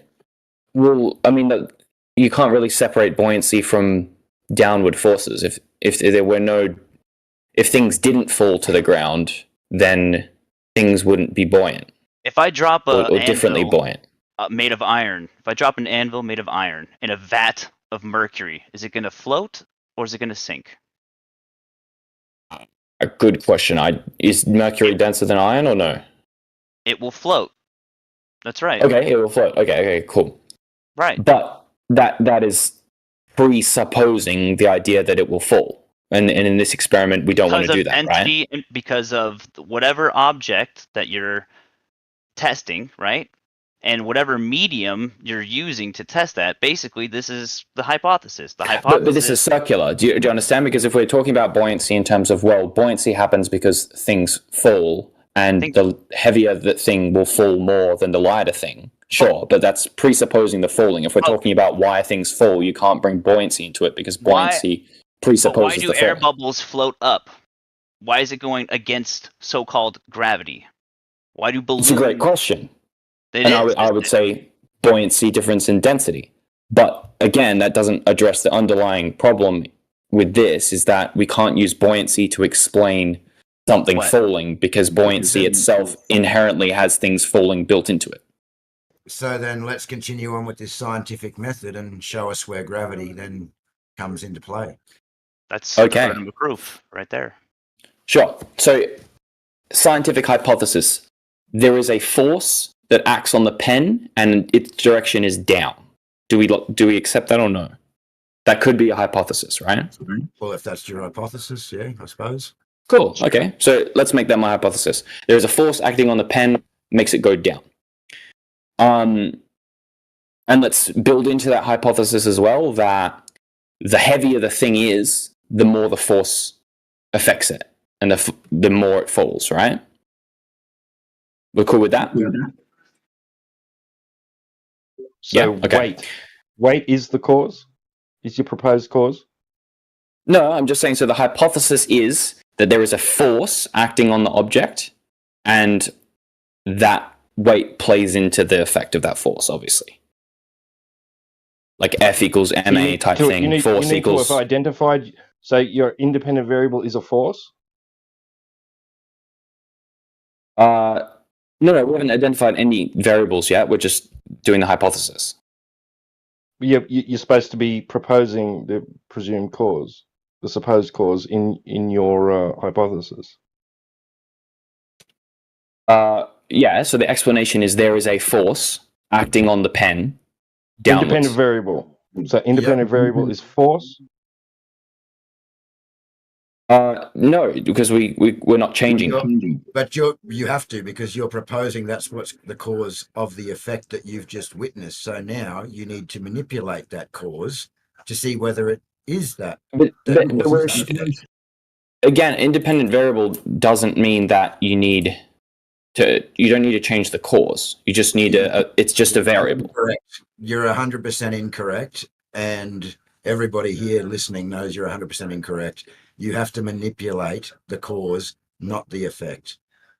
No. So listen, the point is that we don't know the. Listen. We don't know the cause, right? Yet in our process of A, B, C, D, we don't know the cause. We're hypothesizing the cause is a force that the pen is falling. Now, if we're just hypothesizing right now, we don't even know how to control the force. We don't even know if it necessarily exists. The point of the test is to test our Then hypothesis. you don't have a viable hypothesis. No. Just because we can't change the cause. No. Just because you can't change the cause in an experiment. Well, what are you going to do? Doesn't mean you can't change other things to explore whether or not that cause is still happening in the same way. So you're going to affirm the consequent. What does that mean, sorry? Affirm the consequent? So you're going to do something else and then assert that there was an unknown, unvariable force behind it. Like dark matter. Well, that's our hypothesis, no? No, but you can't declare something to be true based on an observation. You must test. That's the point of a hypothesis. Hold on, wait, Deck. No, Look it's at not. the chat real quick. Donato's giving you some good stuff there. Just read that real quick, man. Just. The hypothesis should also contain a prediction about its verifiability. For example, if hypothesis is true, then 1 should happen when 2 is manipulated. Totally. First blank 1 is the dependent variable. First blank 1 should happen when. So the dependent variable, what you're measuring, depends on what you're doing in the second blank. And the second blank 2 is manipulated, is the independent variable. Totally. You manipulate it to get a reaction, 100%. Yeah, so nowhere in there does it say it has to be the cause. Nowhere in there does it say it has to be the cause. Wait. How are you going to manipulate this so-called downward force that you're saying gravity is a downward? Oh, so then you don't have an experiment. You're not doing it. You're misreading what he's just linked. So the first blank is the dependent, what we're measuring. So in this case, we'll say our hypothesis is there is a force acting on the pen or on the object, let's say, on the rock. And if I use a bigger rock, it will fall faster. Let's say. Identify the force. Yeah. We don't know what it. Why? Because that is your supposed cause. That's your supposition. That's your supposition of what's causing the effect. If you've never understood this thing before, you've just seen something fall for the first time, and you have no idea why. How could you possibly identify the force? You need to be able to Why are you so gung ho on gravity? Exactly. Like, why are you so hardcore believing in gravity when we haven't even made up the term gravity yet? You understand? I'm like putting myself in the mindset of someone who doesn't know anything about or any like theory, wasn't taught anything in school, whatever. We're just assuming we're dumb? You're saying we're uneducated? No, we're assuming we're uneducated. That's different to dumb. But yeah, we're uneducated, unknowledgeable. We are Newton level. No one's talked about gravity before. We just see things fall. I think you're projecting a little bit, though. Like, I think I get his effect. I don't think you know what projection means. Different sizes of rocks is his independent variable. He's going to vary the size of rocks. Yes, exactly. Yeah, it's an independent variable, 100%. So size. It's something you're changing to see how that affects the dependent variable, and the dependent variable in this case is the speed at which they fall, let's say, or the velocity. The independent variable is the speed? No, the dependent variable.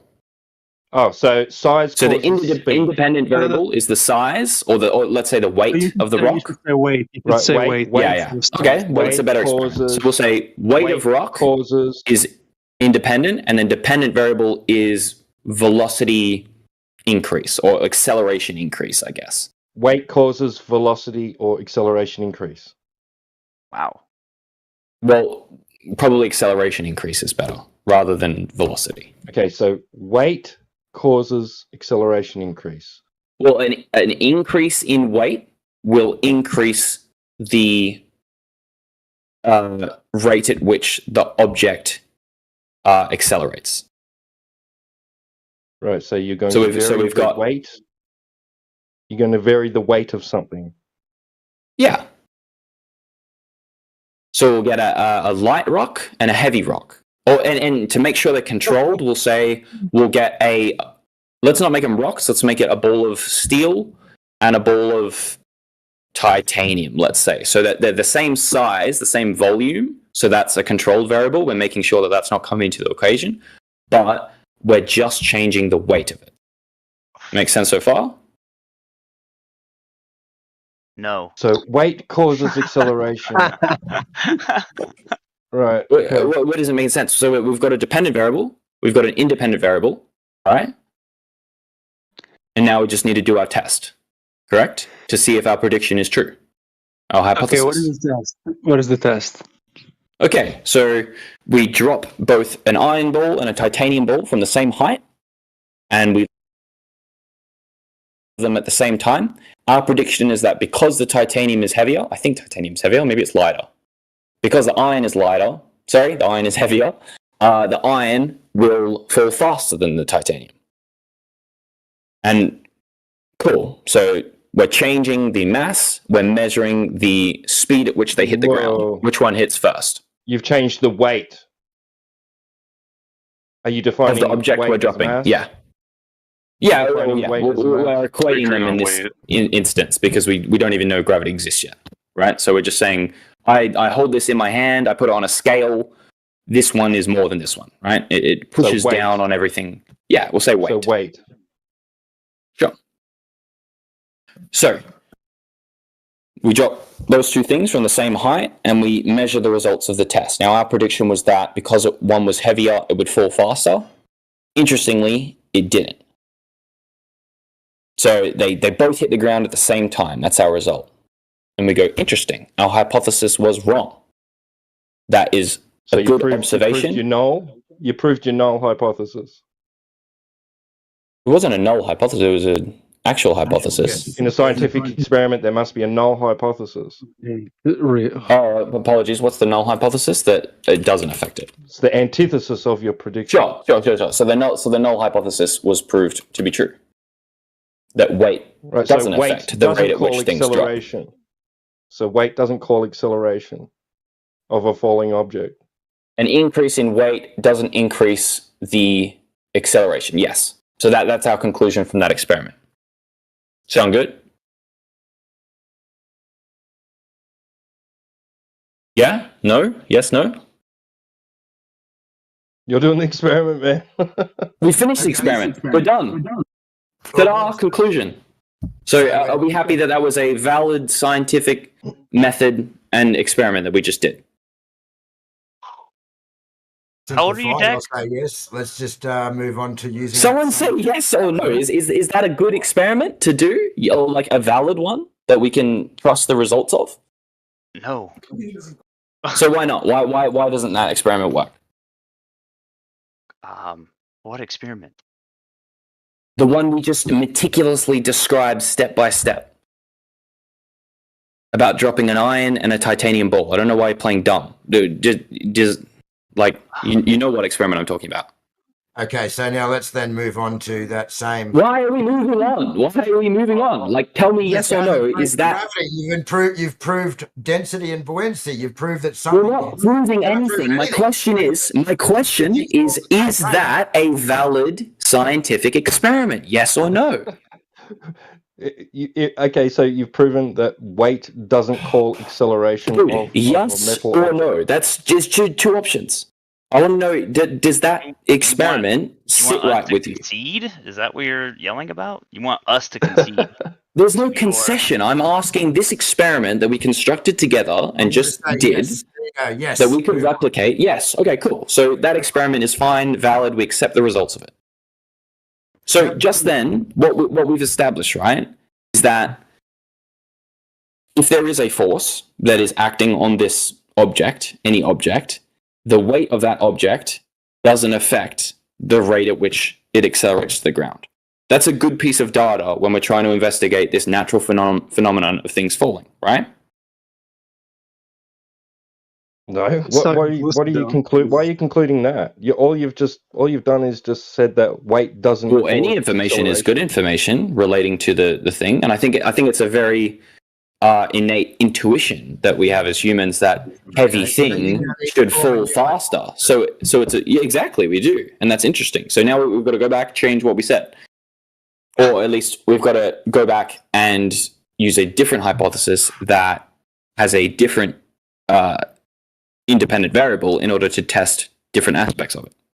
No, the independent variable is testing the cause again, so it's going to be testing your hypothesis. Well, no, it's not the cause. We understood that the independent variable that you're varying is your hypothesis of what you believe is causing the effect. That is the most simple thing to see, read, and understand that you just don't seem to understand. Yeah, I understand, but the cause we're talking about here is the weight of things. Changing it and saying that you don't say you understand, because every time you say that, then you change what you're saying and you try to tell us that it has nothing to do with the cause, but you're going to manipulate the effect, so you don't understand. No one understand what you're saying. Well, the experiment we just did then was not manipulating any effect. We were measuring the effect, and the effect was how fast they hit the ground. Rocks, because your hypothesis was that the weight of the rock was going to make it fall faster or quicker. Yeah. And then you manipulated the weight of that rock. You manipulated the rock, the cause, and you found that didn't occur. You proved the null. So now, when you propose your next hypothesis, we need to vary the hypothesis to see if it causes the effect. Are you going to verify the null or not? So are we trying to figure out why things fall in general or why they accelerate?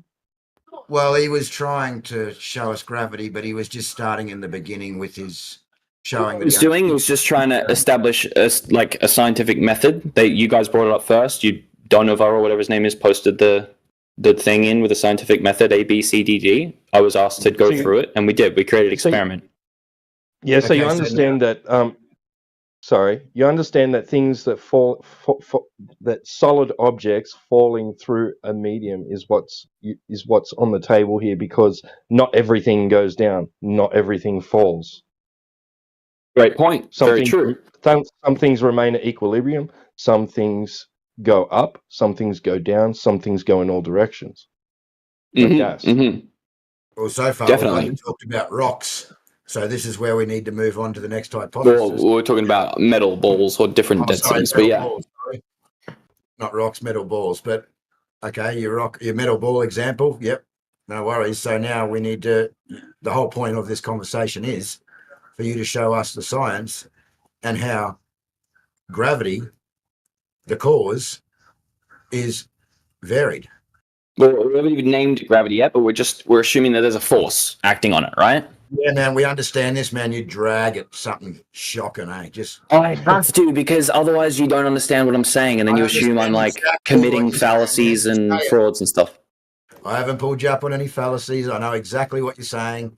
Just burn through it, man. Cool, man. Okay, cool. So anyway, the fact that we can create a scientific experiment like that, where we all accept cause, effect, independent variable, dependent variable, etc. We make a bunch of these different things. We change different independent variables. We change dependent variables. Sometimes we throw it up. Sometimes we add a bit of horizontal velocity to it. When you're wrong and you're pulled up, you need to stop, because again, you've tried to slip in there about these independent and dependent variables. There's only one thing that we're manipulating, and that's the cause, which is the independent variable. Yes, but that's not what you just actually said. Okay. Pretty sure I did, but cool. Okay, here we go. Donato, scientific evidence. So rock falling, scientific hypothesis, more weight, more acceleration. Independent variable, weight, dependent variable, acceleration. Physical test, Yeah. Iron rock, but I know what you're getting with. Blah, blah, blah. Results failed. Cool. But so now we know from that experiment, there is a 9.8 meters per second acceleration downwards, right? No, we have an agreed upon average of 9.8 meters per second because some things go up, some things go down, some things remain buoyant, and 9.8 meters per second is not always the case in different locations and different places. It's sure. I don't know if we included it in the previous experiment, but we did. Well, we should have conducted it in a vacuum, right? So we should have gotten rid of any. Okay. I let go of some gas in a vacuum. It didn't fall at 9.8 meters per second. So what now? Good point. Very interesting. How do we measure the? Well, for one, if we did drop carbon dioxide in a vacuum, it would fall at 9.8 meters per second, right? No. In what state? In what state of matter? Oh, gas. True. It would expand, fill the volume, I think. Let's figure it out, actually. Carbon dioxide.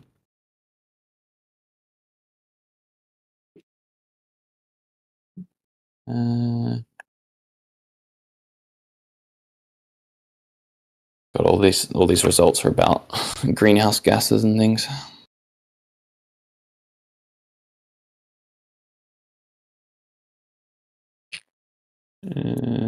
From my understanding to this point, everything you have is just a belief. You trust what you're told, and no matter what you have seen or been shown, that you are going to somehow continue to defend that belief and do the mental gymnastics required to convince yourself. Yeah, I could say the same to you, but yeah, is what it is. All right. Amen. Cigarette. Hey, Deck. Yo. Good Sigma. How old are you? I am 21 years old, 22 in November. Okay. You going to college? How old are you, Beastacles? I'm 28. Nice, man. Well, I'm 43 and my son's nearly your age, so. Represent. What is your son up to? Is he at uni? No, he works with me. He's an apprentice. Ooh, doing what? We do signage. Ooh. Like painting it and stuff? Or like do you peel that shit off and stuff like that? Or like actually installing it? Mainly vinyl and wrapping cars and all that sort of stuff. Is that satisfying as fuck? Deck, are you okay? Like getting that layer off? Oh, true. Yeah. But if it gets good, yeah. Sorry, Beastacles, what were you saying? No, let's do what AJ said. Let's get back to the debate, to the conversation. I thought that's what you were saying. Well, I was just curious about your age, but okay. So now that you know and you've accepted that what you hold in your mind is a belief, right? It's a belief. We've already a belief by your standards is in without evidence. I still don't think it's without evidence, but sure, we have different standards of evidence. Again, where's your evidence of gravity, of you living on a ball?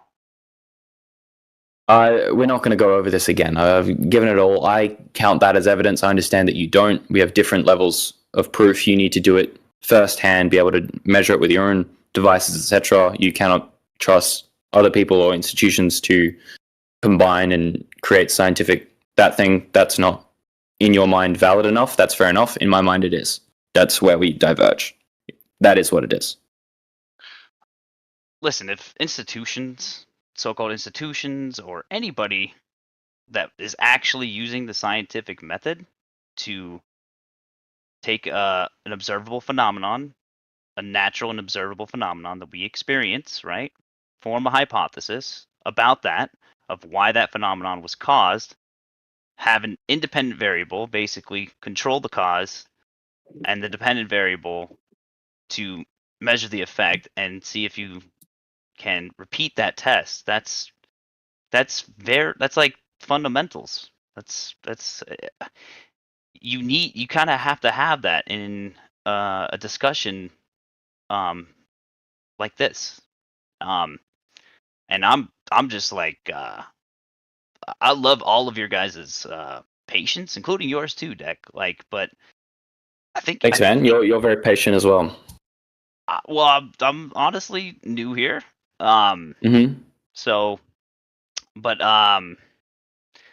new in terms of being able to have these kinds of conversations and kind of seeing how they unfold. It's pretty bewildering, or like I don't know what to say. Like I give up. But I hope you have a great rest of your night, Deck. I hope you come back to this. Yeah, man. I've popped in a few times actually. It's good when it's not just the same people. I've come with like that one guy, Mayhem 100, whatever his name is, Miggy. He doesn't like me very much, but yeah, I do enjoy having these conversations. You got to understand that it's not that Miggy doesn't like you. It's just that we deal in reality here, and we deal in science, and we deal in the scientific method. And when someone comes in here trying to debate on beliefs, then Miggy is someone who's definitely going to hold you to account and not let you move. Yeah, he absolutely does that. I'm well aware of that. And he does it without a degree of understanding or letting his boot off the throat of your neck to even get something out. And when I join, he plays air horns and plays like repeats of like things I've made mistakes with in the past. I count that as like a personal kind of thing, but you know, up to you. I wouldn't say he's forgiving, at least. But anyway, I'm glad that you guys take a bit of a different temperament to other people. But I'm also glad that there's a nice wide variety of different personas in this server. But yeah, thanks for having a chat with me. Anyway. Valve, Flying, you guys want to say something? I guess I just have one question. I don't know. I've just been mostly listening, but I'm curious, Deck, what would it take for... Maybe this is just such a nonsense question to even ask. What would it take for you to actually see the flat Earth in like a reasonable way? Like to see... Interesting question. What would it take for you? I mean, I can't really say what it took to get me to believe or know that the Earth is round, right? Like, I wouldn't be able to give you a step-by-step of, like, when I was 4 and I was shown this and that and blah, blah, blah. You don't. So how I would actually be able to deconstruct all that and then build that up again from a flat Earth perspective would be interesting. I mean, for me to, like, invalidate the idea that the Earth is a sphere would have to invalidate, like, all the laws of physics that I know to work and underlie the things that I see every day, right? Like, it would completely disrupt my reality, right? So, like, even the simple idea of, like, things in space without any force acting on them will be attracted to each other, and that naturally forms spheres, which is why we get planets, stars, fucking black holes, etc., which are all spherical because of the way forces equally distribute equally out in all directions, right? Sure, you know, yeah. I know it's semantics, but what I'm saying is from my perspective. I just kind of want to hear other opinions. Yeah. No, I'm with you. Can you kind of see why it's frustrating when you're asked of like proof of a globe? The first things you go to are lights in the sky, and other people have done science, and those lights in the sky are planets for sure. And what we're on right now is a planet as well. You can see how that's kind of frustrating, right? I can understand why that becomes an issue for people. All I'm trying to do is answer as truthfully as possible as to what comes first to mind, as to why in my mind I think it's a sphere, and it's because when I think of all these other things, they're all spheres, and I have reasons for understanding why they came to be spheres, and blah blah blah. I understand that's all based off of the religious science institution and belief. Yeah, we get it, dude. Yeah, sure. But hold on, Deck. Yes, I understand the frustration. Real quick, with Valve's question, what Valve's question was, is just like why he said, "What would it take?" Right, and what you said was, what would it take for you to go back to when you were 4 and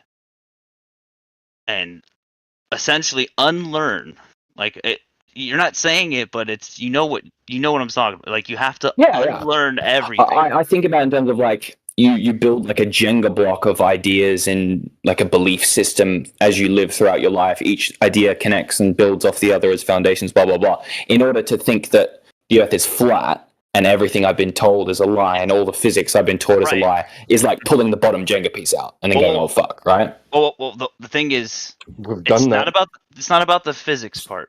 You haven't done that. If you'd done that, I'd be having a mental breakdown. But I appreciate it. It's not even about the physics part per se. It's what you said just before the physics part, that been told to you is a lie.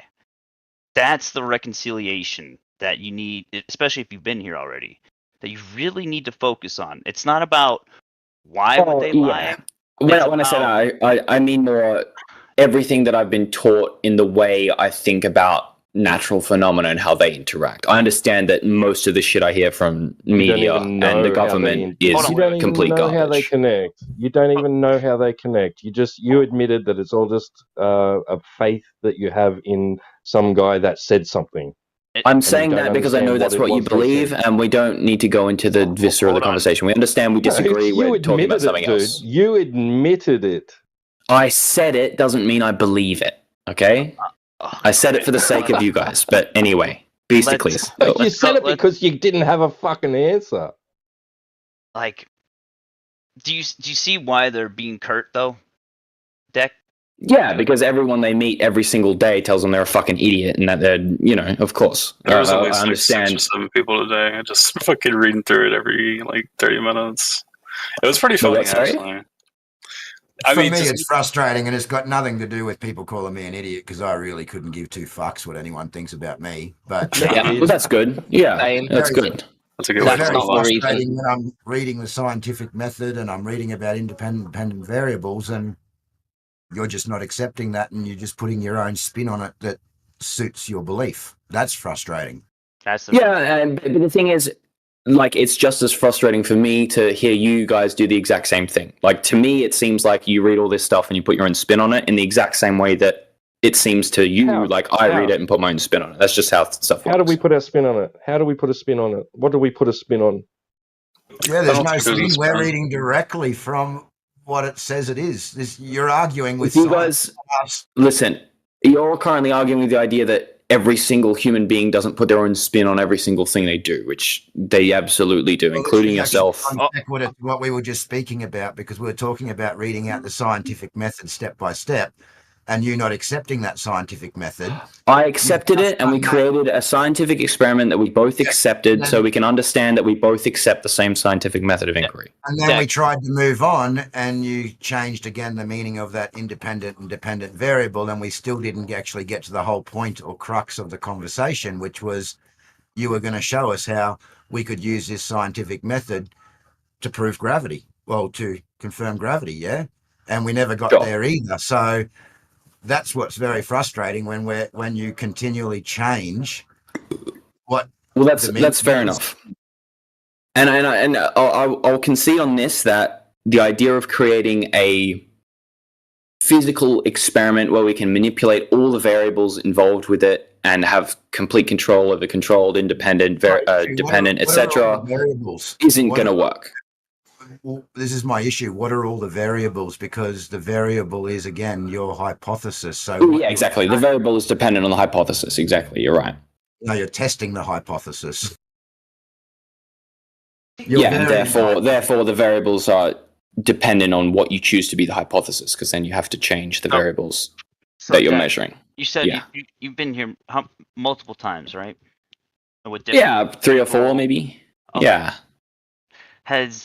Has there been any conversation that you've had in your 3 to 4 times, anything that made you kind of have a second look at what information you hold dear in your mind, like regardless, belief, whatever the definition of belief, however you want to.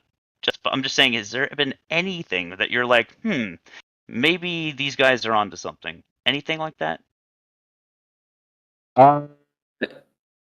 Like, yeah. I mean, I'm sure. Like, there's a few things that I see going past in the chat that are a random fucking meme with some text over it or whatever, that I'm sure have grains of truth to it. And there's obviously a lot of things that are covered up by the powers that be in order to keep the population under control, and that they keep getting the money and the power and everything, of course. So, Deck, so you understand that you're essentially in a cult, right?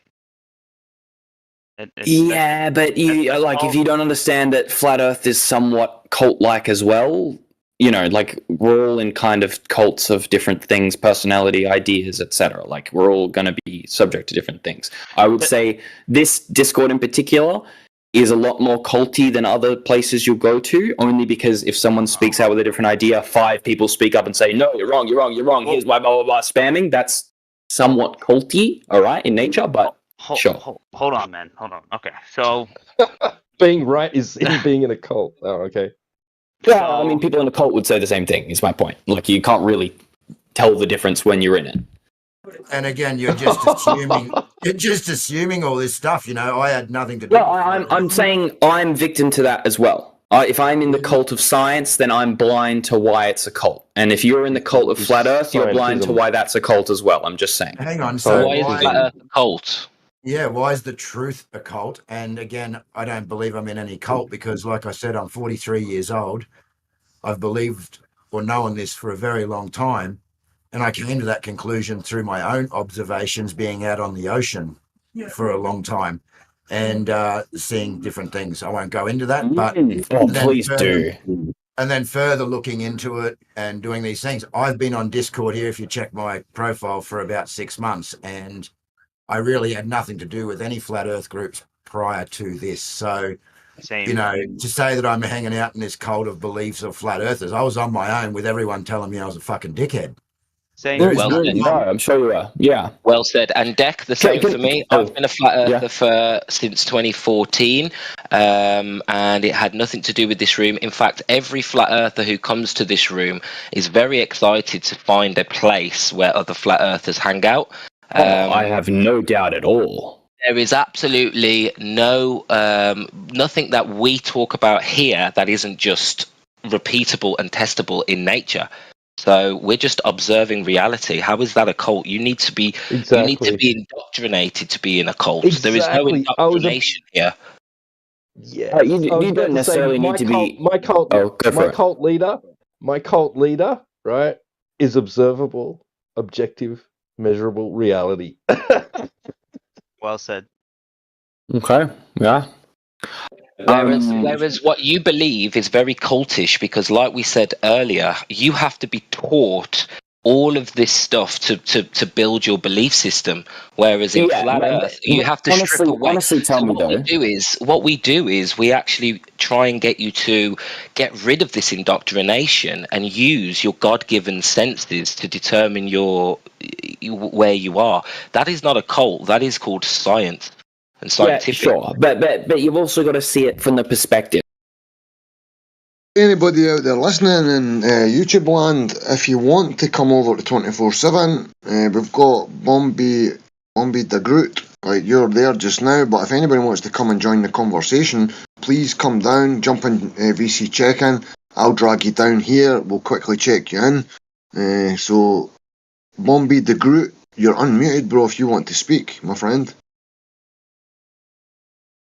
Bombi the Groot. You there, man? Well, it's alright. If you don't want to speak, that's okay, bro. But yeah, I'm going to ping the server and see if I can get people down here to start a conversation and see if we can get this place moving again, because I feel guilty when I see nobody in here and the 2 rooms I started in politics, when I see them busy and nobody here. That just shows that people are just ignoring the fact that this live stream is fucking on life support. Like, there's enough people that go to both of these other rooms that know full well this place is empty, but they're going over there because there's a conversation going and it's busy.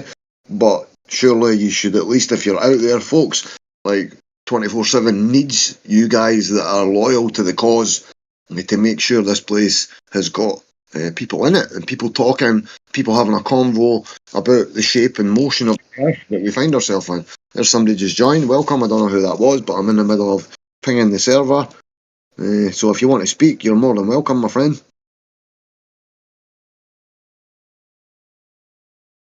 No, I'll check, see if you've got roles, because you might be unable to talk. So I'll check you 1 second, man. So it was Bombi, the group was already here. Silver Domain, if you want to speak, my friend, I'll just check, see if you've got any rules. 1 second, because you might not have them, and I'll be able to quickly check you in. Sorry, I'm on a tablet, and it's fucking really slow, man. Hate using these Android tablets. Yeah, you're unmuted, my friend, anyway, I'll check, just to make sure. But yeah, you're unmuted. Silver Domain. Silver Domain? Yeah, Silver Domain if you want to talk. If not, man, I'm going to ping the server and see if I can get some people down. So you're more than welcome to join the conversation or help me start one, because that's really what I'm trying to do, is get people coming and having a discussion. So, right, everyone.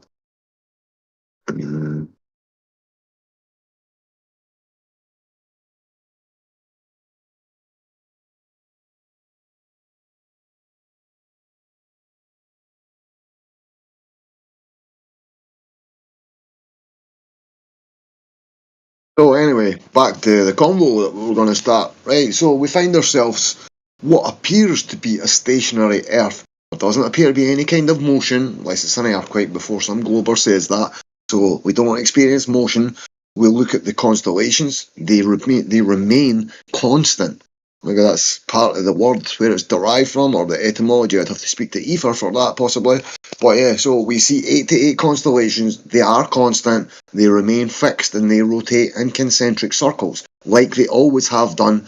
And then year in, year out, they reset every year. So, like, there is more stars visible towards, like, maybe the middle of the year versus the end of the year. And then over the course of centuries, as well as over millennia, we move into different ages. So there's different houses visible in the sky, depending on the year, depending on, like, the millennia that we're currently in, but or moved into. Now, supposedly we moved into the age of Aquarius, from Pisces into the age of Aquarius, and that was during the 2012 winter solstice. So these people carved these stone tablets and etchings on walls and made artwork and other stuff. Like even the swastika itself comes from the 4 seasons of the year, where Polaris would be in the centre point, and the 4 seasons that the Big Dipper or the Plough or whatever it's called in different places, I'm not really sure, but the 4 seasons of the year, this constellation, it looks kind of like a saucepan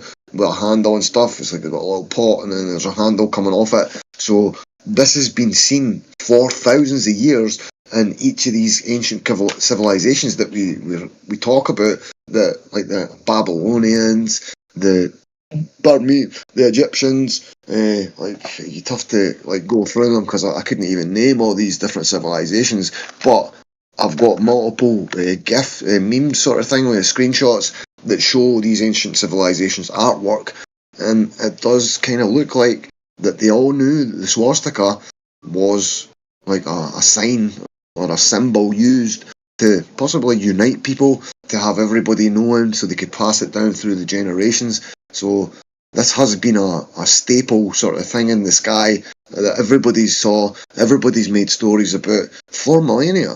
So to say that, like, oh no, they thought the Earth was round, and like, what goes along with that? Well, fucking 4 vectors at millions of combined miles per hour through a vacuum, yet the stars are the same as they were, the constellations revolve in circles, that the Plough, like what I was saying, the 4 seasons that the Plough's in, that would point towards the Earth being stationary. How could we be barreling in all these different motions at all these mind-boggling, unfathomable speeds? Because they are to a human. Like when you say a million, like maybe you could write it down and you could say, alright, that's a million. Right, there's how many 100,000s are in a million? Alright, so there's 10, and then go through it all and you can break it down. But when you say millions of miles per hour combined, like that just, like a human brain, they can't fucking conceive of such a thing. Like a million years or a million miles per hour Like, these are things that you just, as a human being, you just cannot even think about. Like, you could fucking say you do, even if you're a math head, but when it comes down to it, when this stuff we see in the sky revolves and fucking rotates in circles like it always has done in these ancient civilizations, as I've said, they've got artwork that go along with the swastika that point that it's not an evil symbol. It was invented in the Second World War, so they've made this symbol evil apparently, and they've made so you couldn't like walk down the street with like a swastika on the back of your t-shirt. People would think you're a bigot, that you're fucking nasty, fucking racist, anti-religion, anti-race, anti-colour, all these fucking things. They would just think about you as the lowest of the low, the scum of the fucking earth, as I see it anyway. But again, if it wasn't for the Second World War and the Nazis inverting this symbol, now they might not have been planning to invert it, they might have been, I don't know, they might have had different plans, but we have been led to believe that these people, including Hitler, are evil scum of the fucking earth. So I don't know what these people actually, what their plans were, but to use a symbol of peace while they're trying to murder people, I don't think that's sort of conducive. I don't think it works with the story we've been told, and we know every other war's bullshit, like the story's the official narrative. So I would say that, to look into this stuff, to look into the swastika, to see how many civilizations have used it, like, it's mind-boggling. Like, these people are all over the earth, they have been for thousands of years, so like, to claim that the swastika is an evil symbol just because of what the fucking supposed Nazi party did, I would say that's wrong. But again, it's up to anybody listening to maybe have a look at that stuff. If you are listening, you don't want to chime in, you don't want to speak up, DM me, I can send you the little I've got. But I mean, if you just Google like swastika, like, you'll see all these ancient civilizations have constantly used it because it does point towards the stars being exactly as they were year in, year out, century after century, and millennium after millennium, bar the incrementally as it moves. So 1,000 years, then 1,000 years later, the constellations they've rotated and reset just a little bit further across. So incrementally it appears that they do reset just a fucking fragment different as what they have the year previously. So I would advise anybody to look into that stuff, if that's what they need to do to accept how Earth presents itself. Like, if you can't accept that the Earth is stationary in reality, then you need some shit on a screen to somehow confirm this, and then I think you've got some work to do. Like, I mean, I accept reality, I accept I'm not moving, and I accept that these ancient civilizations have all knew it because it goes in their artwork. Like, I can't prove it, but there is enough evidence to say that these people did know what they were talking about, that they were technologically advanced. They were not just some fucking stupid cavemen that never knew what they were doing. They put it all in their artwork for people in the future to see. Now, they have tried to get rid of a lot of this stuff. Like, in the Second World War, they were destroying a lot of stuff over in the Middle East, and they've been doing it in the Gulf War for Saddam when they went in to fucking get rid of Saddam and topple him. They propped him up and put him in fucking power in the first place. Then they created this fucking other shit went down. Obviously, I'm sure you know what I'm talking about. I don't need to say it. But some other shit went down that made most people think that the Muslims were coming to kill them. But nobody was scared of Muslims prior to this event happening. So it is just a fucking load of horse shit, man, to me. And back to Flat Earth, though. So we do find ourselves in this stationary, apparently, and no curve, apparently.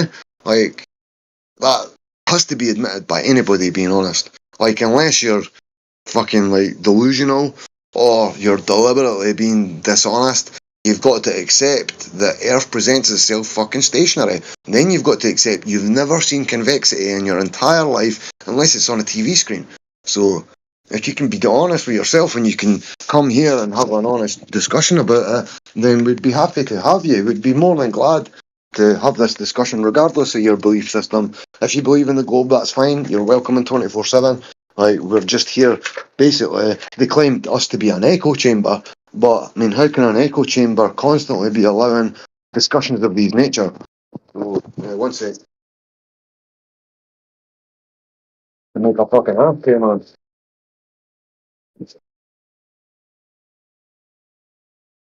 Right, so yeah, man. So if anybody wants to join, if you're out there in YouTube land, find your way to one of the invites that Nightbot's been spamming for fucking a couple of years. Shout out to Nightbot. So yeah, come in, fucking come to VC check-in. I'll see you in there, or come down to the live stream VC, and I'll quickly check you in. Nobody's around currently. That's why I came in to hopefully start a convo.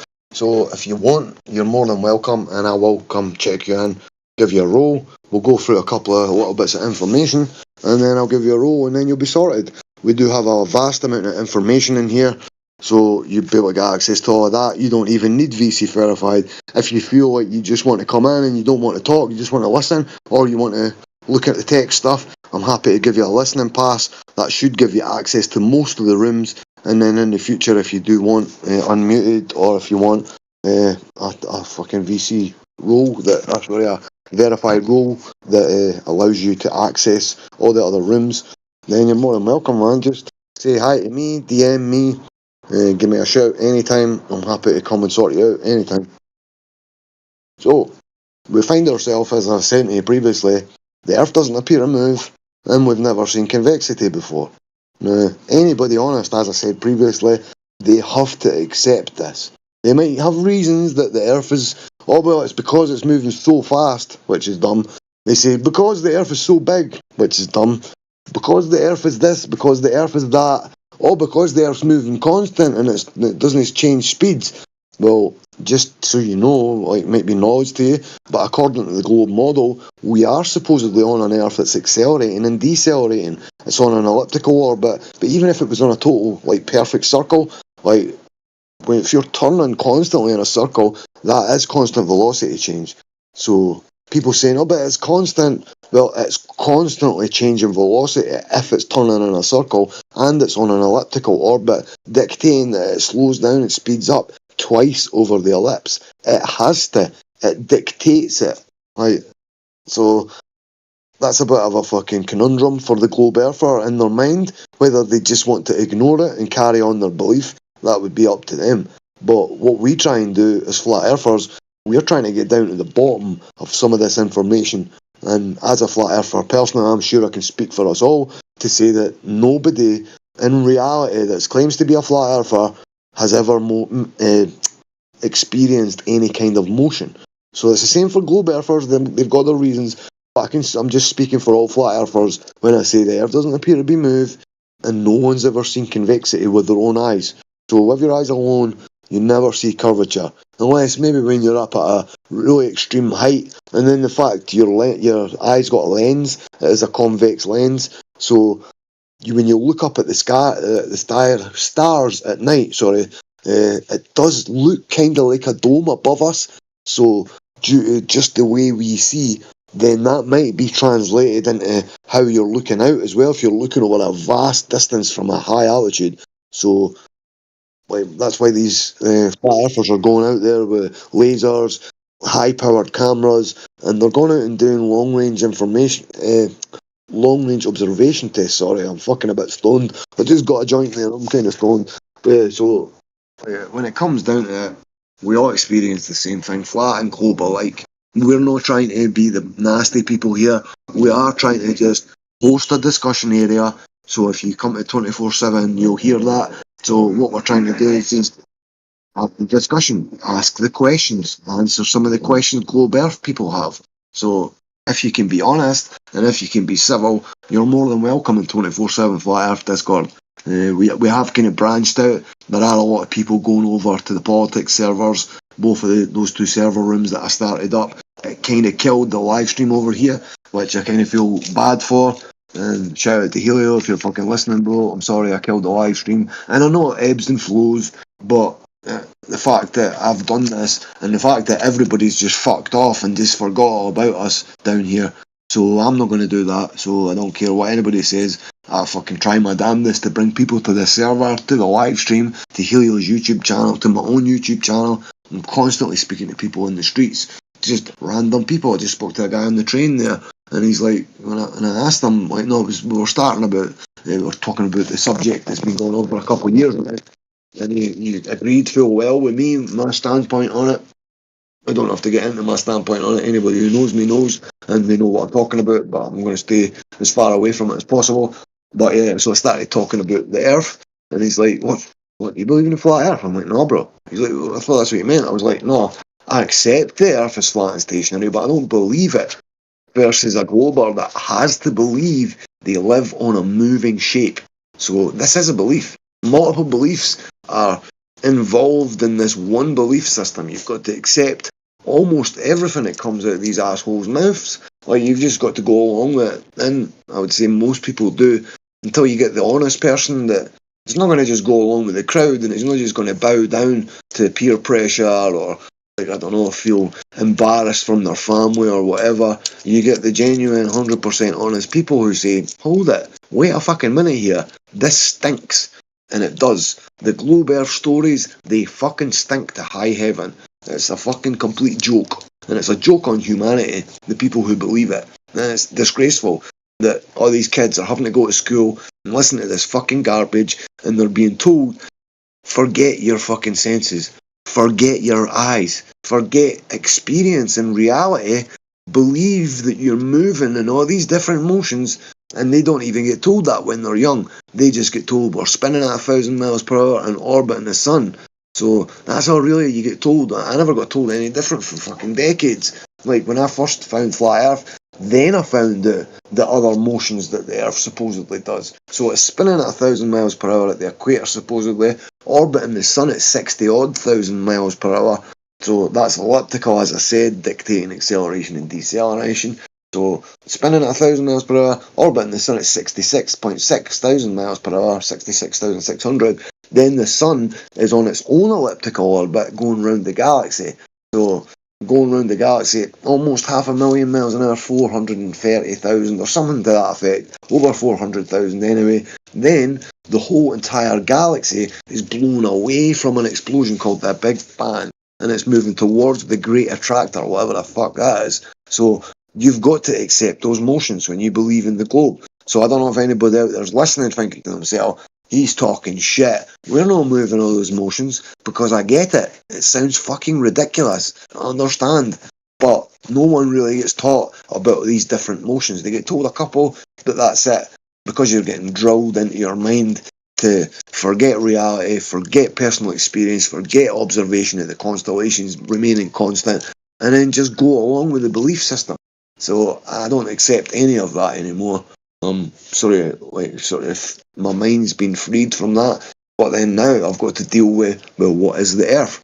Like, flat earthers are not saying what the Earth is. All we're saying is, this is not the Earth. The story we've been fed since childhood, that's not the case. So that's all we're saying. What the overall shape, the fucking supposed motion we don't accept anyway. We accept the Earth appears to be stationary. But all those motions we don't accept. Then what maps are correct? We don't know. What's a flat Earth map? Maybe you're going to point to a globe Earth projection and say, well, that's the flat Earth map. That's what the United Nations use as their fucking map behind or beside those, the little, I don't know what you call them, like sort of braided hair sort of thing going up and round the sides. So people say, oh, that's a flat Earth map. And they kind of mix up maps with models. So they think, oh man, you're a flat earther, you believe in that map, or you believe in that model. Whereas we don't believe in maps, we don't believe in models. All we're saying is the Earth's not moving and it's not a specific shape. That's all we're saying. What the maps, like, what's a 100% map? How could you ever tell? Like, there are maps that you can use the legend and use the stars or like compasses and or sextants, and you can work out where you are on Earth. So there are many maps that work. But to say one map is 100% and the landmass's relationship to another landmass is exactly this or that, like, we don't know these things, so we're not going to make a claim. Pardon me, sorry, I've just been eating chicken. But what else? Where could I get to? So, right, so we don't accept maps and models and stuff like that. You might hear the term maps models are reification fallacies. So we don't need to claim a specific model, then constantly reify it or constantly repeat the same shit that we've not verified in reality, that's not verifiable in reality anyway, like, because the like the distances and the land masses, because of the vastness of all this stuff, like anybody saying this is the 100% the correct map, they're lying. They're either mistaken or they're fucking lying. I'd probably go with they're lying because we do get a lot of sort of dishonest people in this discussion.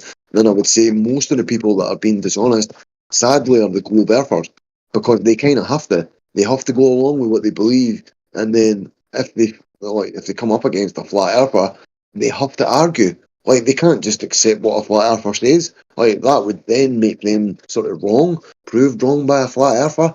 People's ego can't allow that. So they would rather go along and constantly reify the model and the maps they believe in, rather than even be seen to be questioning reality. Like, because a lot of people, they'll point the finger at you and they'll say this, that, or the other thing, because you're entertaining the possibility that there could be a different landmass, a different map for all the land masses and their relationship to each other. Like, to be questioning that, then you're a fucking retard, pardon my French, but that's what people would say. So a lot of people don't want to be seen to be entertaining flat earth or flat earthers in general. Like, if you're a flat earther and you say something, they'd prefer to say you're wrong before even verifying any of it. They'd prefer to call you a liar, call you a fucking whatever the fuck. They make up many names for us, but I don't accept any of it. Like, I'm happy I don't know the models, don't know the maps and specifics. I'm happy to say that I don't know. But a globe earther, they demand knowledge, they demand to have these things verified in reality, where it's just not possible. It's totally impossible. But if there's anybody out there, I'll say it again, if you're out there listening in YouTube land or one of the other platforms that Helio's been kind enough to fucking fix up, and so we're streaming constantly, anyone out there that wants to join, one of the bots or possibly in the chat someplace, someone will be sharing the link for the server. But if you're not able to see that, if you know the Discord invites, it's like Discord GG/ and then put Flat Earth at the end of it, all one word, because we have so many nitro boosters. We get the access to the Vanity link. So jump on the Vanity link. If you've not got Discord, you might need to download that, or it might open up your browser. It should open up the browser and the invite. Accept it. That should take you either into sort of, like, I'm sure it says you're not allowed to type in this server for up to 5 minutes, something to that effect. So jump into VC check-in, and I'll just take a check just now, make sure there's not anybody waiting so far. But yeah, jump into VC check-in, ping myself at Spake, and I'll come and sort you out with a role. No problem. I might even drag you over to the live stream. I'll ask you first before I do. A lot of people don't like being recorded. I just like my joint. So, is there anyone here?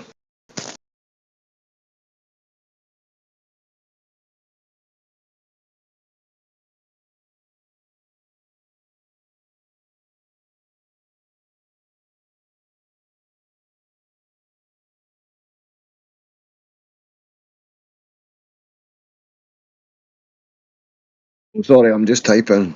I'm just pinging the server and see if anybody wants to come and have a discussion.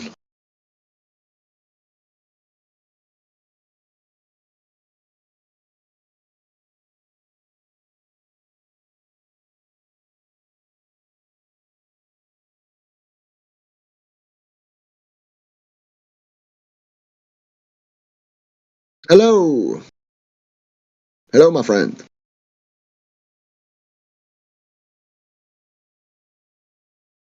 Hello, bro. I don't know who that was there. It is Neravar. Neravar, 1 second, my friend. I'll give you a little mute and unmute to see if you want to join the discussion. You feel more than welcome to come and speak, my friend. So, Neravar, or is it Adalbert? Is that your main name? Adalbert?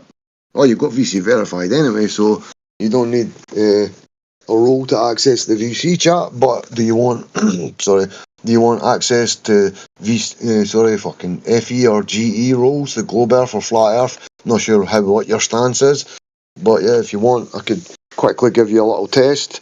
It's just a little bit of information you've got to provide, showing that you are Globe Earth or Flat Earth. A lot of people don't want to have that one of those roles because it kind of singles them out. That I get. You can have Globe Skeptic, or there are a couple of roles. If you want them, you're more than welcome to have them. But again, it just takes a little bit of information. So who's this? That's Sully. How you doing, Sully, my friend?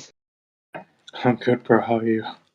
Yeah, man, alright, bro. I just thought I'd jump over and get people to come over and start talking, man, because I feel shit that people have just abandoned this server, man. It's fucking quite sad. Yeah, man. Oh, like we're getting one after fucking the other, man. Jesus Christ, holy shit. Right, Europia, you're more than welcome, my friend. I don't know if you've got roles, I'll just take a look. But yeah, man, if you want to talk, please do. I'll unmute you just now and just see if you're able to talk. You're VC verified, my friend, so I don't need to mute and unmute you. But if you want to chime in, please do. Octahedron Nate, hello, my friend. You don't have to speak if you don't want to, boys. I'm just trying to get the convo going. But yeah, Sully, what's happening, bro? Anyway, what's you up to this evening? Sorry if you're busy, man. Not much, man. Just chilling, waiting for an appointment. Alright. Oh, shit. Yeah, man, I'm just fucking chilling myself, bro. Fucking, I've been out getting a bit of smoke. And yeah, I'm just going to kick back and fucking try and get the conversations fucking going. And then nip back over. I was thinking about doing some kind of, you know, like what we used to have in 24/7, Sully. I don't know if you've been here very long, but we used to have a thing called Friday Night Fights, where it was set, there was moderation set, Globe Earth and Flat Earth, they got a set time to speak, they got a set time to answer questions, and then they maybe got a set time to pose questions. So I'm just sort of feeling it out as we go along. But yeah, I want to try and start a Friday Night Fights over in the other politics and religion server.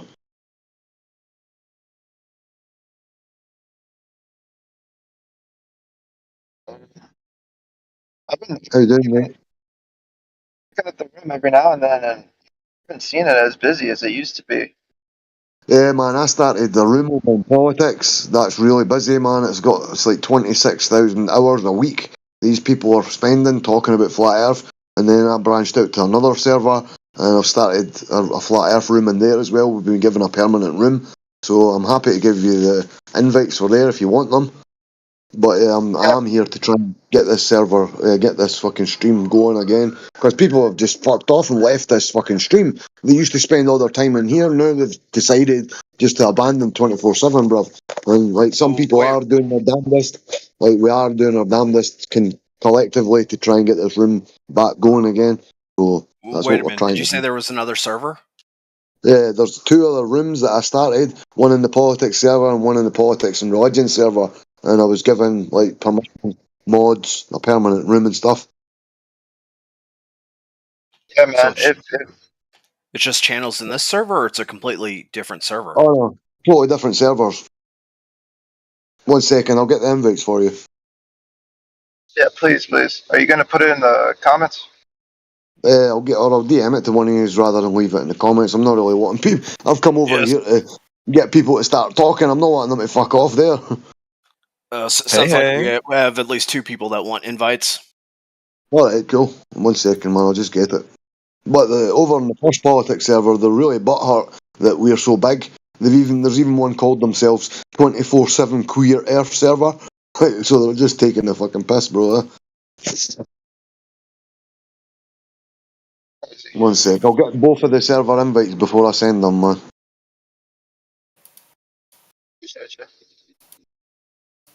So this other server, it's a politics server, or it's another flat Earth server?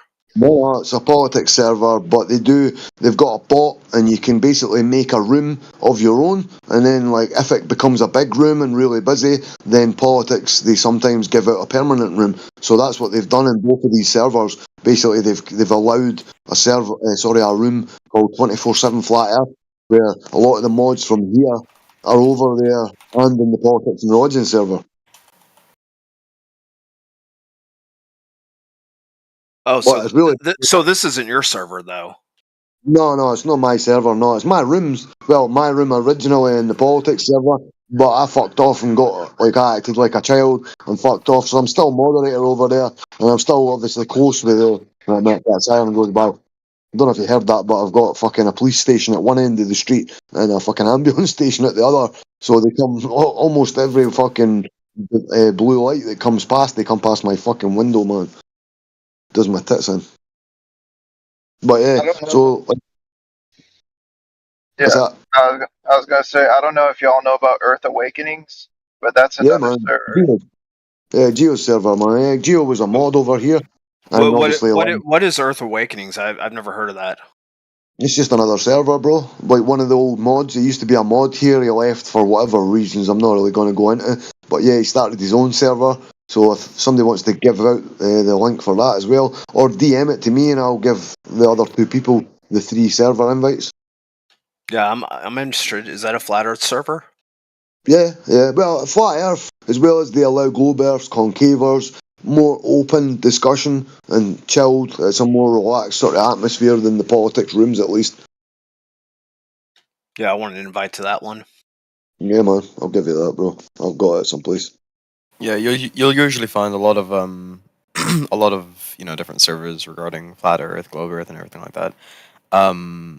The only thing I would say is be careful with joining those sorts of servers, not because of the people within it, but because Discord loves terminating different servers for quote unquote misinformation. Did you just break up during that? Did I?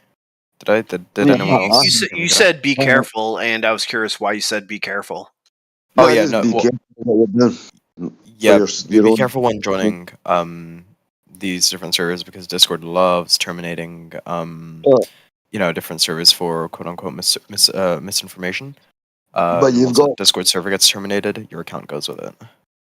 Yeah, but you've got as much chance just being a member in this server, having your server, your fucking PFP, your profile, having that deleted. But we've been here for quite some time now, so we are quite sort of stable. We don't allow like toxic discussions. We do ban people acting nasty, hatred, threatening violence. So if Discord looked into our server at 24/7, which I'm sure they fucking have, because there's people complaining about us constantly. That's why we do always stick to terms of service. We've got our own like server fucking like as moderators. We've got our own sort of rules within amongst the moderation team. So Discord just bans accounts just because you were in a server that got banned, not because you violated any TOS. Participation within servers, it's against community guidelines to participate in servers that violate the TOS. So if you're contributing, whether you're saying hello, whether you're just in VCs and stuff like that, in these servers that get termed for breaking the TOS, your account will go with it. It depends on what rule it's broken. If it's like if it's like bullying, let's say it's a bullying server, right? And like you create a server with your friends to bully some other people, right?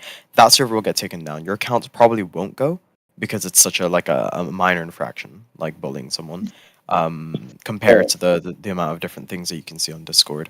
It's your account will get terminated depending on what level of severity the server got taken down for.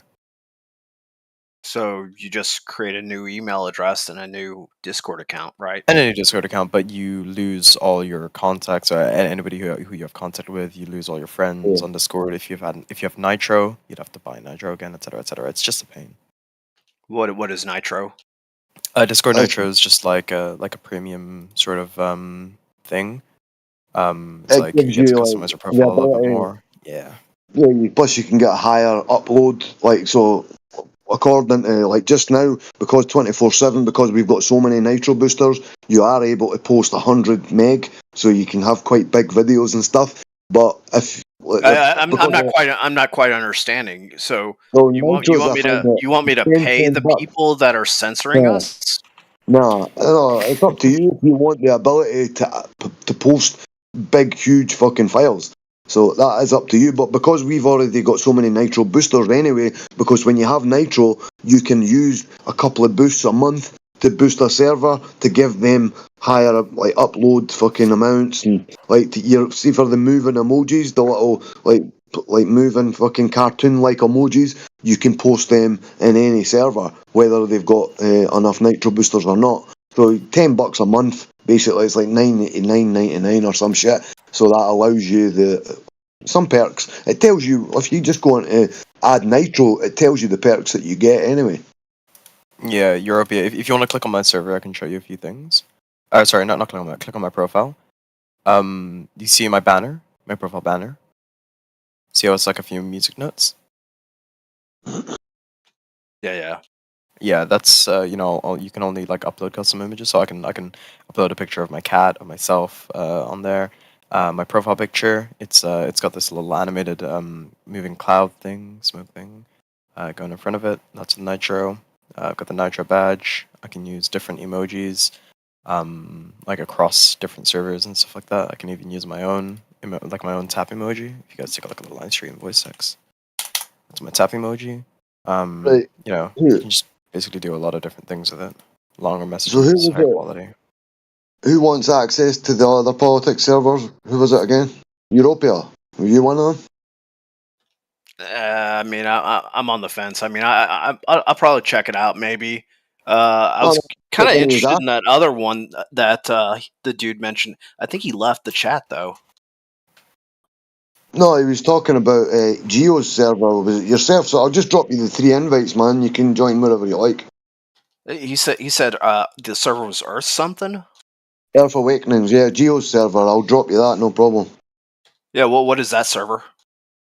It's just a server talking about the Earth, like what we do here.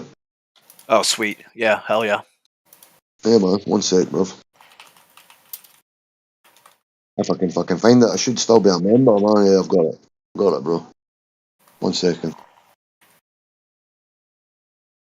But yeah, Geo's is a chilled vibe. I've known Geo for fucking like 5 years now.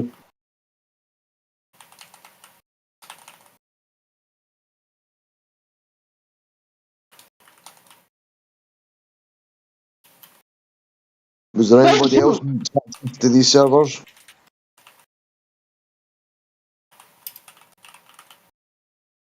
There you go, Europia. I've just sent you the 3 links. Appreciate it. Go, man. Anyone else want the links? Yeah. Take that as a no. Give me that shit. Why? What was that?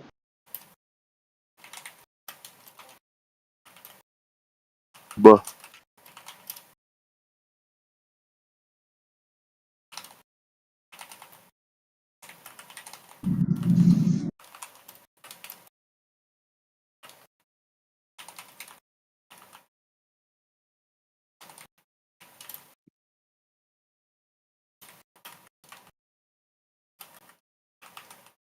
So I would like a space agnosticism role instead of a global role. Well, you can have a globe skeptic role if you like, but if it comes to flat or globe, then you would need a little test. You need to be kind of examined before you get flat or globe. Well, somebody apparently already examined me, but Well, you need to have that done by somebody who gave you the role, bro. So I've not. You can tell me that you've done it, but I'd have to still go through the specifics. no, I'm saying somebody already gave me a global role. All right, well, there you go. I wouldn't give it out unless I put them through a little test, make sure they are a glober or a flat earther and they know what they're talking about. Some people give the rules out a little less strict than myself, but I always stick to specifically what was asked at the time. Is there a flat Earth skeptic role? For the globe skeptic, I know that. I want both a globe skeptic and a flat skeptic role. Why? Because that best defines who I am. Well, I feel like people will see my role of globe Earth or whatever, and then immediately assume things and talk to me in a certain way. Yeah, that's why a lot of people don't even want any of those roles. They just want to sort of fly under the radar until they've made a decision, or even after they've made a decision, they still want to fly under the radar, bro, because there are some really toxic people involved in this discussion. I don't know about flying under the radar, but yeah. I just don't like joining a conversation and they're like, oh, you're this, and that. Yeah, man. I mean, I've not said anything to them yet. That's always annoying. Well, a globe skeptic means you're a skeptic. I mean, you don't need flat Earth skeptic to be on the fence or like on the fence role. There's an on the fence role. Yeah, but again, I jumped into the middle of a conversation last night, and things got pretty heated. And I was like, "Whoa, calm down, guys! What the heck is going on?" What was it about? I was here for a while last night. I jumped in the middle of it, and I tried to just get a quick synopsis to try to understand what was going on. And the synopsis just like started to reignite things. I'm like, calm down.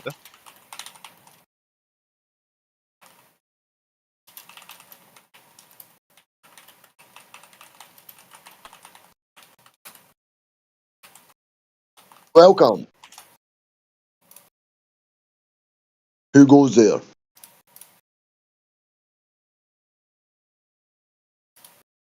Anyone? Whoever just entered the room, please speak up if you want. Oh, it sounds like Tap is like he's like coding or writing an essay or something. I am just texting people.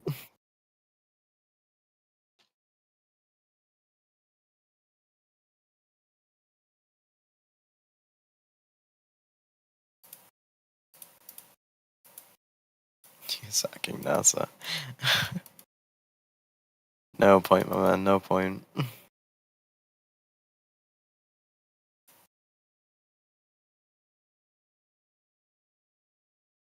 Yeah, no, I just had to type about my entire life story in the lobby chat.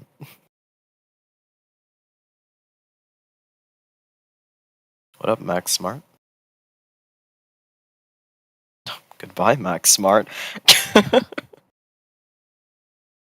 You fucking scared them away, bro. I scared him away. Oh, he's back. Oh, thank God. Hi, Max Smart. You okay? Going on? Yeah, I just dropped for some reason. What's happening, Matt? What's up? Hey, what's going on, Spake? Good chat. No, just chilling, brother. Chilling, just having a spliff. Just ate my dinner, man. So yeah, it's cool. All good. All good in the hood, bro. When you say like a plan. You mean a bit of weed as well? Yeah, just got a bit, yeah. Hey, middle of the day, huh? Well, I guess it's kind of the end of the day at this point for you. It's fucking spending money. I'm supposed to be saving up, bro. And I spend at least £100 a month on fucking weed, like once a week at least. So, but that's only like an ounce in a month, which isn't really that much because I don't like to get up in the morning and just start smoking weed. Rather wait till night time. But yeah, man. So like, I'd prefer to be stoned when I decide, not just like stoned constantly. So, You know, I've always said I wish weed agreed with me more so I could do it more because I do enjoy it. It's just it makes me more introverted and harder to concentrate, which is not something I want since I'm already introverted. What, you at college or anything just now? Are you doing any kind of studying? I've already been to college.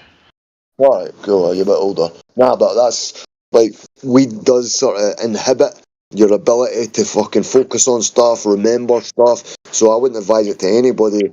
Like, I mean, it's good for nighttime maybe to get to sleep, but I wouldn't advise weed for anyone, especially if they're at school and they're trying to learn stuff. Because I would always advise people, who, even though, as far as I'm concerned, the shit that they teach you at school, especially when it comes to science and the globe Earth, like it's fucking utter garbage. But I would always say to somebody, please make sure they learn their stuff, make sure they can fucking pass college, fucking pass school. So, yeah, man. Like, and then plus, obviously, it's illegal some places. Like I'm in Scotland, well, I'm from Scotland, but in the UK it is still illegal. So I wouldn't advise anybody to start breaking the law.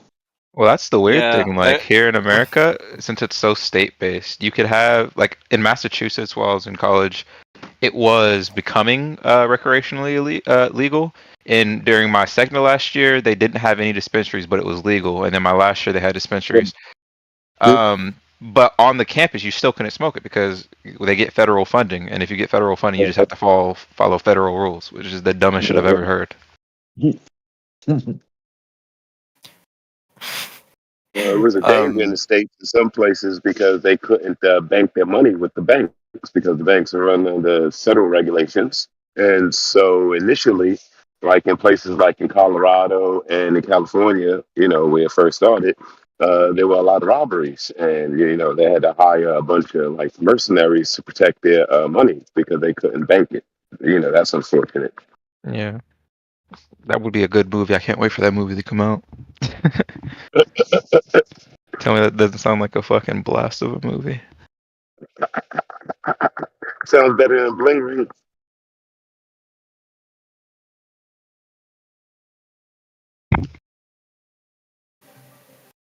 But yeah, if I could get the, what do you say, Globe Skeptic, I'd appreciate that at least. Yeah. Hold on one sec. What are the other ones? Are those just like to make fun of people? Stiff upper lip, space aids? Stiff upper lip would be English people. Space aids, that's just a laugh, bro. Like they claim that space herpes, for instance, like we do have links regarding that, where they claim, NASA claim, that there's an extra virulent fucking strain of fucking space herpes that's fucking going around in the space station, man. I'll post a link for it if you want, man. It's fucking ridiculous. So I mean, the mods, or sorry, the admin, they always delete roles that are just jokes that are not, like, nobody's really got them, like, because we're allowed to make rules up just without any permissions on them, but obviously admin go through it every so often and delete a lot of the bullshit rules and the stuff that's not really needed, man. But then obviously the mods, once they're deleted and they go to give somebody the role and it's not there, they make the role again. So yeah, man, it's kind of just a little play, it's just to make it a little bit more light-hearted, man. I made the role called Globus Hystericus because I've actually been diagnosed with having that condition, and it is kind of an ironic problem for a flat earther to have Globus fucking Hystericus. But yeah, I made the role for that. When you say English, do you mean like Britain English, or do you mean like you speak English? Just we used to have a lot of like roles that were specific, like say like the Canadians, that was maple syrup. What else, man? The fucking just a play. It's just a laugh, bro. A play on words or just a joke. Just we try and keep this as light-hearted as we can. I know it's a serious subject, but a lot of people get a bit scared when it comes to this because they've got so many belief systems. If they accept the flat earthers and what the flat earthers say, it might make them paranoid. Might make them scared to go to work or be like involved in the system if they start believing that the system's full of liars and based on lies. Like, for some people, it is a scary subject, man. So we try and keep it light-hearted if we can, man. Yeah, and to educate, you should have some level of entertainment to keep people's attention, right? Because it's important to keep their attention. Because once you start to educate, people start to kind of go off into the fog. So if you can entertain, that's the best way that you can educate at the same time. Sure. Right, that guy I was talking to about space herpes, I just posted the link. It's from Sky News. NASA issues space herpes warning as the virus reactivates, in the astronauts in the fucking ISS. So, like, they like to keep it light-hearted as well because they're telling you so many lies and it's so fucking, like, toxic what they're telling you, man. Even though the subconscious allows the conscious mind to go along with it. But I can assure you, man, your subconscious, like everybody else's, knows they are fucking stationary. Like, that's fucking 100% guaranteed. Maybe your conscious mind might go along with the belief system, but your subconscious knows full well. That's why we have such a condition as fucking cognitive dissonance, because we bring this up in people. So it's not really a fucking, like, they could be driving their car and then they might start going into panic mode because we've deconstructed the globe so well that they fucking came across, like, they've ended up getting so this burst of emotions and they might hurt themselves or hurt someone else. So if we can keep it light-hearted, keep people laughing, and keep people knowing that we're just humans, bro. Because some of these people believe that we're the fucking most imbecilic people that's ever walked the fucking earth. But then when we change that idea they've got in their mind, it brings up that cognitive dissonance, which is really powerful, man. I've been in 4 separate fist fights. I've been fighting fisticuffs in 4 separate times. The last time was with 2 people. The guy sucker punched me in the fucking left eyeball. And then they fucking, both of them attacked me, but I got broke up in that. But yeah, man, this is extremely powerful information. Yeah, I jumped in one time and I was just asking questions, and apparently it pissed off one of your moderators, and he gave me cognitive dissonance because he was pissed off from a mere question. I was like, okay. What was the question? What did you ask? I mean, you can look it up. I think it was this. I was listening to the voice channel right now live stream, and we had someone in the live stream that was being pretty ridiculous. So that's not preserved. So then that prompted my question of, I was curious if there was any any shills or anything like that, What, in this game? paid operatives at all here. Well, And I would say he got pissed off about that. Oh, right, you were asking. Sorry, I thought you were asking me there. Sorry, I'm reading and texting. I'm fucking stoned as well. But yeah, I mean, I get you. There are definitely some controlled people in this, but we don't really cast it like these aspersions against people because we are trying to focus on the flat Earth, bro. Like, just stick to flat Earth, and not like there can't be any other question. Like, there's no. Is this all right to be spoke about in the live stream? Is that not all right? I would always, if you brought up something like really divisive like that, I would just say, can we just get back on the topic? Because we're not trying to throw the shell thing out there. Like, some people want to come here and cause trouble regarding this, so maybe you got muted because of that. I don't know what the actual. But everybody I speak to that tell me they got banned or muted for nothing, I'd say 99% of the time I find out once by doing a bit of research in the past history or speaking to mods or whatever, that it's never really exactly that. It's always been other shit that built up or whatever, or like some other shit from other people talking the same stuff, or I don't know, bro, what happened there. I can only go by what you say. But yeah, man. I mean, I don't know how the botting is nowadays, but when I was here some years ago, I spent 6 months, and over that 6 months, I had gotten, what is the word for it, kicked from the server, probably double-digit times, and added back once, I got reviewed by an admin or whatever, and then eventually, it was exactly what you just said. It was like a build-up, I guess. Just the sentiment was like, oh yeah, let's get rid of them for good. Well, bro, man, I know people who are really toxic fucking people, and they've had so many fucking chances, and they just do the same thing. Like, they do the exact same thing, and they still beg to come back. So it's something, or it's the subconscious that's making this feeling sort of, they want to flirt with that idea constantly. So, like, mods can sort of take the wrong end of the stick when it's a glober, especially if it's a glober that's been banned loads of times. That might make them prejudge, but we try not to, bro. But we're only fucking humans, supposedly. So we do try to be as fair as fucking possible, man. But we get told to fuck constantly, man. When it's really busy, we're getting told to fuck. We got loads of toxic shit put in our DMs. Like, they try and cause trouble between mods, especially if it's a female mod, a female that's causing trouble between the males. And that might spill over into the staff as well. So we try our damnedest to keep it straight down the line, stick to flat Earth, stay off all these fucking other sort of I can't remember the word for it, where these other topics come from it, like religion and like there's so many stuff that comes with flat Earth. Like tangents? Well, they are tangents, but there's a more specific name for that. It's like, I went to say subsidiary, but it's not that. But fuck knows, anyway, doesn't really matter. But we do try, man, we do, I mean, there is always, if you feel that your fucking ban wasn't fucking good enough, another mod will look into it. Then, if the mod concerned originally, if he's still not happy with it once you banned, you'd have to take it to admin, bro. That takes it out of the mod's hands.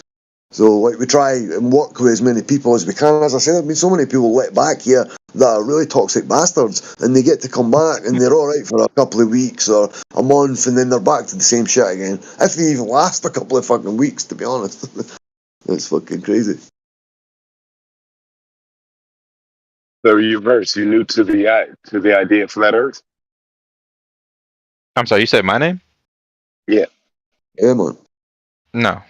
Like I said, I was here some many years ago.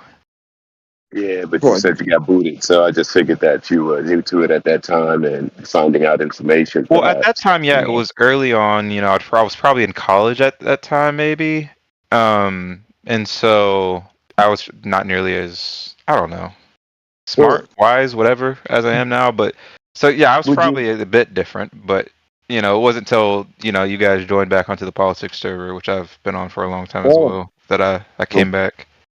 I'm glad you came back, man. I'm glad I fucking started that stuff, man, and moving to other servers. See if we can, bro. I'm going to make it so there's quite a lot of difference. Like politics has nothing to do with flat earth, really. It kind of could be classed as that because it causes divide in the population, and it's a thing that like a lot of different like people and races and religions and demographics. So when we're in politics, we reach people that would probably never have reached. Like they would never have thought about going to a flat earth server. But look at it, that's why it's so fucking busy. It was like 26,000, was it 26? No, sorry, 2,600 hours in a week that people have spent in there. And it's probably higher now because these stats, we've been getting them as when we first joined politics and we first got the room, we've been getting the stats and it's crazy. We were like the highest fucking, or we probably still are, like the highest amount of hours that people have spent.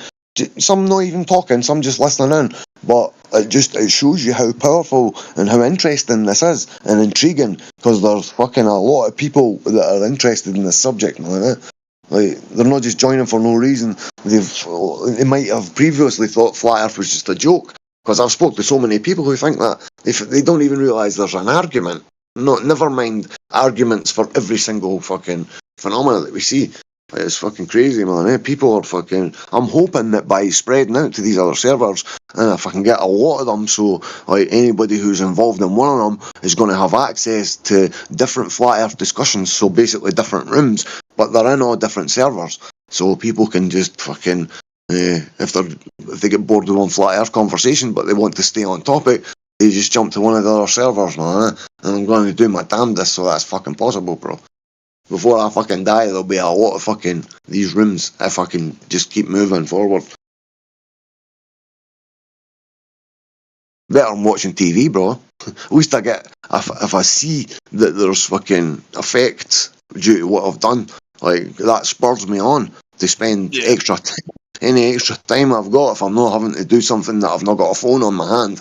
Like, or if I'm out, I was on the train going at fucking to a couple of hours, an hour and a half away, and I was just listening in the text chat, jumped in for a little bit, and fucking just, man, it's fucking, Discord's an awesome app, bro, for it to be able to do this shit. Sorry, you brought up the other servers. I was really interested in that because, getting moderated for merely asking a question, that kind of put a bad taste in my mouth right there.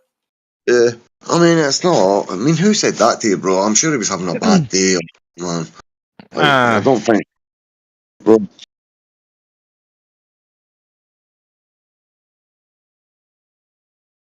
But I mean, I do agree having different servers, or I don't know. It's the issue is that you have so many different mods with so many different modding styles that it makes it makes it hard to get a good feel for what your experience in any given server is going to be like. Well, you have so many different personalities coming in. You need to have, mods that can control certain personality types. Well, I mean, like, and all the people who get modded are going to say didn't do nothing. Oh, that's fucking 100% almost. If they're trying to get back in, they claim what they got banned for. They never did it. Well, it was different. It didn't do nothing. That's what how we say it. Didn't do DINU. DINDU. Nothing. NUFFINK. Didn't do nothing. So we've been saying this for years. It's just a little joke. The mods like everybody in jail, right? Everybody in jail didn't do nothing either. Bro, see, even if they did do something, I'd rather they were fucking honest and say, look, I done this, can you help me get back? Because what's the point of lying about it? Then they get found out for lying, then they're still wanting back, even though they lied. Like, why would you want to go to a place that people are fucking banning you for, or that you have to make up a story about? Like, that's delusional to be chasing flat earthers and chasing flat earth places and like what saying that they're not interested and we're all retards and we're all this, but you're still making a heavy effort to try and fucking get us and speak to us or hear us. Like they just, even if they get muted, they just sit in fucking P&R, they just sit in the text chat and listen until the 4 hours are up and then they start speaking again. It's crazy. Why would you be like that? I do wish a lot of these mods would move away from the whole like I don't know, the Mr. Batman, Darth Dawkins style of like, oh, you're being dishonest, so you're modded. I really can't stand that. Yeah. But that's the thing is, if we're having a discussion, especially if it's in VC and you've been caught out to be dishonest multiple times, or some people are pissed off with it instantly. I'm not going to name names, but some people, if they realise you're being dishonest deliberately, On the opposite end of the spectrum, I used to run a Minecraft server, and we had admins and moderators, and I ran the server, and I saw some admins and moderators that did some pretty messed up stuff that were in the wrong. That's personal firsthand knowledge. That's nothing to do with the situation we're in now. You got flat earth. Moderators and admins are not always in the right. No, I'm not saying they are. No. But I would always go to they're not being deliberately dishonest or deliberately just punishing Globers for no reason, verbally or like whatever the fuck. Like making physical. Sometimes they are. That's what I was saying before, was that like I joined the politics one, right? Had a great conversation. I don't remember who I talked to, but had a great conversation. Came back some nights later, right? This is a busy season, so I'm not on too much, but came back some nights later, and Quantum Eraser was in there doing his thing, I guess. And apparently people know who that is. I have no clue who it was, but it was a nightmare being in there. I couldn't be in there. That's when I initially started to come to this one more often than the politics one. He's not been like that when I've been on shift anywhere, because he knows now at least, because he left the server after I said to him to stop. You know what I mean? See, if the thing is, if you're on the flat earth side and you fucking you allow these other people to descend into and say anything they want just by using fucking words, especially retard. I agree, it's just a word, but I hate making the point of saying it. If I'm going to call you a retard, I'm giving you rights to say anything you fucking want. Carte blanche to just say what the fuck you want. Like, so then it decides to, both sides are calling each other names, belittling each other. Like, you're not going to move forward with the conversation and the information involved in it unless you fucking grow up. For fuck's sake, stop making it I'm against you, you're intellectually retarded, all these different things that some people think. But I just don't like to hear that conversation, bro. If I'm there, I'll always try and steer it another way, get off the whatever the fuck, like people not understanding scientific terms, for instance. It doesn't bother me. I accept it's the nature of the beast. They don't even know anything in their model, bro. Like that's what I enjoy about telling them. Like, but they're oblivious, and that's the reason they're globe earthers, because they're oblivious to their own model. They've made a fucking cardboard fucking solar system in the fucking kindergarten or primary school. So and it's reinforced by all the media. You're told you live on that and blah blah blah. You were talking about that earlier, and I wanted to respond to that. There you go, bro. Like, you could have let me finish because it was almost finished. But there you go, mate. There you go. Yeah, you were talking about alluding to science earlier. I wanted to see you elaborate on that actually. And another person just in the comment section had just mentioned something on the same topic. Talk about what? I was gonna take a slightly different perspective on it. You know, with in science, you know, it does seem like, you know, some of the scientists, you know, they're on a time crunch on the projects, and there really is a race to get to the finish, you know, of their degree and everything. And so, you know, they kind of hastily jump to conclusions rather than fully do a full investigation, you know, and come to proper conclusions. I would say maybe they want to be the first one, you know, to get the name recognition in their industry, or they want to get the grant and the extra funding, whatever the reasons are. But that's what I was going to say, bro, about the money.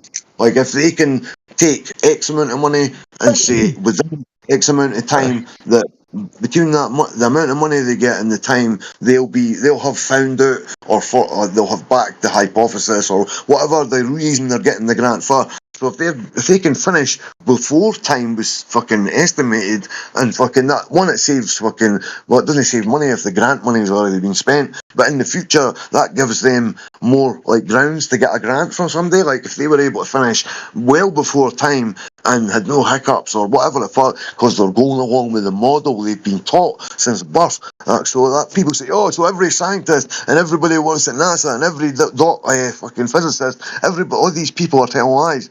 they're not doing it deliberately, bro. Like And also, like your kindergarten teacher, she wasn't deliberately lying to you when she showed you a book of the planets. They're just going along with what they believe, man.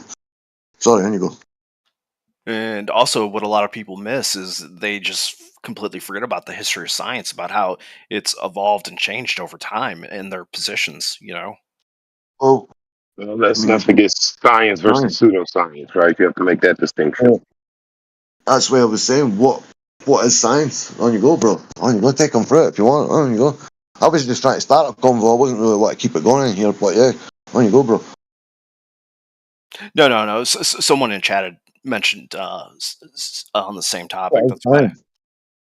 Oh, but like when you say history of science, like what would you say is science versus, as the man just said, pseudoscience? There's a lot of stuff that you get told is science, especially when you're a kid. But growing up, I mean, like science, what we're talking about in this server when it comes to like verifying things in reality would be the scientific method.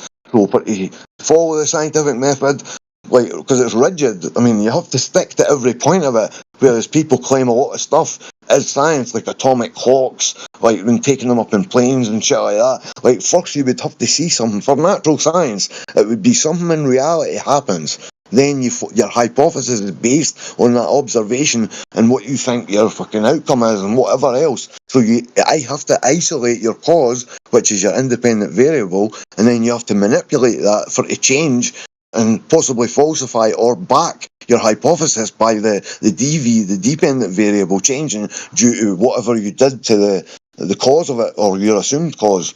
So, like, that would be a rigid way to use, like, the scientific method, so hence use science. That is science. When it comes to stuff about, like, fucking, I don't know, rocketry or, like, anything, like, technology, like, technology's no science. They might fucking be classed as that in some people's minds, but we like to stick to, it's rigid. You have to stick to the scientific method, or it's no science. It is, as the man says, pseudoscience. Like the Cavendish experiment, because there's not an experiment, people just call it that. Get this guy to talk a little bit and hang himself.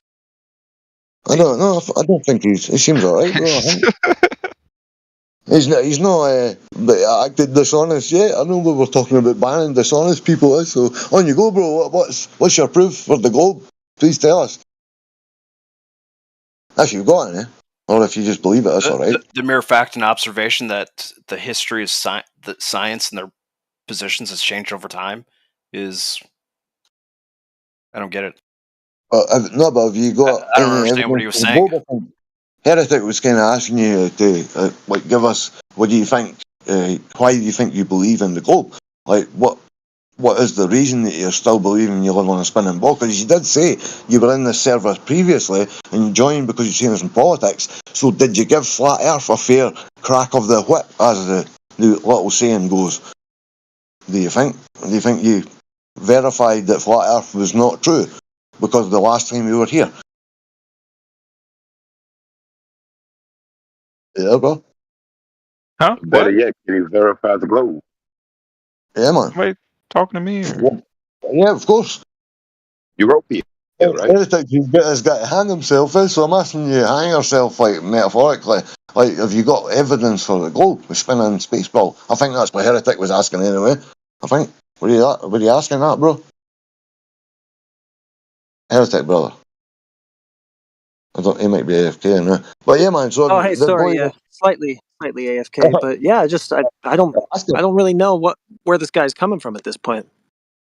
I think he came here thinking Flat Earth was a novel idea, but no reality, because he was kicked from here for whatever, acting didn't do nothing. The topic in chat and voice chat was science.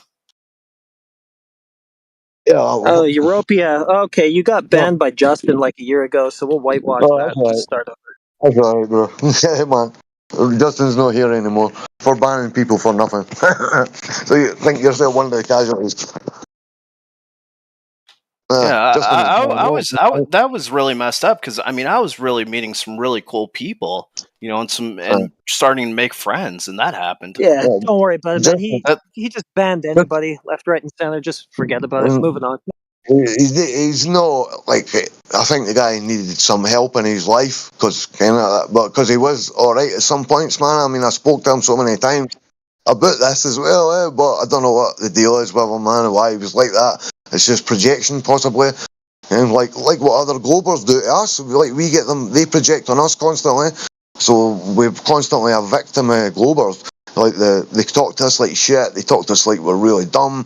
They call us names.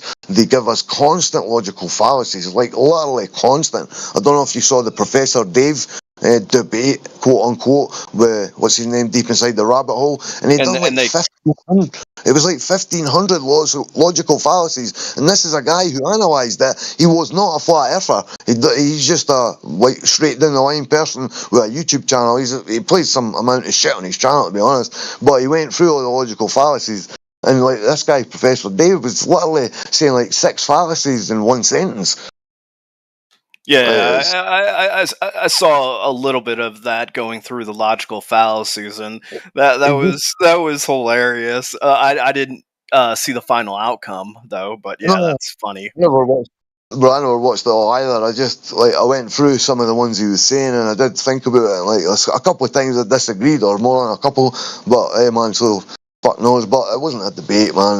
Like Deep Inside the Rabbit Hole, he's not a debater, bro. He went to when he goes to these places, he goes to do presentations and ask questions, just like myself. Like I might debate a bit back and forward there, but there's some of these scientific terms and some of this higher applied mathematics and shit that I don't know about. So I can't debate any of that. So you need to know all that kind of shit if you're going to be a debater on these channels.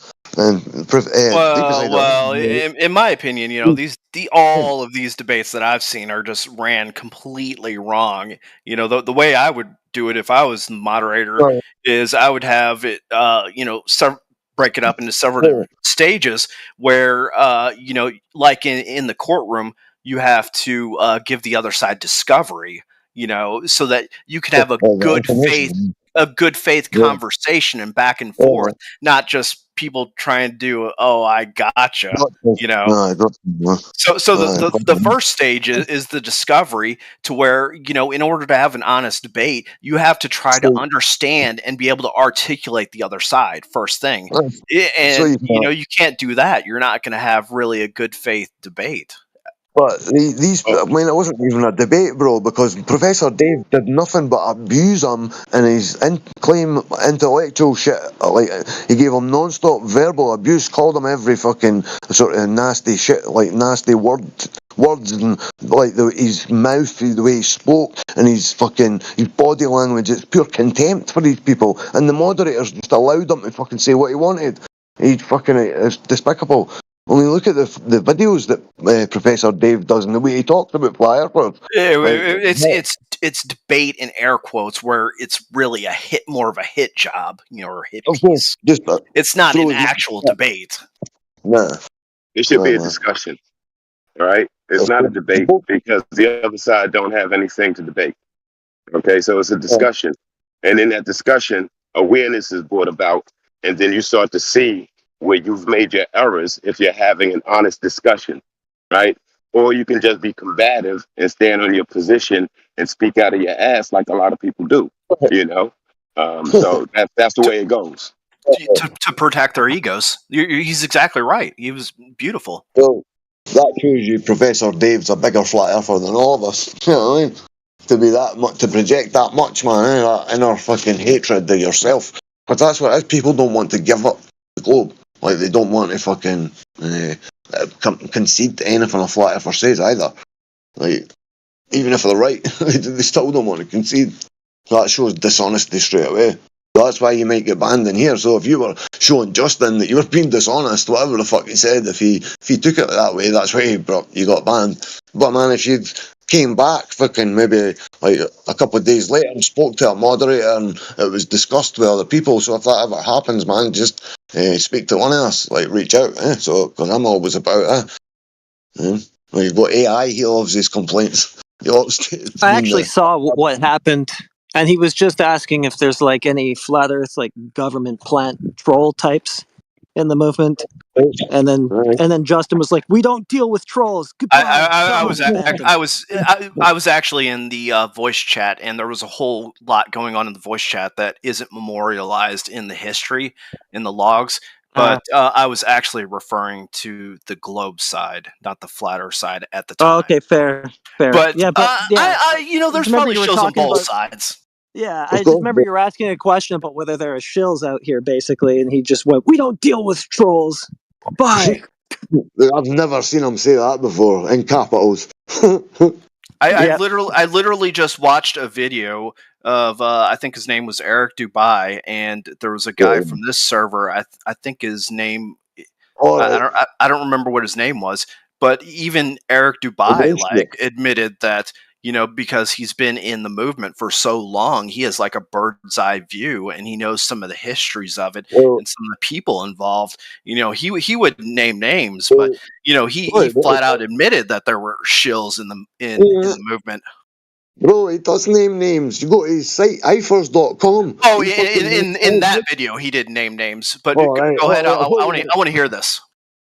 No, if you can go to ifers, I'll give you the link for it if you want. And he's got a section, a shill section. So if you want to look at it, go on, you go. I agree with most of it, but him and fucking Mark Sargent just came out of the blue roughly at the same time, fucking that same year. And they all had full length, well edited, good presentation, bang on fucking videos. I wouldn't go that way with the other side. I don't think Mark Sargent says he's a card carrying member of the Flat Earth Society, so that says where he stands. Well, fuck that Flat Earth Society. I am not actually familiar with all of the big names on both sides, Globe and Flat Earth, and he's actually one of them. I have no idea I've never seen any of his stuff. You're best not to be involved, following the train of big flat earthers and basing your entire reality on just what these people say. I'm not speaking about anybody, specifically or at all. I'm just saying, rather than you be influenced by flat earthers that are maybe charismatic or whatever, man, any reason, whether it's subconscious or not, whether you don't really know why you like them, but I basically watch any videos that are from big flat earthers or flat earthers, unless somebody sends something to me and says, look, this is fucking amazing or whatever, then I'll view it. But usually 10-20 minutes, if it's not caught my attention, I'm like, fuck it, I don't even want to watch it. It's the same with movies, books. I don't know about you guys. I would be interested to hear what you guys think. But I mean, one of my favorites that I've come across is I think his name is Flat Earth Dave, and he has an app. Yeah. I enjoy his stuff. That wants to know your you're on the Flat Earth side, right? You're not a globe any longer? Is that my understanding, or are you still a glober? I never answered that. I've asked them twice. Yeah. I'm heavily, globe skeptic, because there's just so many major problems that have been exposed. And as far as flat Earth, it's pretty much at this point, it's pretty much just like a hypothesis, to where if I actually got off my ass and went out there and made some measurements, that's what my hypothesis would be, that the measurements would come out to. Well, what's been exposed? It wouldn't actually be a hypothesis. Measurements is not science necessarily, right? Those are two different things. So don't confuse that when you talk about it, right? You go out there and you measure and you take long distance observations. That's not science. Explain. There's no science involved, like what I was saying to you previously. You don't establish a cause and effect relationship. So it's not, you're just making an observation if you go out and observe. Yeah. But I can be used, these things can be used in science, right? But they're not science, themselves. You might use observations to, establish something, but it's maybe part of a science experiment, but it's not itself science. For example, at this point, I've seen a lot of the NASA stuff, and that comes across as heavily faked, in my opinion. It's terrible, not science, in my opinion. What were you saying? It's hard to hear. There you go. I said NASA is also not science, in my opinion. Oh, you were making the joke about the acronym, yeah. Not a space agency.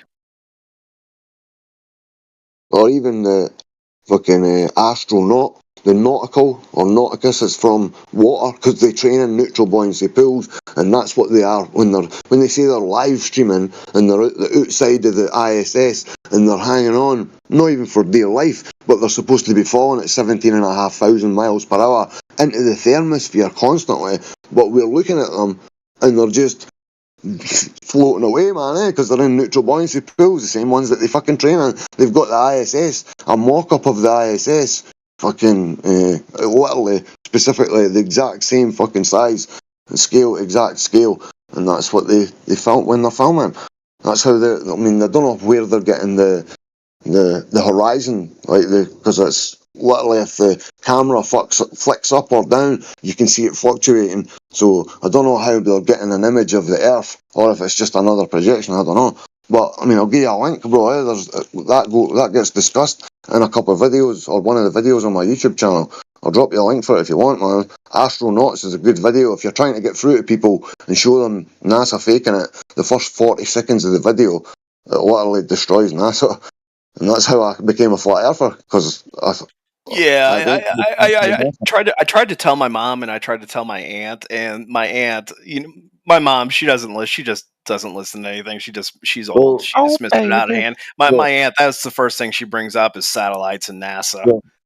Tell her to watch, see the video link, the link I just posted in the live stream voice text. Tell her to watch 45 seconds of that video, bro, and then get her to tell you if it looks fake. Just ask her. Don't be very forceful when you're saying it. If she doesn't want to answer, then I would back away or slow down a bit, because you need to be careful, especially when it's your family. You don't want to end up being ostracized because they think you're nuts.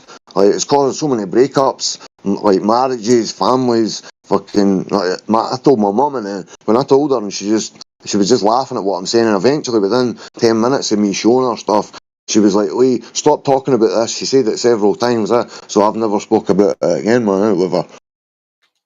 I'm not worried about that. It's just some people aren't ready to, open their minds up to the possibility that they might have been duped. It goes back to that saying, it's easier to lie to someone than convince them that they've been lied to. Right. I'm being lied to. Fuck, man. Some people, especially if they get older, man, and if they are so forceful about denying it, just leave them in peace, man. If they don't want to know, I wouldn't make it cause an argument that's going to affect either one of you. Fuck's sake, it's not worth it, man.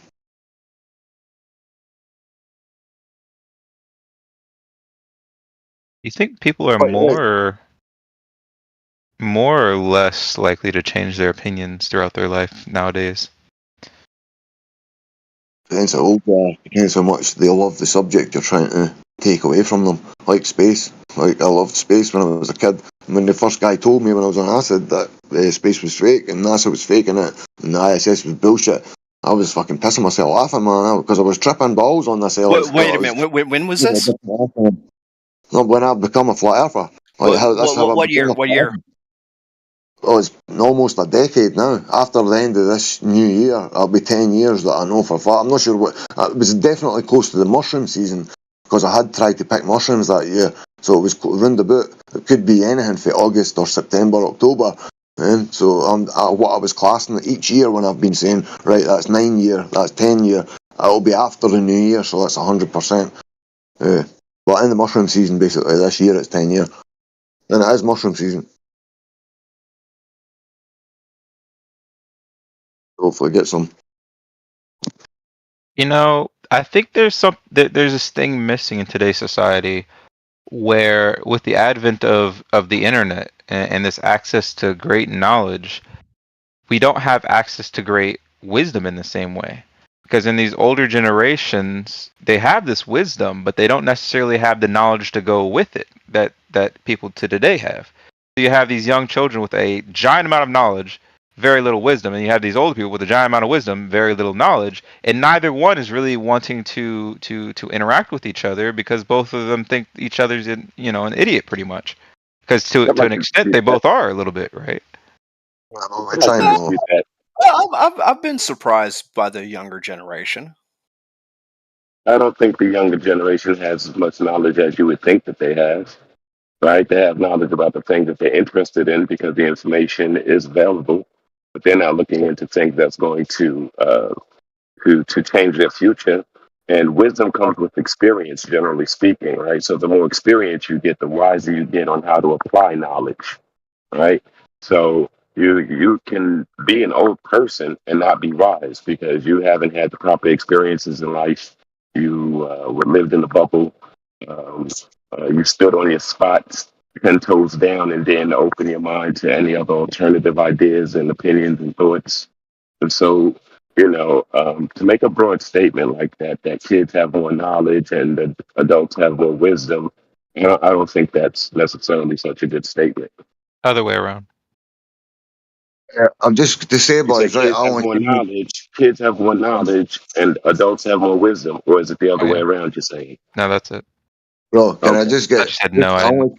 Yeah. Well, just to say, I only came here just to start this room conversation. I'm just going to bail back to their server and keep the conversation going. If you can, boys, please share the links for the server anywhere you can. All right, see you, man. Thanks for the invites. Well, man, no worries. But please, share the link for this server, for this room, if you can. Just to get people coming back and forth, if you can, boys. But yeah, I'm going to bail. Anybody else, I'll catch you later. Bye.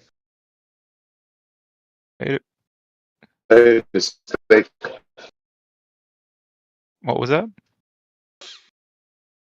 Yeah, share the links so I can ban whoever comes here. Just joking.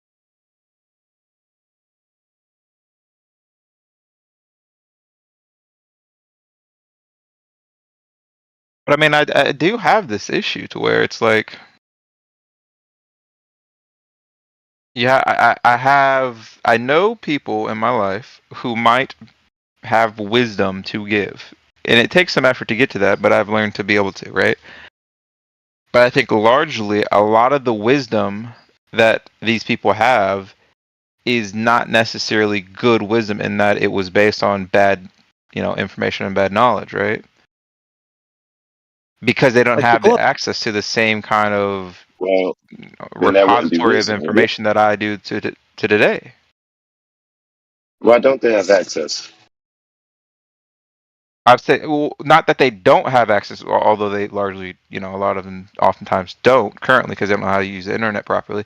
But I'm saying when they were getting their knowledge, they didn't have access. The only way they could get knowledge is maybe either a intellectual community of some sort or the library, which most people don't interact with either one on the average, right? And so they get this information. Say that again?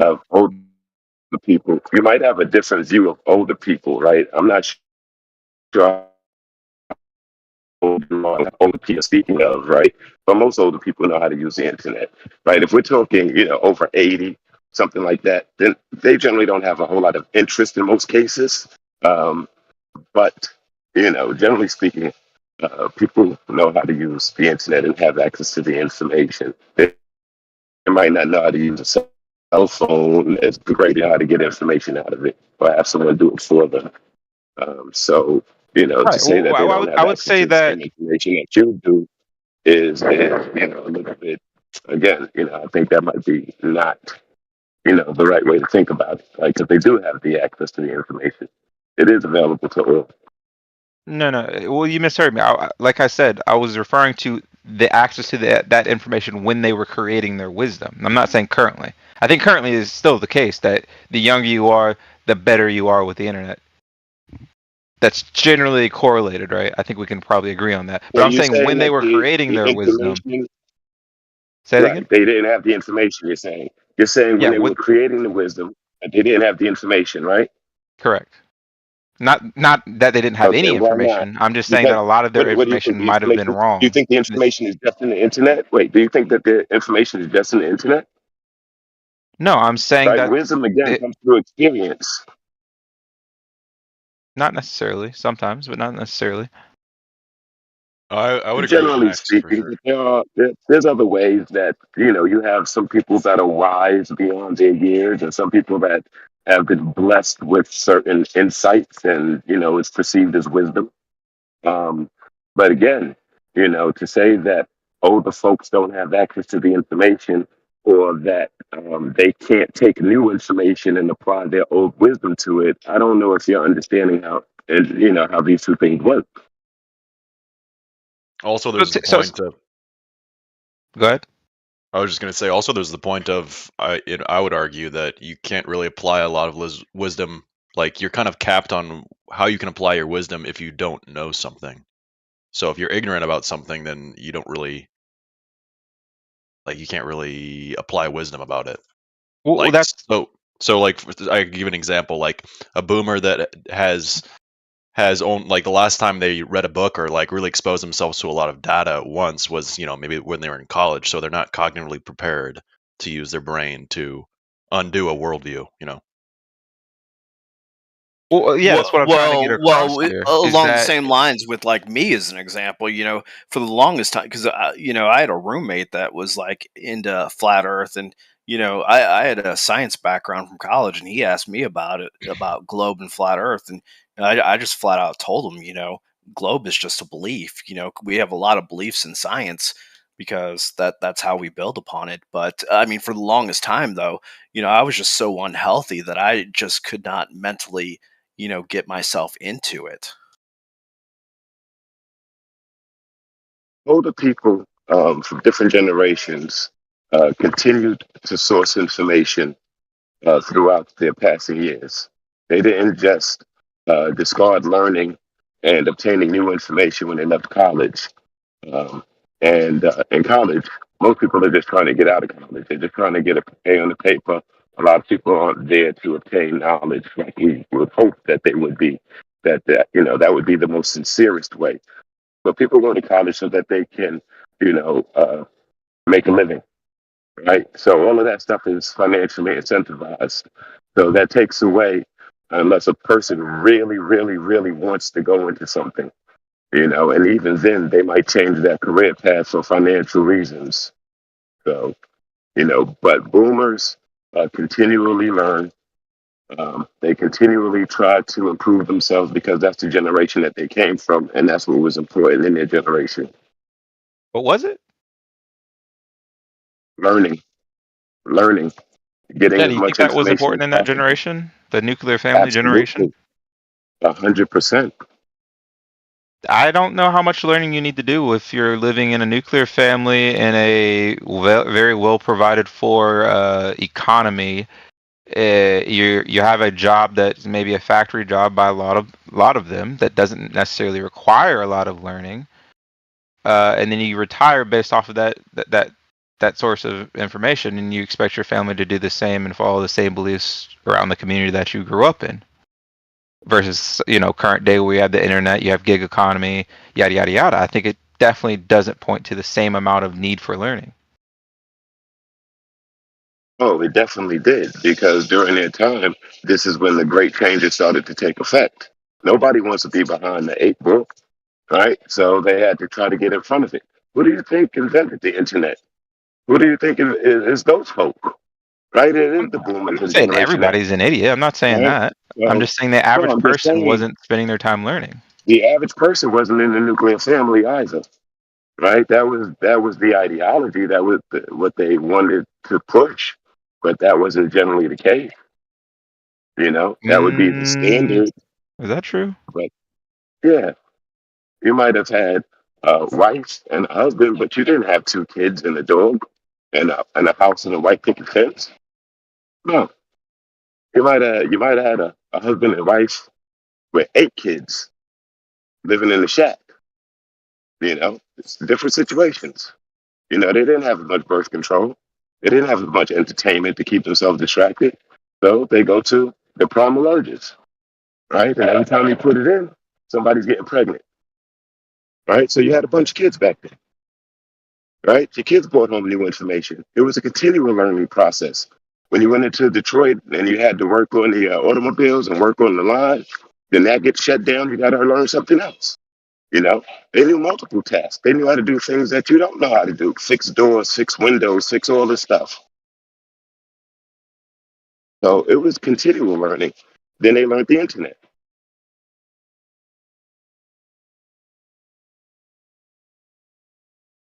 I hear what you're saying, but I think you're missing my main point here.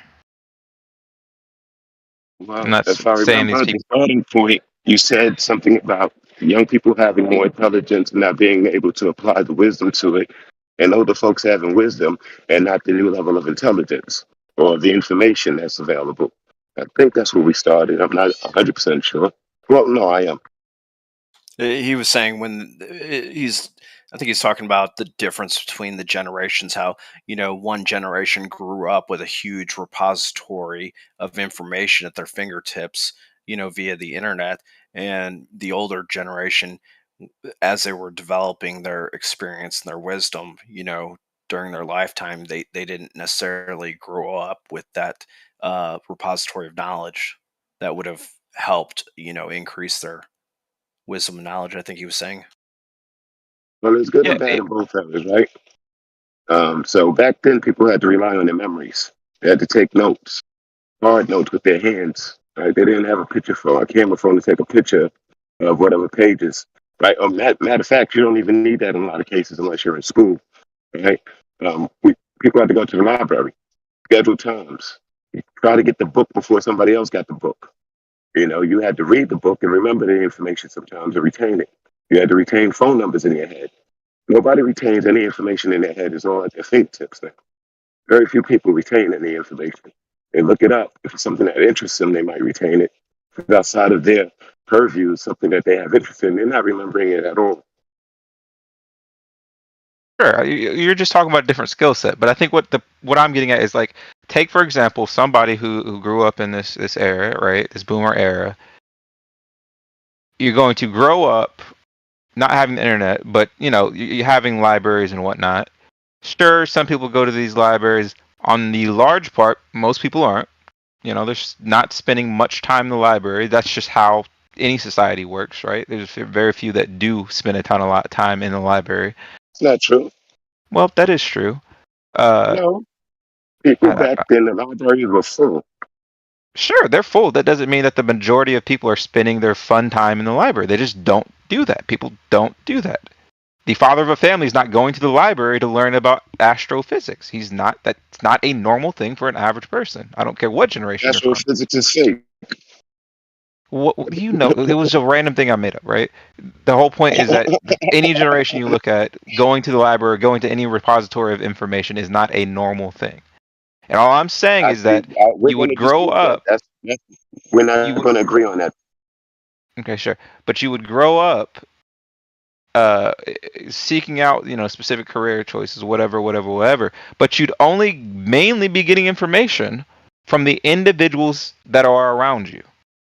And that limits how much information and good information that you can get. I remember even when I was younger, I would see that, like, in my very early years, people would say things and you just took it for truth. And that has largely gone away. People will say things and then you'll say, tap, tap, tap, tap, tap. Oh, that's bullshit. You just made that up off the top of your head, didn't you? I was like, oh, yeah, I was just bullshitting. I was just saying something confidently. And there's plenty of people that do this to where they'll talk to people around them, and some of this stuff is good information, but some of the stuff they'll hear it, maybe hear it a second time, like, okay, that's the truth. And they won't take it much further than that because they don't have access to any good knowledge. They don't have this repository unless they decide to walk to the library every single time they get new information that's completely irrelevant to their main lives. They just don't have the ability to confirm whether this is good information or not. Okay. So, and what I'm saying is some of their information or knowledge might have been bad information or knowledge that they then went on to make wisdom from. And because of that, it is hard for somebody like me to see somebody like that and have good faith feelings that they're going to give me good wisdom. Take, for example, I see that a lot of old people have very strong beliefs on very basic things that today I think it would be very hard to hold that into a late in life period. An example. You have to give an example in this case, right? You just can't lay down a blanket type. You have to give an example. I think it's ridiculous in my mind for you to be, say, 80 years old and be, say, like what do they call it? Alive. Well, no, like fucking only voting for red every single time, no matter what, or saying, you know, only Conservative? Trump, and if it's anybody else, then they're idiots. And then when you ask on your beliefs, you don't actually have any information to back up why you like the person. You just, you know, like them because whatever rhetoric you heard on TV. I see that a lot more in an older generation than I do in a more current generation, where they're constantly getting new information. I'm not saying that these current generations are also getting bad propaganda and having this, but I think they're going through this process of being young, making stupid decisions and having stupid beliefs and being able to challenge us. I think that process from going from stupid decisions, challenging those decisions and getting better decisions happens a lot quicker than in these older generations. I don't think these younger individuals are going to get to the age of 80 and believe anything close to what they believed at the age of 20. Whereas somebody that today that's believing they fucking love Trump and nobody else, and they can't explain why they love this person, well, they did that through their whole life. They believed that they loved somebody and had no reasons why they loved that person. Okay, so you said a lot, and I'm going to try to correct some of the things starting from going backwards with the last thing you said, right? You said that old people don't change their opinions on necessarily the politicians. I would say the young people the same way, right? You don't see nobody just jumping terms all the time, and when they do, then they stay in their lane, right? So that's generally just a way of thinking, right? You know, you don't need to necessarily know the person, they think, because the party generally is in line with what you believe, whether you're liberal, conservative, or whatever it is at the time. Okay. As far as information, you say that there's a wealth of information and that you believe that younger people have information at their fingertips. However, when you go to Google and you get confirmation bias, that's not information. That's confirmation bias. When you go in there and you look for things to intentionally, right, That's information. you're looking for things to intentionally back up and support your ideas. But at the same time, you can easily find things that will dispute your ideas as well on the internet, right? So it's not just about pulling up the information, it's about processing the information, right? It's not just about reading, it's about comprehension, right? Being able to put these thoughts together, right?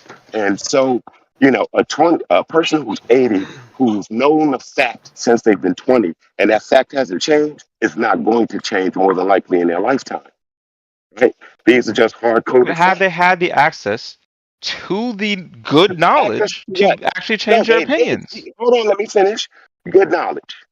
Like I just told you with the internet, I just exposed the internet, right? Because there's not good knowledge on the internet, there's knowledge, there's information, right? It's not good or bad, it's information, right? And it's how you use it, how you process it, how you comprehend it, right? All of that goes into the whole thing, right?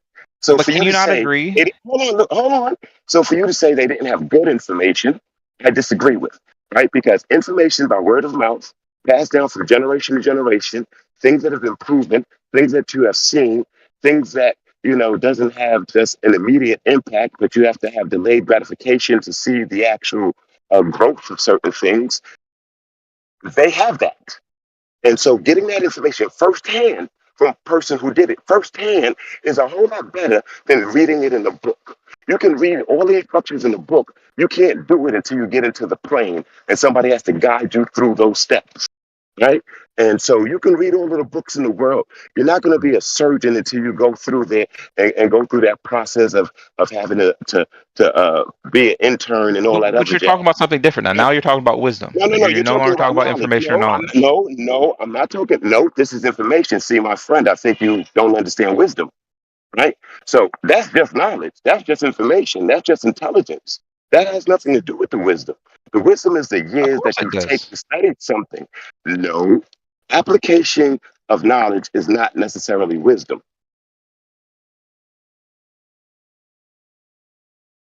That's what I'm saying. Application of knowledge here. I'm not saying wisdom. So there is a distinction. And I think what you're telling me is that when a person goes and do something that's wisdom all of a sudden, no, it's not. I am kind of saying that. I am saying that when you're trying to learn a plane, you're going past the steps of information and knowledge. Once you get a educator to show you that, hey, you need to do it like this specifically because if this happens, then you're gonna have this result. That's wisdom he's passing on to you. That's not just information or knowledge. That's not wisdom. It depends on the wisdom. It depends on what they're showing. If they're just showing you the basic processes and things like that, they're expressing their years of experience. wisdom is a broad term, right? But it really shouldn't be used broadly the way that is being painted with a broad brush as if Yeah, wisdom and yeah. intelligence and knowledge is the same thing. They're not. It's really hard to have a discussion about generalities. It's a lot Yeah. easier to focus on Yes. specific stuff. I Right. think the example here was kind of a bad example, but that's just me. Okay, well, let's talk about the airplane example we're on here, right? What I'm saying is the current generation, right, has the ability to look up, how planes fly, what makes them go up, what makes them go down, yada yada yada, and they may draw some conclusions about that on their own. The older generation didn't have that ability, but they had the ability to see people around them and that did know something, and they'd pass some knowledge on to that person, and they'd share knowledge with the people that are close by to them. Sometimes they could go to the library and get really good knowledge, maybe, but often not, and you just have access to the people that are around Why are you. you blowing that off? Why are you blowing that off? Like, see, you're so stuck that knowledge is stuck in your computer. No, but my point here is that they have access to only those around them. They don't have access to all information that could possibly be that the current No one generation has does. access to information to no, they don't. So much stuff is behind paywalls, university institutions, and all other sorts of bodies. You don't have free reign to information. That's your If I'm misconception right at a there. bar and somebody claims to me an airplane goes up because God says it goes up, currently today it would be easier for me to disprove them on the spot, or at least get information that could possibly disprove them on the spot, than it would, say, 50 years ago. Do you disagree with You that? wouldn't need. Yeah, I do, because if you need to look that up, then you're in a I sorry think you state just want to be already. right at this point if you can't even agree on No, that I point. do not. No, I cannot agree with that. That was a bad example. How is it a bad example? What are you going to do on the Because you spot just said somebody 50 years said ago? a plane goes up because God makes it go up. That's just somebody who's into their face. So What it is even look, actually, wait. let me You're being too interject. specific on that. It's not even specifically about religion or stuff. All I'm saying, if somebody makes a claim to you at a bar and you don't necessarily know about that thing, you have no way to argue against that 50 years ago outside of looking around you and seeing if anybody else knows about it. All right, so I can bring up a similar point of example. moderation here, which is Here's the thing. You want to this look is it up. pretty tangential at this point to the It server is. topic, to say the least. So, anybody got any flat Earth conversation pieces they want to bring up? Did Grim want to jump in? If not, I was gonna make a similar example that might be a better example from my past experiences. And we also have Sweet Lulu if they want to jump in. Well, the whole point of this topic that I was bringing up was around flat Earth. I mean, we can use a hypothetical that includes flat Earth. That's fine. I was going to bring up a similar example, maybe hopefully a little bit better example of what you were talking about. Because let's see, probably the year 1999, around there. I went to a church, and they actually kind of surprised me because they had some information that I'd never been exposed to before, which was I'm trying to remember what it was called. Does anyone remember? It's called. It's called. I think it's called Christian Science. Are you familiar with that? No. So anyway, I was exposed to these new ideas, that I thought was absolutely crazy at the time, but now being older, I'm, maybe they were onto something, who knows? But I mean, at the time, just one of their claims, I think was about carbon decay, because the scientists, they will measure the amount of carbon decay to do carbon dating. And so I actually, at the time, I went to the library and I looked it up. Yep. And would you agree that in that moment when he was telling, or he or she was telling you that information, you had no way to assert whether they were right or wrong until you went to that library? Say a day later, a week later, whatever it might have been? So you can look up on the computer and find that people went to the moon, right? I don't know And if that has to you do can with make a the thing solid that I just argument. did. You can make a solid argument for that because you say, no, I'm reading it right here. It says it right here. We went to the moon, 1969 and 1972. Like 4 trips. Left stuff up there, right? What does that That's have what to the do with what rules I gonna just tell you. said? Because you're saying the information is good. I didn't say that actually. You said the information is good. We have access to good information. You can combat No, I anything you was want. responding to what that guy You just said you said can about. combat. No, I was just going back, right? Because you said that you can combat any information that you receive. And again, that's just confirmation bias. You're looking for something to prove somebody else wrong. You're not looking for information to parse it and study it. These are 2 different things. But of course you And this can is be. what this generation thinks, right? This If generation somebody thinks tells that I me can just Google. something, This generation thinks I can just Google it, and the first answer Google gives me is going to be what I need, right? It's going to shut this person up. but that's not what I just said. And So that's try what to people talk to do. me and not just talk in generalities, right? Well, What I I'm did. saying I'm is, in speaking to any what you given said. You said in situation, the I can at bar. least You said in the find out bar, whether right? somebody's even in the ballpark of being right. Right. And like I said, you can also find out that they went to the moon. Sure. And then they can say, well, no, that's wrong because of this. You have to look this up. And then they get their chance. And then we can actually have a dialogue about it and learn Oh, things so from it. we got to keep looking stuff up, right? So no, what you need to do Sure, is you need sure. to educate But at yourself. least we're No, you having need an to intelligent educate yourself. dialogue. No, you're not. You're having a surface level dialogue at best. And you Okay, think well, that at you're an best, that's a lot expert. better than And somebody saying people that think that some they're an random thing is expert at true and me something having when no they way look to it up. argue it. People look up shit on the internet and they come back like, oh, I just looked it up and now I'm an expert. Fuck out of here. You're no expert because you look something up for 30 seconds. Again, you're not arguing against me. You're just talking in generalities. I never said that that was the case. That's your point. Yeah, not but my point. at the same time, I think it's very important. I mean, you were making some really good arguments that I like, but I happen to disagree with that one because it can be the reason why I disagree with that. The looking things up is because then people will automatically try to shut people up and censor them because they're not a quote unquote expert, and so that would be the fallacy of authority, I believe it's called. But otherwise, otherwise, but no, certainly that's a downside to current day. I agree. There's downsides, but all I'm saying is in this situation we're referring to. Oh, I'll be right back. Yeah, I was listening. You were making some really good arguments. I could understand your response to him. You're making some really good points that I agree with. And I'm not saying that information is harder to obtain these days because it's not, right? In a general sort of sense, information is much more available. However, people don't look up the things that are really impactful to their lives to make their lives better. They look up things to make their entertainment better. That's what they generally look up.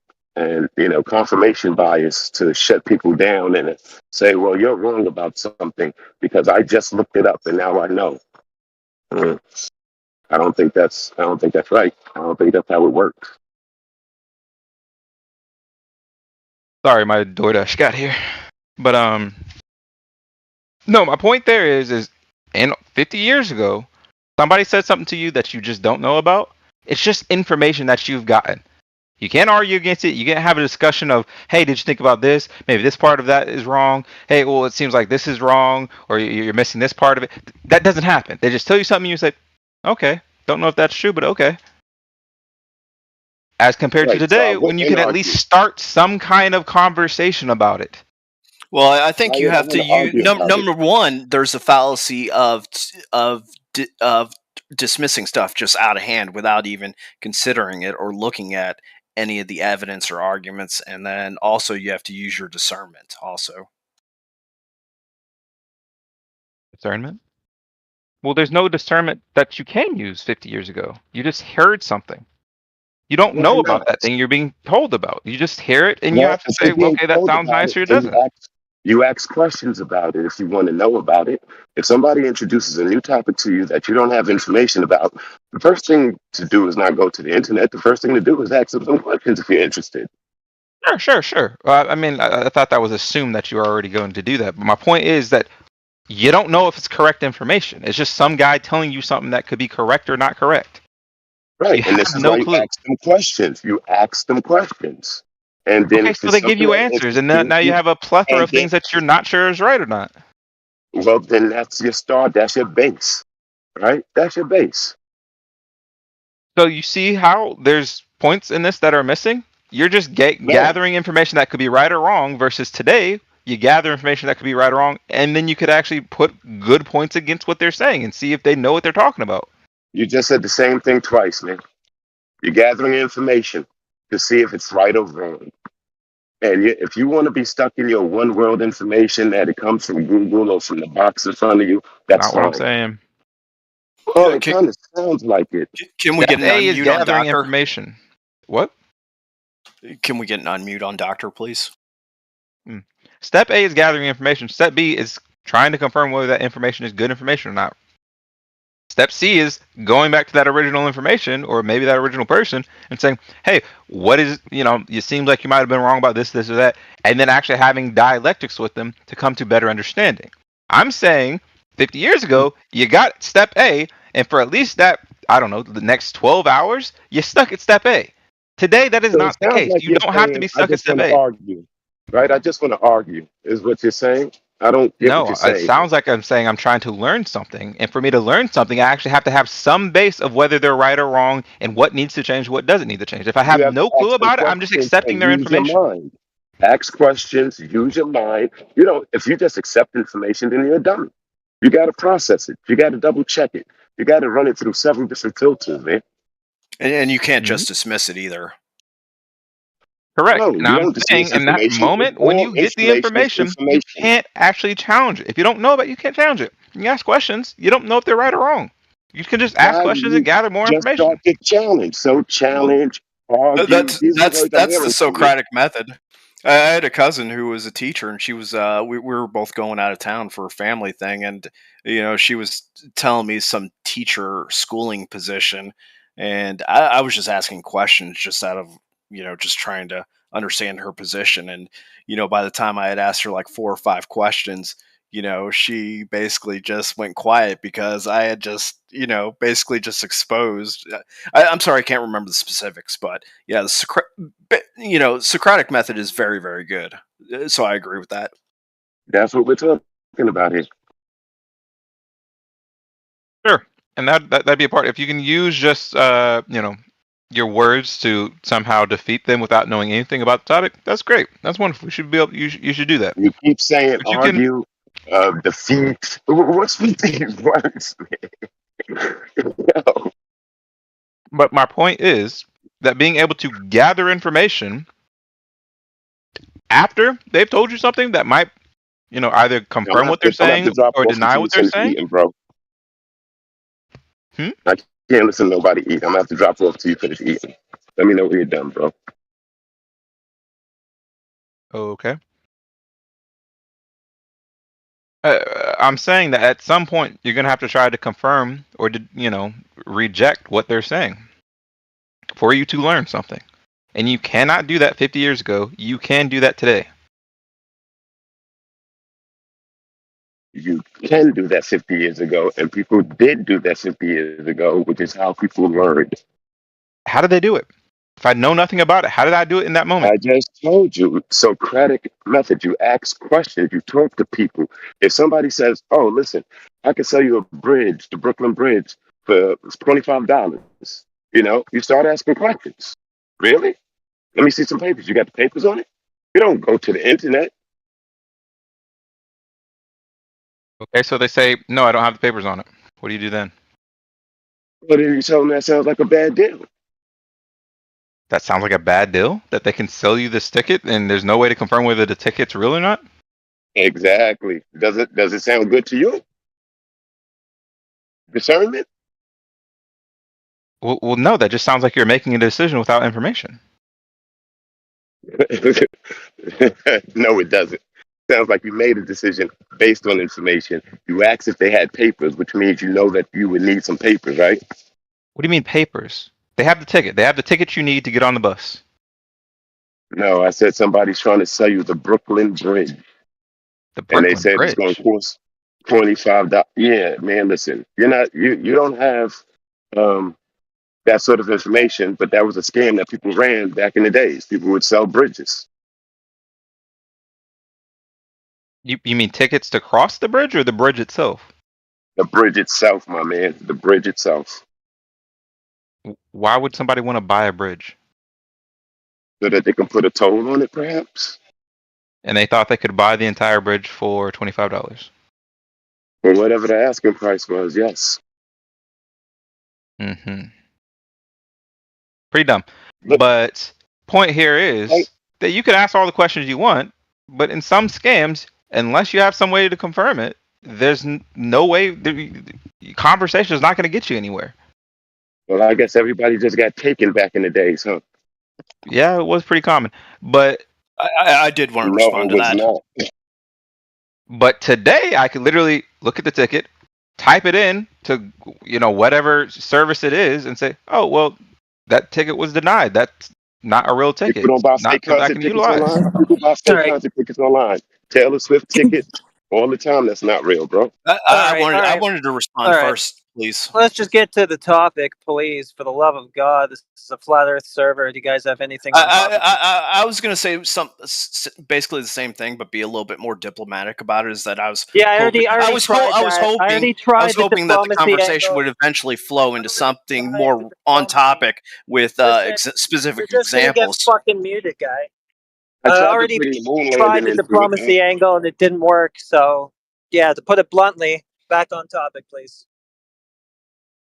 Okay, so with flat Earth, I remember my initial times of hearing about flat Earth were pretty early on, and I would hear about it in person. They'd say some ridiculous thing, what's flat Earth? Yeah, they'd say some ridiculous thing about flat Earth, make this claim that if you look over, whatever body of water, that you can see something that you can't see. And I'm just like, huh, is that the case? That's crazy. Pretty crazy. And that's in the conversation. What am I how do I take it further than that? What is crazy? I can't Google images. I can't, Google why that is that you might see that. There's no access to the immediate information for me in that scenario. And I think the issue today is that we're missing the wisdom that the older generations had. Whereas we have a ton of knowledge, we can, find this information all over the place, but we're missing that immediate wisdom access. How does that tie back to FE? If we had the wisdom of older generations, then what with regards to this subject? We'd have individuals that know what they're talking about. Largely, you have individuals that are. You're just speaking in broad generalizations again, though. You're not really on the topic. How am I not on the And topic? then also, I think Doctor wanted to jump in. I couldn't exactly hear what he's saying. I had to increase his volume, but go ahead, Doctor. Well, I'm not doctor, but it's only a joke. Yeah, when you will start to go on the point, what Heretic's saying. Because, Yeah, I thought I was, but... for example, how is the name of this server? Flat Earth? 24/7 Flat Earth? Who made that and why these people think like that? I don't know. Why you don't know? I wasn't around back then. I haven't asked about it. When you will ask? When it seems relevant? Why this server existing? I gathered that it's not necessarily to say that flat Earth is true, but to make or push people to start questioning the world around them and not just accept things for, authority telling them it's true. And what is the issue on this server? What people speaking on this server? About flat Earth? What do you mean? What precisely about flat Earth? That people are told things and they just accept it to be true? That mean if I think that is flat, it's flat because somebody told me it's flat. They generally say the other way around, but yeah. No, that's not true. People don't say that? I think the Earth is a globe because people have told me it's a globe. And you're an idiot for believing otherwise? People say that all the time. Yeah, that's true. People believing in globe because other people told them about globe. But other people didn't tell me, look, Earth is flat, and now I believe Earth is flat. Like all the flat earthers we all used to be globe believers at one time. Yeah, like me for 40 years. But now, why I don't believe anymore in globe?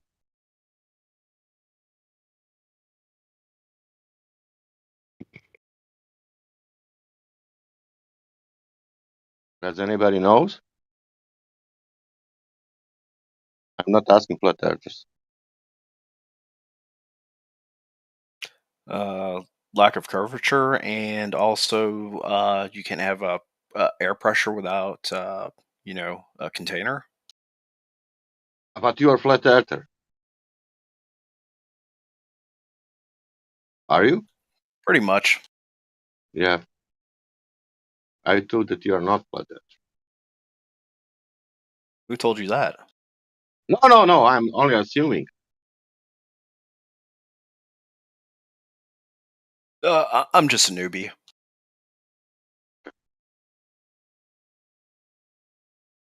And that's why we are here. That's what you said. Lack of curvature, lack of rotation, lack of gas pressure without container.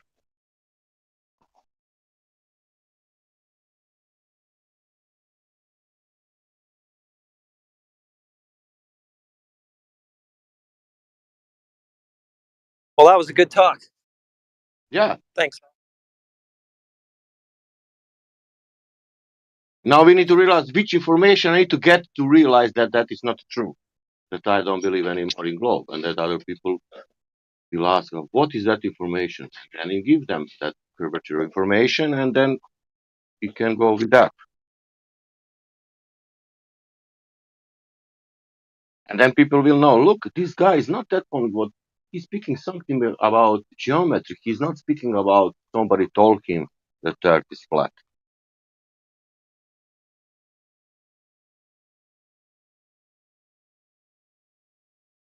Because it could be, look, I'm Christian. I read Bible, and it's written there. I'm flat Earth. Done. And I saw some news on internet, and they're saying some videos. They're saying something about flat Earth. That's enough. Yeah. And then you come in. Then you have people, and the first question will be, "Are you Christian?" And you'll say, "What that matter with the topic?" Yeah. Oh, because all Christians saying that Earth is flat. Yeah. Yeah, we were talking about that earlier because my aunt, she's Christian, but she's still globe believer. Yeah, of course. And me, I'm opposite way. I'm not, and I'm flat earther. Because other people doesn't know. For example, this you cannot be Christian if you believe in God. You say that again. You cannot be Christian if you believe in globe. You cannot identify yourself like a Christian and believe in globe. Why is that? Because then you are not Christian. Well, that's just begging the question. Like, why do you think that? No, because the book, What Are You Believe? It's saying opposite. It's telling you it's telling you everything about creation. I'm not too sure about that, but me personally, I poke a little bit fun at them for worshiping government over God. I mean, that's just me. Yeah, I'm saying hopefully. only about if somebody is religious in a way, Christian, he cannot believe in spheres and some kind of, I don't know. Where is that story coming from? From Bible? Well, the church, right? The church was one of the I early don't. on. Church is something different. A bit. Yeah. I'm not sure. I haven't read it. My aunt says it's not in there. Yeah, I'm only saying that I'm also not a religious Christian. I'm Christian because my mother and father are Christians.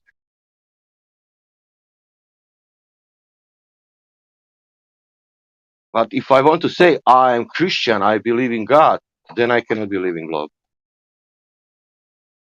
No, I think you can. I think her beliefs You are can, but genuine and I can say like this, for example. I'm Muslim, but I believe in Bible, and I'm reading only Bible. I don't believe Quran. I'm that kind of Muslim. Then I can do that also.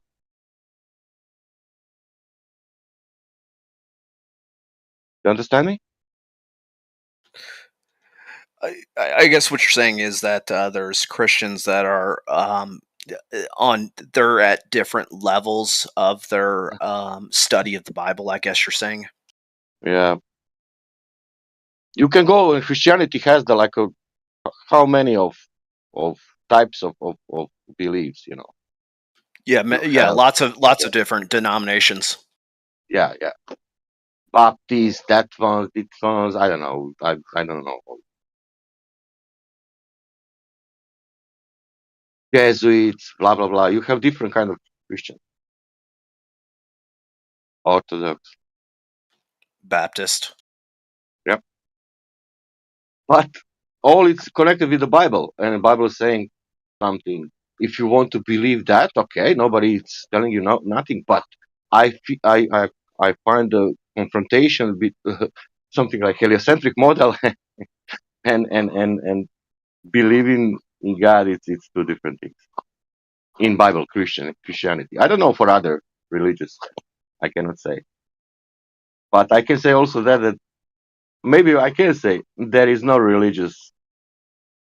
Yeah, it's an interesting question. Definitely, I think someone actually has already posted a meme about it that I've seen at one time where someone's posted the meme of all the different religions about how they all view the shape of our plane versus Yeah, how they try to and claim it is today. that's very interesting how they depicted that. All of them. There is no one sphere in their religious, in any religious. Yeah, so someone should post that meme in chat. It's funny.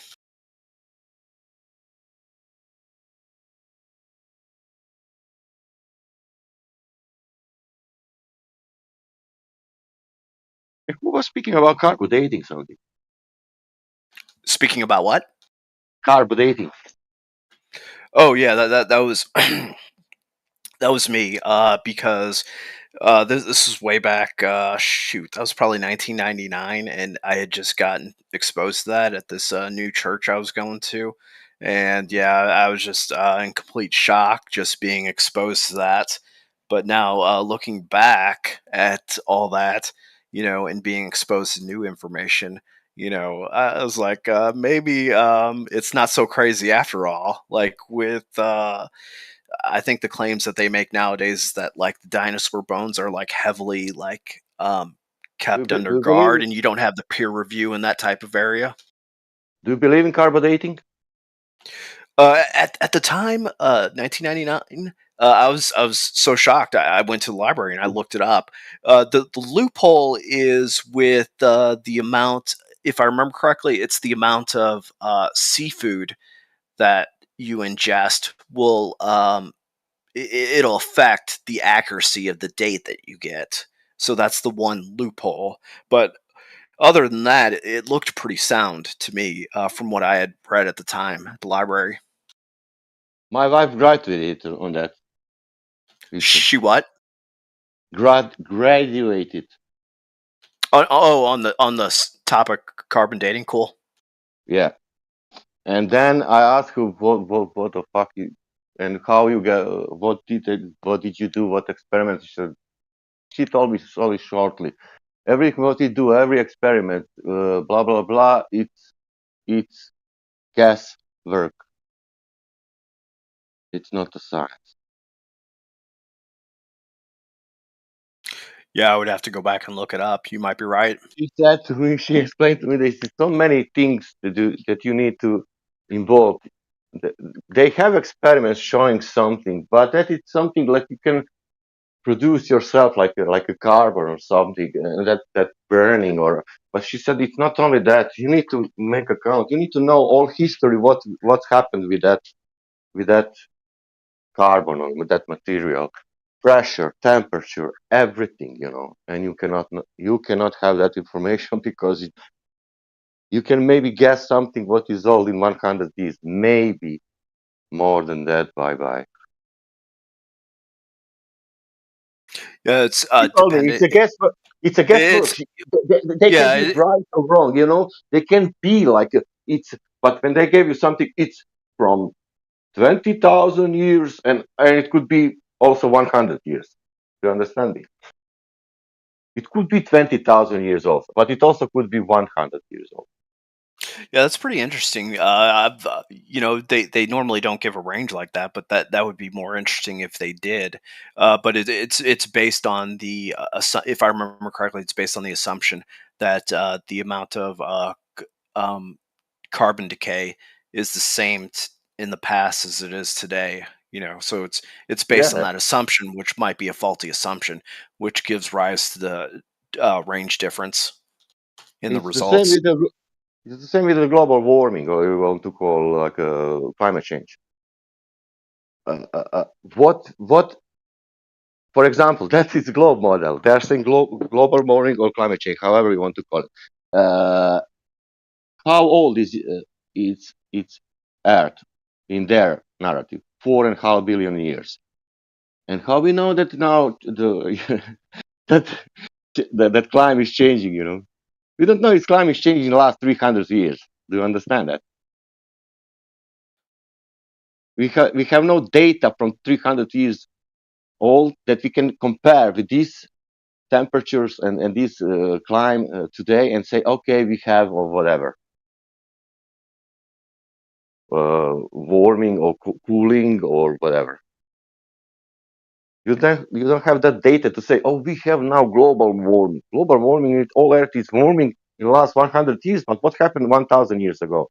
Does Are anybody? are we talking about like man-made global warming, or are we talking about like natural climate change? Natural. They're saying that it's coming naturally. That everywhere it's global warming because of, you can call it now industry or whatever. We fuck it up in the last 100 years, but you don't have data 1,000 years ago. Maybe it was like a fucking hell, like a burning every. Work. I'll be back. Well, we do have like ice cores and whatnot, right? Have story. Ice Age and blah blah blah. We have only stories. We have stories about Ice Age, about that, about this, but that's story. No, I said ice cores, not ice stories. Ice? Oh, ice core. Ice core, as in a drilling into the ice that's been there for the entire time. But you cannot get data from ice. What do you mean you can't get data from ice? Of course you can. Oh, how old is ice? Depends which ice you're referring to. I mean, yeah. all water has been on this planet since its existence, right? Or since it came to the planet. You can't destroy water per se. 1,000 years ago, 4.5 billion years ago.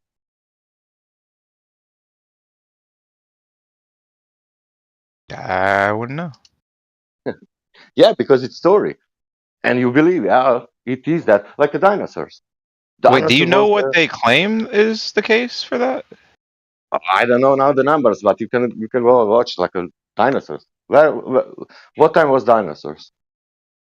I don't know. Let's say now, I don't know also what they are saying. Let's say 20 million years ago. And now I'm asking, what happened between 20 and 25 million years ago? You know what is 1 million years? And they're putting that numbers like, the dinosaur was dead 20, I'm shooting now, but 20 million years ago. Why not 17 million years ago? Like, do you know the argument given for these things? No, it's only numbers, man. Big numbers. Because it sounds like you're making conclusions about them without actually knowing the argument given for it. No, I'm telling you how we listen, how we learn this history, and that's science. Let's say evolution, whatever you want to call it. It was dinosaurs. 20. I'm shooting the number. I don't know if it's real one, this one, but they have some number. 200 million years ago. You can read it on internet, and you'll say, "Oh, wow, how they get that number? Why it's not, 3 million years before that number?" I'm hearing. Do you know what their answer to that is? I didn't get it. Do you know what their answer given to that is? Yeah, it's like a carbon dating. That's the answer. And And you then have a problem with carbon dating as well? Then I asked the person who was studying the carbon dating, and the person who studied the carbon dating told me that it's guesswork. It's not a science.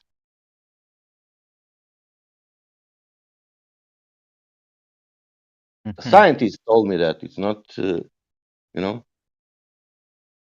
So for like the weather, the climate change, do you know why they say, certain temperatures at certain times throughout our history?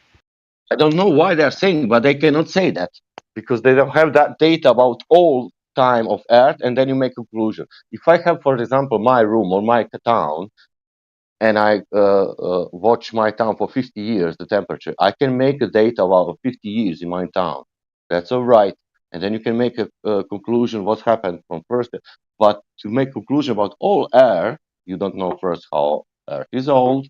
You don't know what was the conditions on the Earth all that time. And then now you will say, okay, we have global warming. Yeah, maybe we have global warming or climate change in the last 100 years. But that's not conclusion. Maybe it was more hot 300 years ago without this industry or whatever. Even we don't know which kind of technology ancient world were using, blah blah blah. Because So I would say that like your statement learned- that I don't know what their answer is, but they What? can't be right. That's problematic. It's a problematic statement. No, they cannot be right. They cannot never find out that too about that the data. How you get that data about that? You can only make story. You can what? You will look the what spectroscopy. Which kind of science will give you possibility that you know what happened 3, 4, 5,000? What temperature was on the Earth in that year? Where you will find out that data? How? Various methods, I would say. Well, come on, man. So take for example, maybe we measure the speed of light, right? This is completely hypothetical and it's not actually what's happening, right? But say if I measure the speed of light, and then I see a certain light getting to me from something, I can then take that measurement of the speed of light and say, well, it would take this long to get from here to here. It must be this amount of distance, right? We can take the world that we see and take things that we know the way the world operates and make conclusions about that, right? No, not because only light. You have all earth. You have water. You have all other forces. You have volcanoes. You have.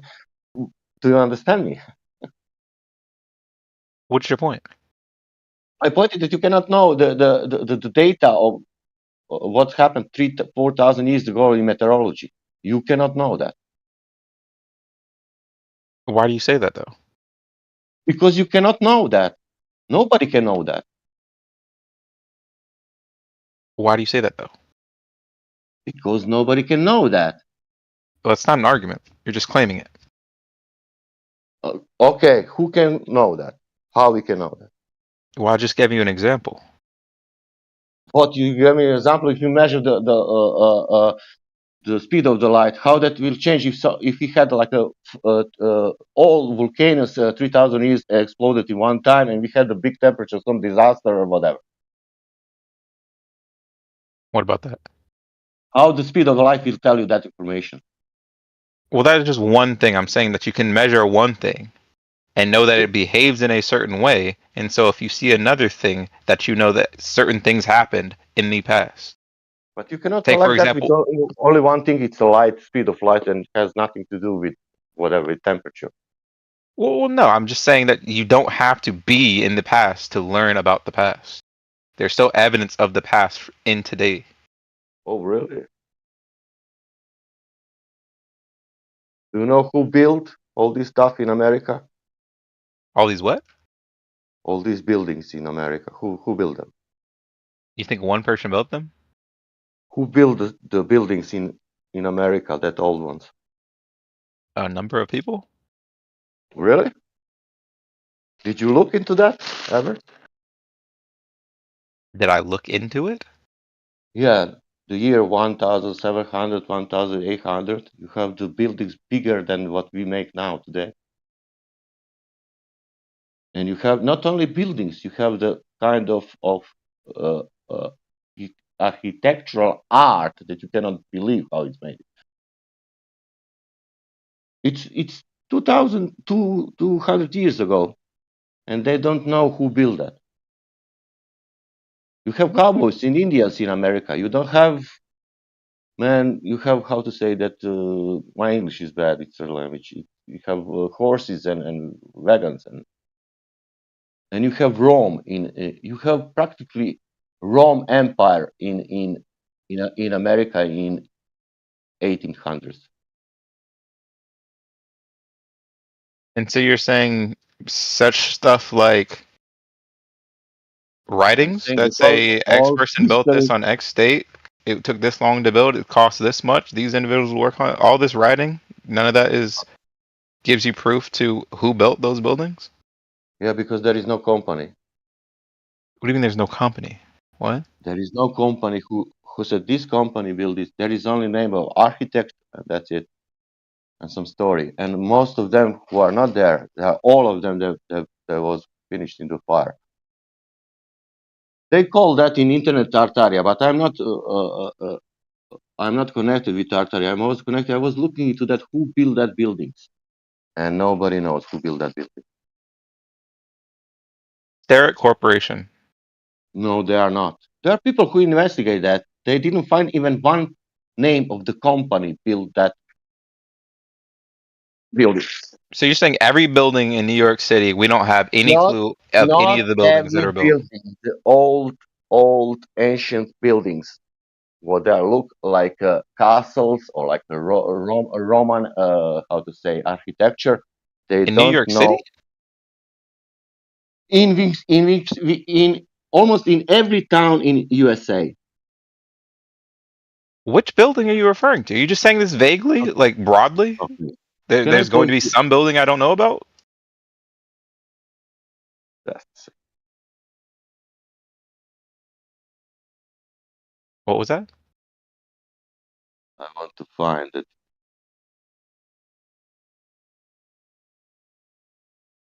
I will find you one guy. It's a lot of them, and I will post it.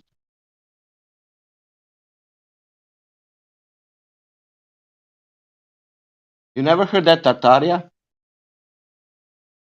I don't know what that is. I posted on. It's not that. Go to his channel and see what he's speaking about. It's not only him. I can post you like 10 of them. I'm People, working right now. I can't go to anything. and it's not only America. It's all world. That from 80,000, 8050, something like that. You have all that buildings built, but nobody. You have the architect, the name, and you have stories some, but there is no company who build that. How they build that? Nothing about that. What is that? If you're not claiming that about everything at that time, what does that have to do with what we were talking about? I'm telling you that we don't know something. What would be clear? What I thought, because every information is saying this building is built 80,000. Fuck.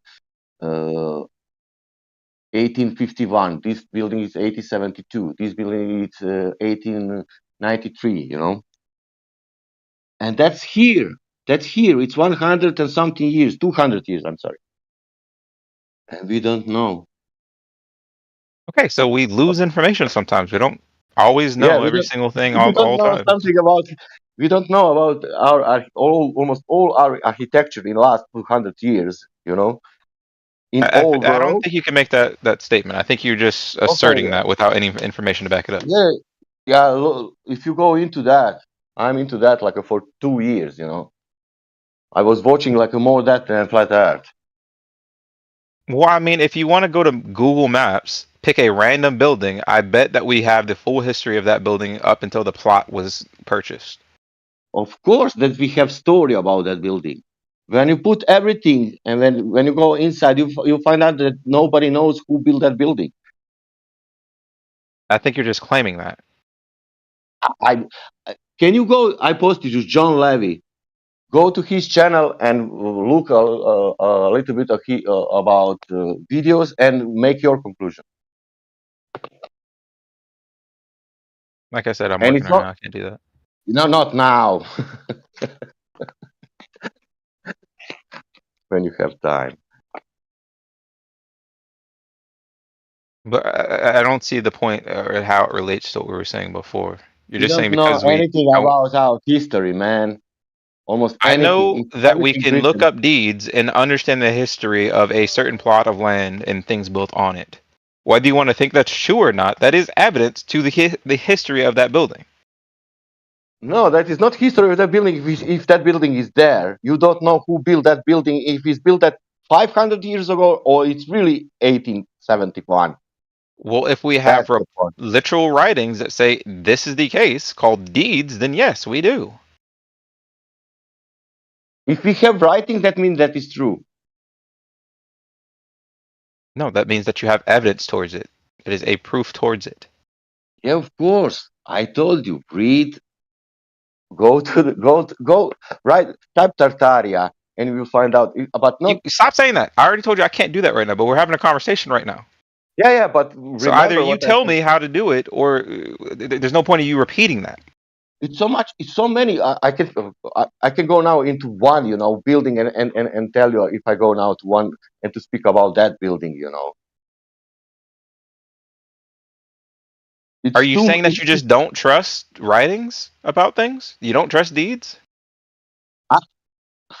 It's the persons who made the channel and videos. They explained everything, all what Yes, but was that person's written. not here right now. You're here right now. So either you give your argument for it, or why are we talking about it? Okay, nothing. I wanted to give you that information that we don't You've already about that. given it I to me. don't You want gave to. it to me many Yeah, minutes it's okay. ago. Yeah, I don't want to speak anymore about that. You can look into that and find out for yourself. Oh my God. It's too big that I speak now about all these buildings. I need to go into video. I watch it for myself. If you want to watch it, watch it. Oh my God.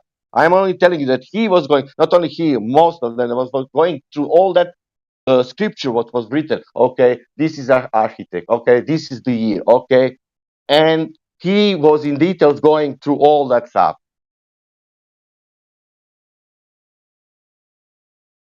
Mm-hmm. And with technology, with everything, we could not build that. And everything is built in 1 year. It's not possible. We cannot even do that today. That we can build that kind of buildings in 1 year.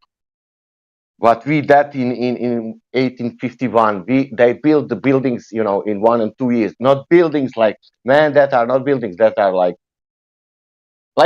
a White House, something like that. Do you know how many White House you have in the similar buildings like a White House in America? Thousands. And they are built in that time, from 18th to 19th. 800. My English practice. But that's also not. I don't want to push you with this. I'm only telling you about history. We don't know about our history, anything. But you can look into But you're that not if you though. want. Let's be clear about that. But you're not though. You're telling me about somebody who can tell me about something, but you're not telling me anything about it.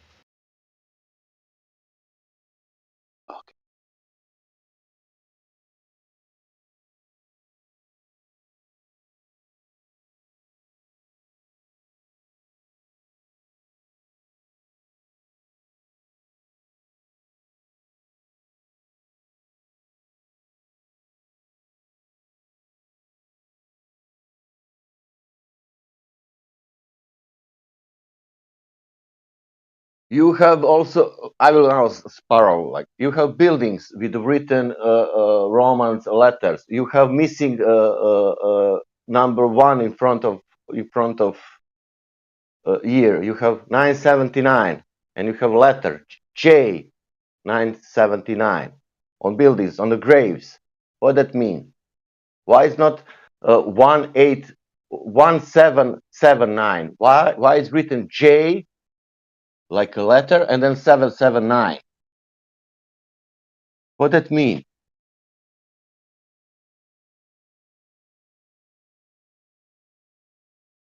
But I'm telling you, if you want to look in that, type Tartaria, but it's not about Tartaria, it's about building that buildings all old world civilization in that time, properly that time. They don't know if it's 850 or, and at that time they didn't have technology to build that all that stuff.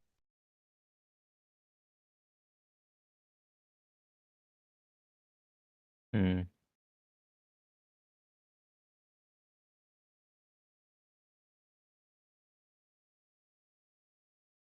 What is your name? I will post you some channels. I will DM you. Reverse.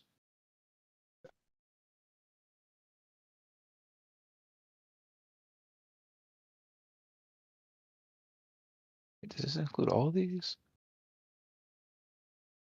We'll see. Yeah.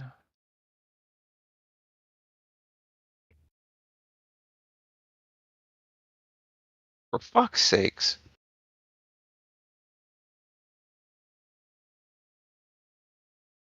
Hi there.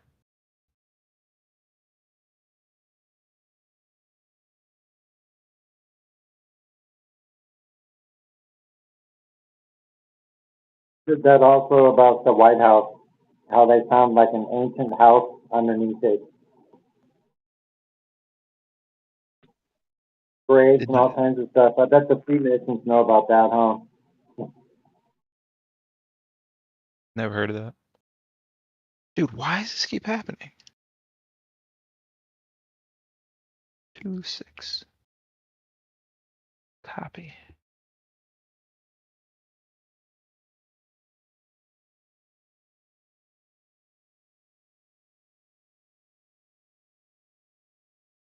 Oh, it's wow, I am not smart.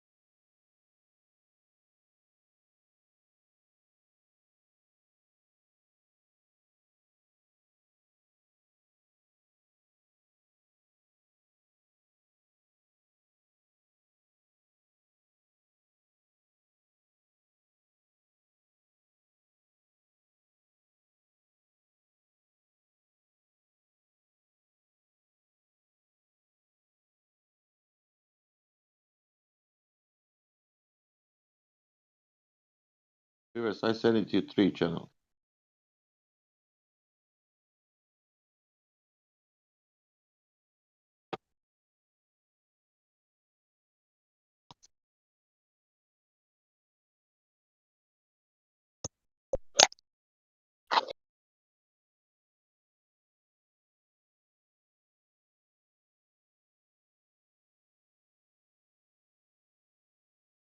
Whoops.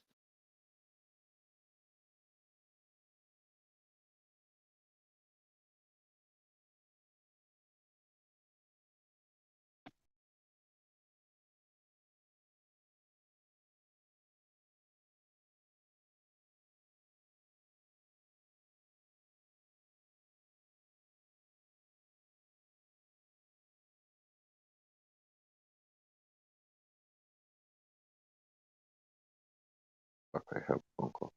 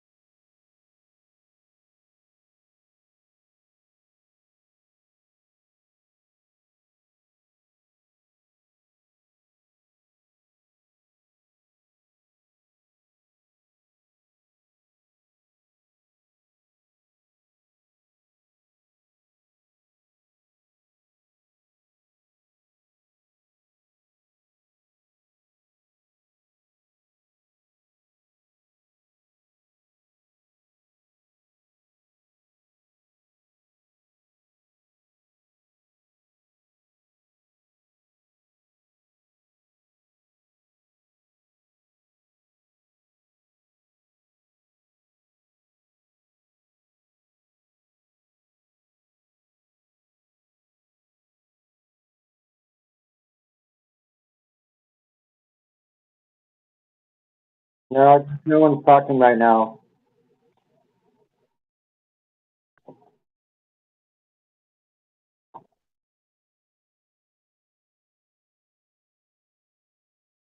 I wonder why not. If I'm coming through or not.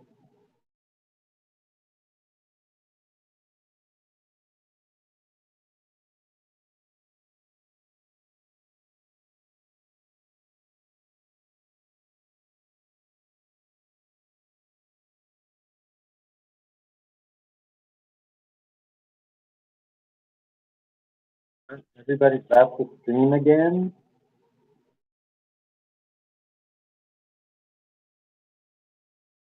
That's the over politics.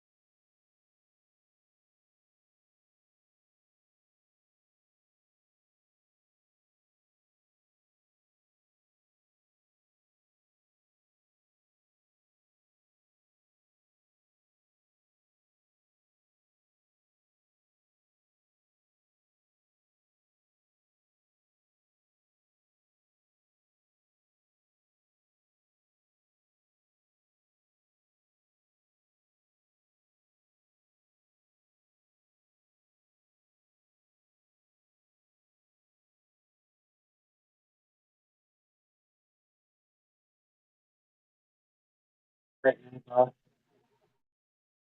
are you?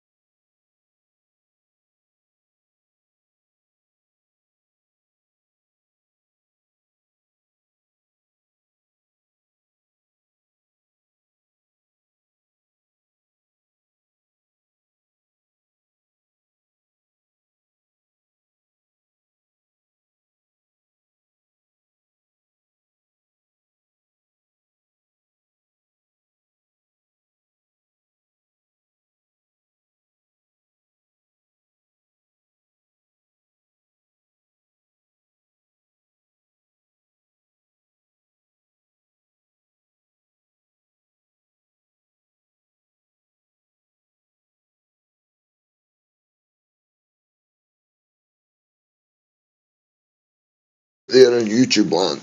If you'd like to come to 24/7, please make your way down the aisle till you can see Nightbot, possibly, or is it only Rumble? Rumble and YouTube's in at this time, so yes, take your way down the aisle and you should see the correct section at the bottom of the hall. Just turn left or right, and you'll find Nightbot, and they'll give you a role. They'll give you a link so you can follow yourself into the server to get a role and come and speak to the people. I'm back here trying to revive the live stream, so hopefully others want to join. I'm going to ping the server to see if that makes any difference. This is a fucking annoying if I see 24/7 not got any people talking. It's really annoying, man.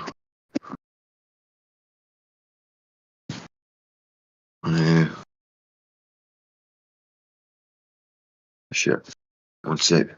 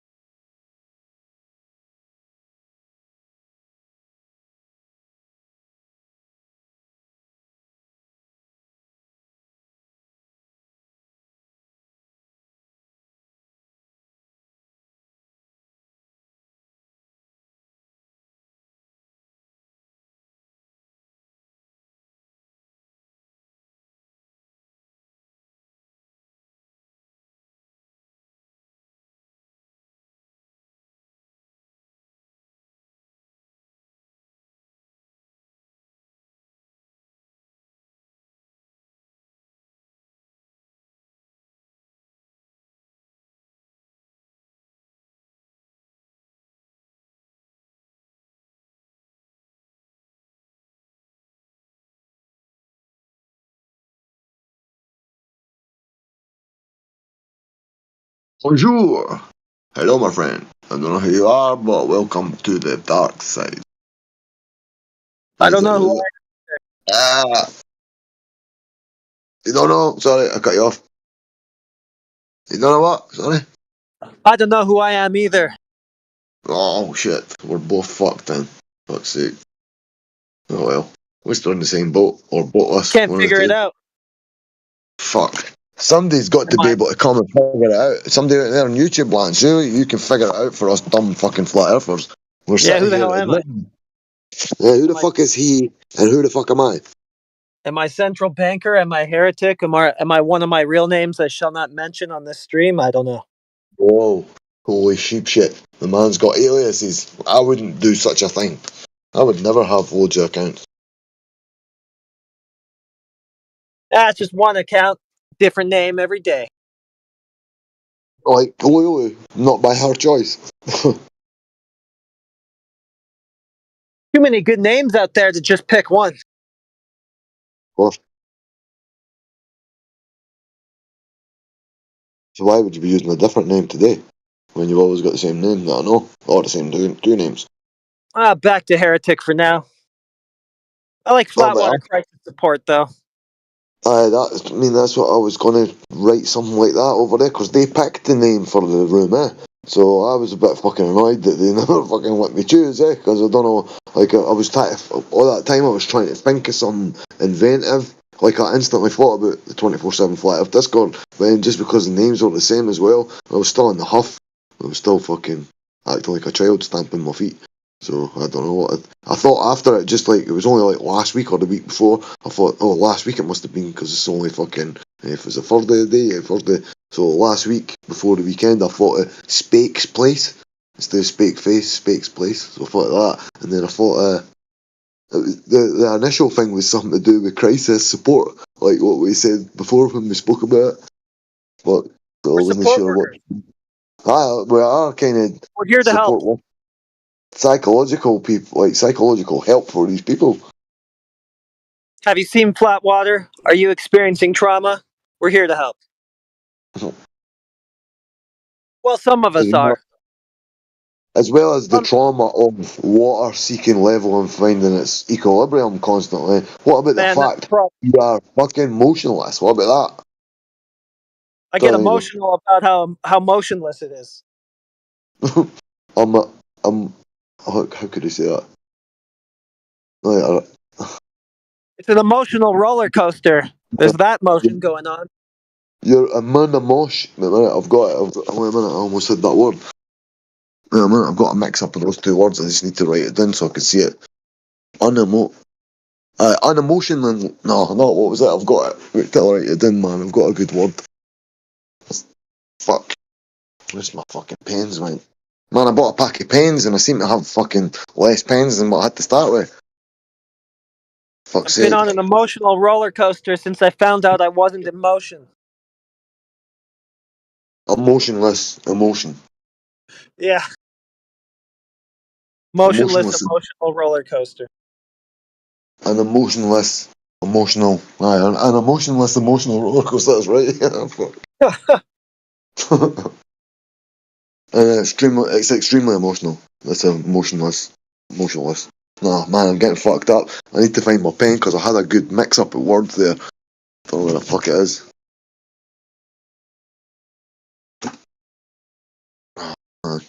But so we are kind of like social workers, like, so we're actually helping these people like equip themselves emotionally on this emotionless roller coaster.